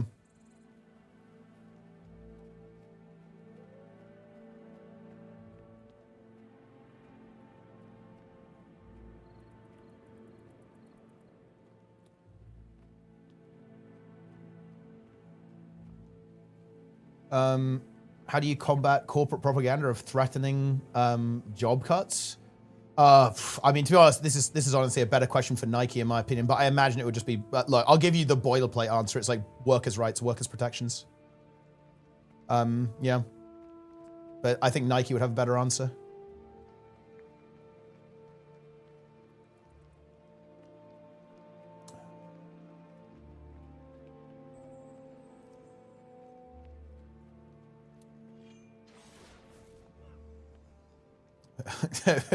Ban AI. I mean, dude, AI is, oof, dude. Yeah, good luck with that. It's pretty fucking spooky. Secular Talk on YouTube. Oh yeah, that's Carl Kalinske, right? Yeah, I know him. Yeah, well, I think that's Carl Kalinske, right? Yeah, I knew him from. I knew him from. Dude, I'm an OG Kyle Kalinske Noah. Yeah. Wasn't he like a Bernie bro back in the day? I think he was very much in that kind of angle. That's where I know him from. Dude, his Twitter's fucking fire. Like, he's gone unhinged in the good way, right? Like, Kyle is pretty base, to be honest. Like, dude,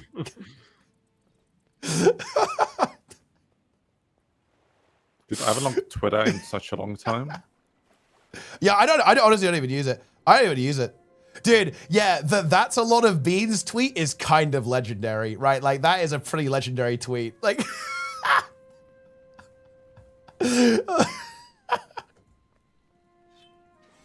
a brutal tweet as well. It is a brutal tweet. Yeah, I did. Like, honestly, some days when I'm feeling motivated, I'm like, dude, I'm gonna go on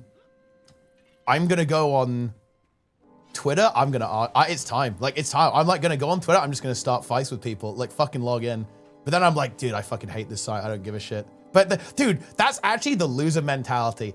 Look, I feel like I shouldn't say this because I don't practice what I preach. But dude, in my opinion, we should be in the fucking trenches right now. Okay, like I should be in the trenches. We should be screaming at these people. We should be like dropping the fattest ratios and like trolling the fuck out of these people. Okay, like, but to be honest, I don't have enough time for that, guys. Okay, I don't make any ad revenue on Twitter, yeah. Time to do manifestos and videos, bro. It's not. Yeah.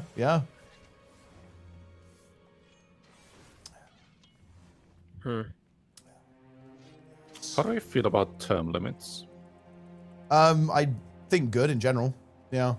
Yeah, like for example, like for like Parliament, so you can be only there for like 8 years or something, and then after that. No, I think term limits are good. For sure. Because we have some politicians here who have literally in government for like 40 years, and they've done basically nothing, and like, but they have like name recognition, so they get voted in, and I don't think that's good. Yes.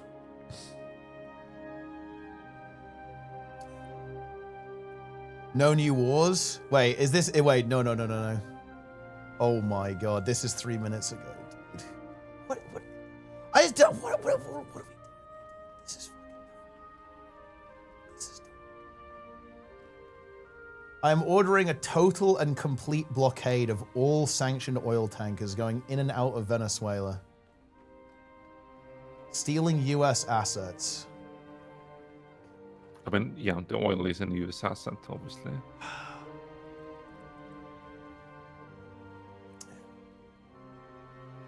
Nice. Nice meme. You know, dude, the thing is about this stuff, oh man, maybe this is a little bit of perfect being the enemy of good, but I actually feel super uncomfortable talking about this stuff. And honestly, in general, I'll admit this guy's a lot of US politics because I'm just not informed enough. I could do UK politics quite a bit better, I think. But like US politics and geopolitics, I'm just not that informed about. So if our I was leaders gonna, aren't either. If I was gonna actually talk about this, I would honestly want to do like proper research so I actually understand like what's going on here. And like understand like the legality around this and like how all of this stuff works. But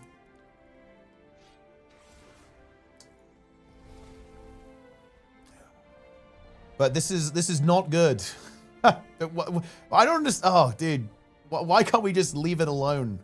This is dumb, completely pointless, probably illegal, and also violent as well. Like, you know, we've already, you know, there's already been people killed over this like ridiculous shit that's going on, and there'll be more as well. This is brain dead.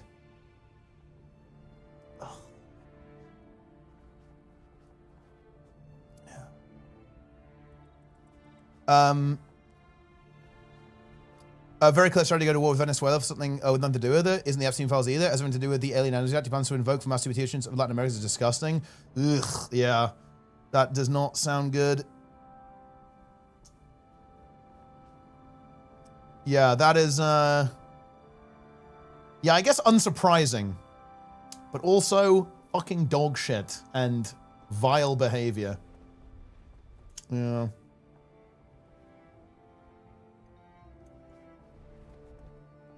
Yeah.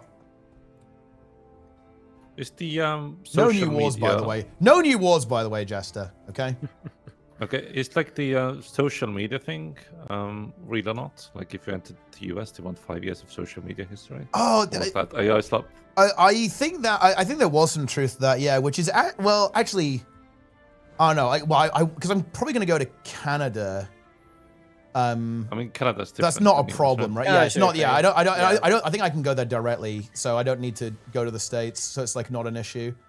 But yeah, I'm gonna go to Canada in June to go and run a half marathon with Sneb, which is gonna be fun. But yeah, I don't think that will be a problem, Mike, because I think I can bypass the US. It's actually annoying because I was thinking of maybe going to the US as well, actually. But maybe that's a pass. Maybe you smuggle yourself in. You know. Yeah, I'm just gonna go hide. I'm gonna go fucking hide in like the hide from the ice. You know. I'm gonna go hide in the fucking ArenaNet studio. Okay, that's where I'm gonna go. That's just gonna hide in there.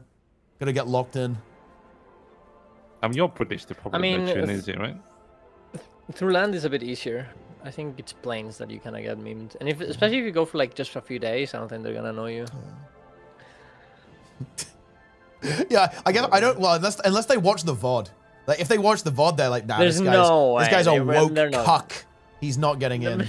Okay. But yeah, like if this, I don't really tweet anything. I don't actually have much of like a presence, I guess, right? On social media, really. Yeah. Not now, but whenever we go into the operation, maybe you do. Grog, scrape this VOD. It's only been a year, guys. A year. It's only it's been not even. Yeah, not it's even. not even. It's not even a fucking That's true. year, bro. It's a year in fucking January. Okay. Oh my god, it's 3 more. It can't You get say worse, 3 right, more, guys? but you know, you say 3 more, but maybe more. Maybe. But Are yeah. you over or under on that? Justin? Yeah, well, exactly. It could go both ways, right? Maybe it is like a God King scenario. Yeah, it could be 40,000 more. You know. Yeah. Ah. Dude, the 2025 timeline is actually insane. It's made this year feel longer, so like I guess there's that. Like we get to appreciate the passage of time more potentially. Yeah. Oh yeah, dude. Going to Texas will be fun because Brazil is in. I'm not sure if Brazil is in Texas anymore actually. But that's where Brazil was anyway. They don't let vegans into Texas anymore. You have to. They force you to eat meat. Yeah, you have the to. border. Yeah. You have to go for That's it. the test at the Yeah, border. it's like There's a barbecue and barbecue. guns, and Yeah. you have to have both. A big NA trip. Oh no, I'm going to Canada Boots. Me and Sneb, we're kind of on like a bit of a fitness grind right now, and like we, a bit of competition motivating each other and stuff. And he came to the UK, and we ran a 5K like very early on in what we're cooking up. And yeah, I'm gonna go to Canada, I think, and run the Banff half marathon. That's 21k, right? Yeah, something like that. It's like 12 miles. Yeah. I would not enjoy that. I hate running so much. It's the worst. But if there's football, it's good. I don't understand that. But just running is not good. Well, I mean, it's pretty tough. It's fucking challenging. But Yeah. we're getting there. Progressing, honestly, pretty good. Like it's starting out was pretty tough, but it's coming along pretty well actually. I'm feeling pretty confident I'll be able to do it at least. It's a long distance obviously compared to what I've done. It's basically 4 times, right? What I've done in a I guess like a race environment, but we'll be all right. I think some people are kind of. It's like me and Snab are gonna go, and I think some people are also gonna come as well and do it. Like some of the gang. I'll go to watch. I'll watch. Yeah. I'll see. Wait, are you coming, bro? Sure, why not, dude? Wait, you actually coming? That would be You know? crazy, dude. That would actually be a crazy meetup. God damn. Yeah, I think it's a good idea, no? Yeah, I mean, dude, well, you have to do it with us. Although, bro, no, I'm not doing a fucking marathon, bro. Fuck that shit. Dude, Yeah. my athletic times are over. I mean, that's fair. Yeah, that's fair. Yeah, I'm sure we'll probably. He's like 22. We'll probably do some other. We'll probably do some other stuff as well. We don't know what the actual plan is yet, to be clear. But I think we're just gonna figure out who's going, and then we'll cook something up. Like Sneb's gonna cook something. Maybe you can scam Linus and he'll give you a PC. Yeah. I can get like a Guild Wars 2 PC. That's gonna be good. Yeah. With 8 gigs of RAM because he can't afford anymore. That's incredible. And obviously we'll be over in August as well, unless something changes. Yeah, we'll probably check some stuff out, guys. I don't know what we'll do, but yeah, I'm sure Snab will have a good plan for us. He's a Canadian. Camping is on the menu. Yeah, it is, guys. Camping is on the menu. Yeah. What your vote on the chrono changes? I mean, I don't hate them. I think they're a step in the right direction, but I guess like the core issue is still kind of there. Like improved alacrity and just like the strength of core mesmer utility. So I don't think it's like it's potentially not going to Chrono is still going to be like very good in the situations where it's very good. So I'm not sure if it will like shift the meta that much. But we'll obviously have to see. But yeah, I think there's still some, like Mezra is obviously still really good. Camping is what got Wings of Redemption kicked off his own podcast. It feels bad. Yeah. Oh well. Yeah. Well, worst case scenario, guys. Half marathon sub 2 hour. Yeah. Well, we'll see. We'll see what we can do. I will try and do it. Like I am quite competitive. I will definitely try my best. But yeah. If I'm not sure if I'm going to stream, guys, because Sneb said the internet might be a bit sketch there. But worst case, I'll do like a vlog kind of angle, right? And I'll probably like record stuff and then upload it, or even like do like a live premiere or something. We can watch it. We can watch the footage back together when we get back. I actually know some internet tech. I can send it to you after. Oh yeah. Maybe that'll help. Yeah. Oh. There's some cool stuff you can do. So. Yeah. It's Starlink. No. Fuck that. Yeah. But yeah, Canada has so horrible internet. Especially data. Yeah. Yes. You gotta eat a poutine or whatever it's called, like the Canadian foods. Well, it has meat on it, bro. So it's over. Isn't it like cheese curds and like gravy? Yeah. Well, what do you think gravy's made out of? I mean, maybe they do a vegan version. I'm sure they do. No, they do. I got that, but I don't know. I mean, it depends on where we're at. But I thought that Alberta, whatever, is like omega non-vegan. So I don't know how that is gonna go. We'll see though. We can eat bugs, you know. Bugs I mean, monthly. Yeah, you guys will eat bugs. I will not be eating bugs in August. I refuse. They're nutritious, Jester. I mean, I don't care. They're good for you. I mean, so is uranium. Like, if you like good digested, it's incredibly calorie rich. But do you want to do that? Like, no. It's true.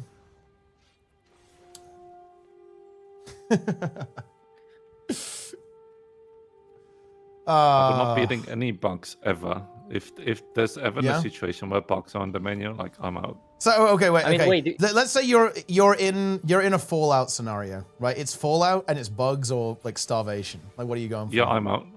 Like, you're just out. You're like a rad roach is in front of you. Yeah, and you just killed a rad roach. You can't have a shower after number 2. I'm out. Like it's whatever. Like, So that's what breaks you. So so you'd Minecraft if like that would like happen. Yeah, I mean, what is the point? We've lost all civilization. Like there's literally no point. Okay, wait. Do you like seafood, Chester? Not particularly, no. I will eat like a roasted salmon and stuff, but like no. Because like if you think there's about a bugs. it, crabs, there's a bugs. Yeah, crab is a bug. They're kind of bug. Yeah, lobster is a bug. I will eat the fish, but I will never eat like crustaceans. Like those are literally insects off the sea. I don't touch that shit. They're tasty, brother. I don't care. Like those are insects off the sea. Like yeah. I probably could make you eat one of those here without you noticing. You would love it. I mean, that's the thing. I will not put foreign things in my mouth. Like, Curious. All right. Well. like, would you want to live in a Fallout situation? Like, I don't think you would. Oh, yeah, it's not great. But you do. You gotta do what you gotta do. Like, what do you got? Like, you can't just Minecraft. You gotta try. What do you do? It's so fucking boring as well. Like, life is a constant struggle. Did you enjoy Fallout TV series? That could be. You could literally be. That could be you. Yeah, I mean, it's anything but boring. Unless I'm in the vaults, it's fine, right? But other than that, it's like incredibly miserable. Ooh, what if you're in Vault like 105, where it's just you versus crabs? I'm in one of those good vaults where there's like, I don't know, that it's all sunshine and rainbows. The thing is, like, when you're there, you just get accustomed to it, and then you'll just be happy anyways. You just, you can do it. It's, I don't think you'll be happy, like, going hungry and shit. I mean, no, but well, you won't go know, hungry. You have bugs. Yeah, exactly. What if you run out of bugs? What do you do then? Well, I mean, then you're in trouble, obviously. But I mean, how would you run out of bugs? The mire lurkers. You don't even have and to. Eventually, like, even the bugs won't survive, you know? And the Brahmin? Dude, I'd never killed the Brahmin. I felt bad, I'll be honest. You gotta play New Vegas Teapot. Yeah. Do you eat bugs in the game? I mean, you can eat mystery meat. Mystery meat. Okay. You have to find out where the mystery meat's coming from.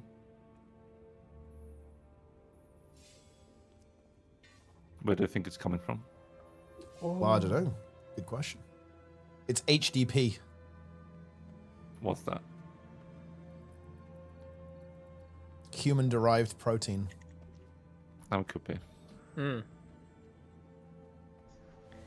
Bro, this is crazy. How's that guy called? Channel 7 News or whatever? Like, you know, you guys remember the guy? Yeah, the guy who does like the crazy interviews. Andrew Callahan. Yeah. There's a Chilean version. This is based. Oh, I'm gonna watch this shit. guy. He just went in. Yeah, Darren, how was your this is election, bro? actually, like, I don't want to talk about it. It's not looking good. One of those. Not looking good. Many such cases these days. Yeah, Many true. such cases. Yeah. I will admit, many such cases is actually, it's a good phrase, right? I will admit, it's a good expression. Yeah, right? it is good. Yeah, it's powerful.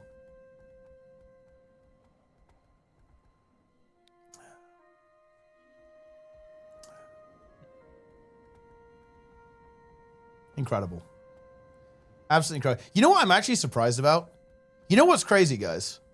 Have I just converted all of you? Did I win, guys? Did I infect everyone with the woke mind virus? I am genuinely surprised that discourse hasn't started.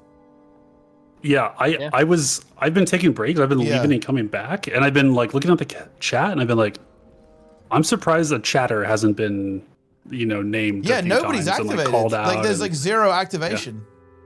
Yeah. The drops are over. True. That's true. Actually, there are no drops. The Lara raid did come through though. That was risky. Yeah, that is true. Actually, this does mean that we need to like breach new ground though. We need additional drops viewers to join in. Maybe we start every drop season with a Discord stream. Yeah. Just to get it out of the system. Trim the fat. Yeah. Yeah. So it's basically it's already too late for you guys. Yeah.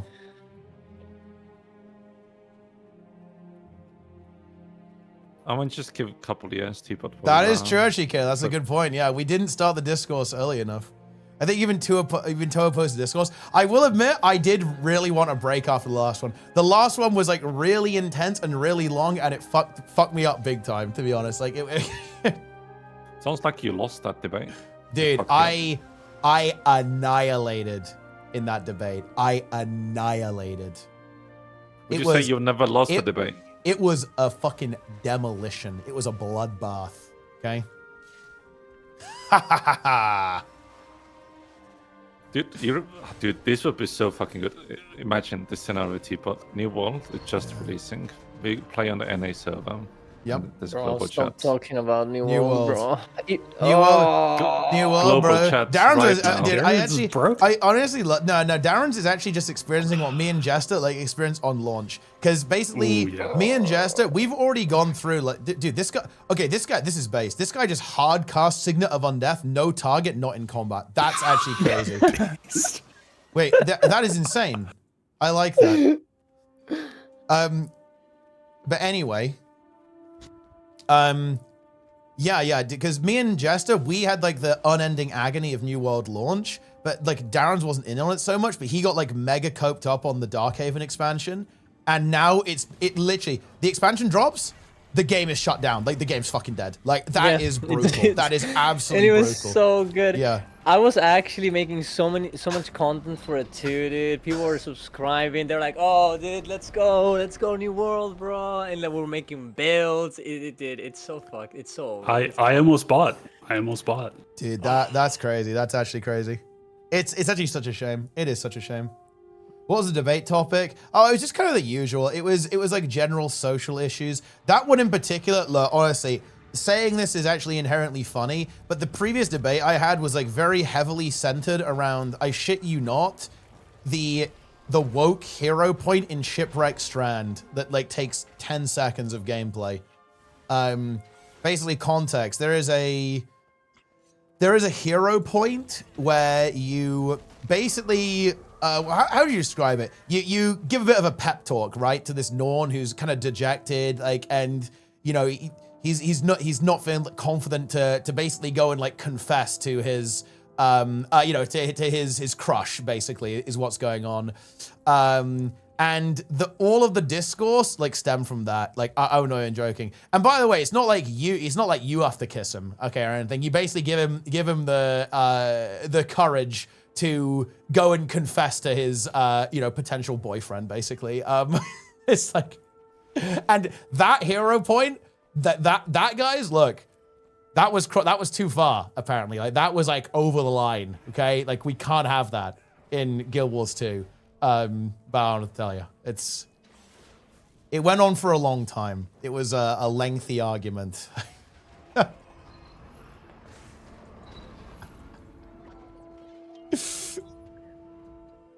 You know, I think it was a good, at least when I was there, I think it was a good conversation because people were actually listening. I think they, you know, they're slowly in understanding the, I guess, our opinion, which is the important part, I think. Yeah. There was this particularly interesting moment, actually, where it was actually about it was a very meta point, but they seemed very surprised that I would. I think I said something like, yeah, like, just so you guys are aware, right? Like, if you wanted to express your views in a game, I would like fully support that as well. Just so you're aware, right? And that it actually felt like they stumbled a bit when I said that, actually. They didn't, they were like, oh, that's interesting. That you would say that. Like, I don't know, I don't know, maybe I'm reading too much into it, but that was like a very interesting point of that conversation, because I think they were under the assumption that like we would do the same to them, right? And that is interesting. And well, I think that's that's like a broader meta point as well, because I feel like a lot of the justification for a lot of this politics is, you know, in the context of the US at least, yeah, the Democrats are evil. They've already done everything so terribly, so yeah, this is all like retribution, like it's like justified. I think there was a little bit of an element there that they were like, well, yeah, okay, us doing this, like us kind of being the boot, is justified because, well, the boot's on the other foot now. I think that's a very interesting worldview. And that's what I got. Like, that was my interpretation of like something that they thought, is that it was very much like, yeah, our turn now, right? And that's interesting. It's kind of ugly, to be honest. It's also a little bit scary that like the people think about it that way. But yeah, very interesting.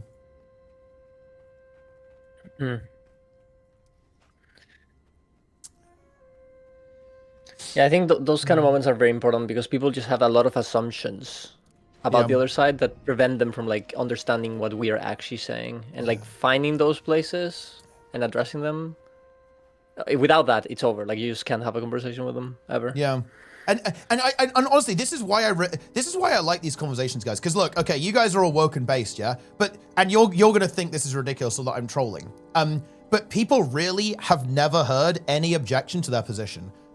So for example, what I gave a couple of counter examples, like, oh, so like, what do you think? And this is such a basic one. This is like level 0, right? But they had very clearly never thought about anything that I would say in response. So like the level 1 response is, well, okay then, like, what about like straight couples in video games? Like, why is that okay then? And there actually was no good response to that. And you might think, how could you not have considered that response? But it's actually like where this is. Like, people genuinely do not consider, people do not actually consider any counter argument to their position. I don't think that people have really ever thought about their own position that much and why they think it, but also the inverse, right? Like, why people who disagree with them think what they think, and more importantly, what they would say in a conversation. Like, people just don't think about that, like, at all. And that's so interesting, because that is like a level 0 objection, in my opinion. It's like, that is the most basic counter response to this, but it hadn't been considered. Like, it very obviously hadn't been considered at all, which is like to me very personally fascinating. Obviously, I think they don't. I feel like most people don't want to think about it, because if you think about it, then you can change, and that's very scary. Because then maybe you were the wrong guy, you're the bad guy, or whatever. And I think it's the same thing. Not to get into it, but like the same reason why they are uncomfortable with people being gay in the video game, because then they have to think about it. Yeah. And they're trying to avoid it as much as possible. Yeah, well, yeah, and that was actually where I did actually run into a little bit of frustration, actually, Noro. So the thing that actually, and yeah, I think Darren's absolutely right there as well, because yeah, like, it's much easier to convince someone that they're right, or kind of like you can convince yourself that you're right than realizing you've been fooled, right? Like that's like a very human experience, I think. It's important to bear that in mind. But yeah, I actually really pushed them on this. Like, so the example that I gave is that, okay, because they were talking about, they brought this up like unprompted. It was about like fairy tales, right? And I said, well, okay, like, would you guys be okay with like a fairy tale where it was 2 princes or 2 princesses? And the thing is, what's actually really interesting is they didn't actually answer the question. Like, I really kept trying to push them on that, and there was no response. It actually was like full on. They did not give an answer to that question, and that was a little bit frustrating. But I think that's good, because the fact that they wouldn't answer, I think, to me is like, oh, okay, that's actually poking at something, isn't it? Very interesting. I think that was a pretty good challenge, that they didn't have like any like way around. That was pretty decent, I think. Yeah, and at that point, it's just better to just let them think about that on their own. Because I think there is a point, if you push too much, where they're gonna become defensive, and they won't want to think about it. They have to arrive at that conclusion on their own, or think about it, like, oh, why am I wrong about, or why do I not like that, or why do I not have an answer? They did lead into the quote normal thing. Yeah, they led into the normal thing, but then there was nothing behind that. I said, okay, why? Yeah. Why? It was also weird. Yeah. Because Marjorie and Casimir came up, and they said that they were like, it's didn't based. bother them. Yeah, they didn't even bother though them, yeah. that was far more explicit. Yeah. Wait, they did say that? Wait, really? Yeah. Yes. But yeah, like, it was really strange. That is where the conversation went. But again, like, I was actually really hoping they would answer that question, because I was asking them, okay, well, why is it different? Why is it different? Why is it different? Right? And do you know the thing is, guys? I actually do, like, unironically, because I want to understand people's positions, like how they've come to these ideas. I really wanted them to actually give an answer to that, because I wanted to, okay, like, how can I actually engage with this? But the problem was they didn't really give me anything to chew on, right? There was actually no reason. It basically, ultimately, it just like feels icky, right? Is what it is. And that was like ultimately what they didn't say that explicitly. And I think this is something that also came over the conversation, like in our kind of like post-mortem of it. It's like nobody wants to say, oh, it's because of there was definitely like a religious undertone actually to the conversation to an extent, which is unsurprising, obviously. And I think they didn't want to say, oh, it's because of my religion. Essentially, that's why I feel that way, because that feels kind of like that probably feels like a pretty lame thing to say in a conversation like this, I would say. So they probably didn't want to go there, but I think that's ultimately what it was. Yeah. Okay, a chatter brought something up. I was watching the Ezra Klein and Gavin Newsom conversation, and they're talking, and at one point, I don't have the full context, but in part of Gavin Newsom's like, oh, he was like, I want to see XYZ, I want to see this, I want to see that. He said, I want to see trans kids. And I quoted that, and I was like, oh man, people are going to have a field day with that. And it's happening. It happened in chat today. Wait, in chat today? Sleepy Batty. I wonder what MightyTeapot, what do you have to say about the recent quote Gavin Newsom made where he said, I want to see trans kids. Wait, it's like so out of context. Wait, it's like so out of context. When did this happen? Did I miss this? It was like a minute, 4 minutes ago, actually. Oh shit! No, I completely missed that. Wait, do we have is it discourse time? It is actually discourse. Oh but shit! It's so funny because it's completely quoted out of context, and when you look up the context, it'll just be like very boring. It'll Wait, be so boring. What is the context? Give me the context, actually. Guys, good. No, I'll respond. I'm sorry, Sleepy Buddy. I missed your message. What's the context? I actually tried to find it, so I tried Googling the quote, and of course I only see certain leaning publications talking about it. Yeah, I mean, hold on. What is this?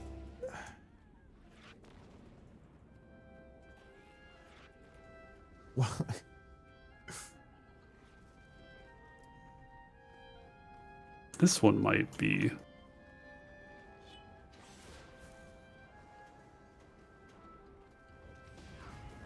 Did you tune into content? Okay, finally. Finally, discourse begins.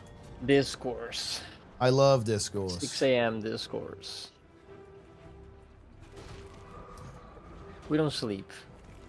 We keep going. 24-hour stream. Dude, I'm gonna rope off to this. And then Is it trans given anyway, T-Page? Shit, this guy died.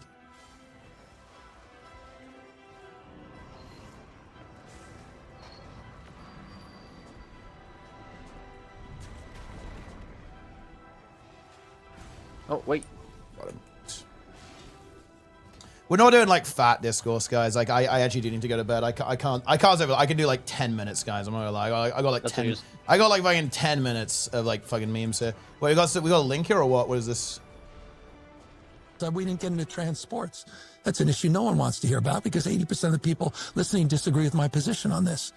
But it comes from my heart, not just my head. It wasn't a political evolution. It was position being that I don't think it's.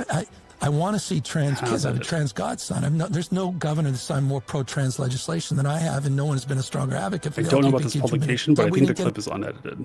Okay. Well, I think Gavin. I think the press office like tweeted out. He tweeted out himself. I think. Holy dude, this tweet is. Oh my god, dude.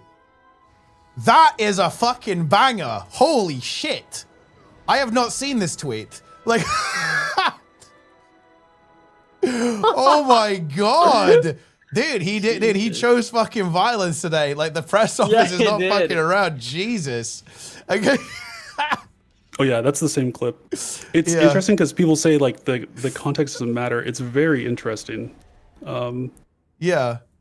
I mean, wait. Am I cooked, or is this just like he's just affirming his support for trans care? No, or am I cooked?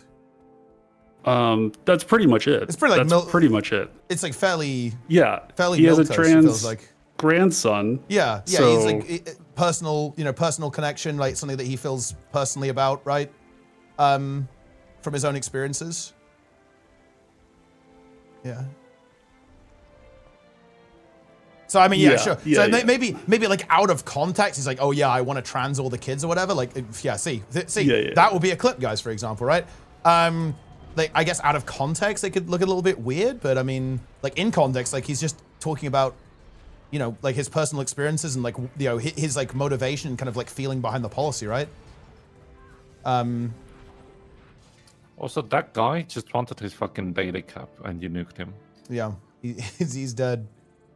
Yeah.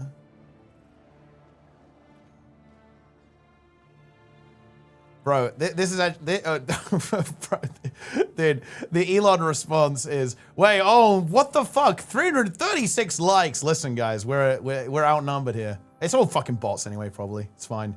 Not a big deal. Twitter has no bots. No bots. Grok is never wrong. That is also true, actually. Okay, well, Sleepy Batty is engaged. Yeah. I think viewer Collins would be good. I have to go. Oh, really? Enjoy chat. Yeah, he's got to go. Yeah, bro. Show the response. Yeah, the response is fucking cooked. It's a very, very cooked response.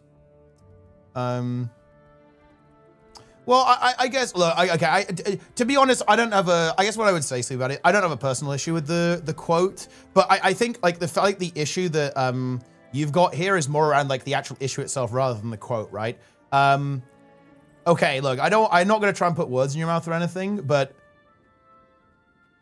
I guess we'll just be pretty direct, right? We can kind of get to the point here. Like, do you think like trans people are real? I guess I feel like the actual point here.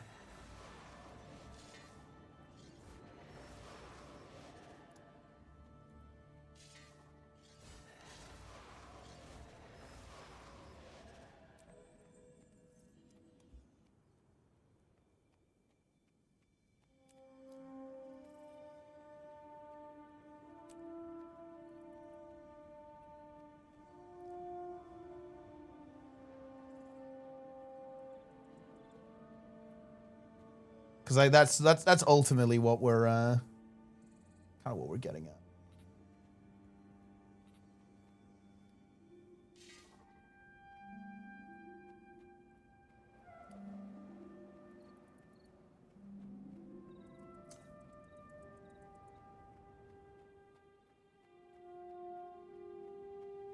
The social points. I mean, look. I guess I actually didn't fully read the second part of this quote here. Did you? Do you actually think that? Like, do you think that? Do we think that people like transition for the content?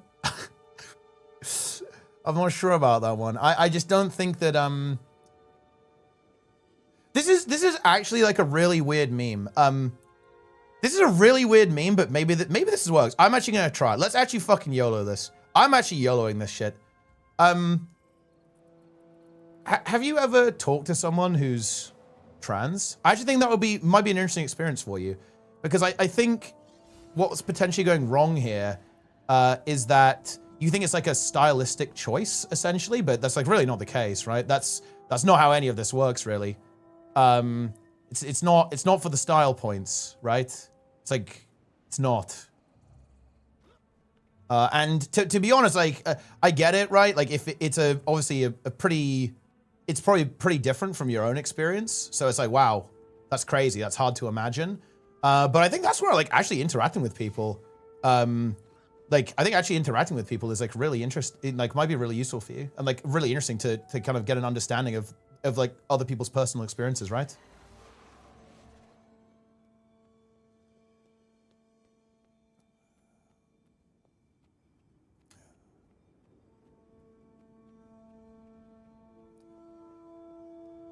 Yeah.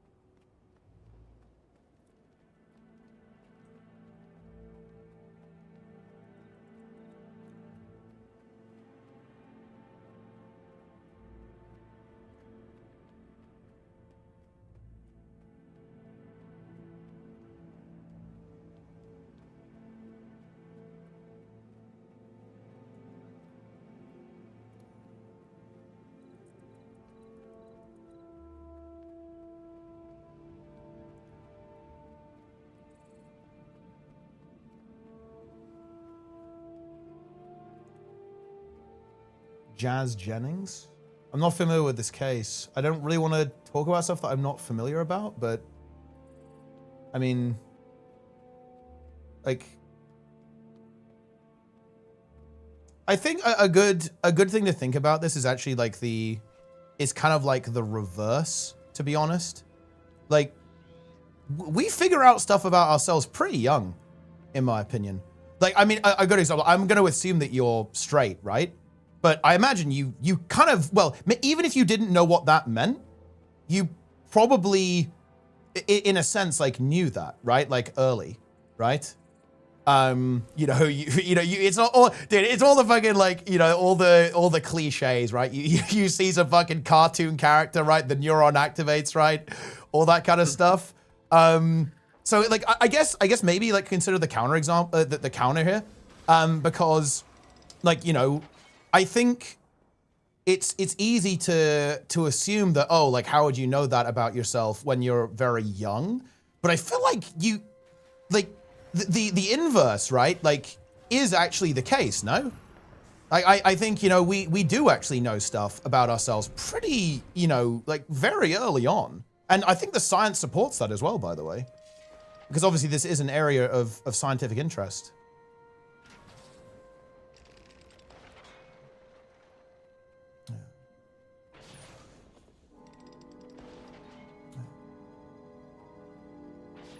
Yeah.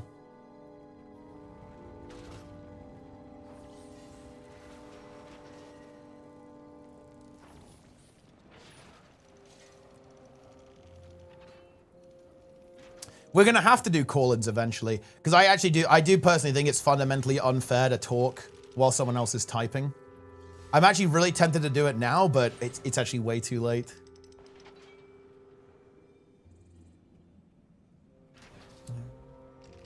I mean, you could invite them for another day if they're interested. Yeah.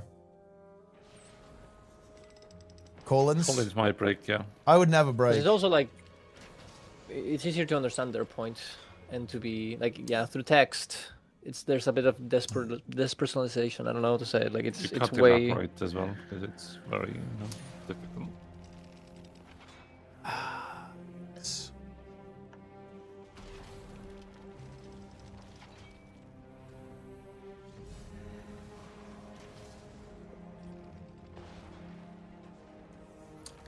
Outlier cases. This is this is actually oh man, dude, like this is completely unrelated actually, but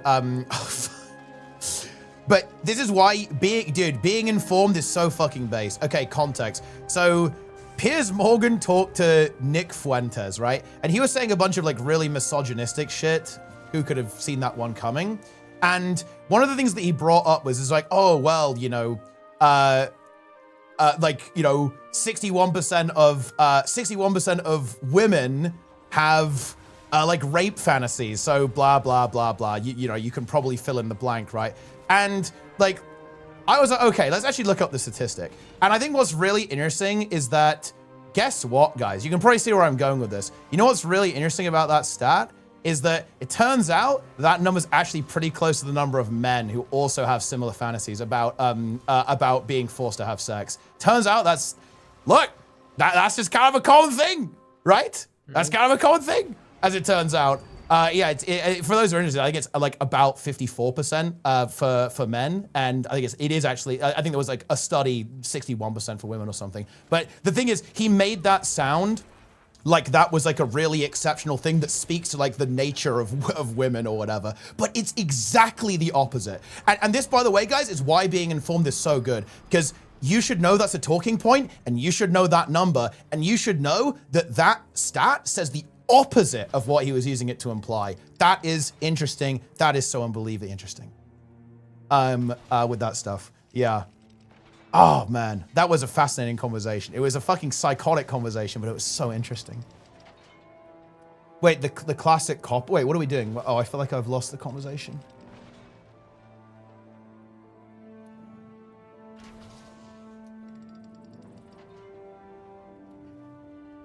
Oh well, no. To be clear, it's like it's gonna be, what is it? Con non-con, right? Like it's not gonna be like literal fucking, right? Yeah. Yeah. Yeah.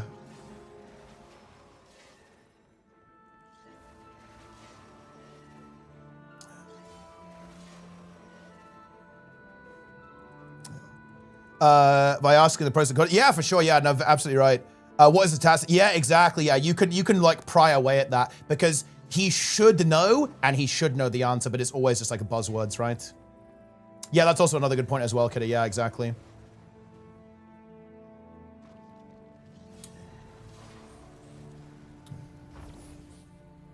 I didn't win the dude. Unlucky, bro. Dude, I'm going for Mike. Wait, it's a couple of bad actors, but I mean,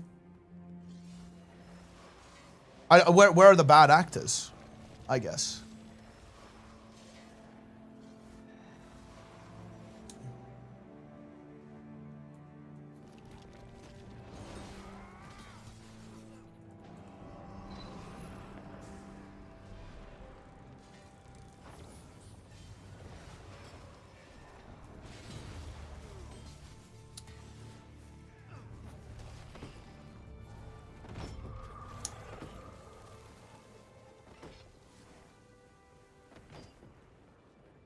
I don't think we can get him, guys. He can just go through the portal. Looks like you're losing to a gate. Kind of am. Oh, I actually fucked up. I would have ported through if I just delayed that. That was actually a really big mistake. I trolled. GG. You'll be punished now. The catalyst will get you. Oh, we got him.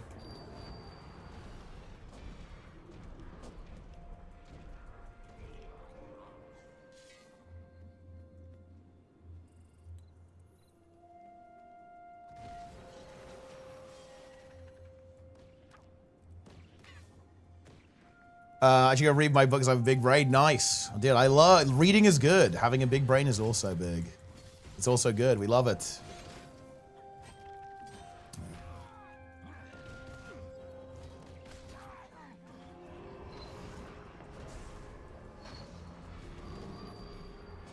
Boom.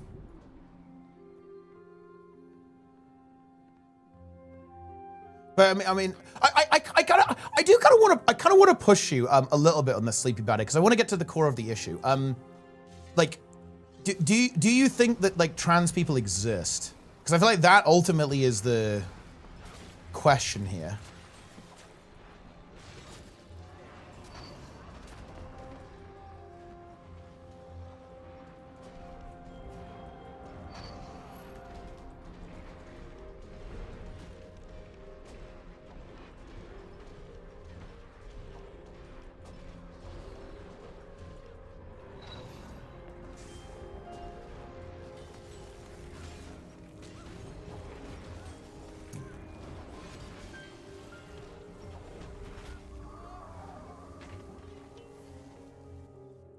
I'm waiting. It's time.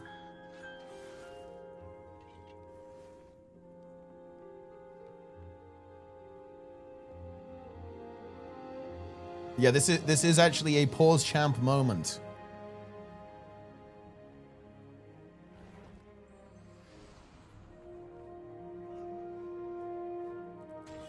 Oh wait. Oh shit. Dude.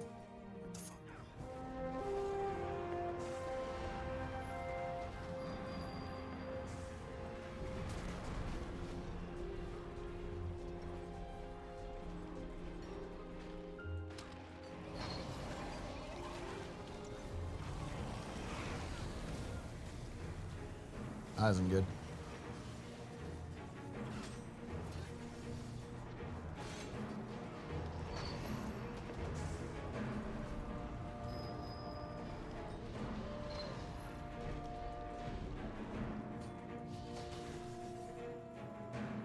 Yeah, this is why we do need viewer call-ins. Okay, viewer call-ins would actually be, in my opinion, fairly good for this.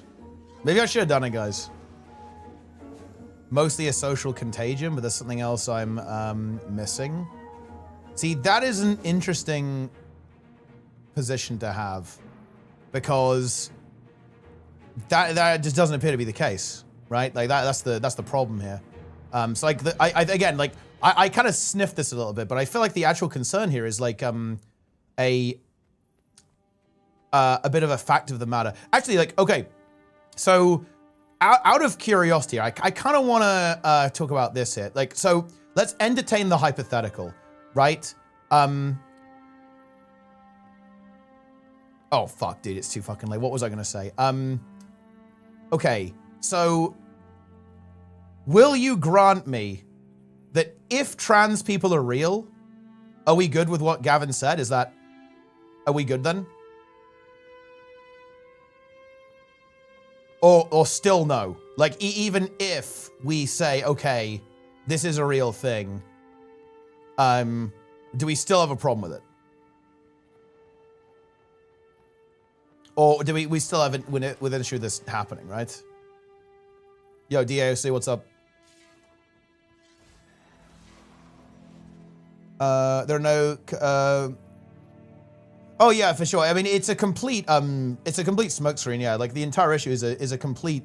It's like made up. Like, for sure. Yeah.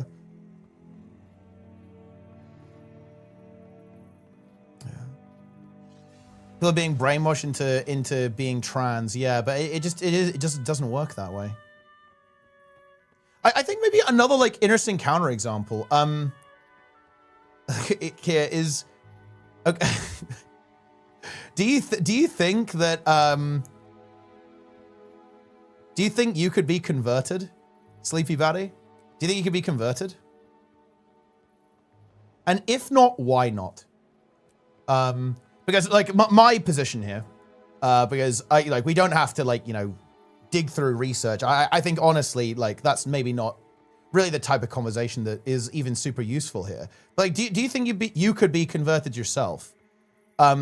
Because I think you'd probably say no to that. I think you'd probably have like a very quick kind of impulse no. And bear in mind, here's the thing, right? That's exactly how trans people feel, right? Like, yeah, because we know that doesn't work, right? We know that doesn't work.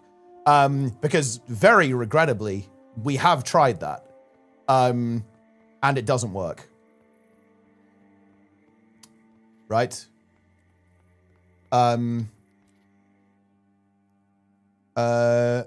Started by transition surgery. Yeah, but nobody's doing, people aren't doing like SRS on like 5-year-olds, right? That's the, yeah, that's not how it works. Like puberty blockers are a thing, right? But that's the point, they block it.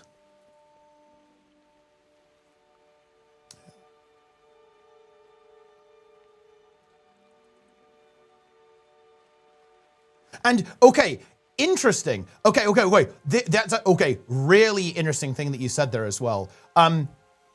So, what is this, gaslighting? Wait, no. This is like not a thing. Like, we do not do like SRS on like 5-year-olds or whatever, right? That's not how it works. But actually, okay, hold on. Bear with me on this. Are you saying do you think it's a skill issue? So, okay, next challenge. If we could essentially do it in a way that, well, all of this stuff, like, let's say we're in the future and you can literally swap back and forth. Like, you can walk into a booth, you know, put in like $1, right? And bam, you're walking out, you're looking good, right? Are we good then?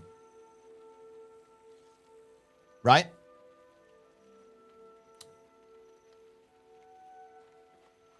But because then we've removed that issue, right? We've removed this issue. And to be clear, I don't think, this is the thing, we don't do surgery on like, you know, kids, right? But you know, let's assume that, yeah, okay, fine, whatever. That's an issue. Let's assume that's an issue. What if it wasn't? Right? Yeah? Are we good then? What country are you talking about, Teapot? The UK? Well, I mean, everywhere. Yeah, yeah, the UK, US. Yeah. Well, it's interesting, Nora, because look, it's funny. Like, I don't know. Maybe I'm latching on to something that I do consider to be a slightly original Teapot contribution to this argument. It does actually sound that when people talk about like LGBT's rights, some of it actually does sound like skill issue. Like that's when people object to this sort of thing, to me, I just hear skill issue. Like we aren't good enough at doing it, right? Essentially. That's how it comes across. I don't know.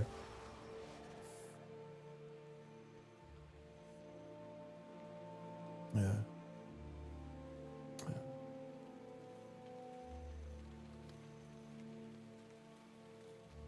Total makeover kit.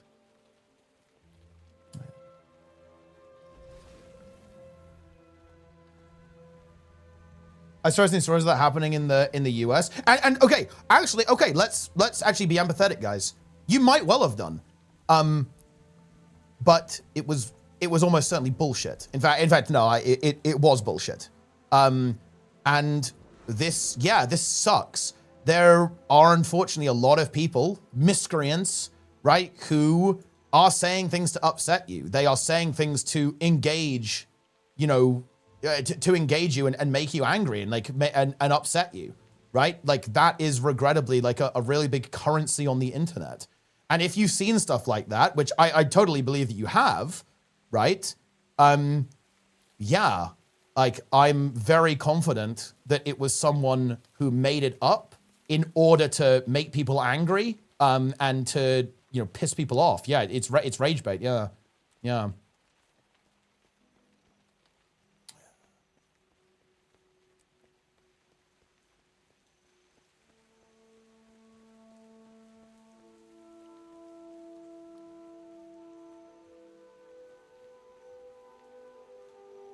And I look at it, well, hey, that's fair. I respect that. I do respect that, actually. I really do.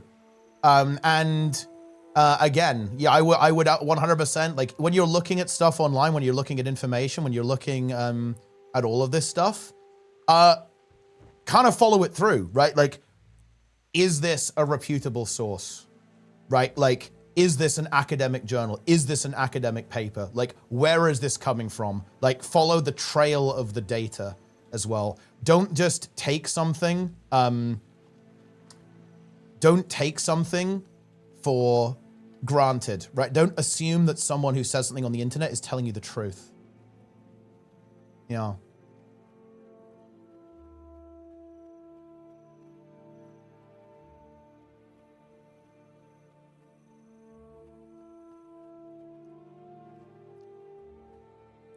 Um, 15? I mean, guys, the original claim was like 5 years old, right? This is like a very different thing, right? Yeah.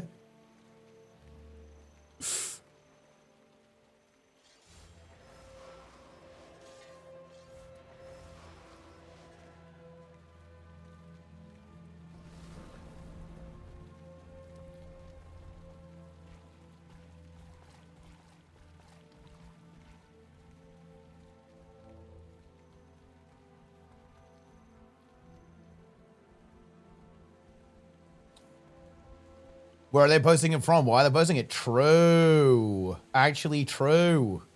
Do your research, people.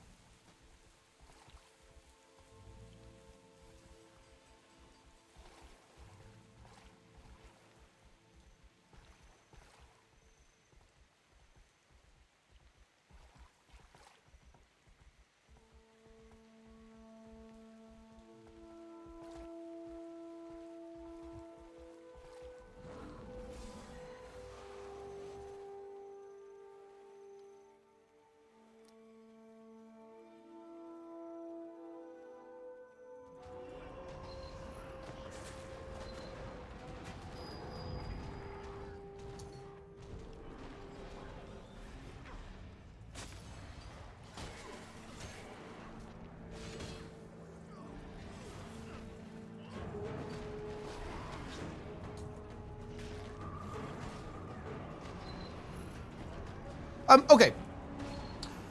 Here's the thing, though, guys. Like, this bullet is biteable, by the way. So, like, here's the approach here. Let's kind of slightly abstract this. So, let's say, this is going to be a weird example, but, like, bear with me on this. Like, so, let's say that someone had a, someone required treatment that would have some permanent effects, right? But other than that, you know, there's like a decent chance that they're not going to make it. Like, are we okay with doing that to someone who is, you know, let's say 15 years old? Because, again, to put it really, really bluntly, that is basically what's going on here, right? Like, gender dysphoria is no fun. Right? It is really, really rough. And it leads to, again, look, it's a statistic that, especially if you kind of delve into the internet, you'll be depressingly aware of, right? That there is like a very high, like a very high suicidality rate, right? With people who are experiencing this, right? And ultimately, what we're trying to, you know, the way we approach this, the way we fix this is with transition, right?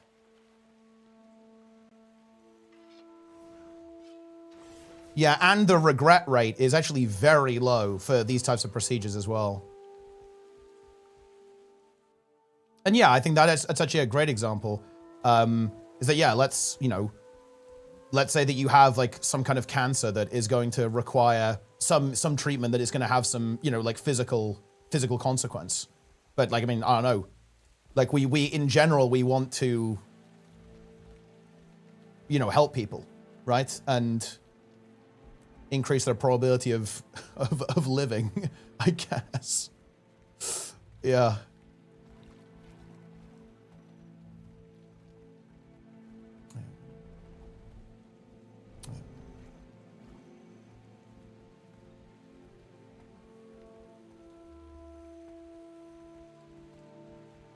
With no way of appreciating double of gender care. It's from for cancer. It's not something we can do with the privacy of medical information. It's made by a conservative group. It feels very fishy. That is a little bit sus, actually. Yeah.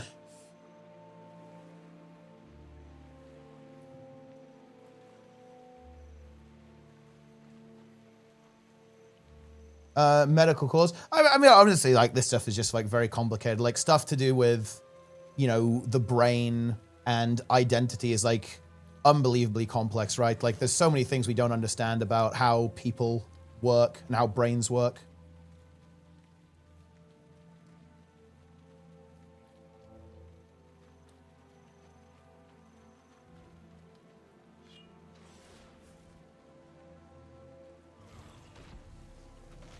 I mean, it's not a one-to-one comparison, but that's the point of analogies, right? And yeah, it's an extreme example. I was a little bit hesitant to actually name specific conditions because, again, it can come across a little bit weird when you're comparing those two things. That's why I kept it pretty abstract. But like, I actually don't. I think it is like it is an apt comparison.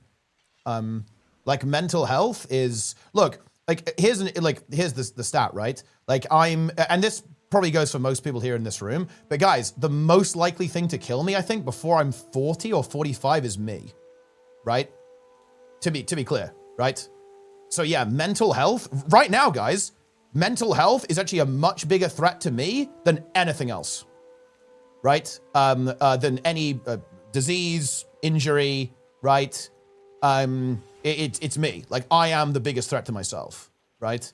And that will go, for well, that's all you fuckers are old anyway. Ha ha ha ha. Ha ha ha ha. Yeah. So yeah, like I don't think it's that insane to talk about mental health in a very in a very serious way. Yeah.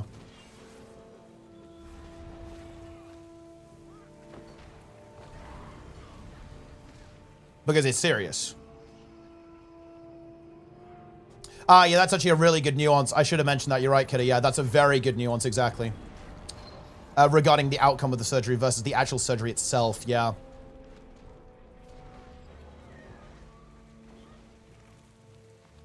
Yeah, also, ooh, this is good. Research nerds. I am fucking loving this. Oh, shit. Sleepy Batty, this is good. This is good, actually. This is good. Cole suggested that the Annunciation Catholic Church shooting could have been caused by social support for transgender people, saying that society is lying to them and telling them they were born wrong. You expect them to turn out normal. Bro, this person is maybe a little bit cooked. And yeah, they might have some potential motivated reasoning in why they might be saying or making certain claims. That is a very interesting thing to read. But yeah, look, this is why we're doing it, right? Like, isn't that actually really, really good? Well, not that specifically, but you got my point, right? Yeah, we're doing it. Like, we've actually examined this claim, we've examined this case, and we found that, hold on a minute, that is a pretty interesting factoid about, and gives you some insight onto, like, why someone might say a particular thing, right?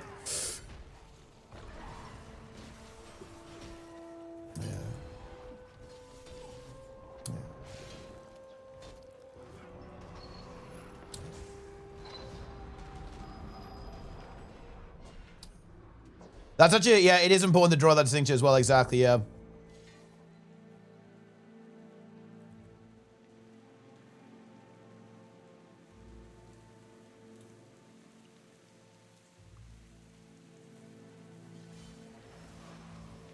Yeah, this is a very, very good distinction, actually, is that, yeah, gender dysphoria, like, is not the same thing as being trans, right?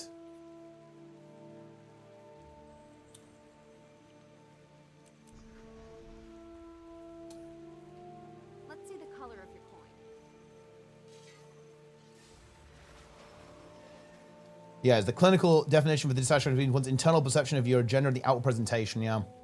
That is a very important distinction to make.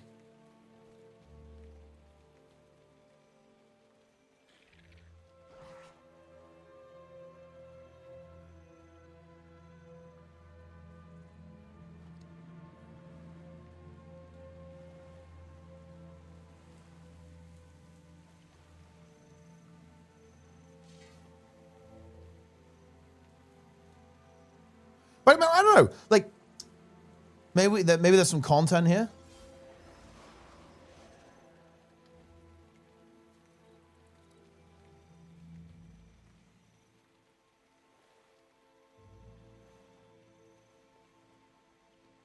You lose a problem for someone to not believe a trans person is actually the gender they identify with if they are nice when they interact with them. No, I don't believe in thought crimes. Like, as long as you're not being a dick, in my opinion, you can think whatever you want. You know, it might cause personal friction. Like, for example, if like, you know, if I thought someone didn't respect people from, let's go a bit broader and just say like the LGBT community, yeah, that would be an issue for me. Yeah, like I would obviously like, wow, you know, I don't like that. That maybe we can't get along. But I mean, sure. It's the same. And look, okay, let's go counterexample on this. For example, hey Fishy, I'm assuming you are in favor of women's rights. Let's say women's right to vote, right? Like if you knew someone was like very against women's right to vote, I imagine that would be a problem for you, right? Like, well, I hope so anyway. And like that's kind of the same thing, right? And you can probably think of quite a lot of views that you maybe have that are, I guess, you know, normal or whatever. That if someone like was against those, you'd probably go, ooh, yeah, that's kind of an issue for me. Like even if they were potentially polite, you'd still go, ooh, that we might have trouble getting along, right, with that.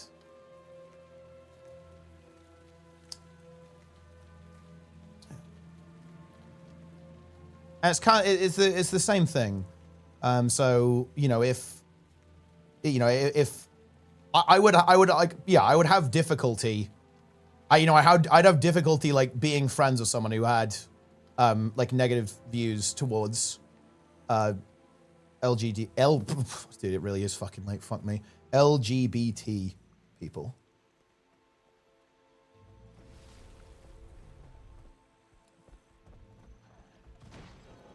I'm not saying be friends with me, get along in passing. I mean, dude, I'm not just gonna like fucking start screaming matches with like every person, right? But I mean, sure, right? Like I don't know, like we could, sure, we can interact. But you know, I'm not gonna be a big fan.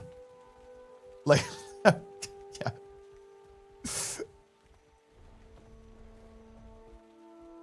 Yeah, we could be civilized, right? Like, you know, we don't have to be like screaming at each other 24/7.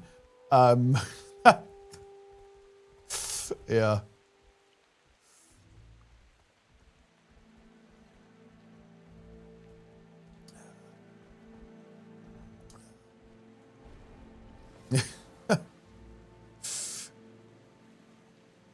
Personally, I engage in debate while standing in line at the grocery store. Based. Very true, actually. Also, bear in mind, guys, okay? This Discourse stream happened after playing WoW with Max. That's crazy. What a coincidence. Maybe there's something in there's something about WoW, guys.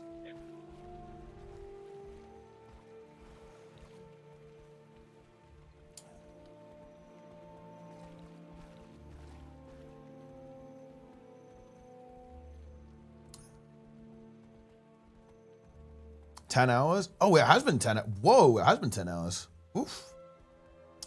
Short flex stream. Yeah, it is. You know, I did have a good night's sleep, actually, to be fair. I did have a good night's sleep. I think yours is, wow, dude, Moobs doing that troll is so base. Like, he is such a troll. Like, he was, like, spamming that as well. I feel like he says that, like, randomly in map chat sometimes as well. It is very funny.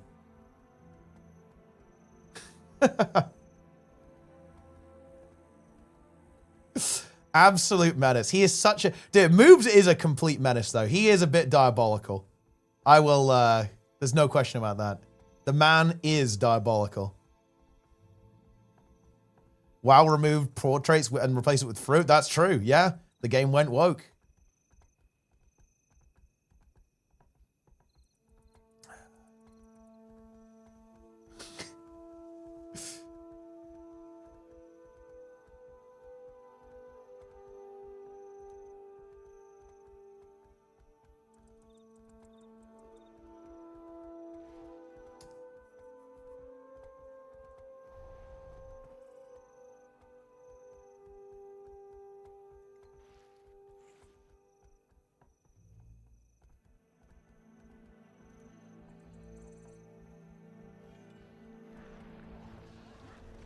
Nice inventory, bro.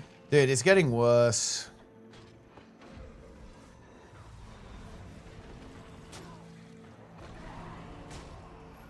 Maybe you should swipe for bags. I can't. I'm on 0 to hero. Can't swipe, bro. I don't swipe anyway, unlike you. I mean, I don't swipe. When I have swiped, except for today. You did it, yeah. You did actually swipe today, didn't you? Yeah, I had to get End of Dragons, yeah. EOD hype, EOD hype, EOD hype. I'll admit though, I did not use your referral link. Well, Planix's, of course, right? Yes. Oh, the only good referral link. Plunger. I must support did you see financially. Lynn's, did you see Lynn's video I did, that he yes. sent? What do you think? And it's very powerful. That's at least 5 more FPS, no? Yeah, definitely, yeah. It powers it up. Yeah, look at that. Wait, that is a first scarf. Penis. Capital P with a full stop as well. That's a good one. First Garf.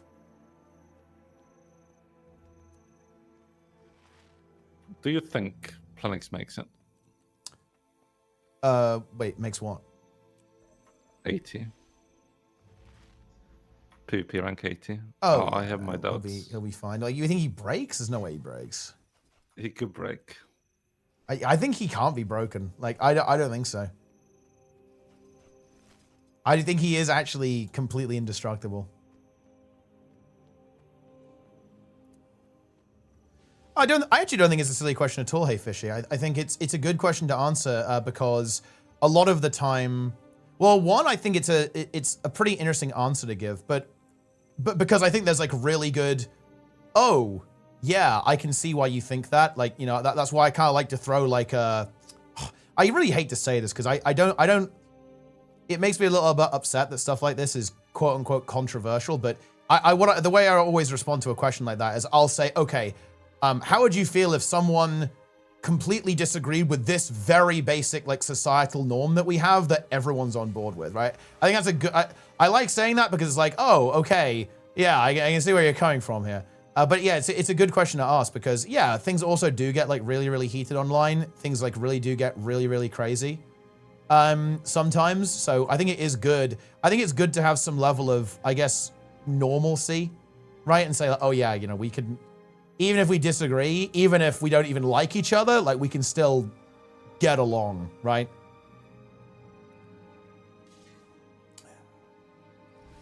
So there is that.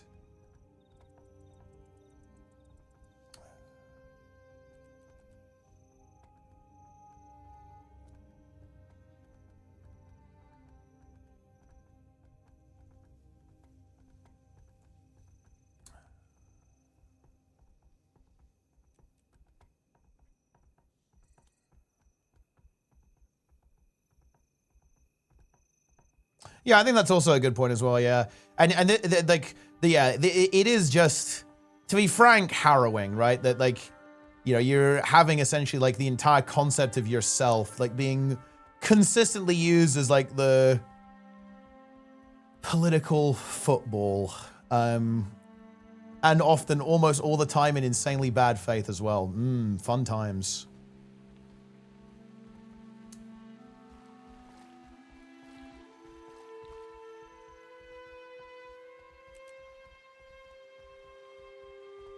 Fun times.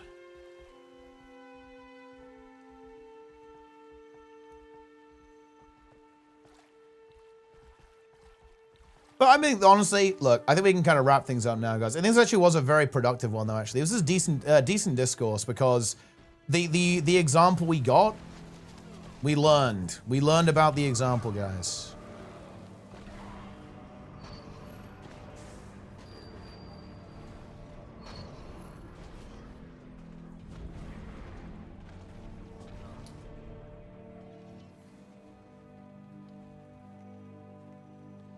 I wish more people would have the mindset of getting along. Yeah, and well, look, I'll make us, okay, I will challenge you on that though, a little bit. I hear you, but here's the important thing. Would you agree that people actively campaigning to remove rights, or indeed pushing and creating legislation that does that, is not getting along, right? Like that is actually, this is a very important distinction, because this is something online that it kind of blows my mind, right? So when someone is mad and is kind of, expressing, anger, right? On, let's say, social media, right? This is where you always see it, right? All these clips of, angry people, right? Posting angry tweets or whatever. People go, oh my goodness, oh my God, oh my God, guys. Like, look at this person on Twitter. I can't believe they would say this, right? Meanwhile, okay, we are literally pushing legislation that is actively leading to discrimination and the removal of people's rights. And everyone's like, oh, well, look, I don't know. Maybe people shouldn't be so angry. It's like, well, okay, hold on, wait a minute. Let's back up a bit, okay? Sure. Look, that mean tweet, guys, I bet it really hurt your feelings. I bet that mean tweet, it was physical pain. I'm sure it was. But it was nowhere near as being legally fucked. Yeah.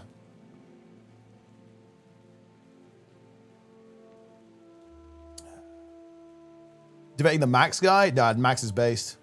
Guarantee it.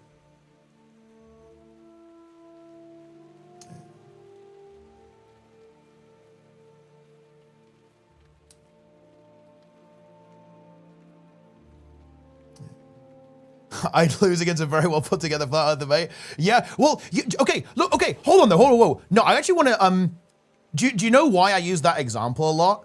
Because I realized that actually, dude, what would I say? What would I say, actually? In that, and I realized that, holy shit, dude, I might have difficulty in that conversation. Against like someone who knows the talking points, someone who knows the arguments, right? And knows the points, right? And that has kind of like informed, I guess, like my approach to a lot of this. I can't recall who said this. I can't remember who said it. It was like a science educator type. It might have been on a documentary of some kind, actually. But yeah, I can't remember the exact quote, but that was it. Yeah. You should question why they feel confident. Yeah, absolutely. Yeah, for sure. I think that's really good. I think kind of interrogating people's ideas about, okay, well, why do you think this, right? Is really, really good. Because it's kind of what we did here, right?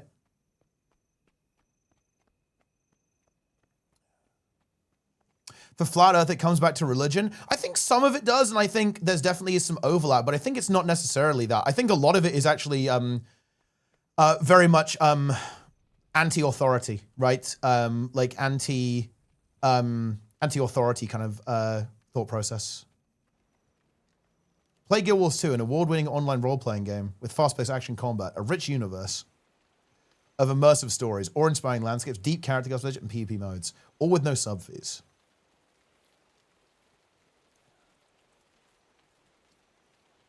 Is going to say we never went to space. Yes, exactly. It's all like a grand conspiracy. NASA is evil or something. And they're faking it all in movie studios. 20 billion players. 20 trillion players. Dude, I should code the bot so like it increases every time. So by the end of the stream, it's just like some kind of crazy number that like is borderline unpronounceable. Being though, yeah, no, I think you're right. I think that's actually a really human desire, because you know the example of this that I always see. You guys have seen this. Have you guys seen in YouTube comments how people will make up like a fun fact? They'll say, fun fact, oh yeah, this guy shit himself while filming that movie scene, and it's like, it's obviously bullshit, but they get loads of likes on it because it's two things. One, people like the idea that they're in the know and they know something special, but also people kind of want to believe it. I think it's a really human experience to kind of trust other people, but also like want to go like, oh wow, that's so crazy, that's so interesting. that was the case about this one thing. And you see us all the time. You always see us in YouTube comments. Like when you next see a YouTube video, guys, about some kind of like historical fact or a film or something, like look out for people saying, oh yeah, fun fact XYZ, and then fact check it. And then you'll realize that people just say fucking random shit. Like sometimes. Like they just make it up, right? They just make stuff up. It's yeah, I don't know. It's yeah.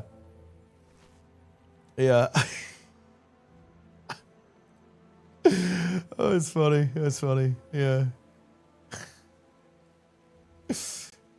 Yeah. Having lived experience isn't enough, and it's well brought towards. Yeah. And that's why, guys, you need to be well armed with this stuff, right? Because it's really easy to get sucked up because of how global all the news is, guys. And please, okay, look, if I can get, and by the way, guys, I say this to people who agree with me and disagree with me. What I'm saying now, this is a global message, right? Because I am a massive democracy, debate, respect enjoyer, right? I respect democracy. I respect people who have different views, even if I think they're really dumb and I fucking hate you. Okay, joking. Guys, don't get completely sucked into the idea that all politics is global, all politics is national. It's really easy to do that, but the small stuff is so important, right? Like a conversation like this, I think is important. Conversation with your friends, with family, like talking about some of these ideas potentially, like being engaged with local politics, like showing up, right? And actually being present and making your voice heard. It is really, really important, guys. So if you take anything away from this, be engaged, right? Be engaged, vote, like know what's going on in your local area, know what's going on in your local elections, right? Like make your voice heard, contact politicians and tell them what you think, right? Tell them what you think about that. What, you know, I really don't like that. I really like this, right? It's important. Yeah.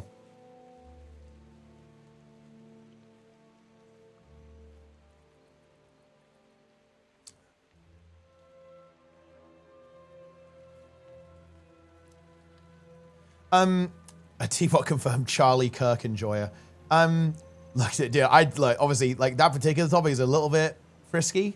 So let's maybe not go too near it. But to be honest, like, if you, I actually think that type of rhetoric is really effective. Yeah, I think it's very politically effective. That type of content, yeah, I think it worked really well for the political right. Yeah, 100%.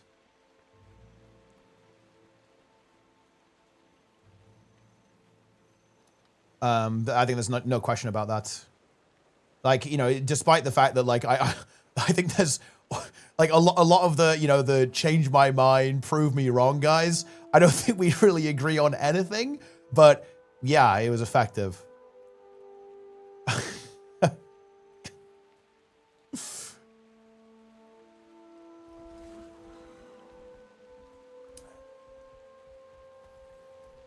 Some sort of control. Oh no, I think you're absolutely right, Guru. Yeah, it's, oh dude, the folding ideas video on this is incredible. I think it's the best video on conspiracy style stuff I've ever seen. It's about flat earth, but also QAnon as well. And yeah, it absolutely is. It's so good.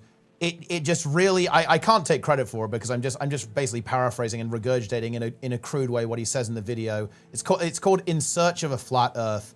It is an incredibly, unbelievably fucking good video. And it really delves into like the anxieties that people have around a chaotic world. They don't feel in control of their lives, right? They don't feel like politics is working for them. They don't feel like anything's working for them, right? And they think things are getting worse and things are scary and they're changing and it's weird. Like, yeah, and yeah, it really talks about this idea that like the root of a lot of these kind of conspiracy theories and like the conspiracy thought process is ultimately derived from a feeling like things are going wrong and things are spiraling out of control. And it's this desire for, well, let's be very, very direct, a strong man to come in and put it back to how it was. Like that is, that like really resonated with me. That I feel like that's a very, very accurate description of what's going on here with this. Yeah. And like, it's like, just come and fix it, put everything back how it was and make it come back, right? And it's this desire for simplicity, right? Because the world is really complicated right now. It's like incomprehensibly complex, and people, that's spooky, right? So they want someone to come in and make it simple again.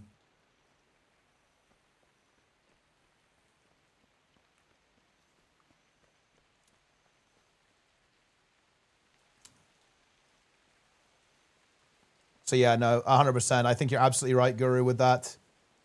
Yeah, and I think that's also kind of a problem with social media. Because, dude, all of us right now, okay? If you go on the internet and Google for 3 seconds, you can find someone 10 years younger than you who's like 50 times better at you at the thing that you're good at, right?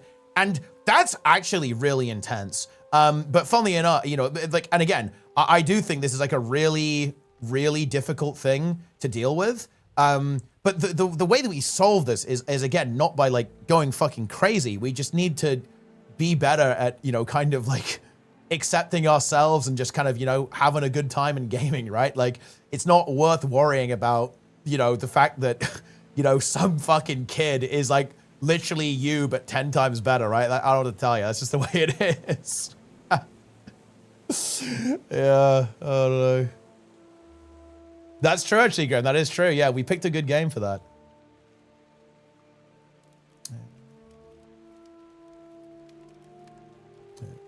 Back in the 90s when I first started using the internet, I was on a forum and a guy went on a political rant. I don't remember about what, but as a site moderator, I asked him to maybe turn it down a notch. He pleasantly like, well, this person is your president too. I was like, oh, we don't have a president, but also what? Yeah. See, that is, I mean, that's funny, but that's a little bit of a moderator moment right there. Moderator moment, guys.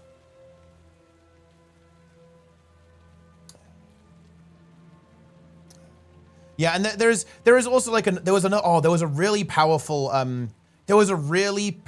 video. Oh, dude, the kind of like the conclusion to that video is so unbelievably perfect, right? I almost want to play it, but it almost would seem like a little bit cheap. You guys should go watch the video.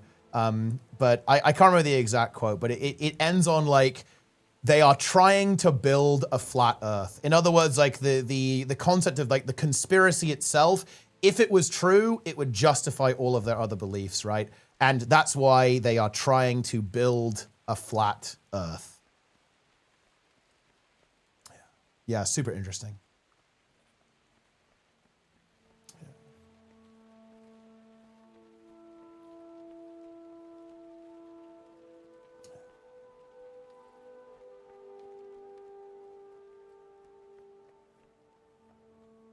I'm too till I want to pop off.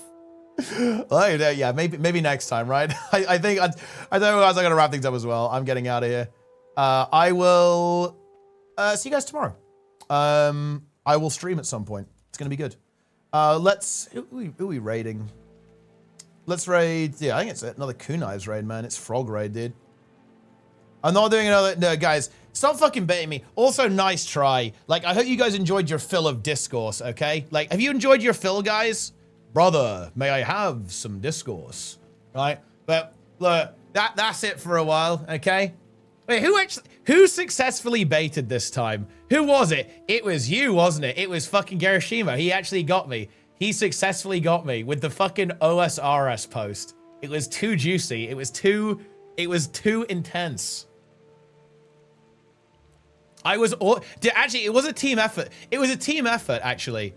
Because I couldn't see the imager link, but Trayvon fucking clipped it and then posted the image. Like, so I could see it. So it was a team effort there. Like a 1v2 scenario. Good job, guys.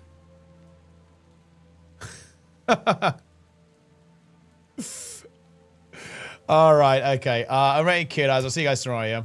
And also, yeah. By the way, no, I'm glad you found this useful, right? Like, obviously, I don't think that I'm the one source of truth when it's like, oh, okay, how do we approach this argument? Like, how do we approach this type of thing? Like, I obviously have my kind of perspective on it and like how I like to go about doing it. And yeah, I'm really glad that you think it's good and you found it useful.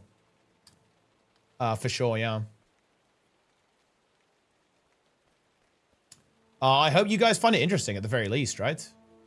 And also, I guess like one thing, if anyone here was listening and you guys do disagree and you want to talk to me about it on Discord, I'll reply. Like, you can DM me on Discord if you want to challenge me. I'd be down for that as well. And look, I know that's a little bit scary because obviously me streamer and obviously quite a lot of the people here are going to agree with me. But I will keep people behaved. Like if we are having a conversation like this and you want to have some disagreement, like, yeah, we can, I'm not gonna like ban you or anything or like yell at you. I think it's these conversations are really important. Yeah.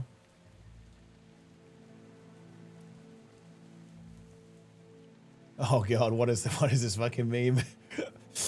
Oh wait, I think I've seen this one. I think Darren sent me this kidder actually.